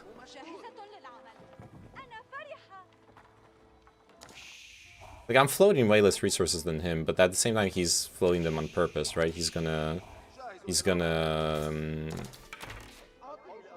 Oh, yeah, he's got his second TC way earlier than I do. I'm here like a dumb fuck, pumping knights. When he's got a second TC, yeah. He made a greedier build. And it 100% paid off for him. It paid off hard. Like, this is what I should have done. I should have, like, had a second TC here. I figured I could make my second TC here. I was just too slow on the economy. He, like, way outpaced me. This TC was super early. Is there a thing that shows worker army count? Not yet, I think. Yeah, no, there's income per minute. But,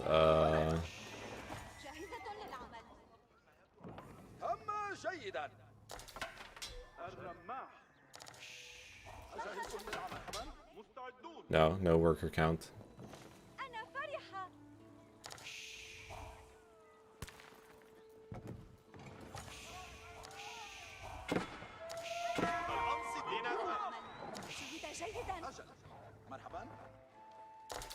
Yeah, man, he's...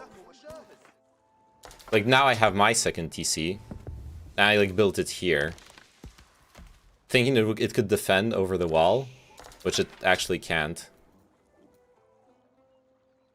And when do I finally start my my castle age? Like I'm just so late compared to him.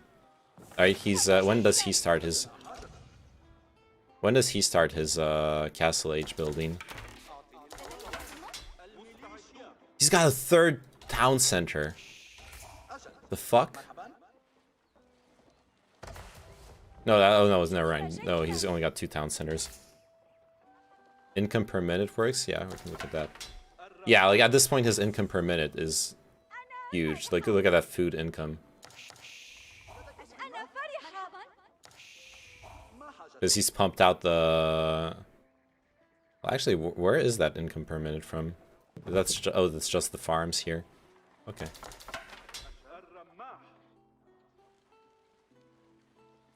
Yeah. Yeah. Oh, and he just finished his landmark. Quadruple barracks. Yeah, he's just got so much food income from the... From what, actually?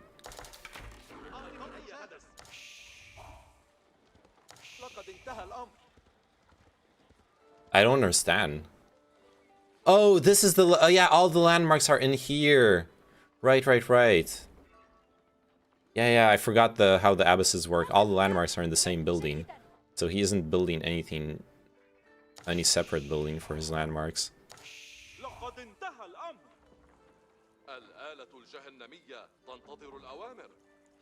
Yeah.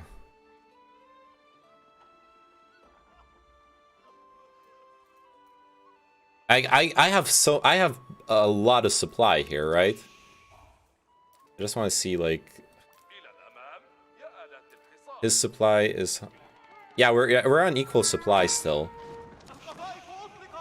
I just suicide a bunch of army here, which is really dumb too. He's gonna counterattack on this. Well, do I suicide army? Let's look at my supply. Yeah, I suicide a bit of army. I mean, I suicided the ram, which is kind of bad. I'm 1 age behind. That's the main problem here, honestly. I'm 1 age behind, and I don't have the right army comp to fight him. Like, spamming knights on... As much as I like knights, spamming knights on a choke point map like this is really dumb. I'm literally building the wrong unit type. And his entire army, even the Spring Guilds, counter. The resources are pretty rough here too. Yeah. Well, yes and no. I should be buying food to cheer up. I am cheering up, right? No, I'm not.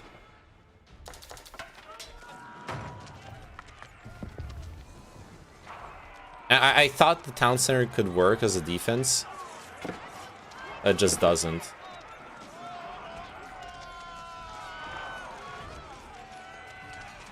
Like, I need a castle here. I need to be faster with the ages. If I'm going... I need to be faster on the second TC as well. I need to greed on those maps. Like, if this wasn't a choke point map, my knight army could have won the game if he, like, did the same build order, which he wouldn't have, but... Like, I could have harassed him, killed a bunch of workers, etc., etc. But here it's just not what's happening, obviously.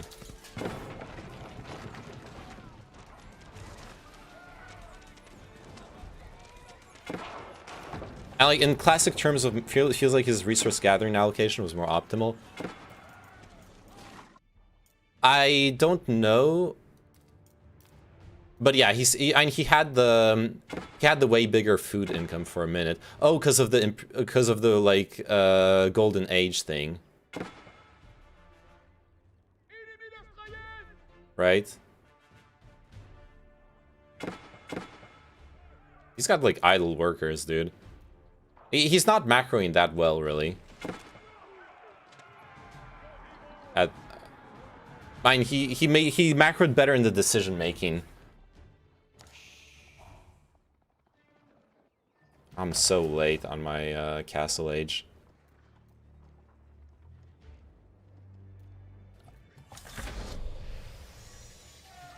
Look at how much gold he has. No, yeah, I'm floating too much gold, but that's because I don't have I don't have stuff to spend it on. Which, yeah, I should have, like, spent my gold to buy food. At this point, our supply... Yeah, at this point, he's always going to have more supply than me for the rest of the game. Between his, like, 2 town centers and, like, the fact that he killed all my army and he's got a bunch of production. He's going to have more supply than me for the rest of the game. And I'm just going to lose from this point on. Yeah, I guess I'm floating a lot of gold. And I should be spending it. Does he actually have a market? A mosque? I don't know how to recognize those. Yeah, he does have a market. Yeah, so I guess he's been like converting his gold. I usually don't like converting my gold because I have like I can spend a lot of it on knights. I'm just building knights on the choke point map is dumb, but yeah. No, oh yeah, I like used up the gold mine here. I mean, having the gold stockpiled is not that bad considering I like ran out of gold at this point.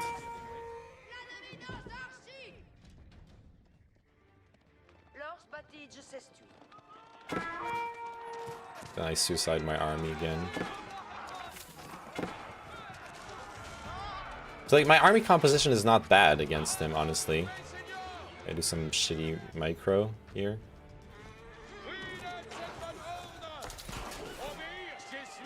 Well, the Springles are destroying... Actually, the Springles are destroying my knights, which is really dumb. I do fuck up his archers and crossbowmen.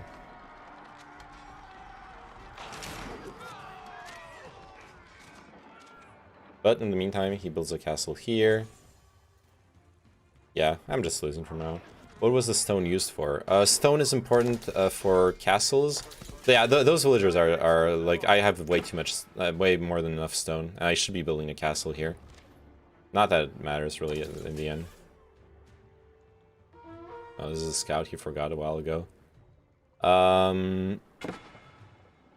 Stone is used for castles, it's used for town centers.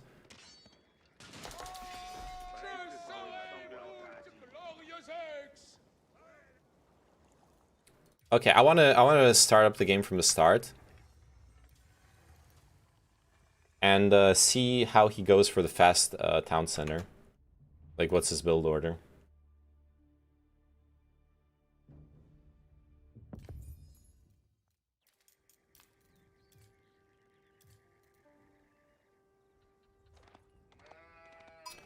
Okay, start, he puts everyone on food. Doesn't really matter.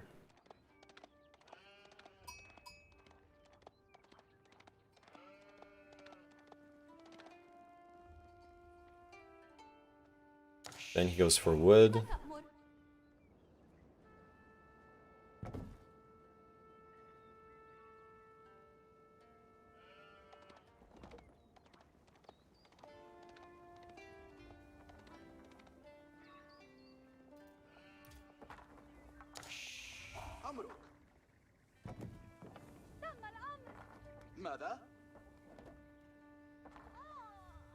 Oh, the House of Wisdom only costs 50 wood.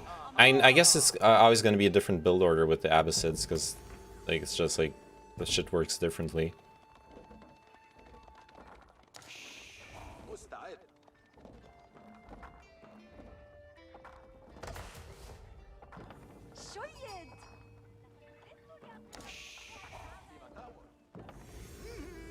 It's built different. Oh yeah, but he does need gold for the wings. Okay. What does he start off with?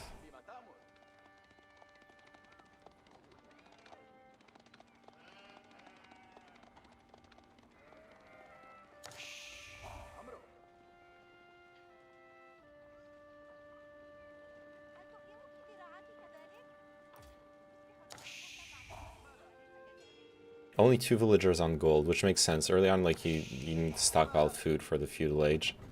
Which is a mistake I do. I put too many villagers on my gold in general.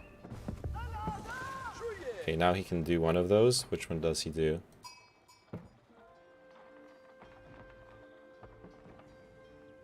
Hasn't noticed yet, but that's fine. He goes for the culture wing.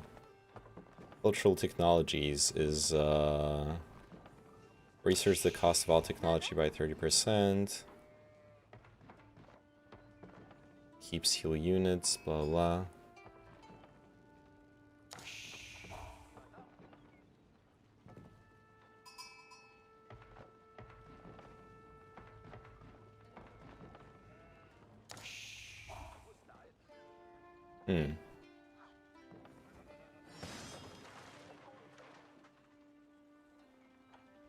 I feel like the economic wing would probably be the best first one here, right?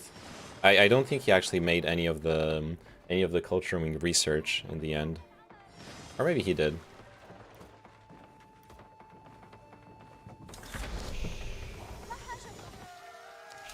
Spotted my thing.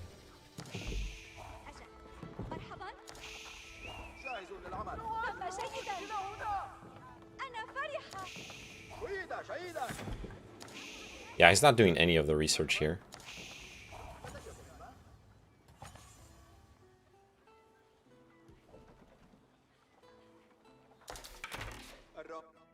I have way too many villagers on gold.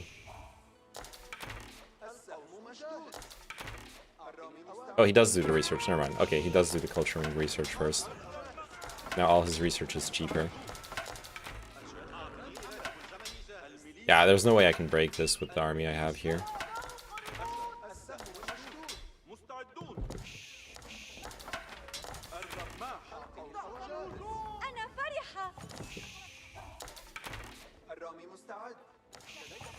Yeah, I built the wrong army comp.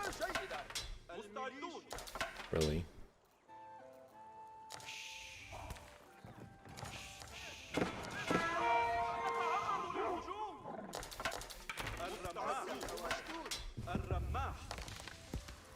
I know he's going military wing.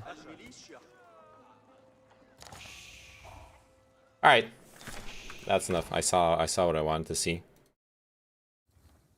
Oh, alright. I need to learn to play better. That's what I need to do.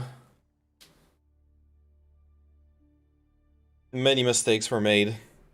Too many villagers on gold early on. Hoggers. I kind of want to play one more and like test some stuff out. Let's play just one more.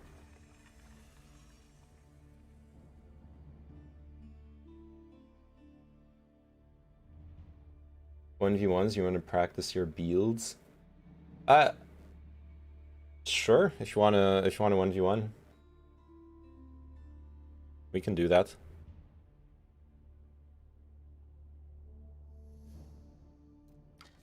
Are you? And you 1v1s? You mean fighting me?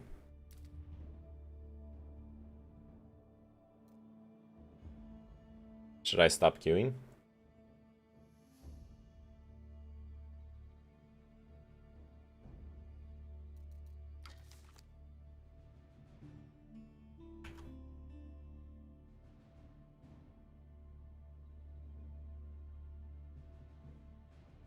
Damn, you guys are enjoying that fucking Sow the Bees stream.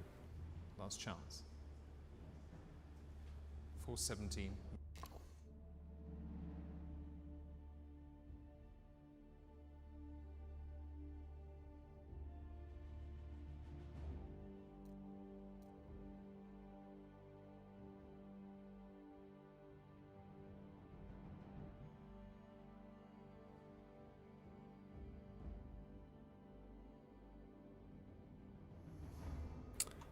I'm in?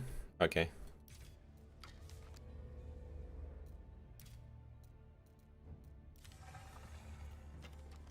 Great game. Oh yeah, I don't need to invite you to a group.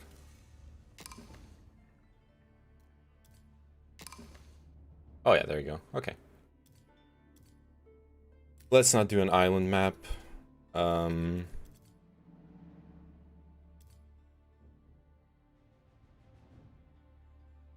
Oh yeah, let's do the Danube River. Let's do a river choke point map.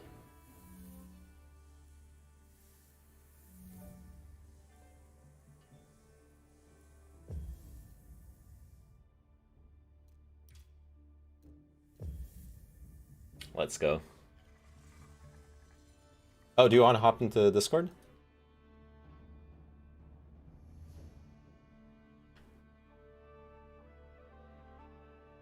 I guess I started the game anyway, so too late now. No. Mandemans. Exploro. Cavallo. Mandes. Vado.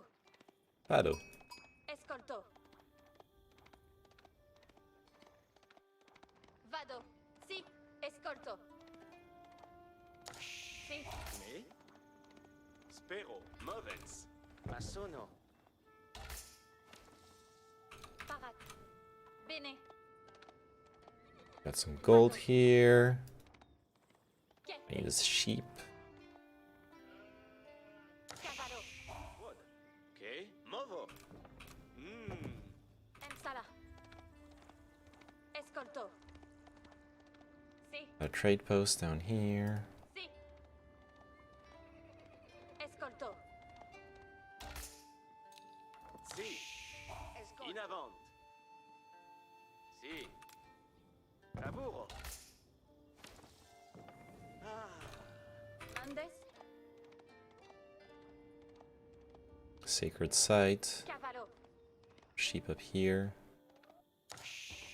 Escolto.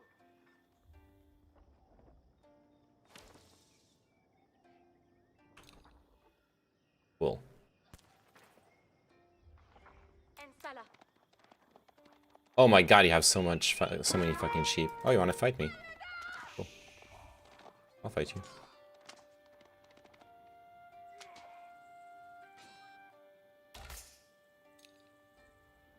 Ubi vado? Escolto. Vado. Edifico. Parat. Escolto.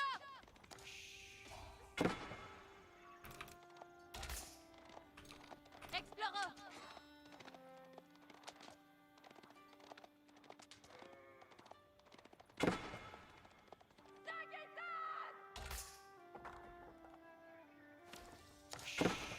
Mandes.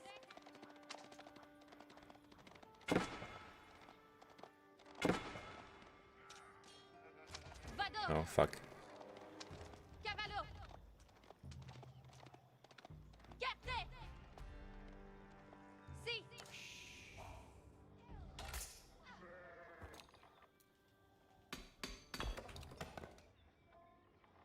Cool, cool, cool. So what we need is food. Oh my god. And to get food, we need sheep. And to get sheep, we need to... Oh. Fuck. That's not what I wanted to do. Escolto. Vado. To get sheep. Fuck, he got like all my sheep. Which sucks for me. Oh, there you go. Escolto. Sì. Cavallo.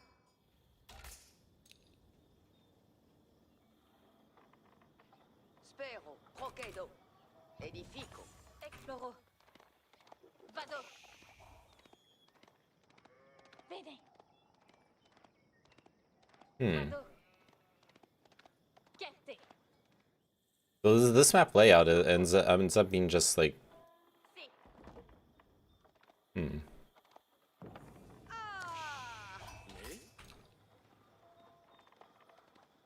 Exploro.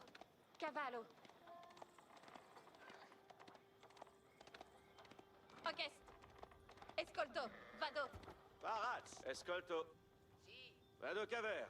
Parat. Bene.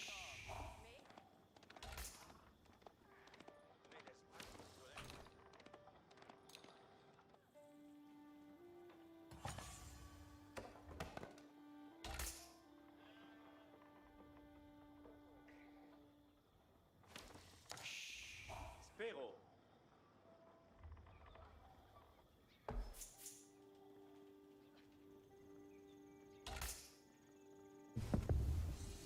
Cool. Mandemans. Laburo. Mandes. Sì. Escolto.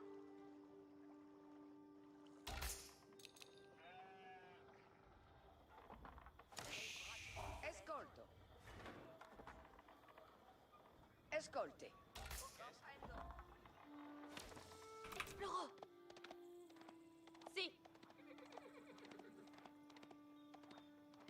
Gente. There's gold here. Oh, another bridge. Wow. That's a lot of bridges. What the fuck? Cavallo.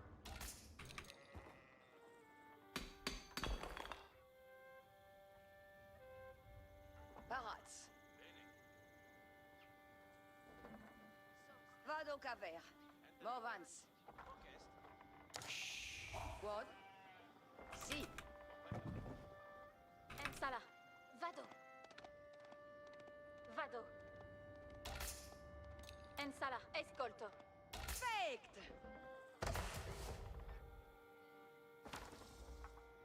Finit. Si. Caval barat. Tuts odi con me. Si, comprendo.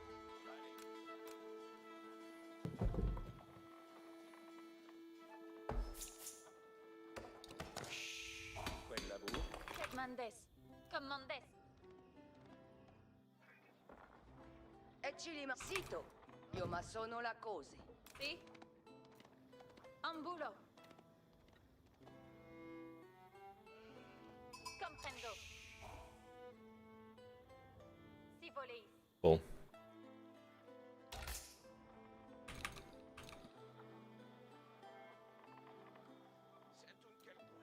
Escolte bene. Tams de retornar. Cose sarà ma sonata.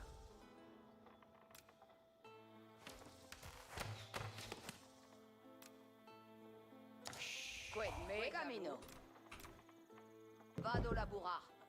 Qued me. Fido, si. Se come gli affetto. Cos'è sarà massonata? Buon lavoro. Parat pour venir. Parats pour labourar. Cursor obéissance. Cavallo ici. Wow, there's so many river crossings. Okay, this is not as much a choke point map as I thought it was going to be. Now that I've explored more of it. So honestly,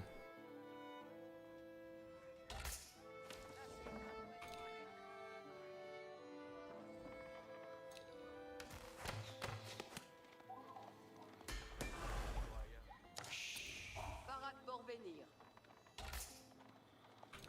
Buon lavoro.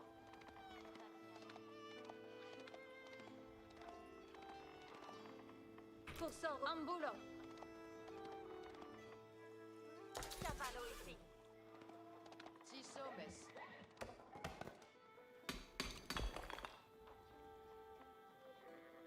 Obeyo. Speranz gloria.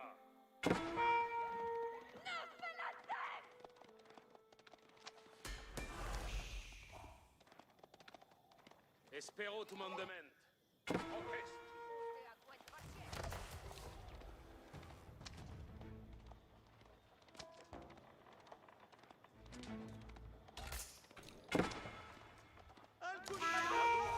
Si som ici va tost.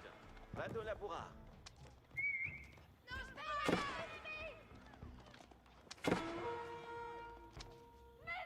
Paratus et promptus. Secund mandement. Io debello l'ennemi. Paratu cavallo. Espero tu mandement. cool. Ocest. Equites attendentis. Si volies. Fuck, I got way too much food. Eccellima. Si, comprendo. Tuts audit. Si, bene. Tuts audite. Temps de retournar. Equites sum. Non me mandes. Cavalamus equites.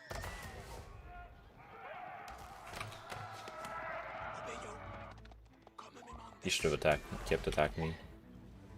Parate, si. I kind of fucked up my build order here. Eccelli mandement. Caval barat. Cordon Fuck, fuck, fuck. Ambulo. ici. Linea a sals in avant. Optimé. Escolte Sito. Movamos, Valetud. Get Mendes. Got Mendes. Raté, arquiers. Equite, move equites.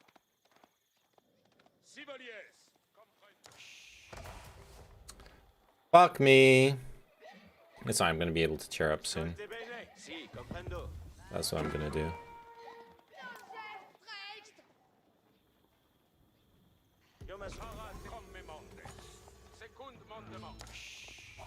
What are you doing?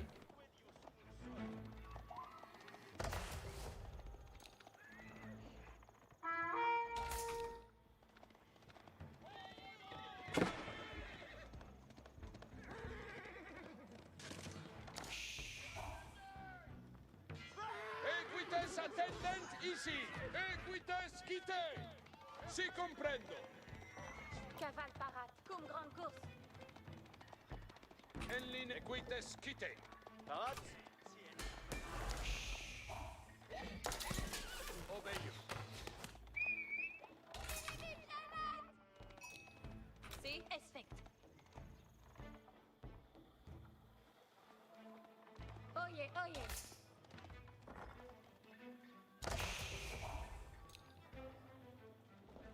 Okay, I got a lot of food here. To pump up my wood production. Yeah, most of my food is coming from those duders. Equites, equites, ocest.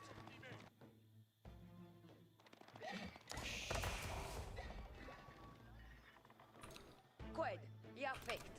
Cose sera ma sonata. Si sommes. Movo. Vado labura. Espero tu mandament. Red orden. Parate equites. Cavalamus equites. Si, comprendo. Chevalier, avant, Cool. mes seigneurs. Paillets la saute, chevalier. Violence devers l'ennemi, chevalier. Incontinent.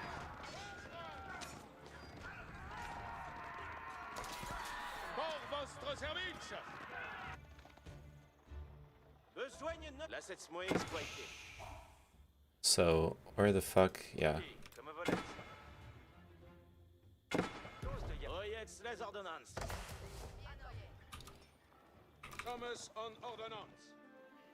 Reste tous some stress. I know.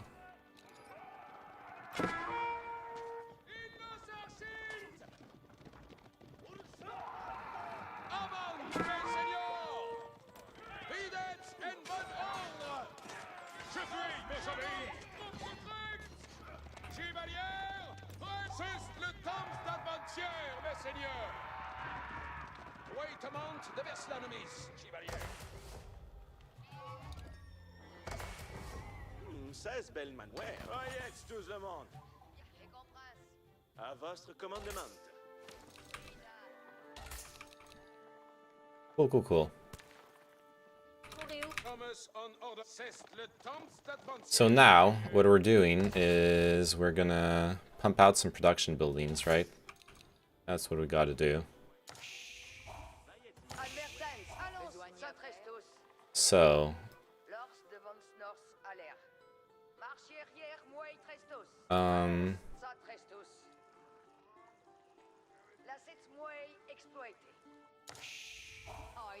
Possibly, what we're gonna do... Oh, you just reached the fuel age. Oh my god, you're late. Ooh, I have bad news for you, Decoy. Alright, I'm gonna go greedy, actually. I'm gonna start with a monastery.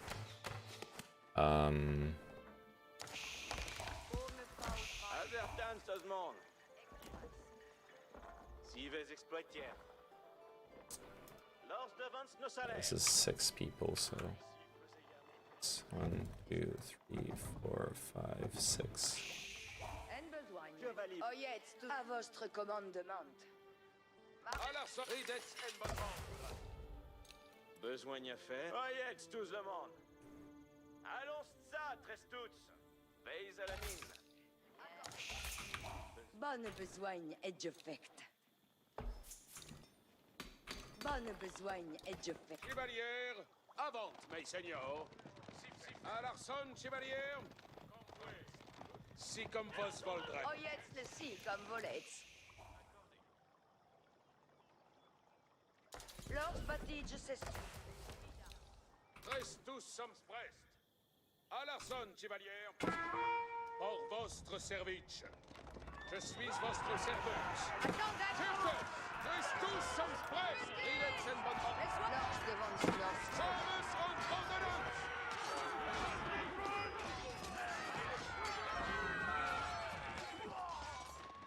Manance, allons, ça presse tous.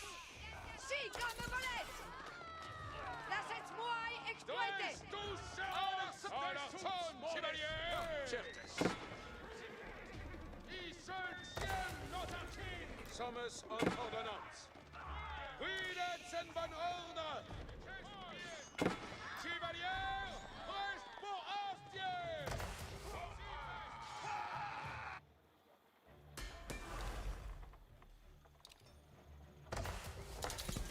Obéir. Reste tous sommes prêts. À l'arson, chevalier. Chevalier, c'est comme vos voldrez. Cool.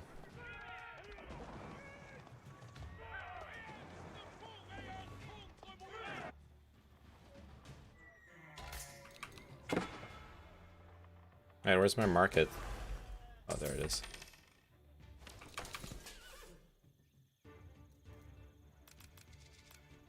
En besoin.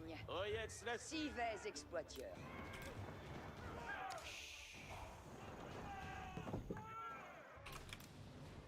Giovanni Bastir! À l'arson, chevalier. Avant, mes seigneurs. Juste le chevalier. Reste pour Astier.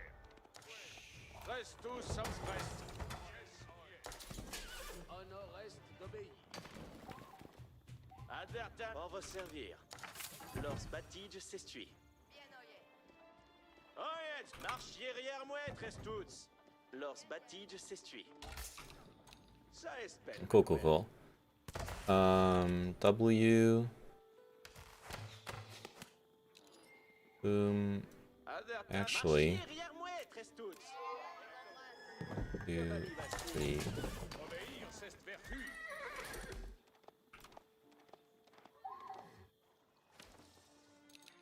À l'arson, sommes en ordre incontinent. 7. Reste tous, c'est le temps de la frontière, mes seigneurs. Avant, mes seigneurs. Advertance, 12 monde. Tous tia l'oreille. Now I need more wood production, which means this here. I think it's GGA. We thought Mongols were meant to have god tier horses. Well, you didn't. Yeah, it is GG, but it's your archers that are really good because you can kite infinitely with them. You just made light cavalry, which loses to knights.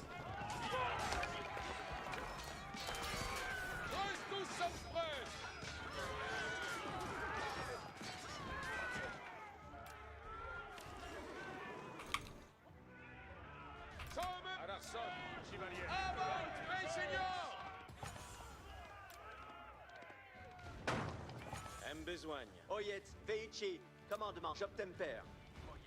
Oyez, à votre commandement.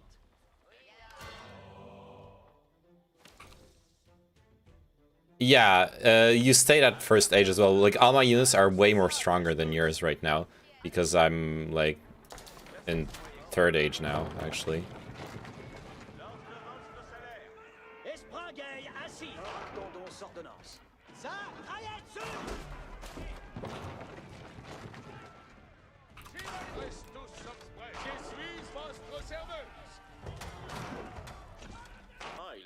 Oyez, tous le monde. Allons ça, très tous. Tous de y'a l'oreille. So, yeah. Vous me faut trahir. Oyez les ordonnances. Pour vous servir. Chevalier va se dire. Oh yes, tout le monde. Marchiez arrière moi, Trestuts. Si, comme volets. Allerson, c'est le Kampfstadt. Trestuts, Mouvets, et Trabuchettes attendent vos ordonnances.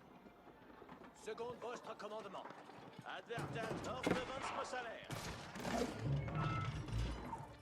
Où est-ce ya, Lauretz? En champ de siège, attendent vous. Chevalier, reste pour Astier.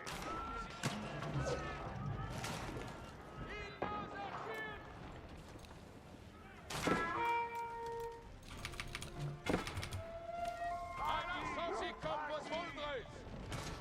Frieden et bon ordre. Sie kommt, was Voldreis.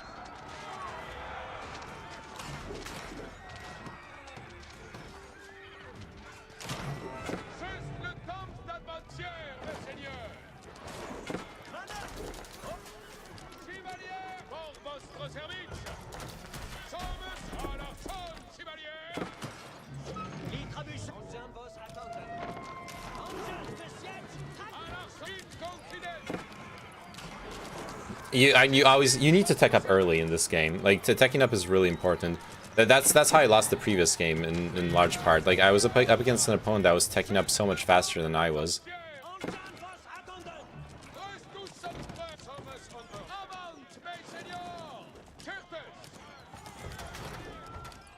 To give an example. Yeah. Even the archers seem to do no damage.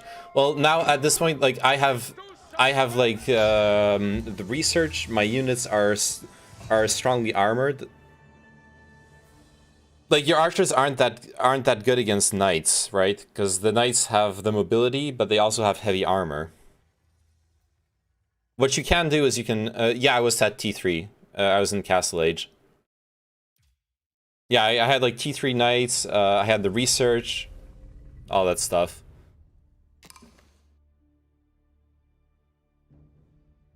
I don't know if I macroed that well that game. I know I made a few mistakes in the macro, but there were some things I did that I liked. I went less heavy on the gold early on, at least, which I think is good.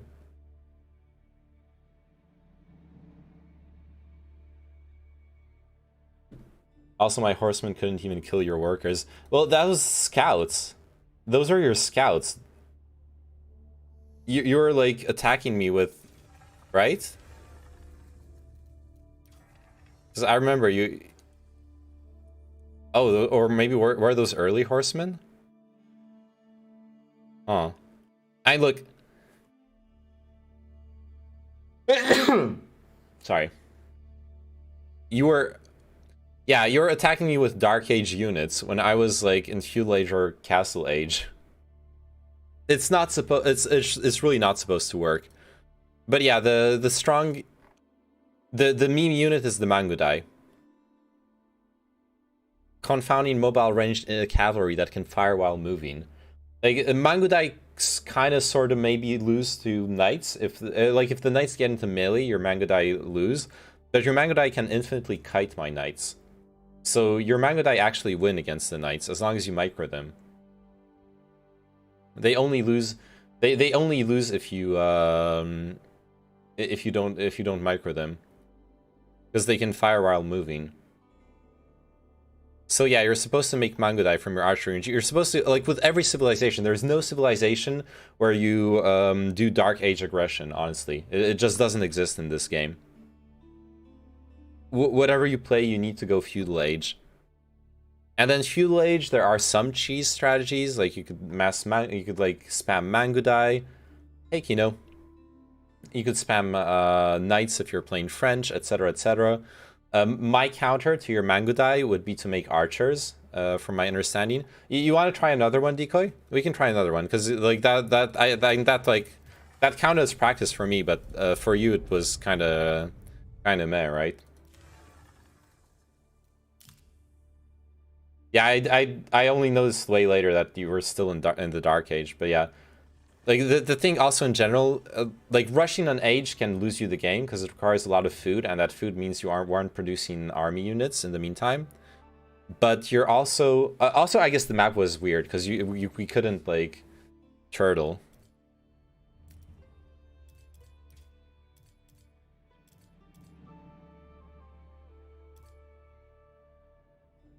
I couldn't figure out where to build my castle and shit. You couldn't build a castle. You never reached castle age. But unless you mean like second town center, which also you can't build a second town center until feudal age. Let's change biome. Switch it up.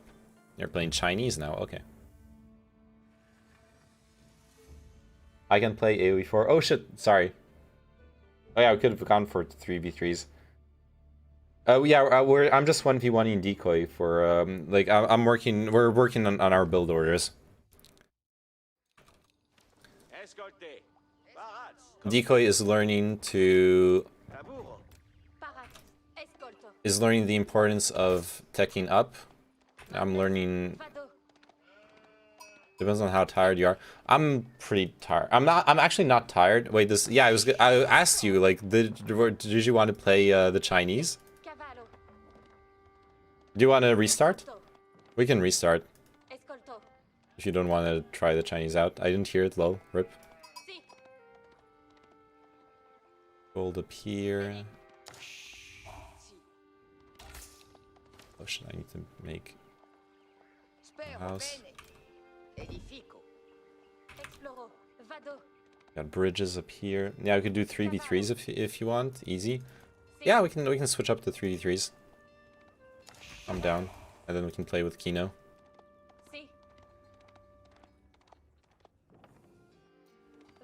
What's this guy doing?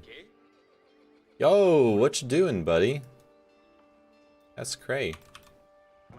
That shit cray.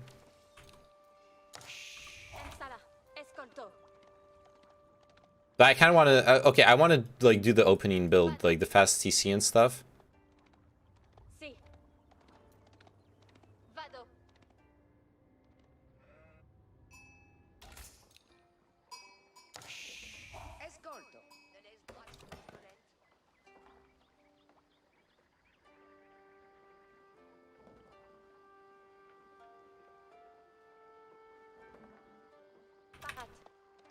Cavallo.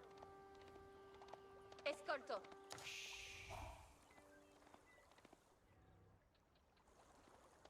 Chiette.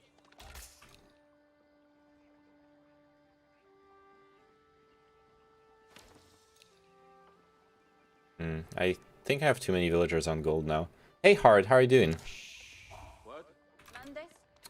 What's up?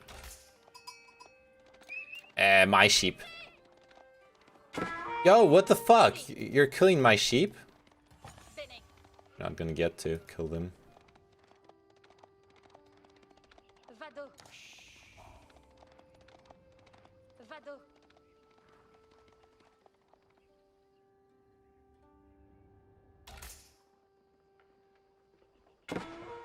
Exploro.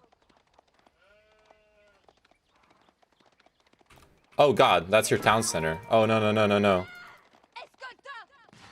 Fuck, you got my sheep. Motherfucker.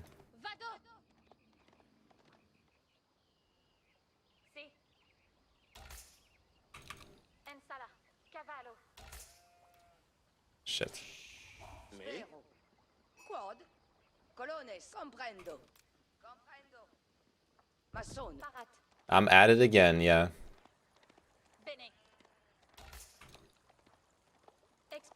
And if you've been watching, I do different things, right? I like playing Age of Empires, but I also like chatting.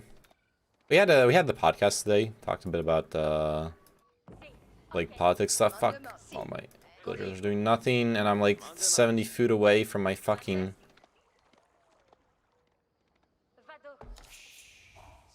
My fucking thingy.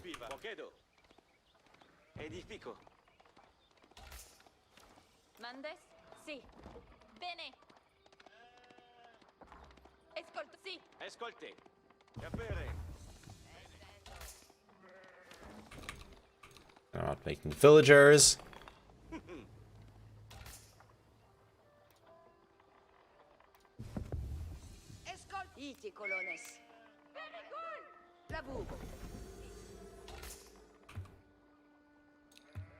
Well, get more sheep. I'm trying to optimize my build order. I played against a like way better player earlier, and he absolutely destroyed me with like by just aging up so much faster, getting a second TC faster. Speaking of which, when do we start going for wood and stone? I feel like now is the time. I find more sheep as well.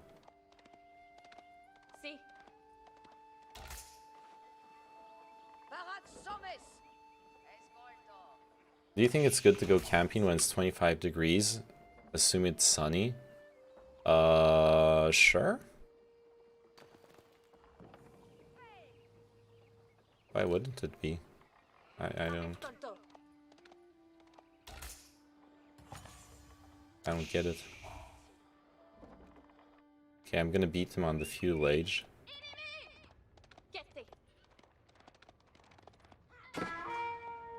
Kill his sheep, far away from his town center.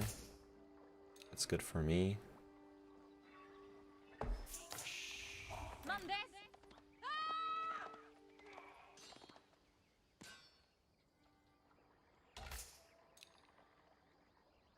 Cool. I need to put some villagers on wood. Okay, got this sheep. Get the fuck out of here. Spotted a relic. That's good.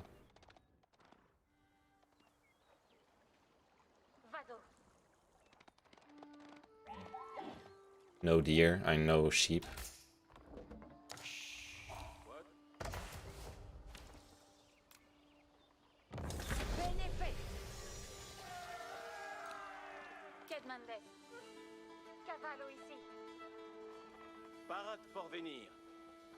Alright, what are we? Intelligence Yo, can be thanks used for the like follow, an Hakayo. octopus How are to you doing? suffocate and pull apart my enemy's arguments.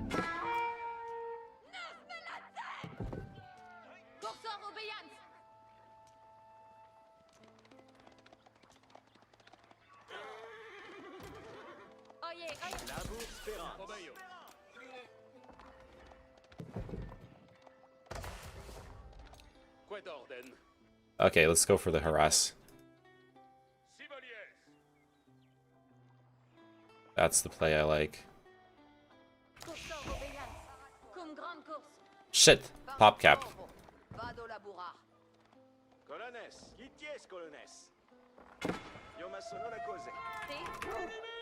It's just a wolf. Paratus et promptus. Parate equites. Move equites. Passal sinavant.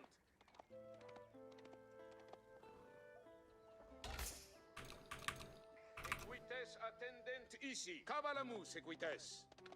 Equites. Let's get into his wood line.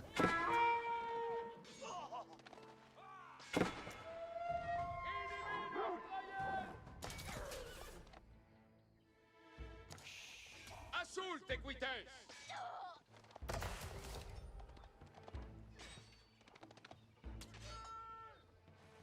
Espero tu mandement. Second mandement. Ah, fuck. Ah, fuck. I accidentally canceled my control group. Fuck me.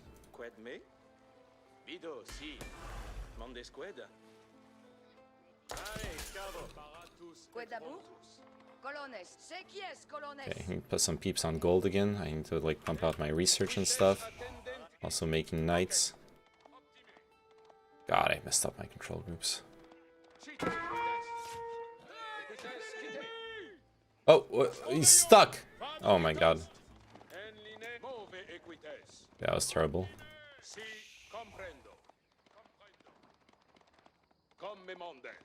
It's okay. We're gonna heal up. Escolte bene. Movamos, veletuz. Escolte bene.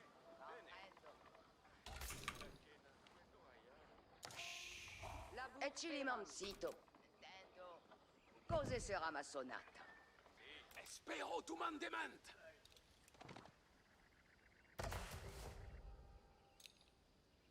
Perfect. Hmm. Quid me? Yo, we can do our second TC. What the fuck am I doing? Got gold here. Alright. Tots aux dames des retournards.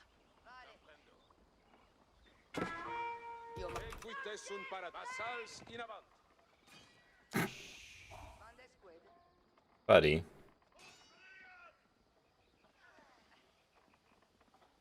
This is not the win you think it is.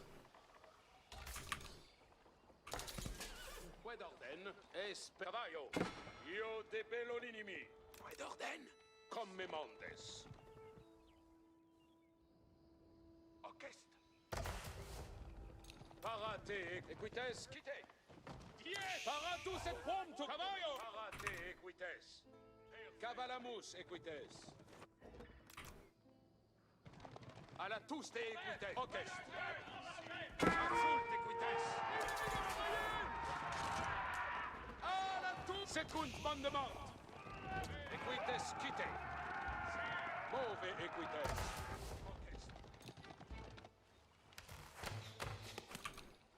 Obeyo. En linea equites. Si, comprendo. Si. Para convenir.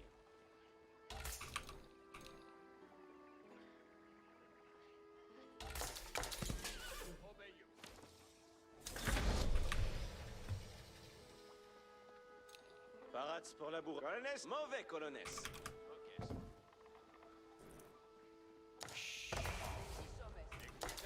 Quoi d'ordenne?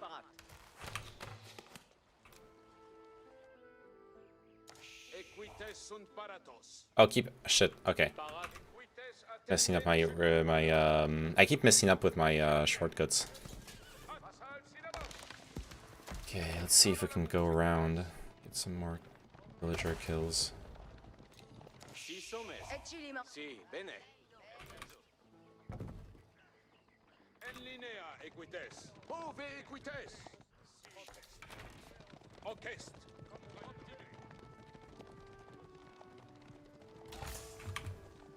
God, I'm so cooked on food. Equites sunt paratos. Equites. Colonnes, ya fait. Tots au divido, si. Buon lavoro. Parate equites. Secund mandement. Si, comprendo. Cito equites.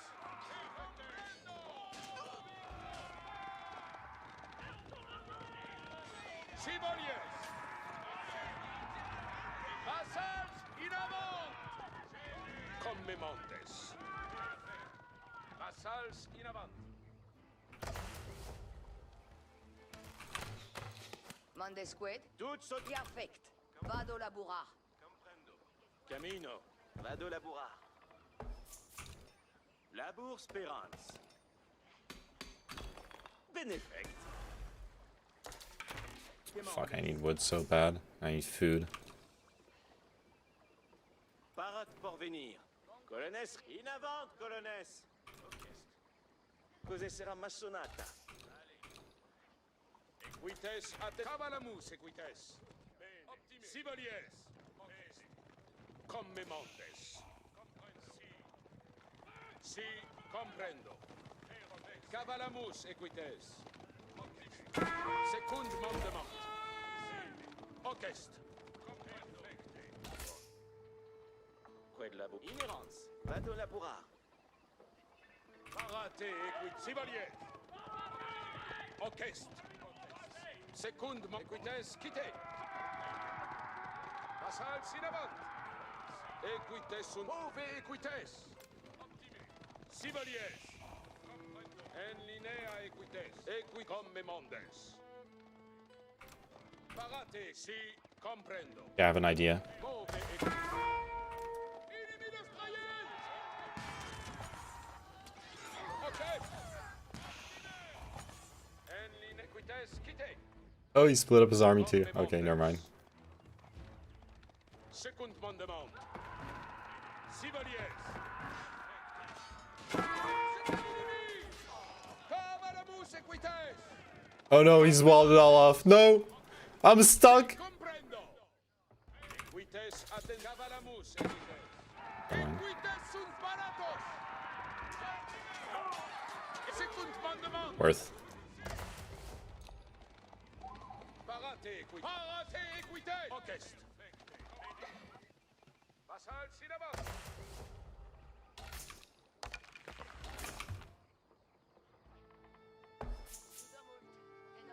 Actually worth. Parats pour la bourre. Escolte, si, comprendo. Fue d'orden. Comme me. Fue d'abord. Tuts odite. Io ma sono la cose. Equites attendenti. Si, comprendo.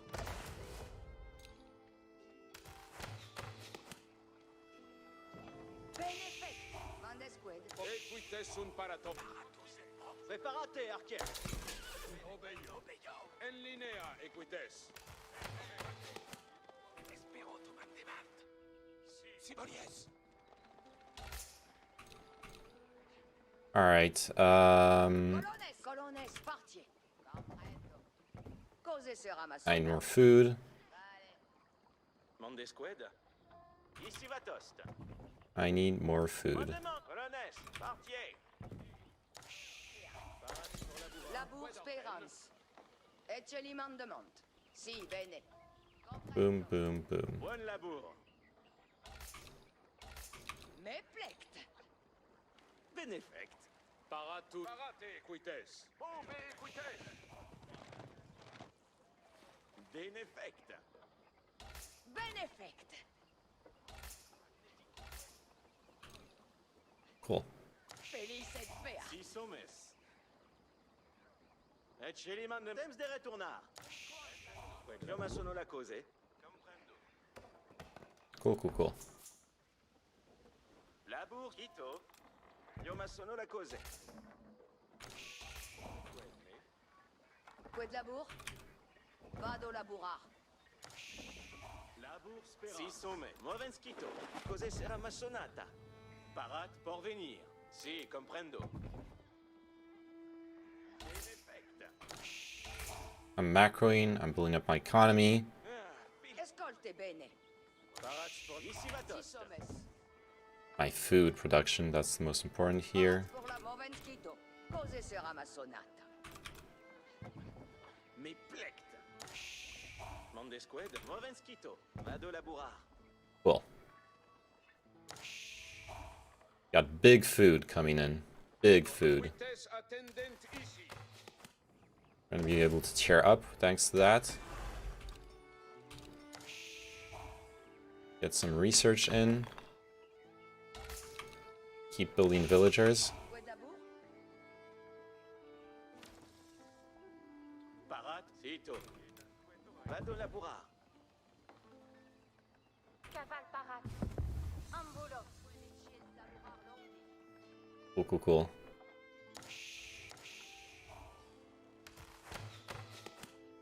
And Colonnes, par ici. yeah, Cose sera massonata. there you go. Caval parat. And tear up now. Cavallo ici. Sette. Mande squad. Si sommes. Parat por camino. Io ma sono la cose. Mande squad. Si, comprendo. Io ma sono la cose. All right, my wood production is overboard now. What we need, what we're gonna need, is a lot of fucking units. So, boom, boom, boom. Momentesti. Archer, in avant. A lot of fucking units. Quid labour?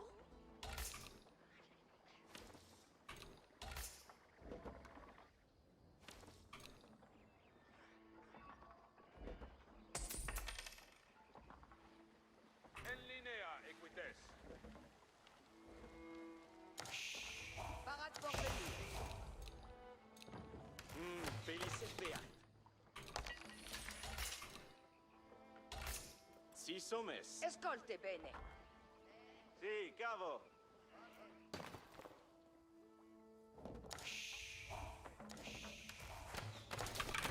Archer. Mande squad. Y affect. cos'è sarà massonata? E ci li mandamont. Espero tu mandament. On besoigne edge fact. Amazing. Besoigne edge fact.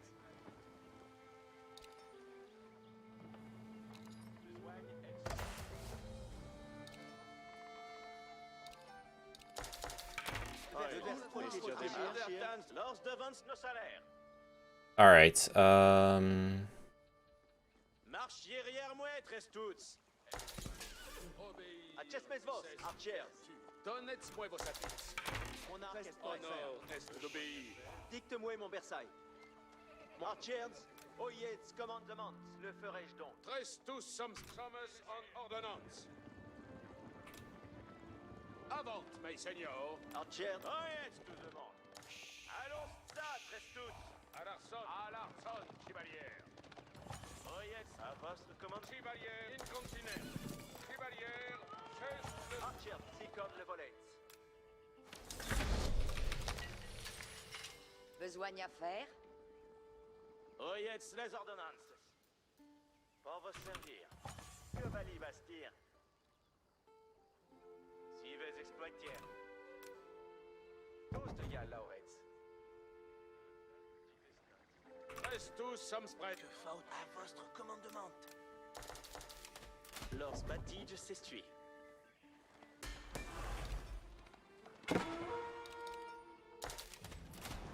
Sommes ridets en bas. Archers, les commandements. À l'arson.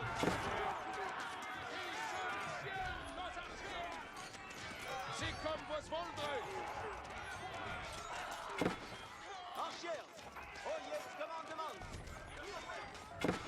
Si, comme le volet.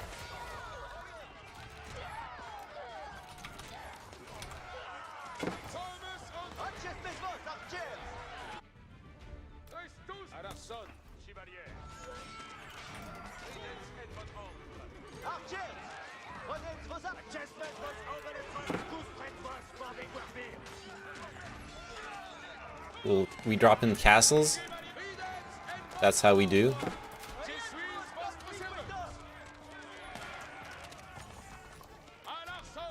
GG. GG. Yeah, this is GG.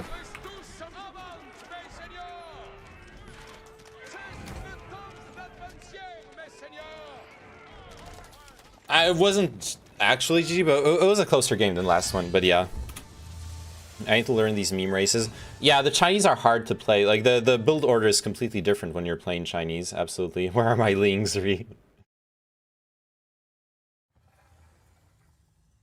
But also, I think I was pretty successful with the harass. And my second town center definitely paid off. Yeah, like, I'm killing off villagers and everything, but look at this villager count. I'm just pumping villagers here.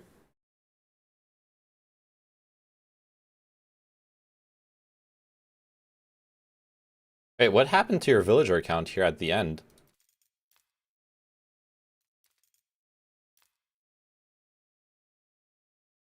Oh, because you sent a bunch of villagers with your army. Right, I know what happened. Yeah, you sent a bunch of... Yeah, I sent them into battle.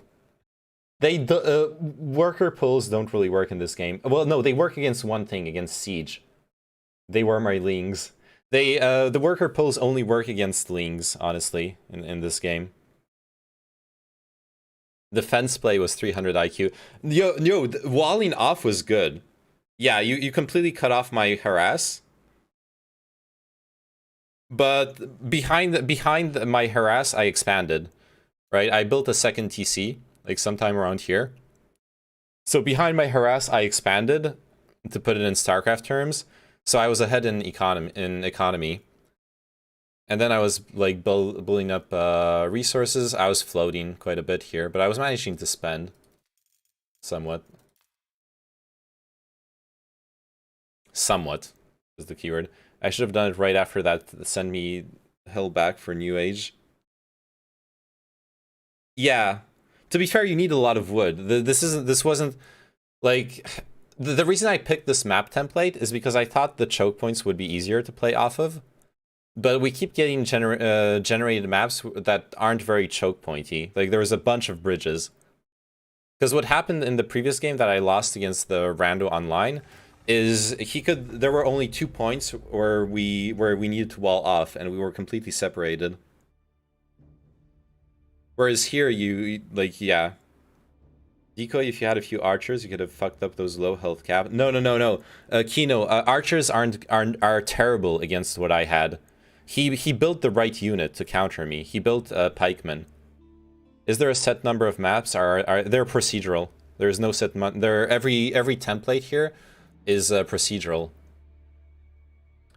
Yeah, because of the armor. The archers, the heavy knights counter archers. What he needs to counter my heavy knights are pikemen in the feudal age. Pikemen counter my well, they start from at the dark age. Pikemen counter my heavy knights, and then once you reach castle age, you can make not with the Chinese, but with most factions, you can make crossbowmen, and crossbowmen counter knights as well, because they have armor piercing damage. So crossbowmen are pretty good too. But archers are countered by heavy knights. They don't pierce the armor, and the heavy knights have the mobility to get on top of them and absolutely wreck them in melee. The only exception, I guess, would be the English have like really strong the English have like really strong archers. If you the longbowmen, they have this research they can get. Setup camp. Oh wait, no, it's not the setup camp. No, is that the blacksmith? Oh no, they can construct palings. Yeah. So the longbowmen, they can construct palings, and you see it visually on the in game. They build like those wooden spiky fortifications, and if you charge through the spikes with your cavalry takes massive damage. The longbowmen are like the only archers that can actually fight or defend against the cavalry charge without kiting. But then yeah, the crossbowmen anti-armor specialist, as you can see here. They're really, really good against heavy armored units. How much damage does the charge do? I don't remember the exact number off the top of my head. But also, the really important part, they gain bonus damage for 3 seconds after charging. So what you want to do, ideally, you want to charge in, fight for 3 seconds, then kite back if you're against low mobility units, and then charge back in. And you keep getting the damage boost. Though usually, like, if you're not against pikemen, your opponent's gonna be like running away to their defenses or something. And then the canted saddles increase the Royal Knight's bonus damage after a charge by +10. Unique research that really boosts them in Castle Age. Plus, is there another research for the Castle Age? Royal Bloodlines increase the health of all cavalry by 35%. And that's it, yeah. 3v3 time. It's late. I would really enjoy a 3v3, but I'm gonna have to I need to go to sleep. It's almost 4 a.m. Well, I don't want to go to sleep. Fuck me. Let's do a 3v3. No, let's not. Plus, those are like really long games. But thanks for the games, Decoy. I feel like I got to like practice and I got to run errands. Okay, that's good. I got to like practice my opening build order a bit, which I really need to do. I need to sort out like maybe get even clearer timings for like stone, gold, and etc. I was like trying to balance out my my resources basically. Beppo sleep. Yeah, we're gonna go to sleep. That's what we're gonna do. Good night, Zimvo. I don't know if you're watching actually. All right, thanks for watching. Thanks for hanging out. Do we raid someone? Yo, wait, don't leave. Don't leave. Let's see if we can if anyone cool is streaming still. Legal Legends with Moody Cakes. I'm not raiding him. Tory Muse is still streaming. Okay, what about the blue pool as a bedtime story? Well, look. I was watching. Sorry, Zimbo. Anyways, I'm gonna send you off to Tory News because he was a really cool guest, and I really enjoyed interacting with him. Raid Chibidoki. Wait, is Chibidoki on Twitch? Chibidoki. Ah, she's not on Twitch. What are you talking? Oh, she is on Twitch. Never mind. Fuck, and I don't follow her? What's wrong with my life? Oh my god. Me! Okay. That's really important. Anyways. But why do a bunch of viewers join? Guys, I'm okay, anyways, I'm about to raid someone and sign off. I'm so sorry if you just joined, but hey, I stream every day from like a certain hour to another hour. My face when queue times are AIDS. Well, it's really late, right? We're in the middle of the night for the Eurozone, so of course the queue times are going to be bad. Yeah, I'm just gonna send you guys off, okay? Thanks for showing up, though.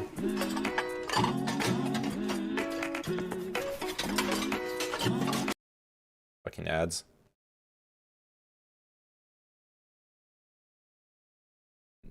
Run an ad break. Oh, let's raid XQC. He needs the help.